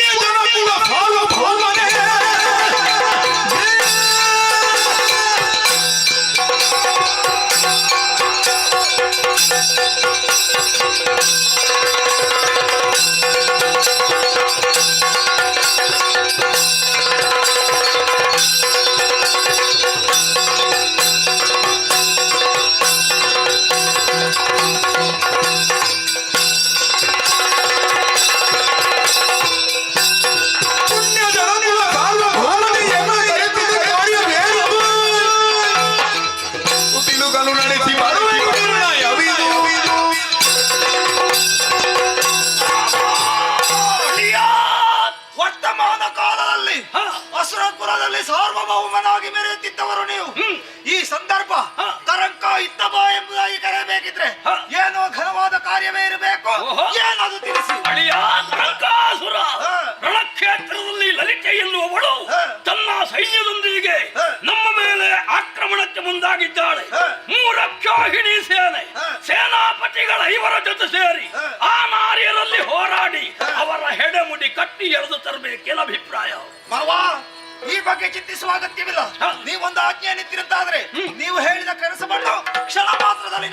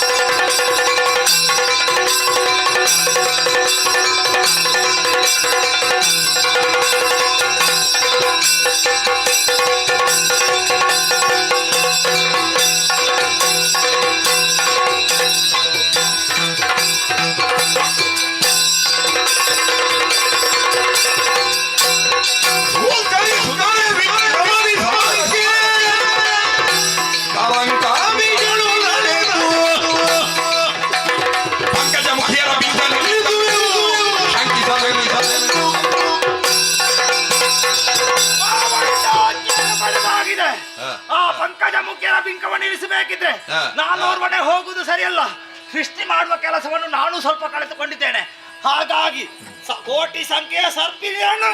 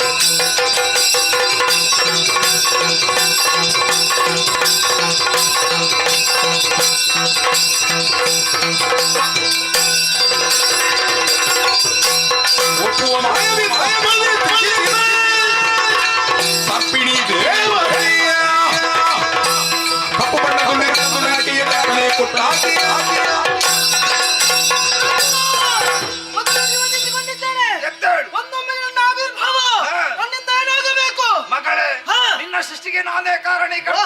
ನೀನೇ ಸರ್ಪಿಣಿ, ಕೆಲವೊಂದು ಕಪ್ಪು ಬಣ್ಣದ್ದು, ಕೆಲವು ದಪ್ಪದ್ದು.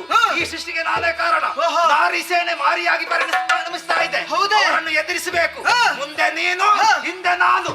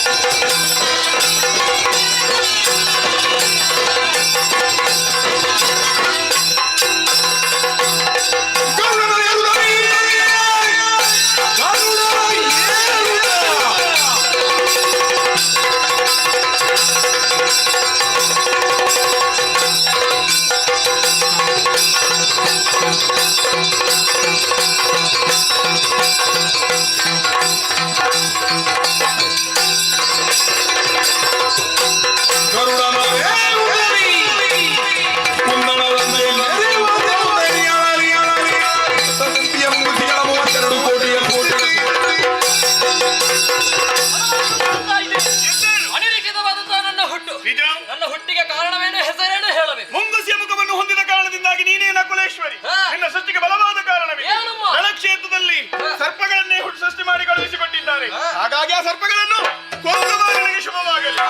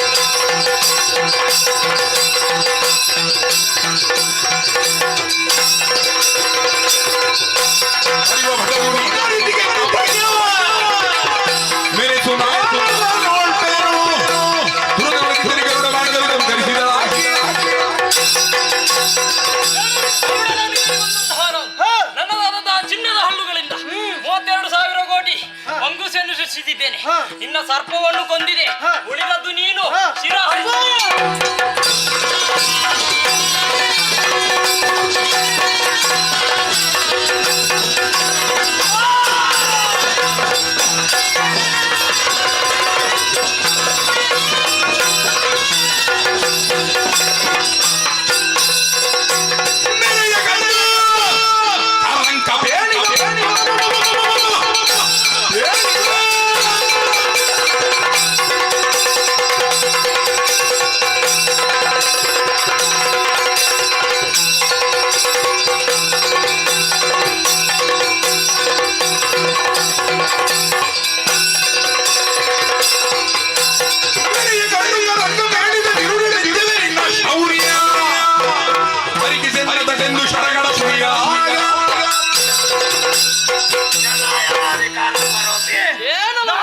ಸರ್ಪಗಳನ್ನೆಲ್ಲ ಕೊಂದು ಮುಗಿಸಿದೆಯಾ? ನಾನೇ ಮೆಚ್ಚಿದ ನಿನ್ನ ಶೌರ್ಯಕ್ಕೆ ನಿನ್ನ ತಲೆ ಕಡಿತೇನೆ.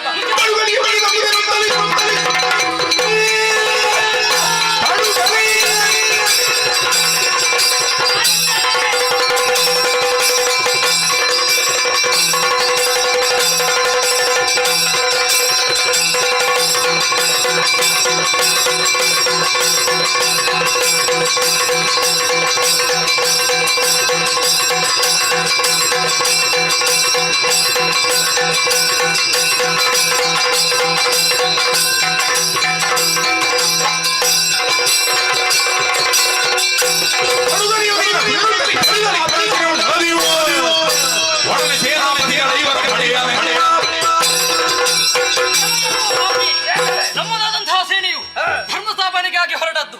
ವಿರೋಧಿಸುವುದಕ್ಕೆ ಮುಂದಾದರೆ ತಲೆ ತೆಗಿತೇನೆ.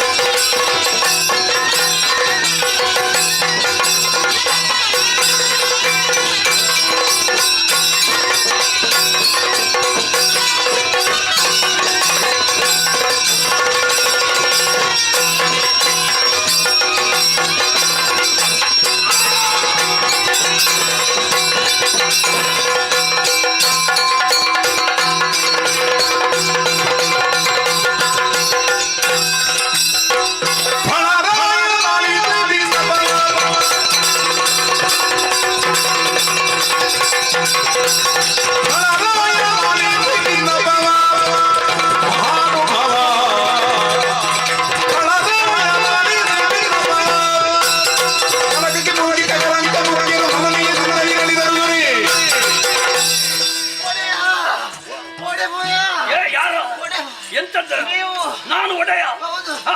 ಓ ದಾನೆ ಉಗ್ರಾಣಿ. ಎಂತದ್ದು? ದಾನೆ ಉಗ್ರ. ದಾನವಾಗ್ರಾಣಿ. ಓ ಕಲಕುಲ ಮೌಲ್ಯ. ಅಪ್ಪ ಕಳಕುಲ ಮೌಲ್ಯ. ಹೌದು. ಹಾ.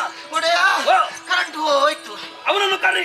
ಎಲ್ಲಿ ಮಲಗಿದ್ದಾನವ? ಯಾರು? ನೀನೆಂತದ್ದು ಹೇಳಿದ್ದು? ಹಾಗೆಲ್ಲ ಮತ್ತೆ? ನಿಮ್ಮ ಹಳಿಯ ಹಳಿಯ ಕರಂಕಾಸುರ. ಅವರ ಒಟ್ಟಿಗೆ ಹೋದವರು ಹಾ.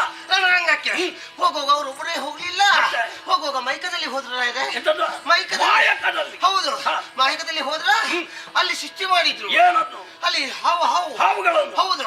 ಈ ಕಡೆಯಿಂದ ಹಾವು ಎಲ್ಲ ಸೃಷ್ಟಿ ಮಾಡಿ ರಣರಂಗಕ್ಕೆ ಹೋಯ್ತು. ಅಲ್ಲಿ ಹೋಯ್ತಾ? ಹೋಯ್ತಾ? ನನಗೇನು ಗೊತ್ತು ಹೋಯ್ತಾ ಅಂತ. ಅಲ್ಲ ಅಲ್ಲಿ ಹೋಯ್ತು ರಣರಂಗಕ್ಕೆ. ರಣರಂಗಕ್ಕೆ ಹೋಗುವಾಗ ಆ ಕಡೆಯಿಂದ ನೆಕ್ಲೆಸ್. ಎಂತದ್ದು ಅದು? ನೆಕ್ಲೆಸ್. ಹಾವುಗಳ ವಿರೋಧಿ. ಹೌದು. ಮುಂಗುಸಿ. ಹೌದು. ನಕುಲೇಶ್ವರಿ. ನಕುಲೇಶ್ವರಿ. ಅಲ್ಲೆಲ್ಲ ಬಂತು, ಯುದ್ಧ ಮಾಡಿತು. ನಮ್ಮ ಸಾಕು ಹೋಯ್ತು. ಹೋಯ್ತು. ಹೋಯ್ತು. ಆಮೇಲೆ ನಮ್ಮ ಮಹಾರಾಜ ರಣರಂಗಕ್ಕೆ ಇಳಿದ್ರು. ಇಳಿದದ್ದೇ ತಡ ಕನಗೋರ ಸಂಗ್ರಾಮ ಆಯ್ತು. ಆ ಯುದ್ಧದಲ್ಲಿ ನಿಮ್ಮ ಕಾರಂಜು ಹೋಯ್ತು. ನಾನು ನೋಡಿಕೊಳ್ತೇನೆ. ಹೋಗು. ಒಂದು ಬಂದು ಜಗವಿ ಒಂದು ಬಂದು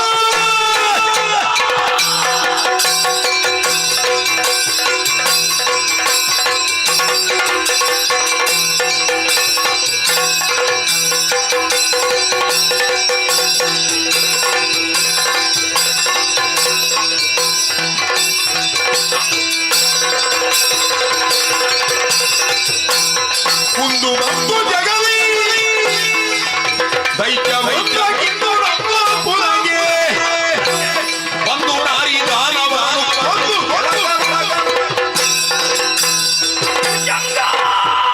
ಅಗ್ರಜ, ನಮ್ಮ ಪುರಕ್ಕೆ ಕುಂದು ಬಂದಿದೆ.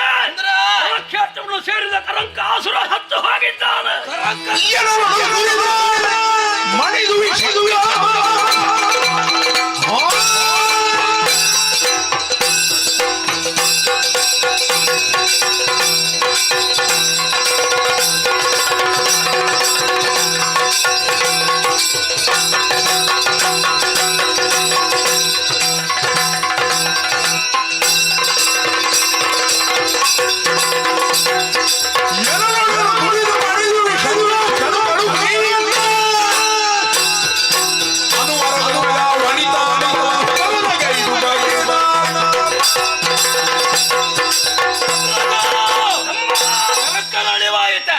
ಯೋಚನೆ ಮಾಡಬೇಡ.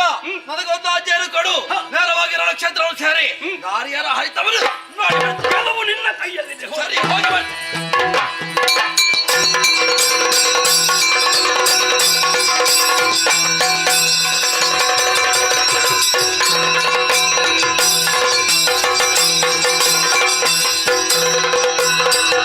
ಅಲ್ಪ ಬಲದಲ್ಲಿ ಗೆಲಿದಿರುವುದು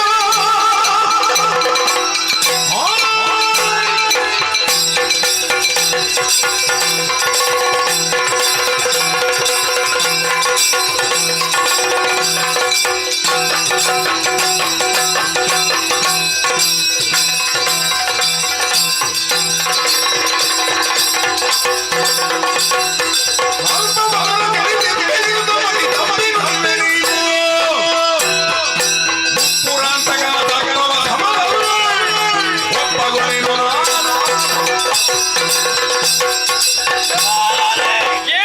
ಅಲ್ಪ ಬಲದಲ್ಲಿ ಗೆಲ್ಲಿದವೆನ್ನುವಂತ ಅಹಂಕಾರದಿಂದ ಮುಂದೆ ಮುಂದೆ ಬರ್ತಾ ಇದ್ದೀರಾ. ಅಂದವ ಸಾಮಾನ್ಯನಲ್ಲ. ವಿಶಂಕ ನಿನ್ನ ವಿಕ್ರಮ ಉಂಟು ತಂದ್ರ ತಲೆಗಳೊಳಗೆ ಬೆಕ್ಕಳ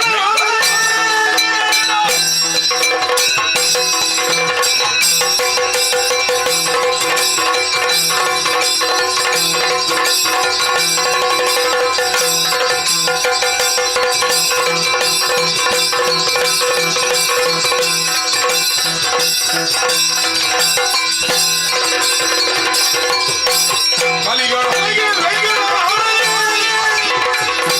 ಕೌಶಲಗಳ ಅರಿಗಿದಲಿ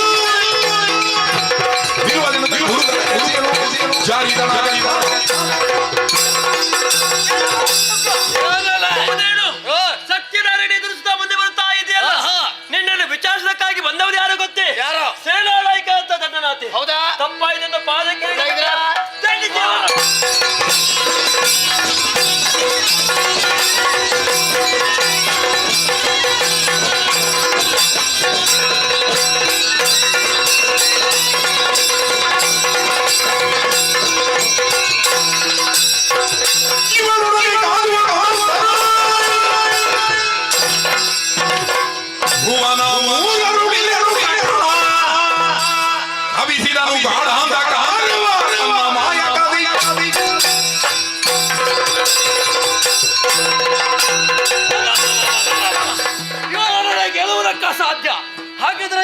ಬೇಕು.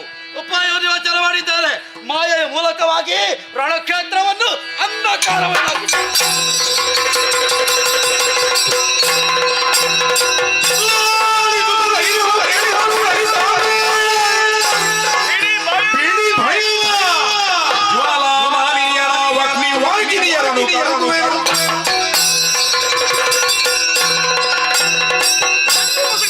ಸೂರ್ಯ ತನ್ನ ತೇಜಸ್ಸನ್ನು ಕಳೆದುಕೊಳ್ಳುವುದಿಲ್ಲವಲ್ಲ. ರಣಕ್ಷೇತ್ರ ಕತ್ತಲಾದರೇನು, ಬೆಳಗಿಸುವುದಕ್ಕೆ ಬೇಕಾಗಿ ಜ್ವಾಲ ಮಾಲಿನ್ಯ.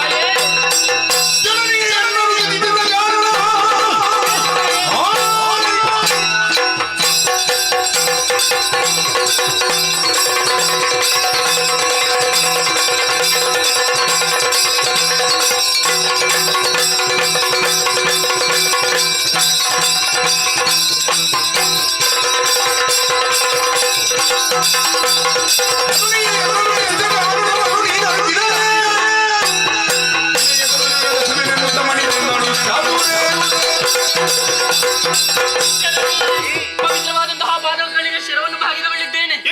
ಕತ್ತಲೆಯ ವಾತಾವರಣದಲ್ಲಿ ಒಮ್ಮೆಂದೊಮ್ಮೆಲೆ ನನ್ನ ಸೃಷ್ಟಿಯಾಯಿತು. ಯಾಕಾಗಿ ನನ್ನ ಸೃಷ್ಟಿ?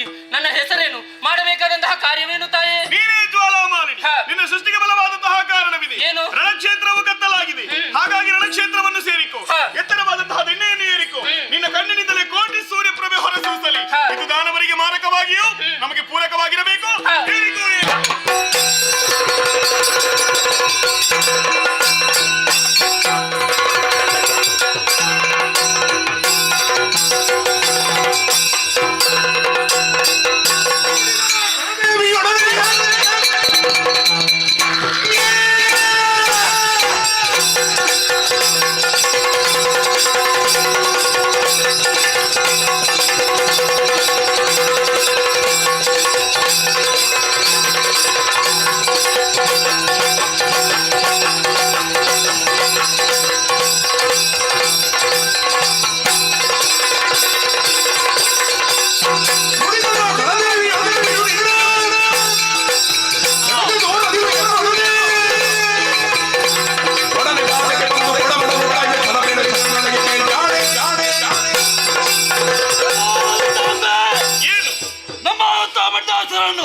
ಎದುರಿಸುವುದಕ್ಕೆ ಹೊರಟೆಯ. ಇದು ನಿನ್ನ ಹಂತದ ಕಾಲ ಬಂದಿದೆ. ಒಂದವ ವಿಷಂಗ ಕಾಲಿಗರಗು ಇವತ್ತೇ ಕೊಂದೆ.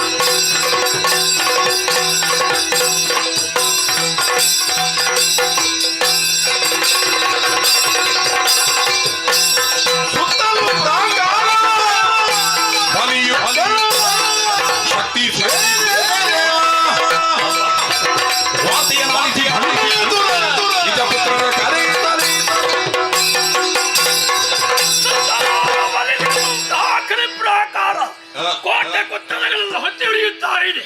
ಇದನ್ನು ಆರಿಸಲೇಬೇಕು. ಎಲ್ಲಿ ಮಕ್ಕಳು?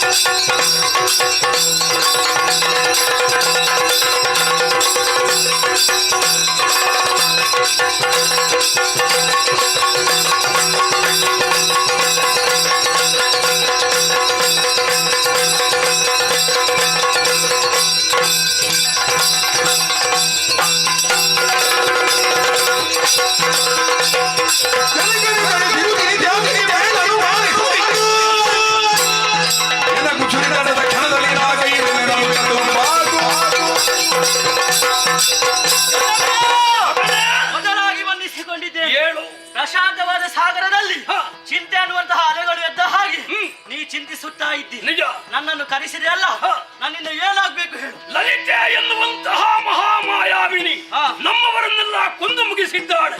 ಕಡುಗಲಿಗಳಾದಂತಹ ನೀವು ಅವರನ್ನು ಬಂಧಿಸಿ ಎಳೆದು ತರಬೇಕೇನು ಮಾಡ?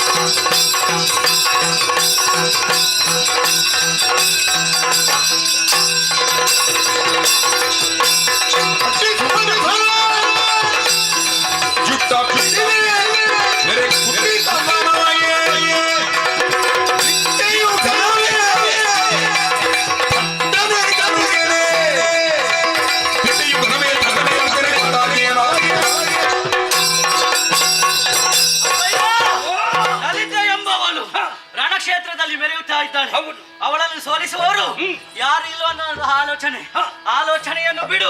ನನಗೊಂದು ಅಪ್ಪಣೆಯನ್ನು ಕೊಟ್ಟದೆ ಹೌದು ಅಂತಾದ್ರೆ ಅವಳ ಜುಟ್ಟಿಗೆ ಕೈ ದರದರನ್ನು ಎಳೆದುಕೊಂಡು ಬರ್ತೇನೆ. ಮಗನೇ ಚತುರ್ಬಾಹು, ನನ್ನ ಪಾಲಿನ ನಾರಾಯಣನು ನೀನು ಜಯವಾಗಲಿ. ಆಗಲಿ.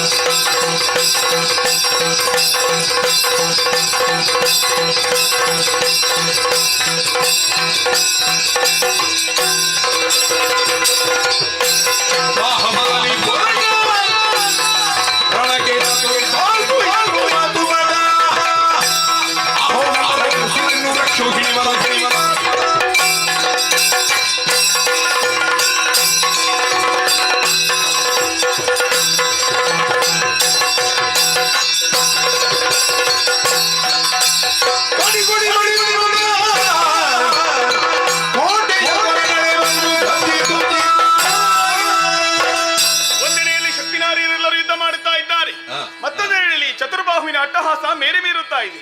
ಈ ತರನೇ ಹೋರಾಟ ಮಾಡುವಂತಹ ವೀರವನಿತೆಯರಿದ್ದರೆ ಮೇಲೆದ್ದು ಬನ್ನಿ, ಮೇಲೆದ್ದು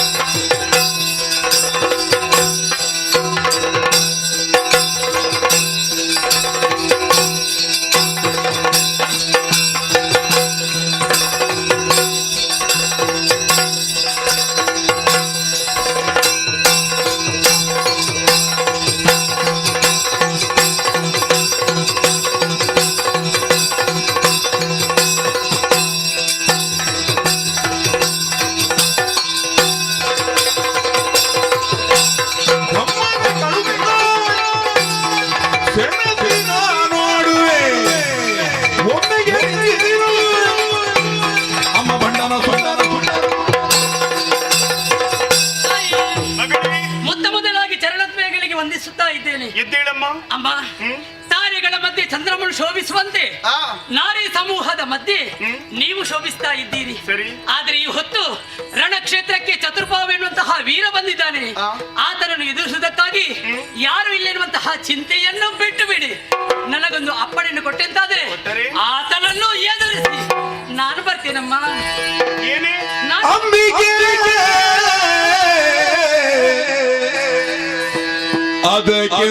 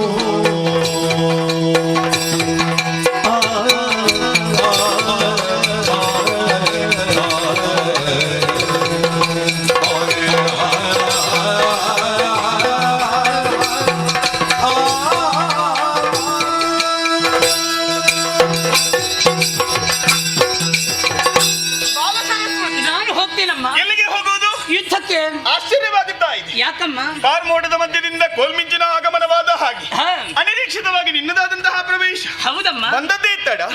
ರಣಕ್ಷೇತ್ರಕ್ಕೆ ಹೋಗುತ್ತೇನೆ, ಆಶೀರ್ವಾದ ಮಾಡಿ ಕಳುಹಿಸಿಕೊಡಮ್ಮ ಎನ್ನುವ ಹಾಗೆ ಹೇಳುತ್ತಾ ಇದ್ದೆ. ಹೌದಮ್ಮ. ಹಾಗೆಲ್ಲ ಕಳುಹಿಸಿಕೊಡುವುದಕ್ಕಾಗುತ್ತದೆ? ಯಾಕೆ ತಾಯಿ? ಸಂಗ್ರಾಮ ಎಂದರೆ ಏನೆನ್ನುವ ಹಾಗೆ ಭಾವಿಸಿಕೊಂಡೆ ನೀನು. ನಿನಗೆ ಪ್ರಾಯದ ಎಷ್ಟು? ಎಷ್ಟಮ್ಮ? 9 ವರ್ಷ. ನನಗೆ 4ನೇ ಕಣ್ಣಿದ್ದ ಹಾಗೆ ನಿನ್ನನ್ನು ನೋಡಿಕೊಂಡು ಬಂದವಳಿದ್ದೇನೆ. ಹೌದಮ್ಮ. ಗೊಂಬೆಯ ಹಾಗೆ ಸಾಕಿ ಸಲಹಿದವಳು ನಾನು. ಹೌದೇ? ಹೀಗಿರುವಾಗ ರಣಕ್ಷೇತ್ರಕ್ಕೆ ಹೋಗಿ ಆ ರಾಕ್ಷಸರನ್ನು ಕಂಡಾಗಲೇ ನನಗೆ ಭಯವಾಗುವುದಕ್ಕೆ ಸಾಧ್ಯವಿದೆ. ಹಾಗಾಗಿ ಯುದ್ಧ ಸಲ್ಲದು, ಒಳಗಿದ್ದು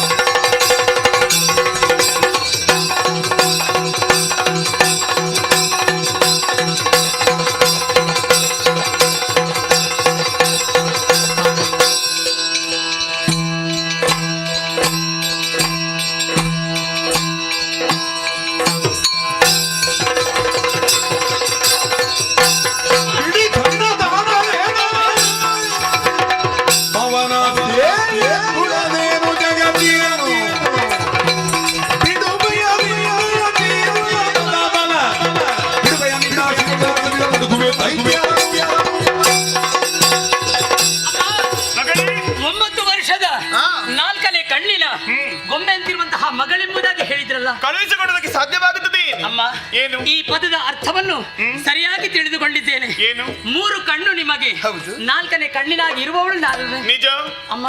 ಏನು? ನಾನು ಸಣ್ಣವಳೆ. ಮತ್ತೇನೆ? ಸಣ್ಣವಳೆ. ಸಣ್ಣವಳಲ್ವೇನೆ? ಅಮ್ಮ, ಏನು? ಮಕ್ಕಳು ಎಷ್ಟು ದೊಡ್ಡವರಾಗಿ ಬೆಳೆದ್ರು ಕೂಡ ಹೆತ್ತಂತಹ ತಂದೆ ತಾಯಿಗಳಿಗೆ ಮಕ್ಕಳು ಸಣ್ಣವರಾಗಿ ಇರುತ್ತಾರಮ್ಮ. ಹೌದಲ್ಲ? ಹೌದಲ್ವೇ? ಬೆಂಕಿಯ ಗಿಡಿ ಸಣ್ಣದಾಗಿದ್ರು ಕೂಡ ಗಾಳಿಯ ಸಹಾಯದಿಂದ ಎಲ್ಲವನ್ನು ಸುಡುವಂತಹ ಸಾಮರ್ಥ್ಯ ಆ ಕಿಡಿಗಿದೆ ತಾಯಿ. ನಿಜ. ಅಂಕುಶಮ್ಮ ಆಯುಧ ಸಣ್ಣದಾಗಿದ್ರು ಕೂಡ ದೊಡ್ಡ ಪ್ರಾಣಿಯಾದಂತಹ ಆನೆಯನ್ನು ನಿಯಂತ್ರಣ ಮಾಡ್ತದಮ್ಮ. ಹೌದು. ನಾನು ಯಾರು ತಾಯಿ? ನಿಮ್ಮ ಮಗಳಲ್ವೇ? ನಾನು ಸಣ್ಣವಳಾದಿರಿಲ್ಲಂತೆ ನಾನು ಕಲಿತಂತಹ ವಿದ್ಯೆಗೆ ಯಾವ ಕಾರಣಕ್ಕೂ ಬಾಲ್ಯತನವಿಲ್ಲ. ನೀವೊಂದು ಆಶೀರ್ವಾದವನ್ನು ಮಾಡಿ ಕಳುಹಿಸಿಕೊಟ್ರೆ ಆ ಚಾತುರ್ಭಾವವನ್ನು ಜಯಸಿರಿಯನ್ನು ಒದಗಿಸಿಕೊಂಡು ಬರ್ತೇನೆ. ಆಶೀರ್ವಾದ ಮಾಡಮ್ಮ. ಛಲವಾ ಬಿಡದಿರೆ ಮಗಳ ಬುದ್ಧಿಗೆ ಮಗಳ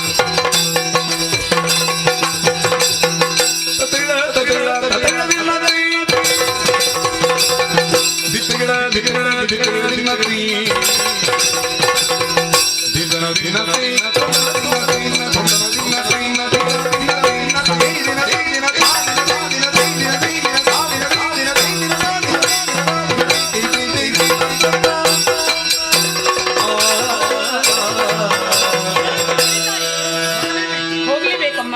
ನಂದ ಅಮ್ಮ, ನಿನ್ನ ವೀರವಾಣಿಯನ್ನು ಕೇಳಿದಾಗ ಮನಸ್ಸಿಗೆ ಬಹಳಷ್ಟು ಸಂತೋಷವಾಗುತ್ತಾ ಇದೆ. ಹುಲಿಯ ಹೊಟ್ಟೆಯಲ್ಲಿ ಹುಲಿಮರಿ ಹುಟ್ಟುತ್ತದೆ ಹೊರತು ಇಲಿಮರಿಯೊಂದು ಹುಟ್ಟುವುದಕ್ಕೆ ಸಾಧ್ಯವಿಲ್ಲಮ್ಮ. ಉತ್ಸಾಹದ ಚಿಲುಮೆಯಂತೆ ಪುಟಿದೇಳುತ್ತಾ ಇದ್ದೀಯ. ಹೌದು ತಾಯಿ. ಹೀಗಿರುವಾಗ ನಿನ್ನ ಉತ್ಸಾಹಕ್ಕೆ ನಾನು ತಣ್ಣೀರೆರಚುವಂತಹ ಕಾರ್ಯ ಮಾಡಿದರೆ ಸರಿಯಾಗುತ್ತದೆ ಇಲ್ಲ ತಾಯಿ. ಹಾಗಾಗಿ ರಣಕ್ಷೇತ್ರಕ್ಕೆ ಹೋಗು, ಅಲ್ಲಿರುವಂತಹ ದಾನವರನ್ನು ಕೊಂದು ಬರಬೇಕು.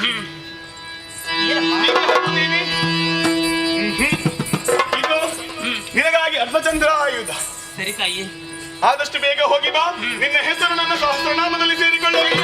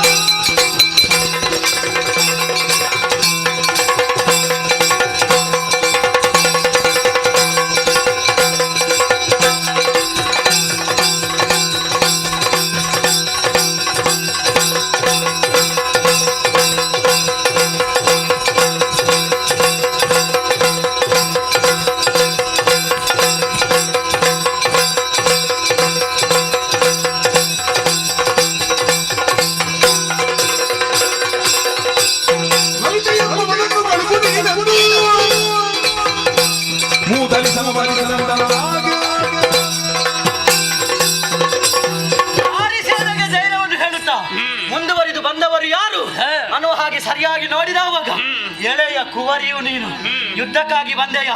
ಯುದ್ಧ ಅಂತ ಹೇಳಿದ್ರೆ ಏನಂತ ಭಾವಿಸಿಕೊಂಡೆ? ಏನಂತ ನಿನ್ನ ಆಟದ ಬಯಲು ಅನ್ನೋ ಹಾಗೆ ಭಾವಿಸಿದೆಯ? ಖಂಡಿತಿಲ್ಲ. ನನ್ನ ಕ್ಷೇತ್ರವನ್ನು ಪ್ರವೇಶ ಮಾಡಿದ ಮೇಲೆ ಏನಾದರೂ ಒಂದು ಮಾಡಲೇಬೇಕು. ಹೌದು. ಒಂದು ನಿನ್ನನ್ನು ಯುದ್ಧದಲ್ಲಿ ಸೋಲಿಸುವುದು, ಇಲ್ಲವಾದರೂ ಯುದ್ಧದಲ್ಲಿ ಕೊಲ್ಲುವುದು. ನೀನಲ್ಲ, ಆ ಲಲಿತನು ಕಳಿಸು. ಏನ್ ನೋರಾಜಿ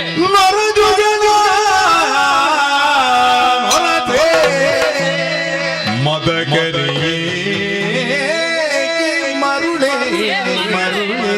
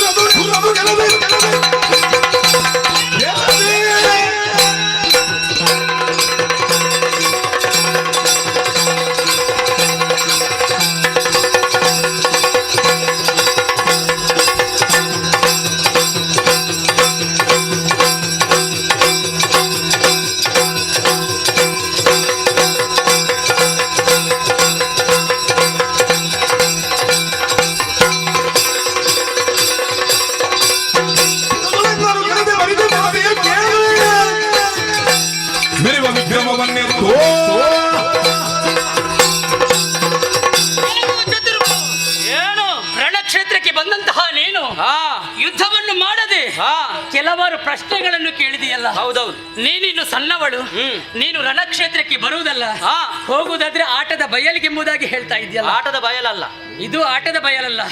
ರಣಕ್ಷೇತ್ರ ಎಂಬುದು ತಿಳಿದೆ ಈ ಸಂದರ್ಭದಲ್ಲಿ ಯುದ್ಧಕ್ಕಾಗಿ ಬಂದವ ನಾನು. ಹಾಗಿದ್ರೆ ಏನು ನಿನ್ನಲ್ಲೊಂದು ಮಾತನ್ನು ಹೇಳ್ತಾ. ಏನು ಮಾತು? ಸಾಮಾನ್ಯವಾದಂತಹ ಹುಳುವನ್ನು ಕೊಲ್ಲುವುದಕ್ಕೆ ವಿನುತ ಸುತೆ ಗರುಡ ಬರಬೇಕೆ? ಅಗತ್ಯವೇ ಇಲ್ಲ. ಚಿಗುರೊಂದನ್ನು ಚಿವುಟುವುದಕ್ಕೆ ಕೊಡಲಿ ಅಗತ್ಯ ಉಂಟೆ ಹೇಳು? ಖಂಡಿತವಾಗಿಲ್ಲ. ಹಾಗೆ ನಿನ್ನಂತ ನೊರಜನ್ನು ವಧಿಸುವುದಕ್ಕಾಗಿ ಲಲಿತಾಂಬೆ ಯಾಕೆ, ಬಾಲ ಸರಸ್ವತಿ ನಾನೇ ಸಾಕು. ಹೌದಾ?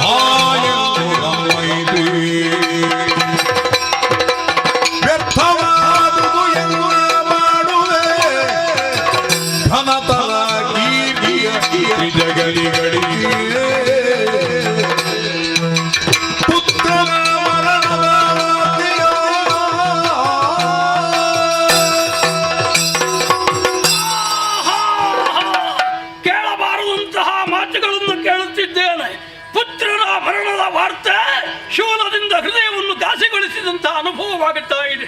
ಘನತರ ಕೀರ್ತಿಯ ತ್ರಿಜಗತಿ ಗಳಿಸಿದೆ. ಭವಿಷ್ಯದಲ್ಲಿ ಆಳಬೇಕಾದಂತಹ ಮಕ್ಕಳ ಇಲ್ಲದೆ ಇದ್ದ ಮೇಲೆ ಯಾವುದು ನೀನಿಂತು ಮರುಗುವುದಿಲ್ಲಕ್ಕಾಗಿ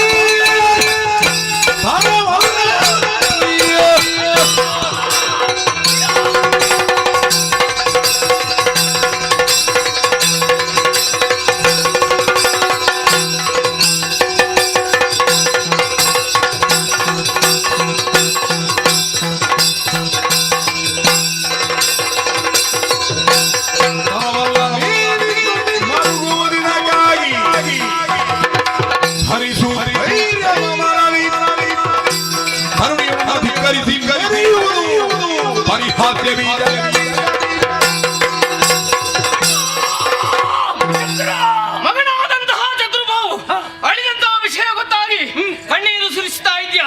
ನಿನ್ನ ಈ ದೃಶ್ಯವನ್ನು ವಿರೋಧ ಪಕ್ಷದವರು ನೋಡಿದ್ರೆ ಕೈತಟ್ಟಿ ನಗುವುದಕ್ಕೆ ಸಾಧ್ಯ ಉಂಟು. ನನಗೊಂದು ಆಶೀರ್ವಾದ ಮಾಡು, ನಾನು ಹೋಗಿ ಬರ್ತೇನೆ. ನಿಶ್ಚಯಂತೆ ಆಗಲಿ ಆಗಲಿ ಆಗಲಿ. ಸರಿ ಸರಿ, ದೊರೆಗೆ ದೊರೆಯುವುದರ ಮಾತನ್ನು ಹೇಳಿದ್ದೇನೆ. ಬಂದಂತಹ ನಾರಿಯರನ್ನು ಸಂಹರಿಸಿ ಬರ್ತೇನೆ ಅನ್ನುವ ಹಾಗೆ ಅವರಲ್ಲಿ ಯುದ್ಧ ಮಾಡುವುದಲ್ಲ, ಅವರಿಗೆಲ್ಲ ಮರಳು ಪ್ರಾರಂಭ ಆಗಬೇಕು. ಮರಳು ಪ್ರಾರಂಭ ಆಗಬೇಕಾದ್ರೆ ಮಂತ್ರ ಅದಿಬೇಕು. ಎಲ್ಲಿದ್ದಾರೆ ಅಂತ ನೋಡಿದ್ರೆ ಇರುವುದೆಲ್ಲ ಕೇರಳದಲ್ಲಿ. ಅಲ್ಲಿ ಹೋಗಿ ಬರುವಾಗೆ ನಮ್ಮವರು ಮುಗಿತಾರೆ. ಅದಕ್ಕೆ ಬೇಕಾಗಿ ಭಂಡಾಸುರ ಶಿಕ್ಷಕಾರವನ್ನು ನನಗೂ ಅನುಗ್ರಹಿಸಿದ್ದಾನೆ. ಕ್ಷಣ ಮಾತ್ರದಲ್ಲಿ ಮಂತ್ರವಾದಿ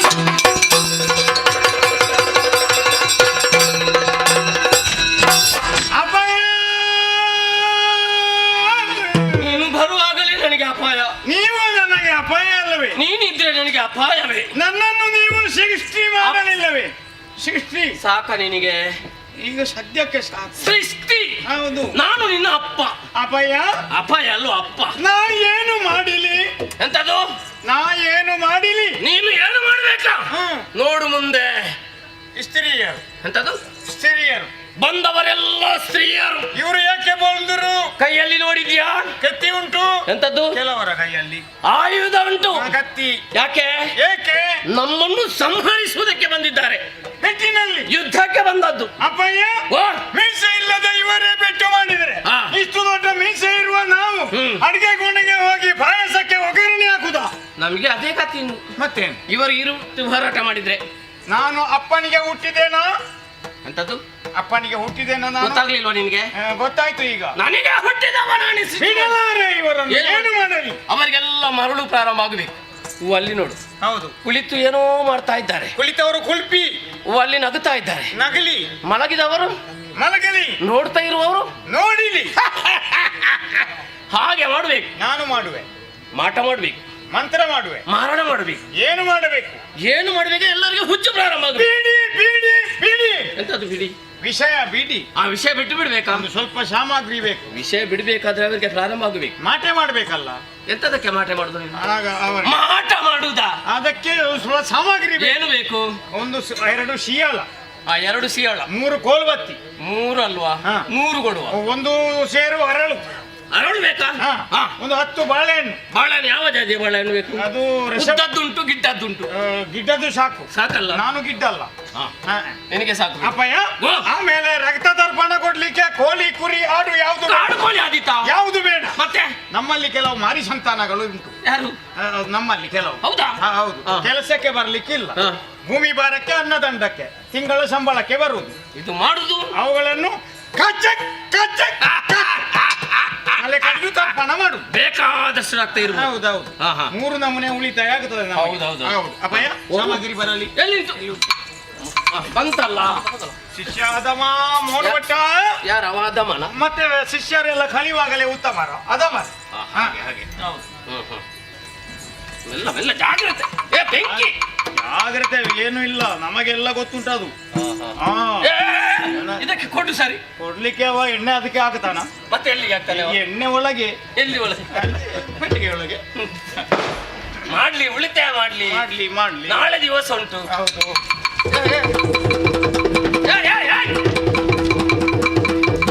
ನೀನು ಎಂತದು ಬಲಿ ಬರದದು? ಎಂತ ಮಾಡುದು? ಕಿರಿಯೆ. ಎಂತ ಕಿರಿಯೆ? ಮಾಟದ ಕ್ರಿಯೆ. ಓಂ ರಂ ಗಂ ಗುಂ ಗಂ ಕಪ್ ಚುಪ್ ಗಂ ಗುಂ. ಅದು ಎಂತ ನಿನ್ನದು? ಮಂತ್ರ. ಮಂತ್ರದಲ್ಲಿ ಅದೆಲ್ಲ ಬರ್ತದ? ಮಂತ್ರ ಗೊತ್ತುಂಟ? ಕೇರಳ ಮಂತ್ರ ನಿಮಗೆ? ಮತ್ತೆ ಓಂ ಕಾಳಿ ಕರಾಳಿ ಕಿಸಕಾಳಿ ಬಂಜಕಾಳಿ ಒಟ್ಟಾರೆ ದಿವಾಳಿ. ಎಲ್ಲ ಕಾಳಿ. ಓಂ ಚಂಡಿ ಚಾಪುಂಡಿ ಗುಸಬುಂಡಿ ಗಸಿಬುಂಡಿ ಗುಂಡಿ ಹೊಂಡಿ. ಎಂತದ ನಿನ್ನದೆಲ್ಲ? ಮಂತ್ರ ಗೊತ್ತುಂಟ? ಮಂತ್ರದಲ್ಲಿ ಅದೆಲ್ಲ ಬರ್ತದೆ. ಓಂ ಅಡಿಕಟ್ಟೆ ಮುಡಿಕಟ್ಟೆ ಕಂಡೋಡು ಕಡಿಕಟ್ಟೆ ಬಂಗಾಡಿ ಬಾಲಗಟ್ಟೆ ಕೊಕ್ಕರಡೆ ಕೋರಿಗಟ್ಟೆ ಸರಪಾಡಿ ಅಣೆಗಟ್ಟೆ ಸರಪಾಡಿ ಅಣೆಗಟ್ಟೆ ಕುಂಟುಡು ಗುರೆಪಟ್ಟೆ ಕರಿಟ್ಟೆ ಪುರಿಪಟ್ಟೆ ಜಾಗಿದದು ಇಲ್ಲಿಗಟ್ಟೆ ಕೊರ್ಪುರ ತಕ್ಕಟ್ಟೆ ಎಂಕಿತೆ ಇಕ್ಕಟ್ಟೆ. ಆಗ ಸ್ವರ ಕೇಳಿತಾ?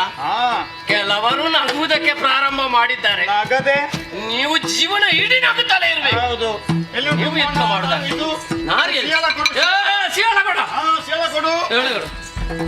ನಿಮಗೆ ನಾನು ಕಲಿಸದಿ ಈ ಸಲ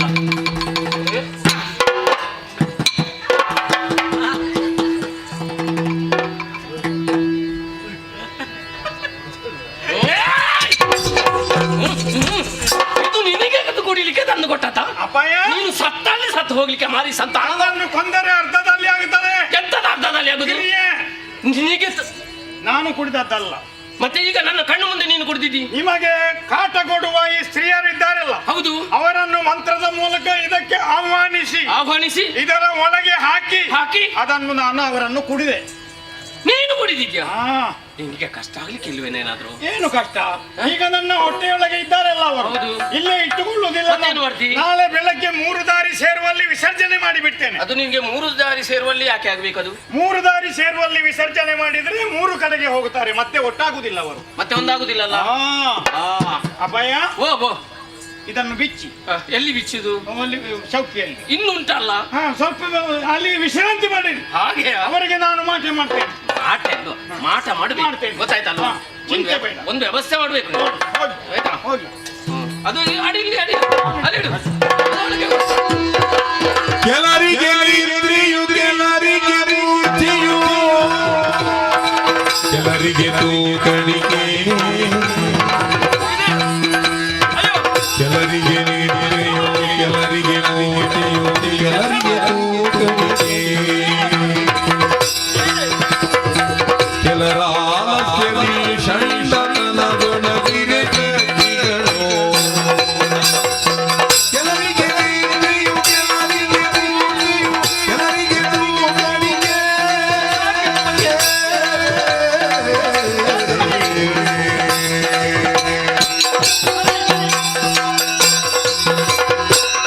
ಚಿಂತಿಸಿದರು ಗಗನಾಥ್ಯರು ಬಲವಿಲ್ಲದ ಬಗೆಯೇ ಇದು ಭ್ರಾಂತಿ ಕಾಣಿದವು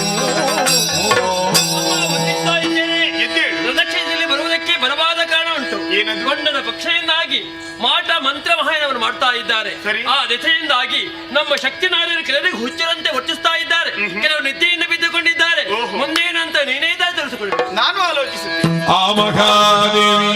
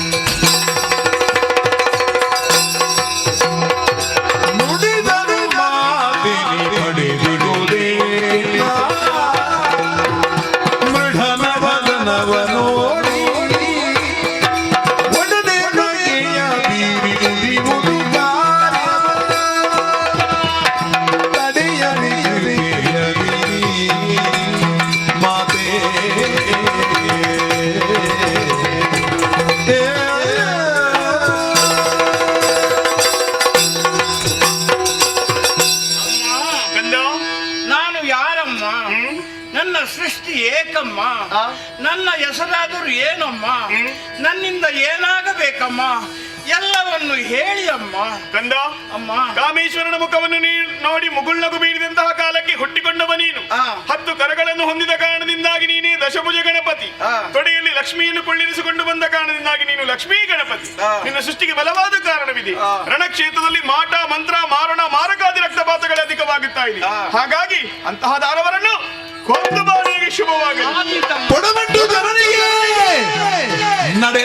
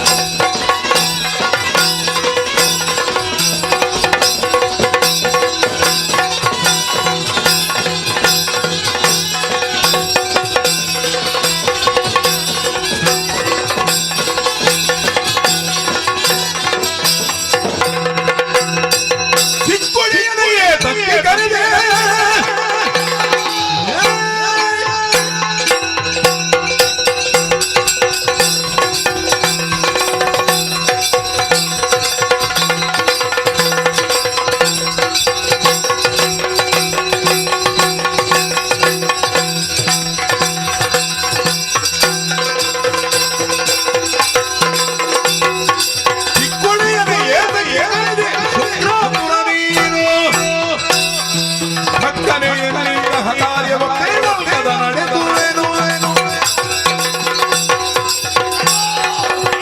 ಮೊದಲಾಗಿ ವಂದಿಸಿಕೊಂಡಿದ್ದೆ. ಅನಿರೀಕ್ಷಿತವಾದಂತಹ ನನ್ನ ಸೃಷ್ಟಿಗೆ ಕಾರಣವೇನು ನನ್ನಲ್ಲಿ ತಿಳಿಸಿ. ನಿನ್ನನ್ನು ಗುರುತಿಸುವುದಕ್ಕೆ ನಿನಗೆ ಹೆಸರು ಗಜಾಸುರ. ಮಾಡಬೇಕಾದ ಕರ್ತವ್ಯ ಒಂದೇ, ರಣದಾರುಣಿಯಲ್ಲಿ ದಶಭುಜ ಗಣಪತಿ ಮೆರೆಯುತ್ತಾ ಇದ್ದಾನೆ, ತಲೆ ಕಡಿದು ಬಾ.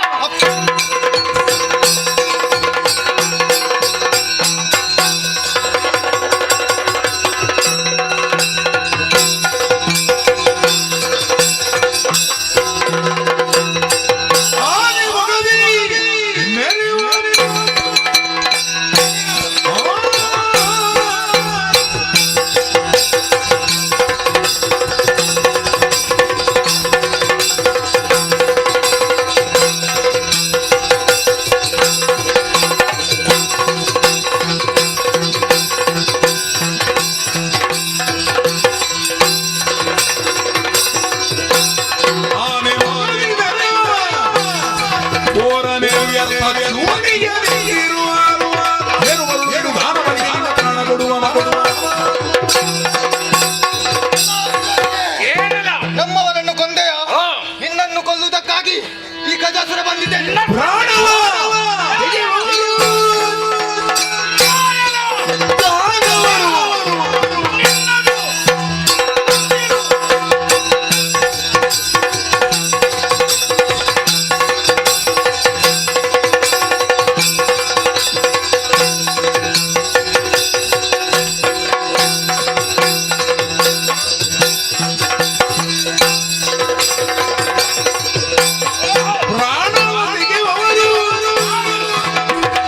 ದೈತ್ಯರು ಚೂಡಿಗೆ ನಿಂತವರು ಹಾನಿಗೊಂಡಿದ್ದರು ಧಂಬವ ನೀನೆ ಮೋಡಾಡ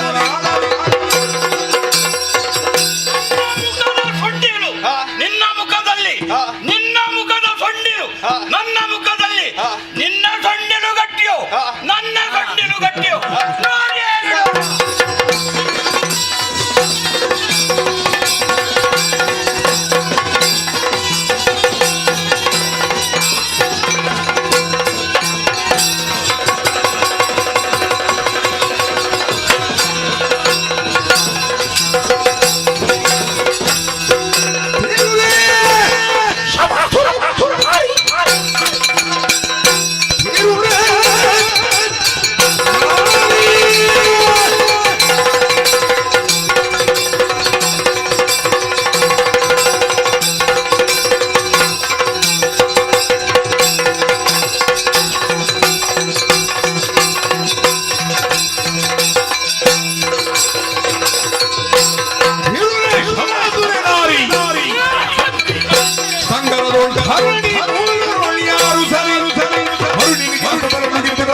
ನೋಡಿ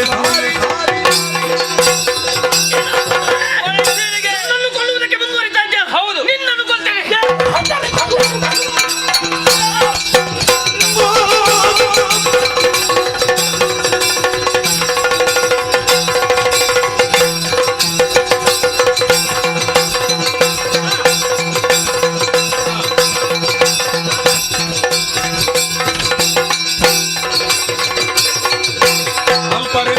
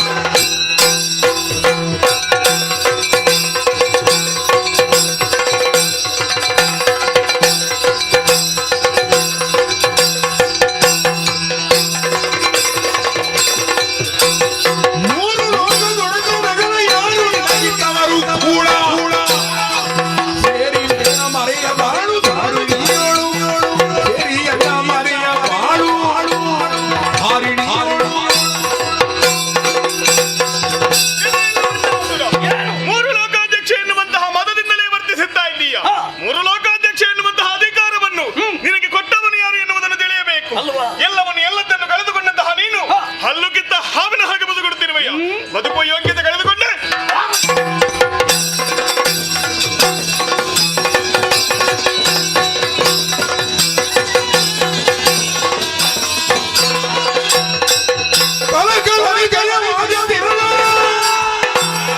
ಹಳನು ದೇವಿಯೊಳೆಂಬ ಗತಯುಗಗಳಲ್ಲಿ ಗತಿಸಿದ ದೈತ್ಯರೆಲ್ಲರ ಸೃಷ್ಟಿಸುಬೇಕು.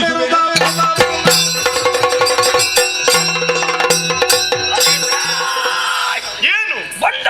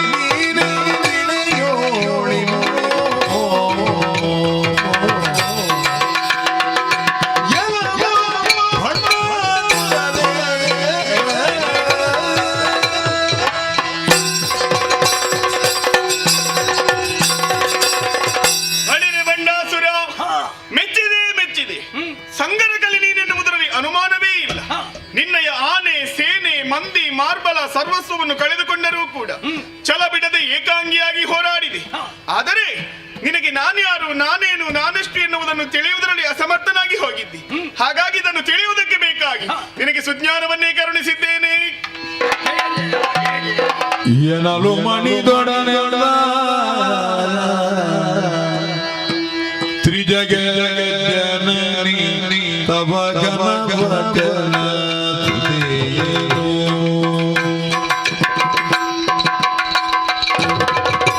ಎನಲು ಮಣಿದೊಡನೆ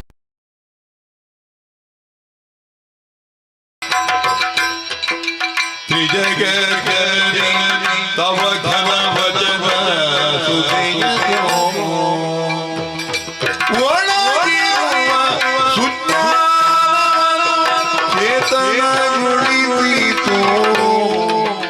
ಎನಲು ಮಣಿದೊಡನೆ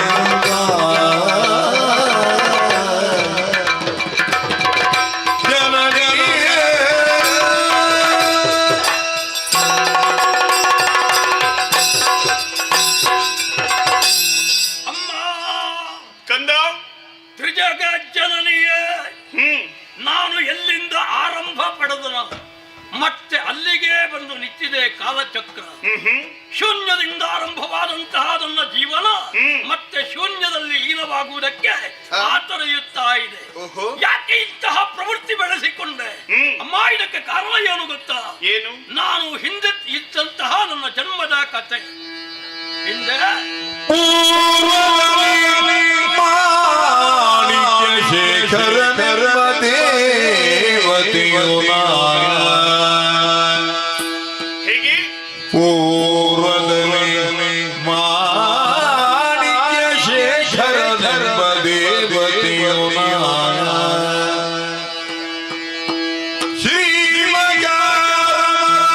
ಶ್ರೀಮಗಾರದೇವಿಯಲಿ ಸೇರಿರುತ್ತಿರಲು ಒಂದು ದಿನ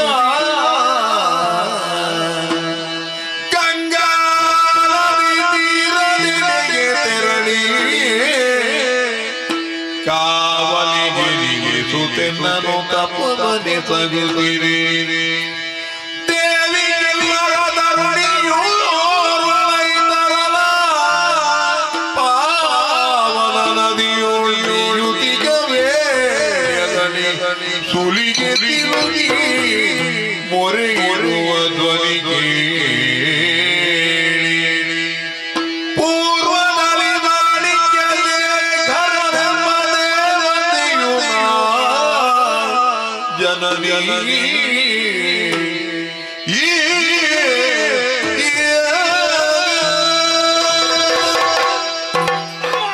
ಕಂದ, ನೀರಿದ್ದಂತಹ ಶರಾಘಾತ ನನ್ನ ಪೂರ್ವ ಜನ್ಮವನ್ನು ಸ್ಮರಣೆಗೆ ತೆಗೆದುಕೊಳ್ಳುವಂತೆಯೇ ಮಾಡಿದೆ. ಏನದು? ಮಾಣಿಕ್ಯ ಶೇಖರ ಎನ್ನುವಂತಹ ಗಂಧರ್ವನು ನಾನು. ಮಹಾಲಕ್ಷ್ಮಿಯ ಮೈಗಾವಲಿನ ಭಟನೂ ಹೌದು. ಸರಿ. ಒಂದು ದಿವಸ ನನ್ನನ್ನು ಕಾವಲಿಗೆ ನಿಲ್ಲಿಸಿ ಲಕ್ಷ್ಮೀದೇವಿ ತಪಸ್ಸನ್ನು ಸಗುತ್ತಿರುವಂತಹ ಸಮಯದಲ್ಲಿ ಕಿನ್ನರ ತರುಣಿಯಾರ್ವಳು ಪಾವನ ನದಿಯಾದಂತಹ ಗಂಗೆಯಲ್ಲಿ ಸ್ನಾನಕ್ಕೆಂದು ಬಂದಳು. ಸರಿ. ಆಳವನ್ನು ತಿಳಿಯದೆ ಸ್ನಾನಕ್ಕಿಳಿದಂತಹ ಆಕೆ ಸುಳಿಗೆ ಸಿಲುಕಿದಳು. ಕಾಪಾಡಿ ಕಾಪಾಡಿ ಎನ್ನುವಂತಹ ಮೊರೆ ನನ್ನ ಕಿವಿಗೆ ಬಿತ್ತು. ಸರಿ. ನಾನು ನದಿಗೆ ಹಾರಿದೆ, ಅವಳನ್ನು ದಡ ಸೇರಿಸಿದೆ. ಆಮೇಲೆ ನಡೆದಂತಹ ಘಟನೆಯೇ ನನ್ನ ಈ ಆಸುರಿ ಪ್ರವೃತ್ತಿಗೆ ಕಾರಣವಾಯಿತು. ಏನದು? ಒಚ್ಚ ಮೈಯನ್ನು ಕಂಡಾಕ್ಷಣ ಸುಪ್ತವಾಗಿದ್ದಂತಹ ಕಾಮ ಕೆರಳಿತು. ಮದುವೆಯಾಗು ಎನ್ನುವ ಹಾಗೆ ಅರಿಕೆ ಮಾಡಿದರೆ ಯಾವನು ಆಪತ್ಕಾಲದಲ್ಲಿ ಸಹಾಯ ಮಾಡುತ್ತಾನೋ, ಜೀವ ಉಳಿಸುತ್ತಾನೋ, ಅವನು ತಂದೆಗೆ ಸಮಾನ. ನೀನು ನನ್ನ ತಂದೆ, ನನ್ನ ಮೇಲೆ ಮನಸ್ಸು ಮಾಡಬೇಡ ಎನ್ನುವಂತೆ ಮಾತನಾಡಿದ್ರು. ಸರಿ, ಸಹಿಸುವುದಕ್ಕೆ ಸಾಧ್ಯವಾಗಲಿಲ್ಲ, ಬಲಾತ್ಕರಿಸುವುದಕ್ಕೆ ಮುಂದಾದ. ಅದೇ ಸಮಯದಲ್ಲಿ ತಪಸ್ಸಿನಿಂದ ಎಚ್ಚೆತ್ತಂತಹ ಲಕ್ಷ್ಮೀದೇವಿ, ನೀನು ಅಸುರರ ಪ್ರವೃತ್ತಿಯನ್ನು ತೋರಿಸಿರುವೆ, ಹಾಗೂ ರಾಕ್ಷಸನಾಗಿ ಜನ್ಮ ತಳೆ, ಹೀಗೆ ಶಪಿಸಿದಳು. ಶಾಪಕ್ಕೆ ಪರಿಹಾರ ಕೇಳಲಿಲ್ಲವೇ? ಪಶ್ಚಾತ್ತಾಪವಾಯಿತು. ಸರಿ, ಕಣ್ಣೀರಿನಿಂದಲೇ ಕಾಲುಗಳನ್ನು ತೊಳೆದೆ. ಅರಕ್ಷಣವು ನಿನ್ನ ಸನ್ನಿಧಾನವನ್ನು ಬಿಟ್ಟಿರುವುದಕ್ಕೆ ಮನಸ್ಸು ಒಲ್ಲದು ತಾಯೇ, ಆದಷ್ಟು ಬೇಗ ನನ್ನನ್ನು ನಿನ್ನಲ್ಲಿ ಸೇರಿಸಿಕೊಳ್ಳಬೇಕು. ಹೀಗೆ ಬೇಡಿಕೊಂಡ್ರೆ ಭವಿಷ್ಯತ್ತಿನಲ್ಲಿ ನಾನೇ ನಿನಗೆ ಮುಳ್ಳಾಗಿ ಬಂದು ಮತ್ತೆ ನಿನ್ನನ್ನು ಸೇರಿಸಿಕೊಳ್ತೇನೆ ಅನ್ನುವಂತಹ ಮಾತನ್ನಾಡಿದಳು. ಸರಿ, ಆ ಸಮಯಕ್ಕಾಗಿ ಕಾಯುತ್ತಾ ಇದ್ದೆ. ಆತ್ಮ ಅಂಬರ ಪಥದಲ್ಲಿ ಸಂಚರಿಸುತ್ತಿತ್ತು. ಗಣಪತಿ ನಿರ್ಮಿಸಿದ ಮನ್ಮಥನ ಬೂದಿಯ ಗೊಂಬೆ ಹರ ಪಾರ್ವತಿಯ ಕರಸ್ಪರ್ಶವಾಗುತ್ತಿದ್ದಂತೆ ನಾನು ಗೊಂಬೆಯನ್ನು ಪ್ರವೇಶ ಮಾಡಿದೆ. ಸರಿ, ಗಣಪತಿಗೆ ಶಿಷ್ಯನಾದೆ, ಪಾರ್ವತಿ ಪರಮೇಶ್ವರರಿಗೆ ಮಗನಾದೆ, ಶುಕ್ರಾಚಾರ್ಯರಂತಹ ಗುರುಗಳನ್ನು ಪಡೆದೆ. ಆದರೆ ನನ್ನ ಒಳಗಿದ್ದಂತಹ ಅಸುರ ಗುಣ ಪ್ರವರ್ತಿಸುತ್ತಾ ಜ್ವಾಲಾಮುಖವಾಗಿ ಬೆಳಗುವುದಕ್ಕೆ ಪ್ರಾರಂಭವಾಯಿತು. ಯಾವುದನ್ನು ಲೋಕಮುಖದಲ್ಲಿ ಮಾಡಬಾರದೋ ಅದನ್ನೇ ಮಾಡುತ್ತಾ ಆನಂದವನ್ನುಂಡೆ. ಈಗ ಸತ್ಯದ ಅರಿವಾಯಿತು. ಕತ್ತಲೆಯಿಂದ ಹೊರಬಂದಿದ್ದೇನೆ. ಅದಾವುದು ಶಾಶ್ವತವಲ್ಲ. ನಾನು ಮಾಡಿದ್ದು ಪಾಪ. ನಾನು ಆಳುತ್ತಿದ್ದುದು ಬ್ರಹ್ಮಾಂಡವನ್ನಲ್ಲ, ಪಾಪದ ಭಾಂಡ. ನಾನು ಹುಳವಾಗಿ ಪಾಪದ ಭಾಂಡದೊಳಗೆ ತಿರುಗಾಡುತ್ತಿದ್ದೇನೆ ಎನ್ನುವಂತಹ ಸತ್ಯವನ್ನು ತಿಳಿದ ತಾಯಿ, ಯಾವಾಗ ನಿನ್ನನ್ನು ಕಂಡೆನೋ ನನಗೆ ಇನ್ನು ಈ ಜೀವ ಬೇಡ. ನಾನು ಮತ್ತೆ ಮಾಣಿಕ್ಯ ಶೇಖರನಾಗಬೇಕು. ನಾನು ಲಕ್ಷ್ಮಿಯನ್ನು ಕಾವಲನ್ನು ಕಾಯಬೇಕು. ಅದಕ್ಕಾಗಿ ಬಗೆ ಬಗೆಯಿಂದ ಸ್ತುತಿಸ್ತಾ ಇದ್ದೇನೆ. ಶ್ರೀದೇವಿ ಲಲಿತಾಂಬೆ ದಿವ್ಯಚರಿತೆ ಶ್ರೀಚಕ್ರ ಮಧ್ಯಸ್ಥಿಕೆ ವೇದಾರಾಧ್ಯ ಸಹಸ್ರಪಾಲು ಎಂಬ ಸದೃಶೆ ತ್ರೈನೇತ್ರ ಸಂಶೋಭಿತೆ ಬಾಧ ಅರಿಷ್ಟಗಳನ್ನು ನಿವಾರಿಸುತ್ತ ಹೇ ರಾಜರಾಜೇಶ್ವರಿ ಪಾದ ದ್ವಂದ್ವಕ್ಕೆ ಭಕ್ತಿ ಮಣಿವೆ ಪಾಲಿಸುವ ಸರ್ವದಾ ಮೋಕ್ಷಂ ದೇಹ. ಕಂದ, ನಿನ್ನ ಮಾಂಸಾಕ್ಷಗಳಿಗೆ ನನ್ನದಾದಂತಹ ದಿವ್ಯ ರೂಪವನ್ನು ಕಂಡಾಗ ಈ ಲೋಕ ಬೇಡ, ಮೋಕ್ಷ ಪದವಿಯನ್ನೇ ಕರುಣಿಸಮ್ಮ ಎನ್ನುವ ಹಾಗೆ ಬೇಡಿಕೊಳ್ಳುತ್ತಾ ಇದ್ದೀಯ. ನಿನ್ನ ಮನದ ಕಾಮನೆಯನ್ನು ಈಡೇರಿಸುವುದಕ್ಕೆ ಬೇಕಾಗಿ ಕಾಮೇಶ್ವರನಿದ್ದಂತಹ ಕಾಮೇಶ್ ಮಂತ್ರದಿಂದ ಇದು ನಿನಗೆ ಮೋಕ್ಷವನ್ನು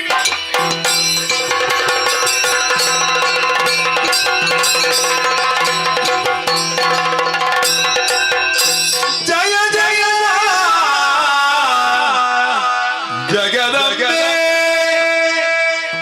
ಜಯ ಜಯ ಲಲಿತಾಂಬೆ.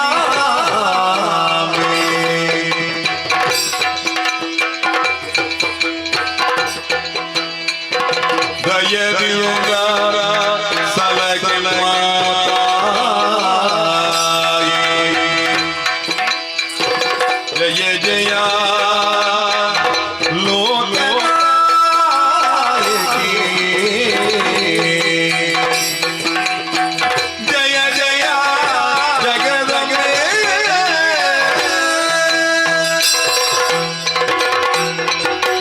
ಸರ್ವಜ್ಞೆ ಸರ್ವರೇ ಸರ್ವದುಷ್ಟ ಭಯಂಕರಿ ಸರ್ವ ದುಃಖ ಹರೇ ದೇವಿ ದುರ್ಗಾದೇವಿ ನಮೋಸ್ತುತೆ. ಜಯ ಜಯ ಜಯ ಜಯ ಜಯ ಜಯ ಶ್ರೀಹರಿ. ಹರಿಯ ಭಯ ಇಲ್ಲ ಮುಂದಕ್ಕೆ ಹರುಷದಲ್ಲಿ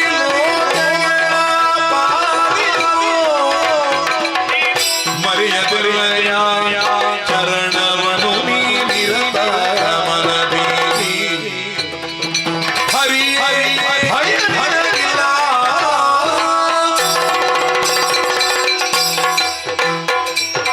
ಶ್ರೀಹರಿ, ಲೋಕಮಾರಕ ಶಕ್ತಿಯಾಗಿ ಮೆರೆದಾಡಿದಂತಹ ಕೂಳಬಂಡಾಸುರನನ್ನೇ ಕೊಂದ ಬಳಿಕ ಅವನ ಮನದ ಅಭಿಲಾಷೆಯ ಪ್ರಕಾರ ಆತನಿಗೆ ಮೋಕ್ಷವನ್ನೇ ಕರುಣಿಸಿದ ಬಳಿದ್ದೇನೆ. ಇನ್ನು ಮುಂದಕ್ಕೆ ಕಳರ ಭೀತಿ ನಿಮಗಿಲ್ಲ. ನೀವೆಲ್ಲರೂ ನಿಮ್ಮ ನಿಮ್ಮ ಸ್ವಸ್ಥಾನವನ್ನು ಸೇರಿಕೊಳ್ಳಿ. ಈ ಕಾಲದಲ್ಲಿ ಹುಟ್ಟಿಕೊಂಡದ್ದೇ ಲಲಿತಾ ಸಹಸ್ರನಾಮ. ಇದನ್ನು ಯಾರು ತ್ರಿಕಾಲದಲ್ಲಿ ಪಠಿಸುತ್ತಾರೆಯೋ ಅವರಿಗೆ ಬಂದಂತಹ ದೋಷಗಳೆಲ್ಲವೂ ನಿವಾರಣೆಯಾಗುತ್ತದೆ, ಕಷ್ಟವು ಪರಿಹಾರವಾಗುತ್ತದೆ. ಕಂದ, ನೋಡಿದೆಯಾ, ಯಜ್ಞಗುಂಡ ಸಿದ್ಧವಾಗಿದೆ. ಶ್ರೀಚಕ್ರ ನನ್ನನ್ನು ಬಯಸುತ್ತಾ ಇದೆ. ಲಲಿತಾಂಬೆಯಾದಂತಹ ನಾನು ತ್ರಿಪುರಾಂಬಿಕೆಯಾಗಿ ನೆಲೆಯಾಗುತ್ತೇನೆ, ಅದೃಶ್ಯಳಾಗುತ್ತೇನೆ, ಅಂತರ್ಧಾನಳಾಗುತ್ತೇನೆ.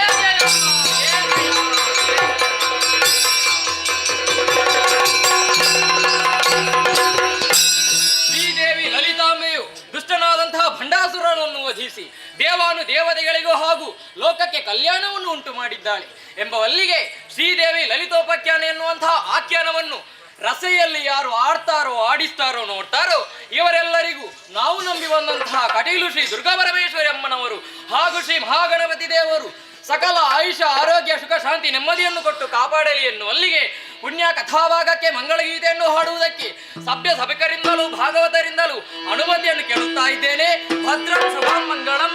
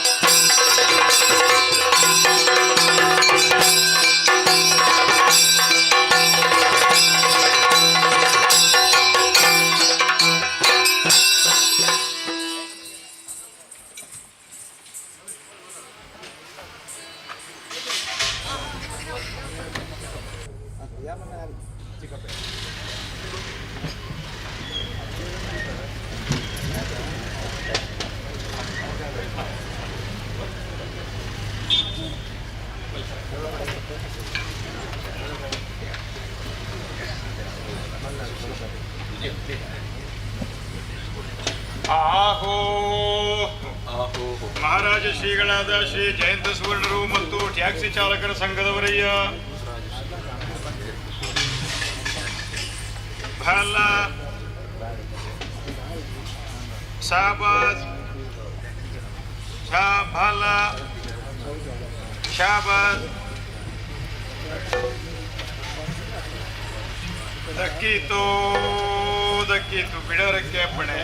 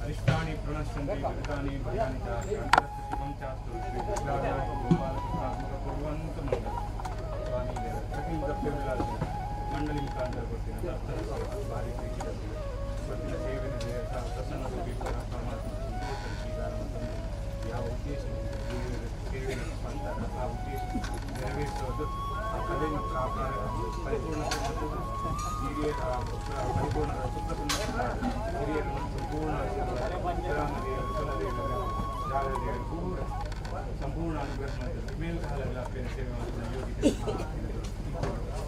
ಹಿಡಿದು ಬಾ ತಾಯಿ ನಲಿದು ಬಾ ಒಲಿದು ಬಾ ತಾಯಿ ರಸು ಬಾ ಈ ಜಾಗಡ ದೇವರು ಇದು ಕೊಟ್ಟಿನ ಅನ್ನ ಸಂತರ್ಪಣ ಸೇವೆ ಭಜನೆ ಸೇವೆ ಊರೆಲ್ಲ ಸಂತೋಷದ ಸ್ವೀಕಾರ ಮಾಡಿದ್ರು ಒಲಿದು ಬರ್ತದೆ ಈ ಒಕ್ಕೂಟ ಐಕ್ಯಮತ್ಯದ ಈತನೆ ವಸದೈವ ಕುಟುಂಬ ಐಕ್ಯಮತ್ಯದ ಒಕ್ಕೂಟಡು ನನಾತಕಾಲ ಸಮಾಜಮುಖಿ ಕೆಲಸ ಆವಡು ಅಂಜನೆ ಮೂಲ ಈ ಬಜಪೆ ಪರಿಸರ ಸನಾತನ ಹಿಂದೂ ಧರ್ಮದ ನಮ್ಮ ಒಗ್ಗಟ್ಟುಗಳನ್ನೆಲ್ಲ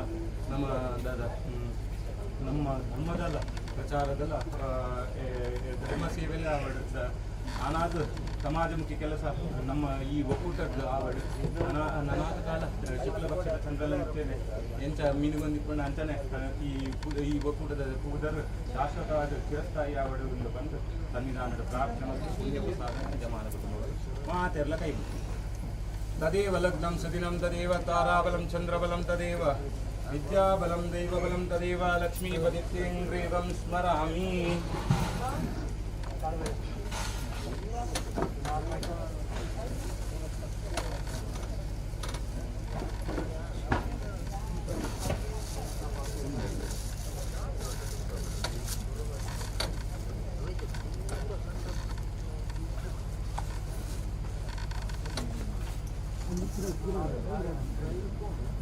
ಮುಟ್ಲೆ ದೇವರ ಪ್ರಸಾದ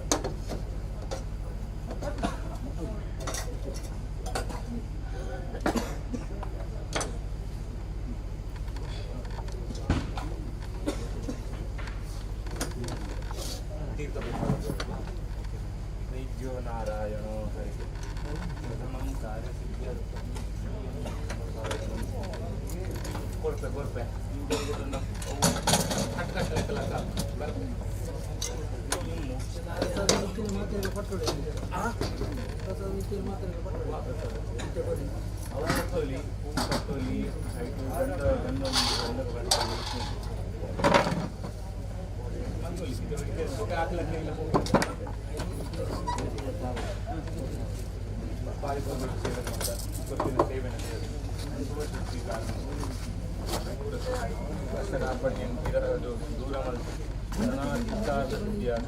ಪೂರ ಸನ್ಮಂಗಲ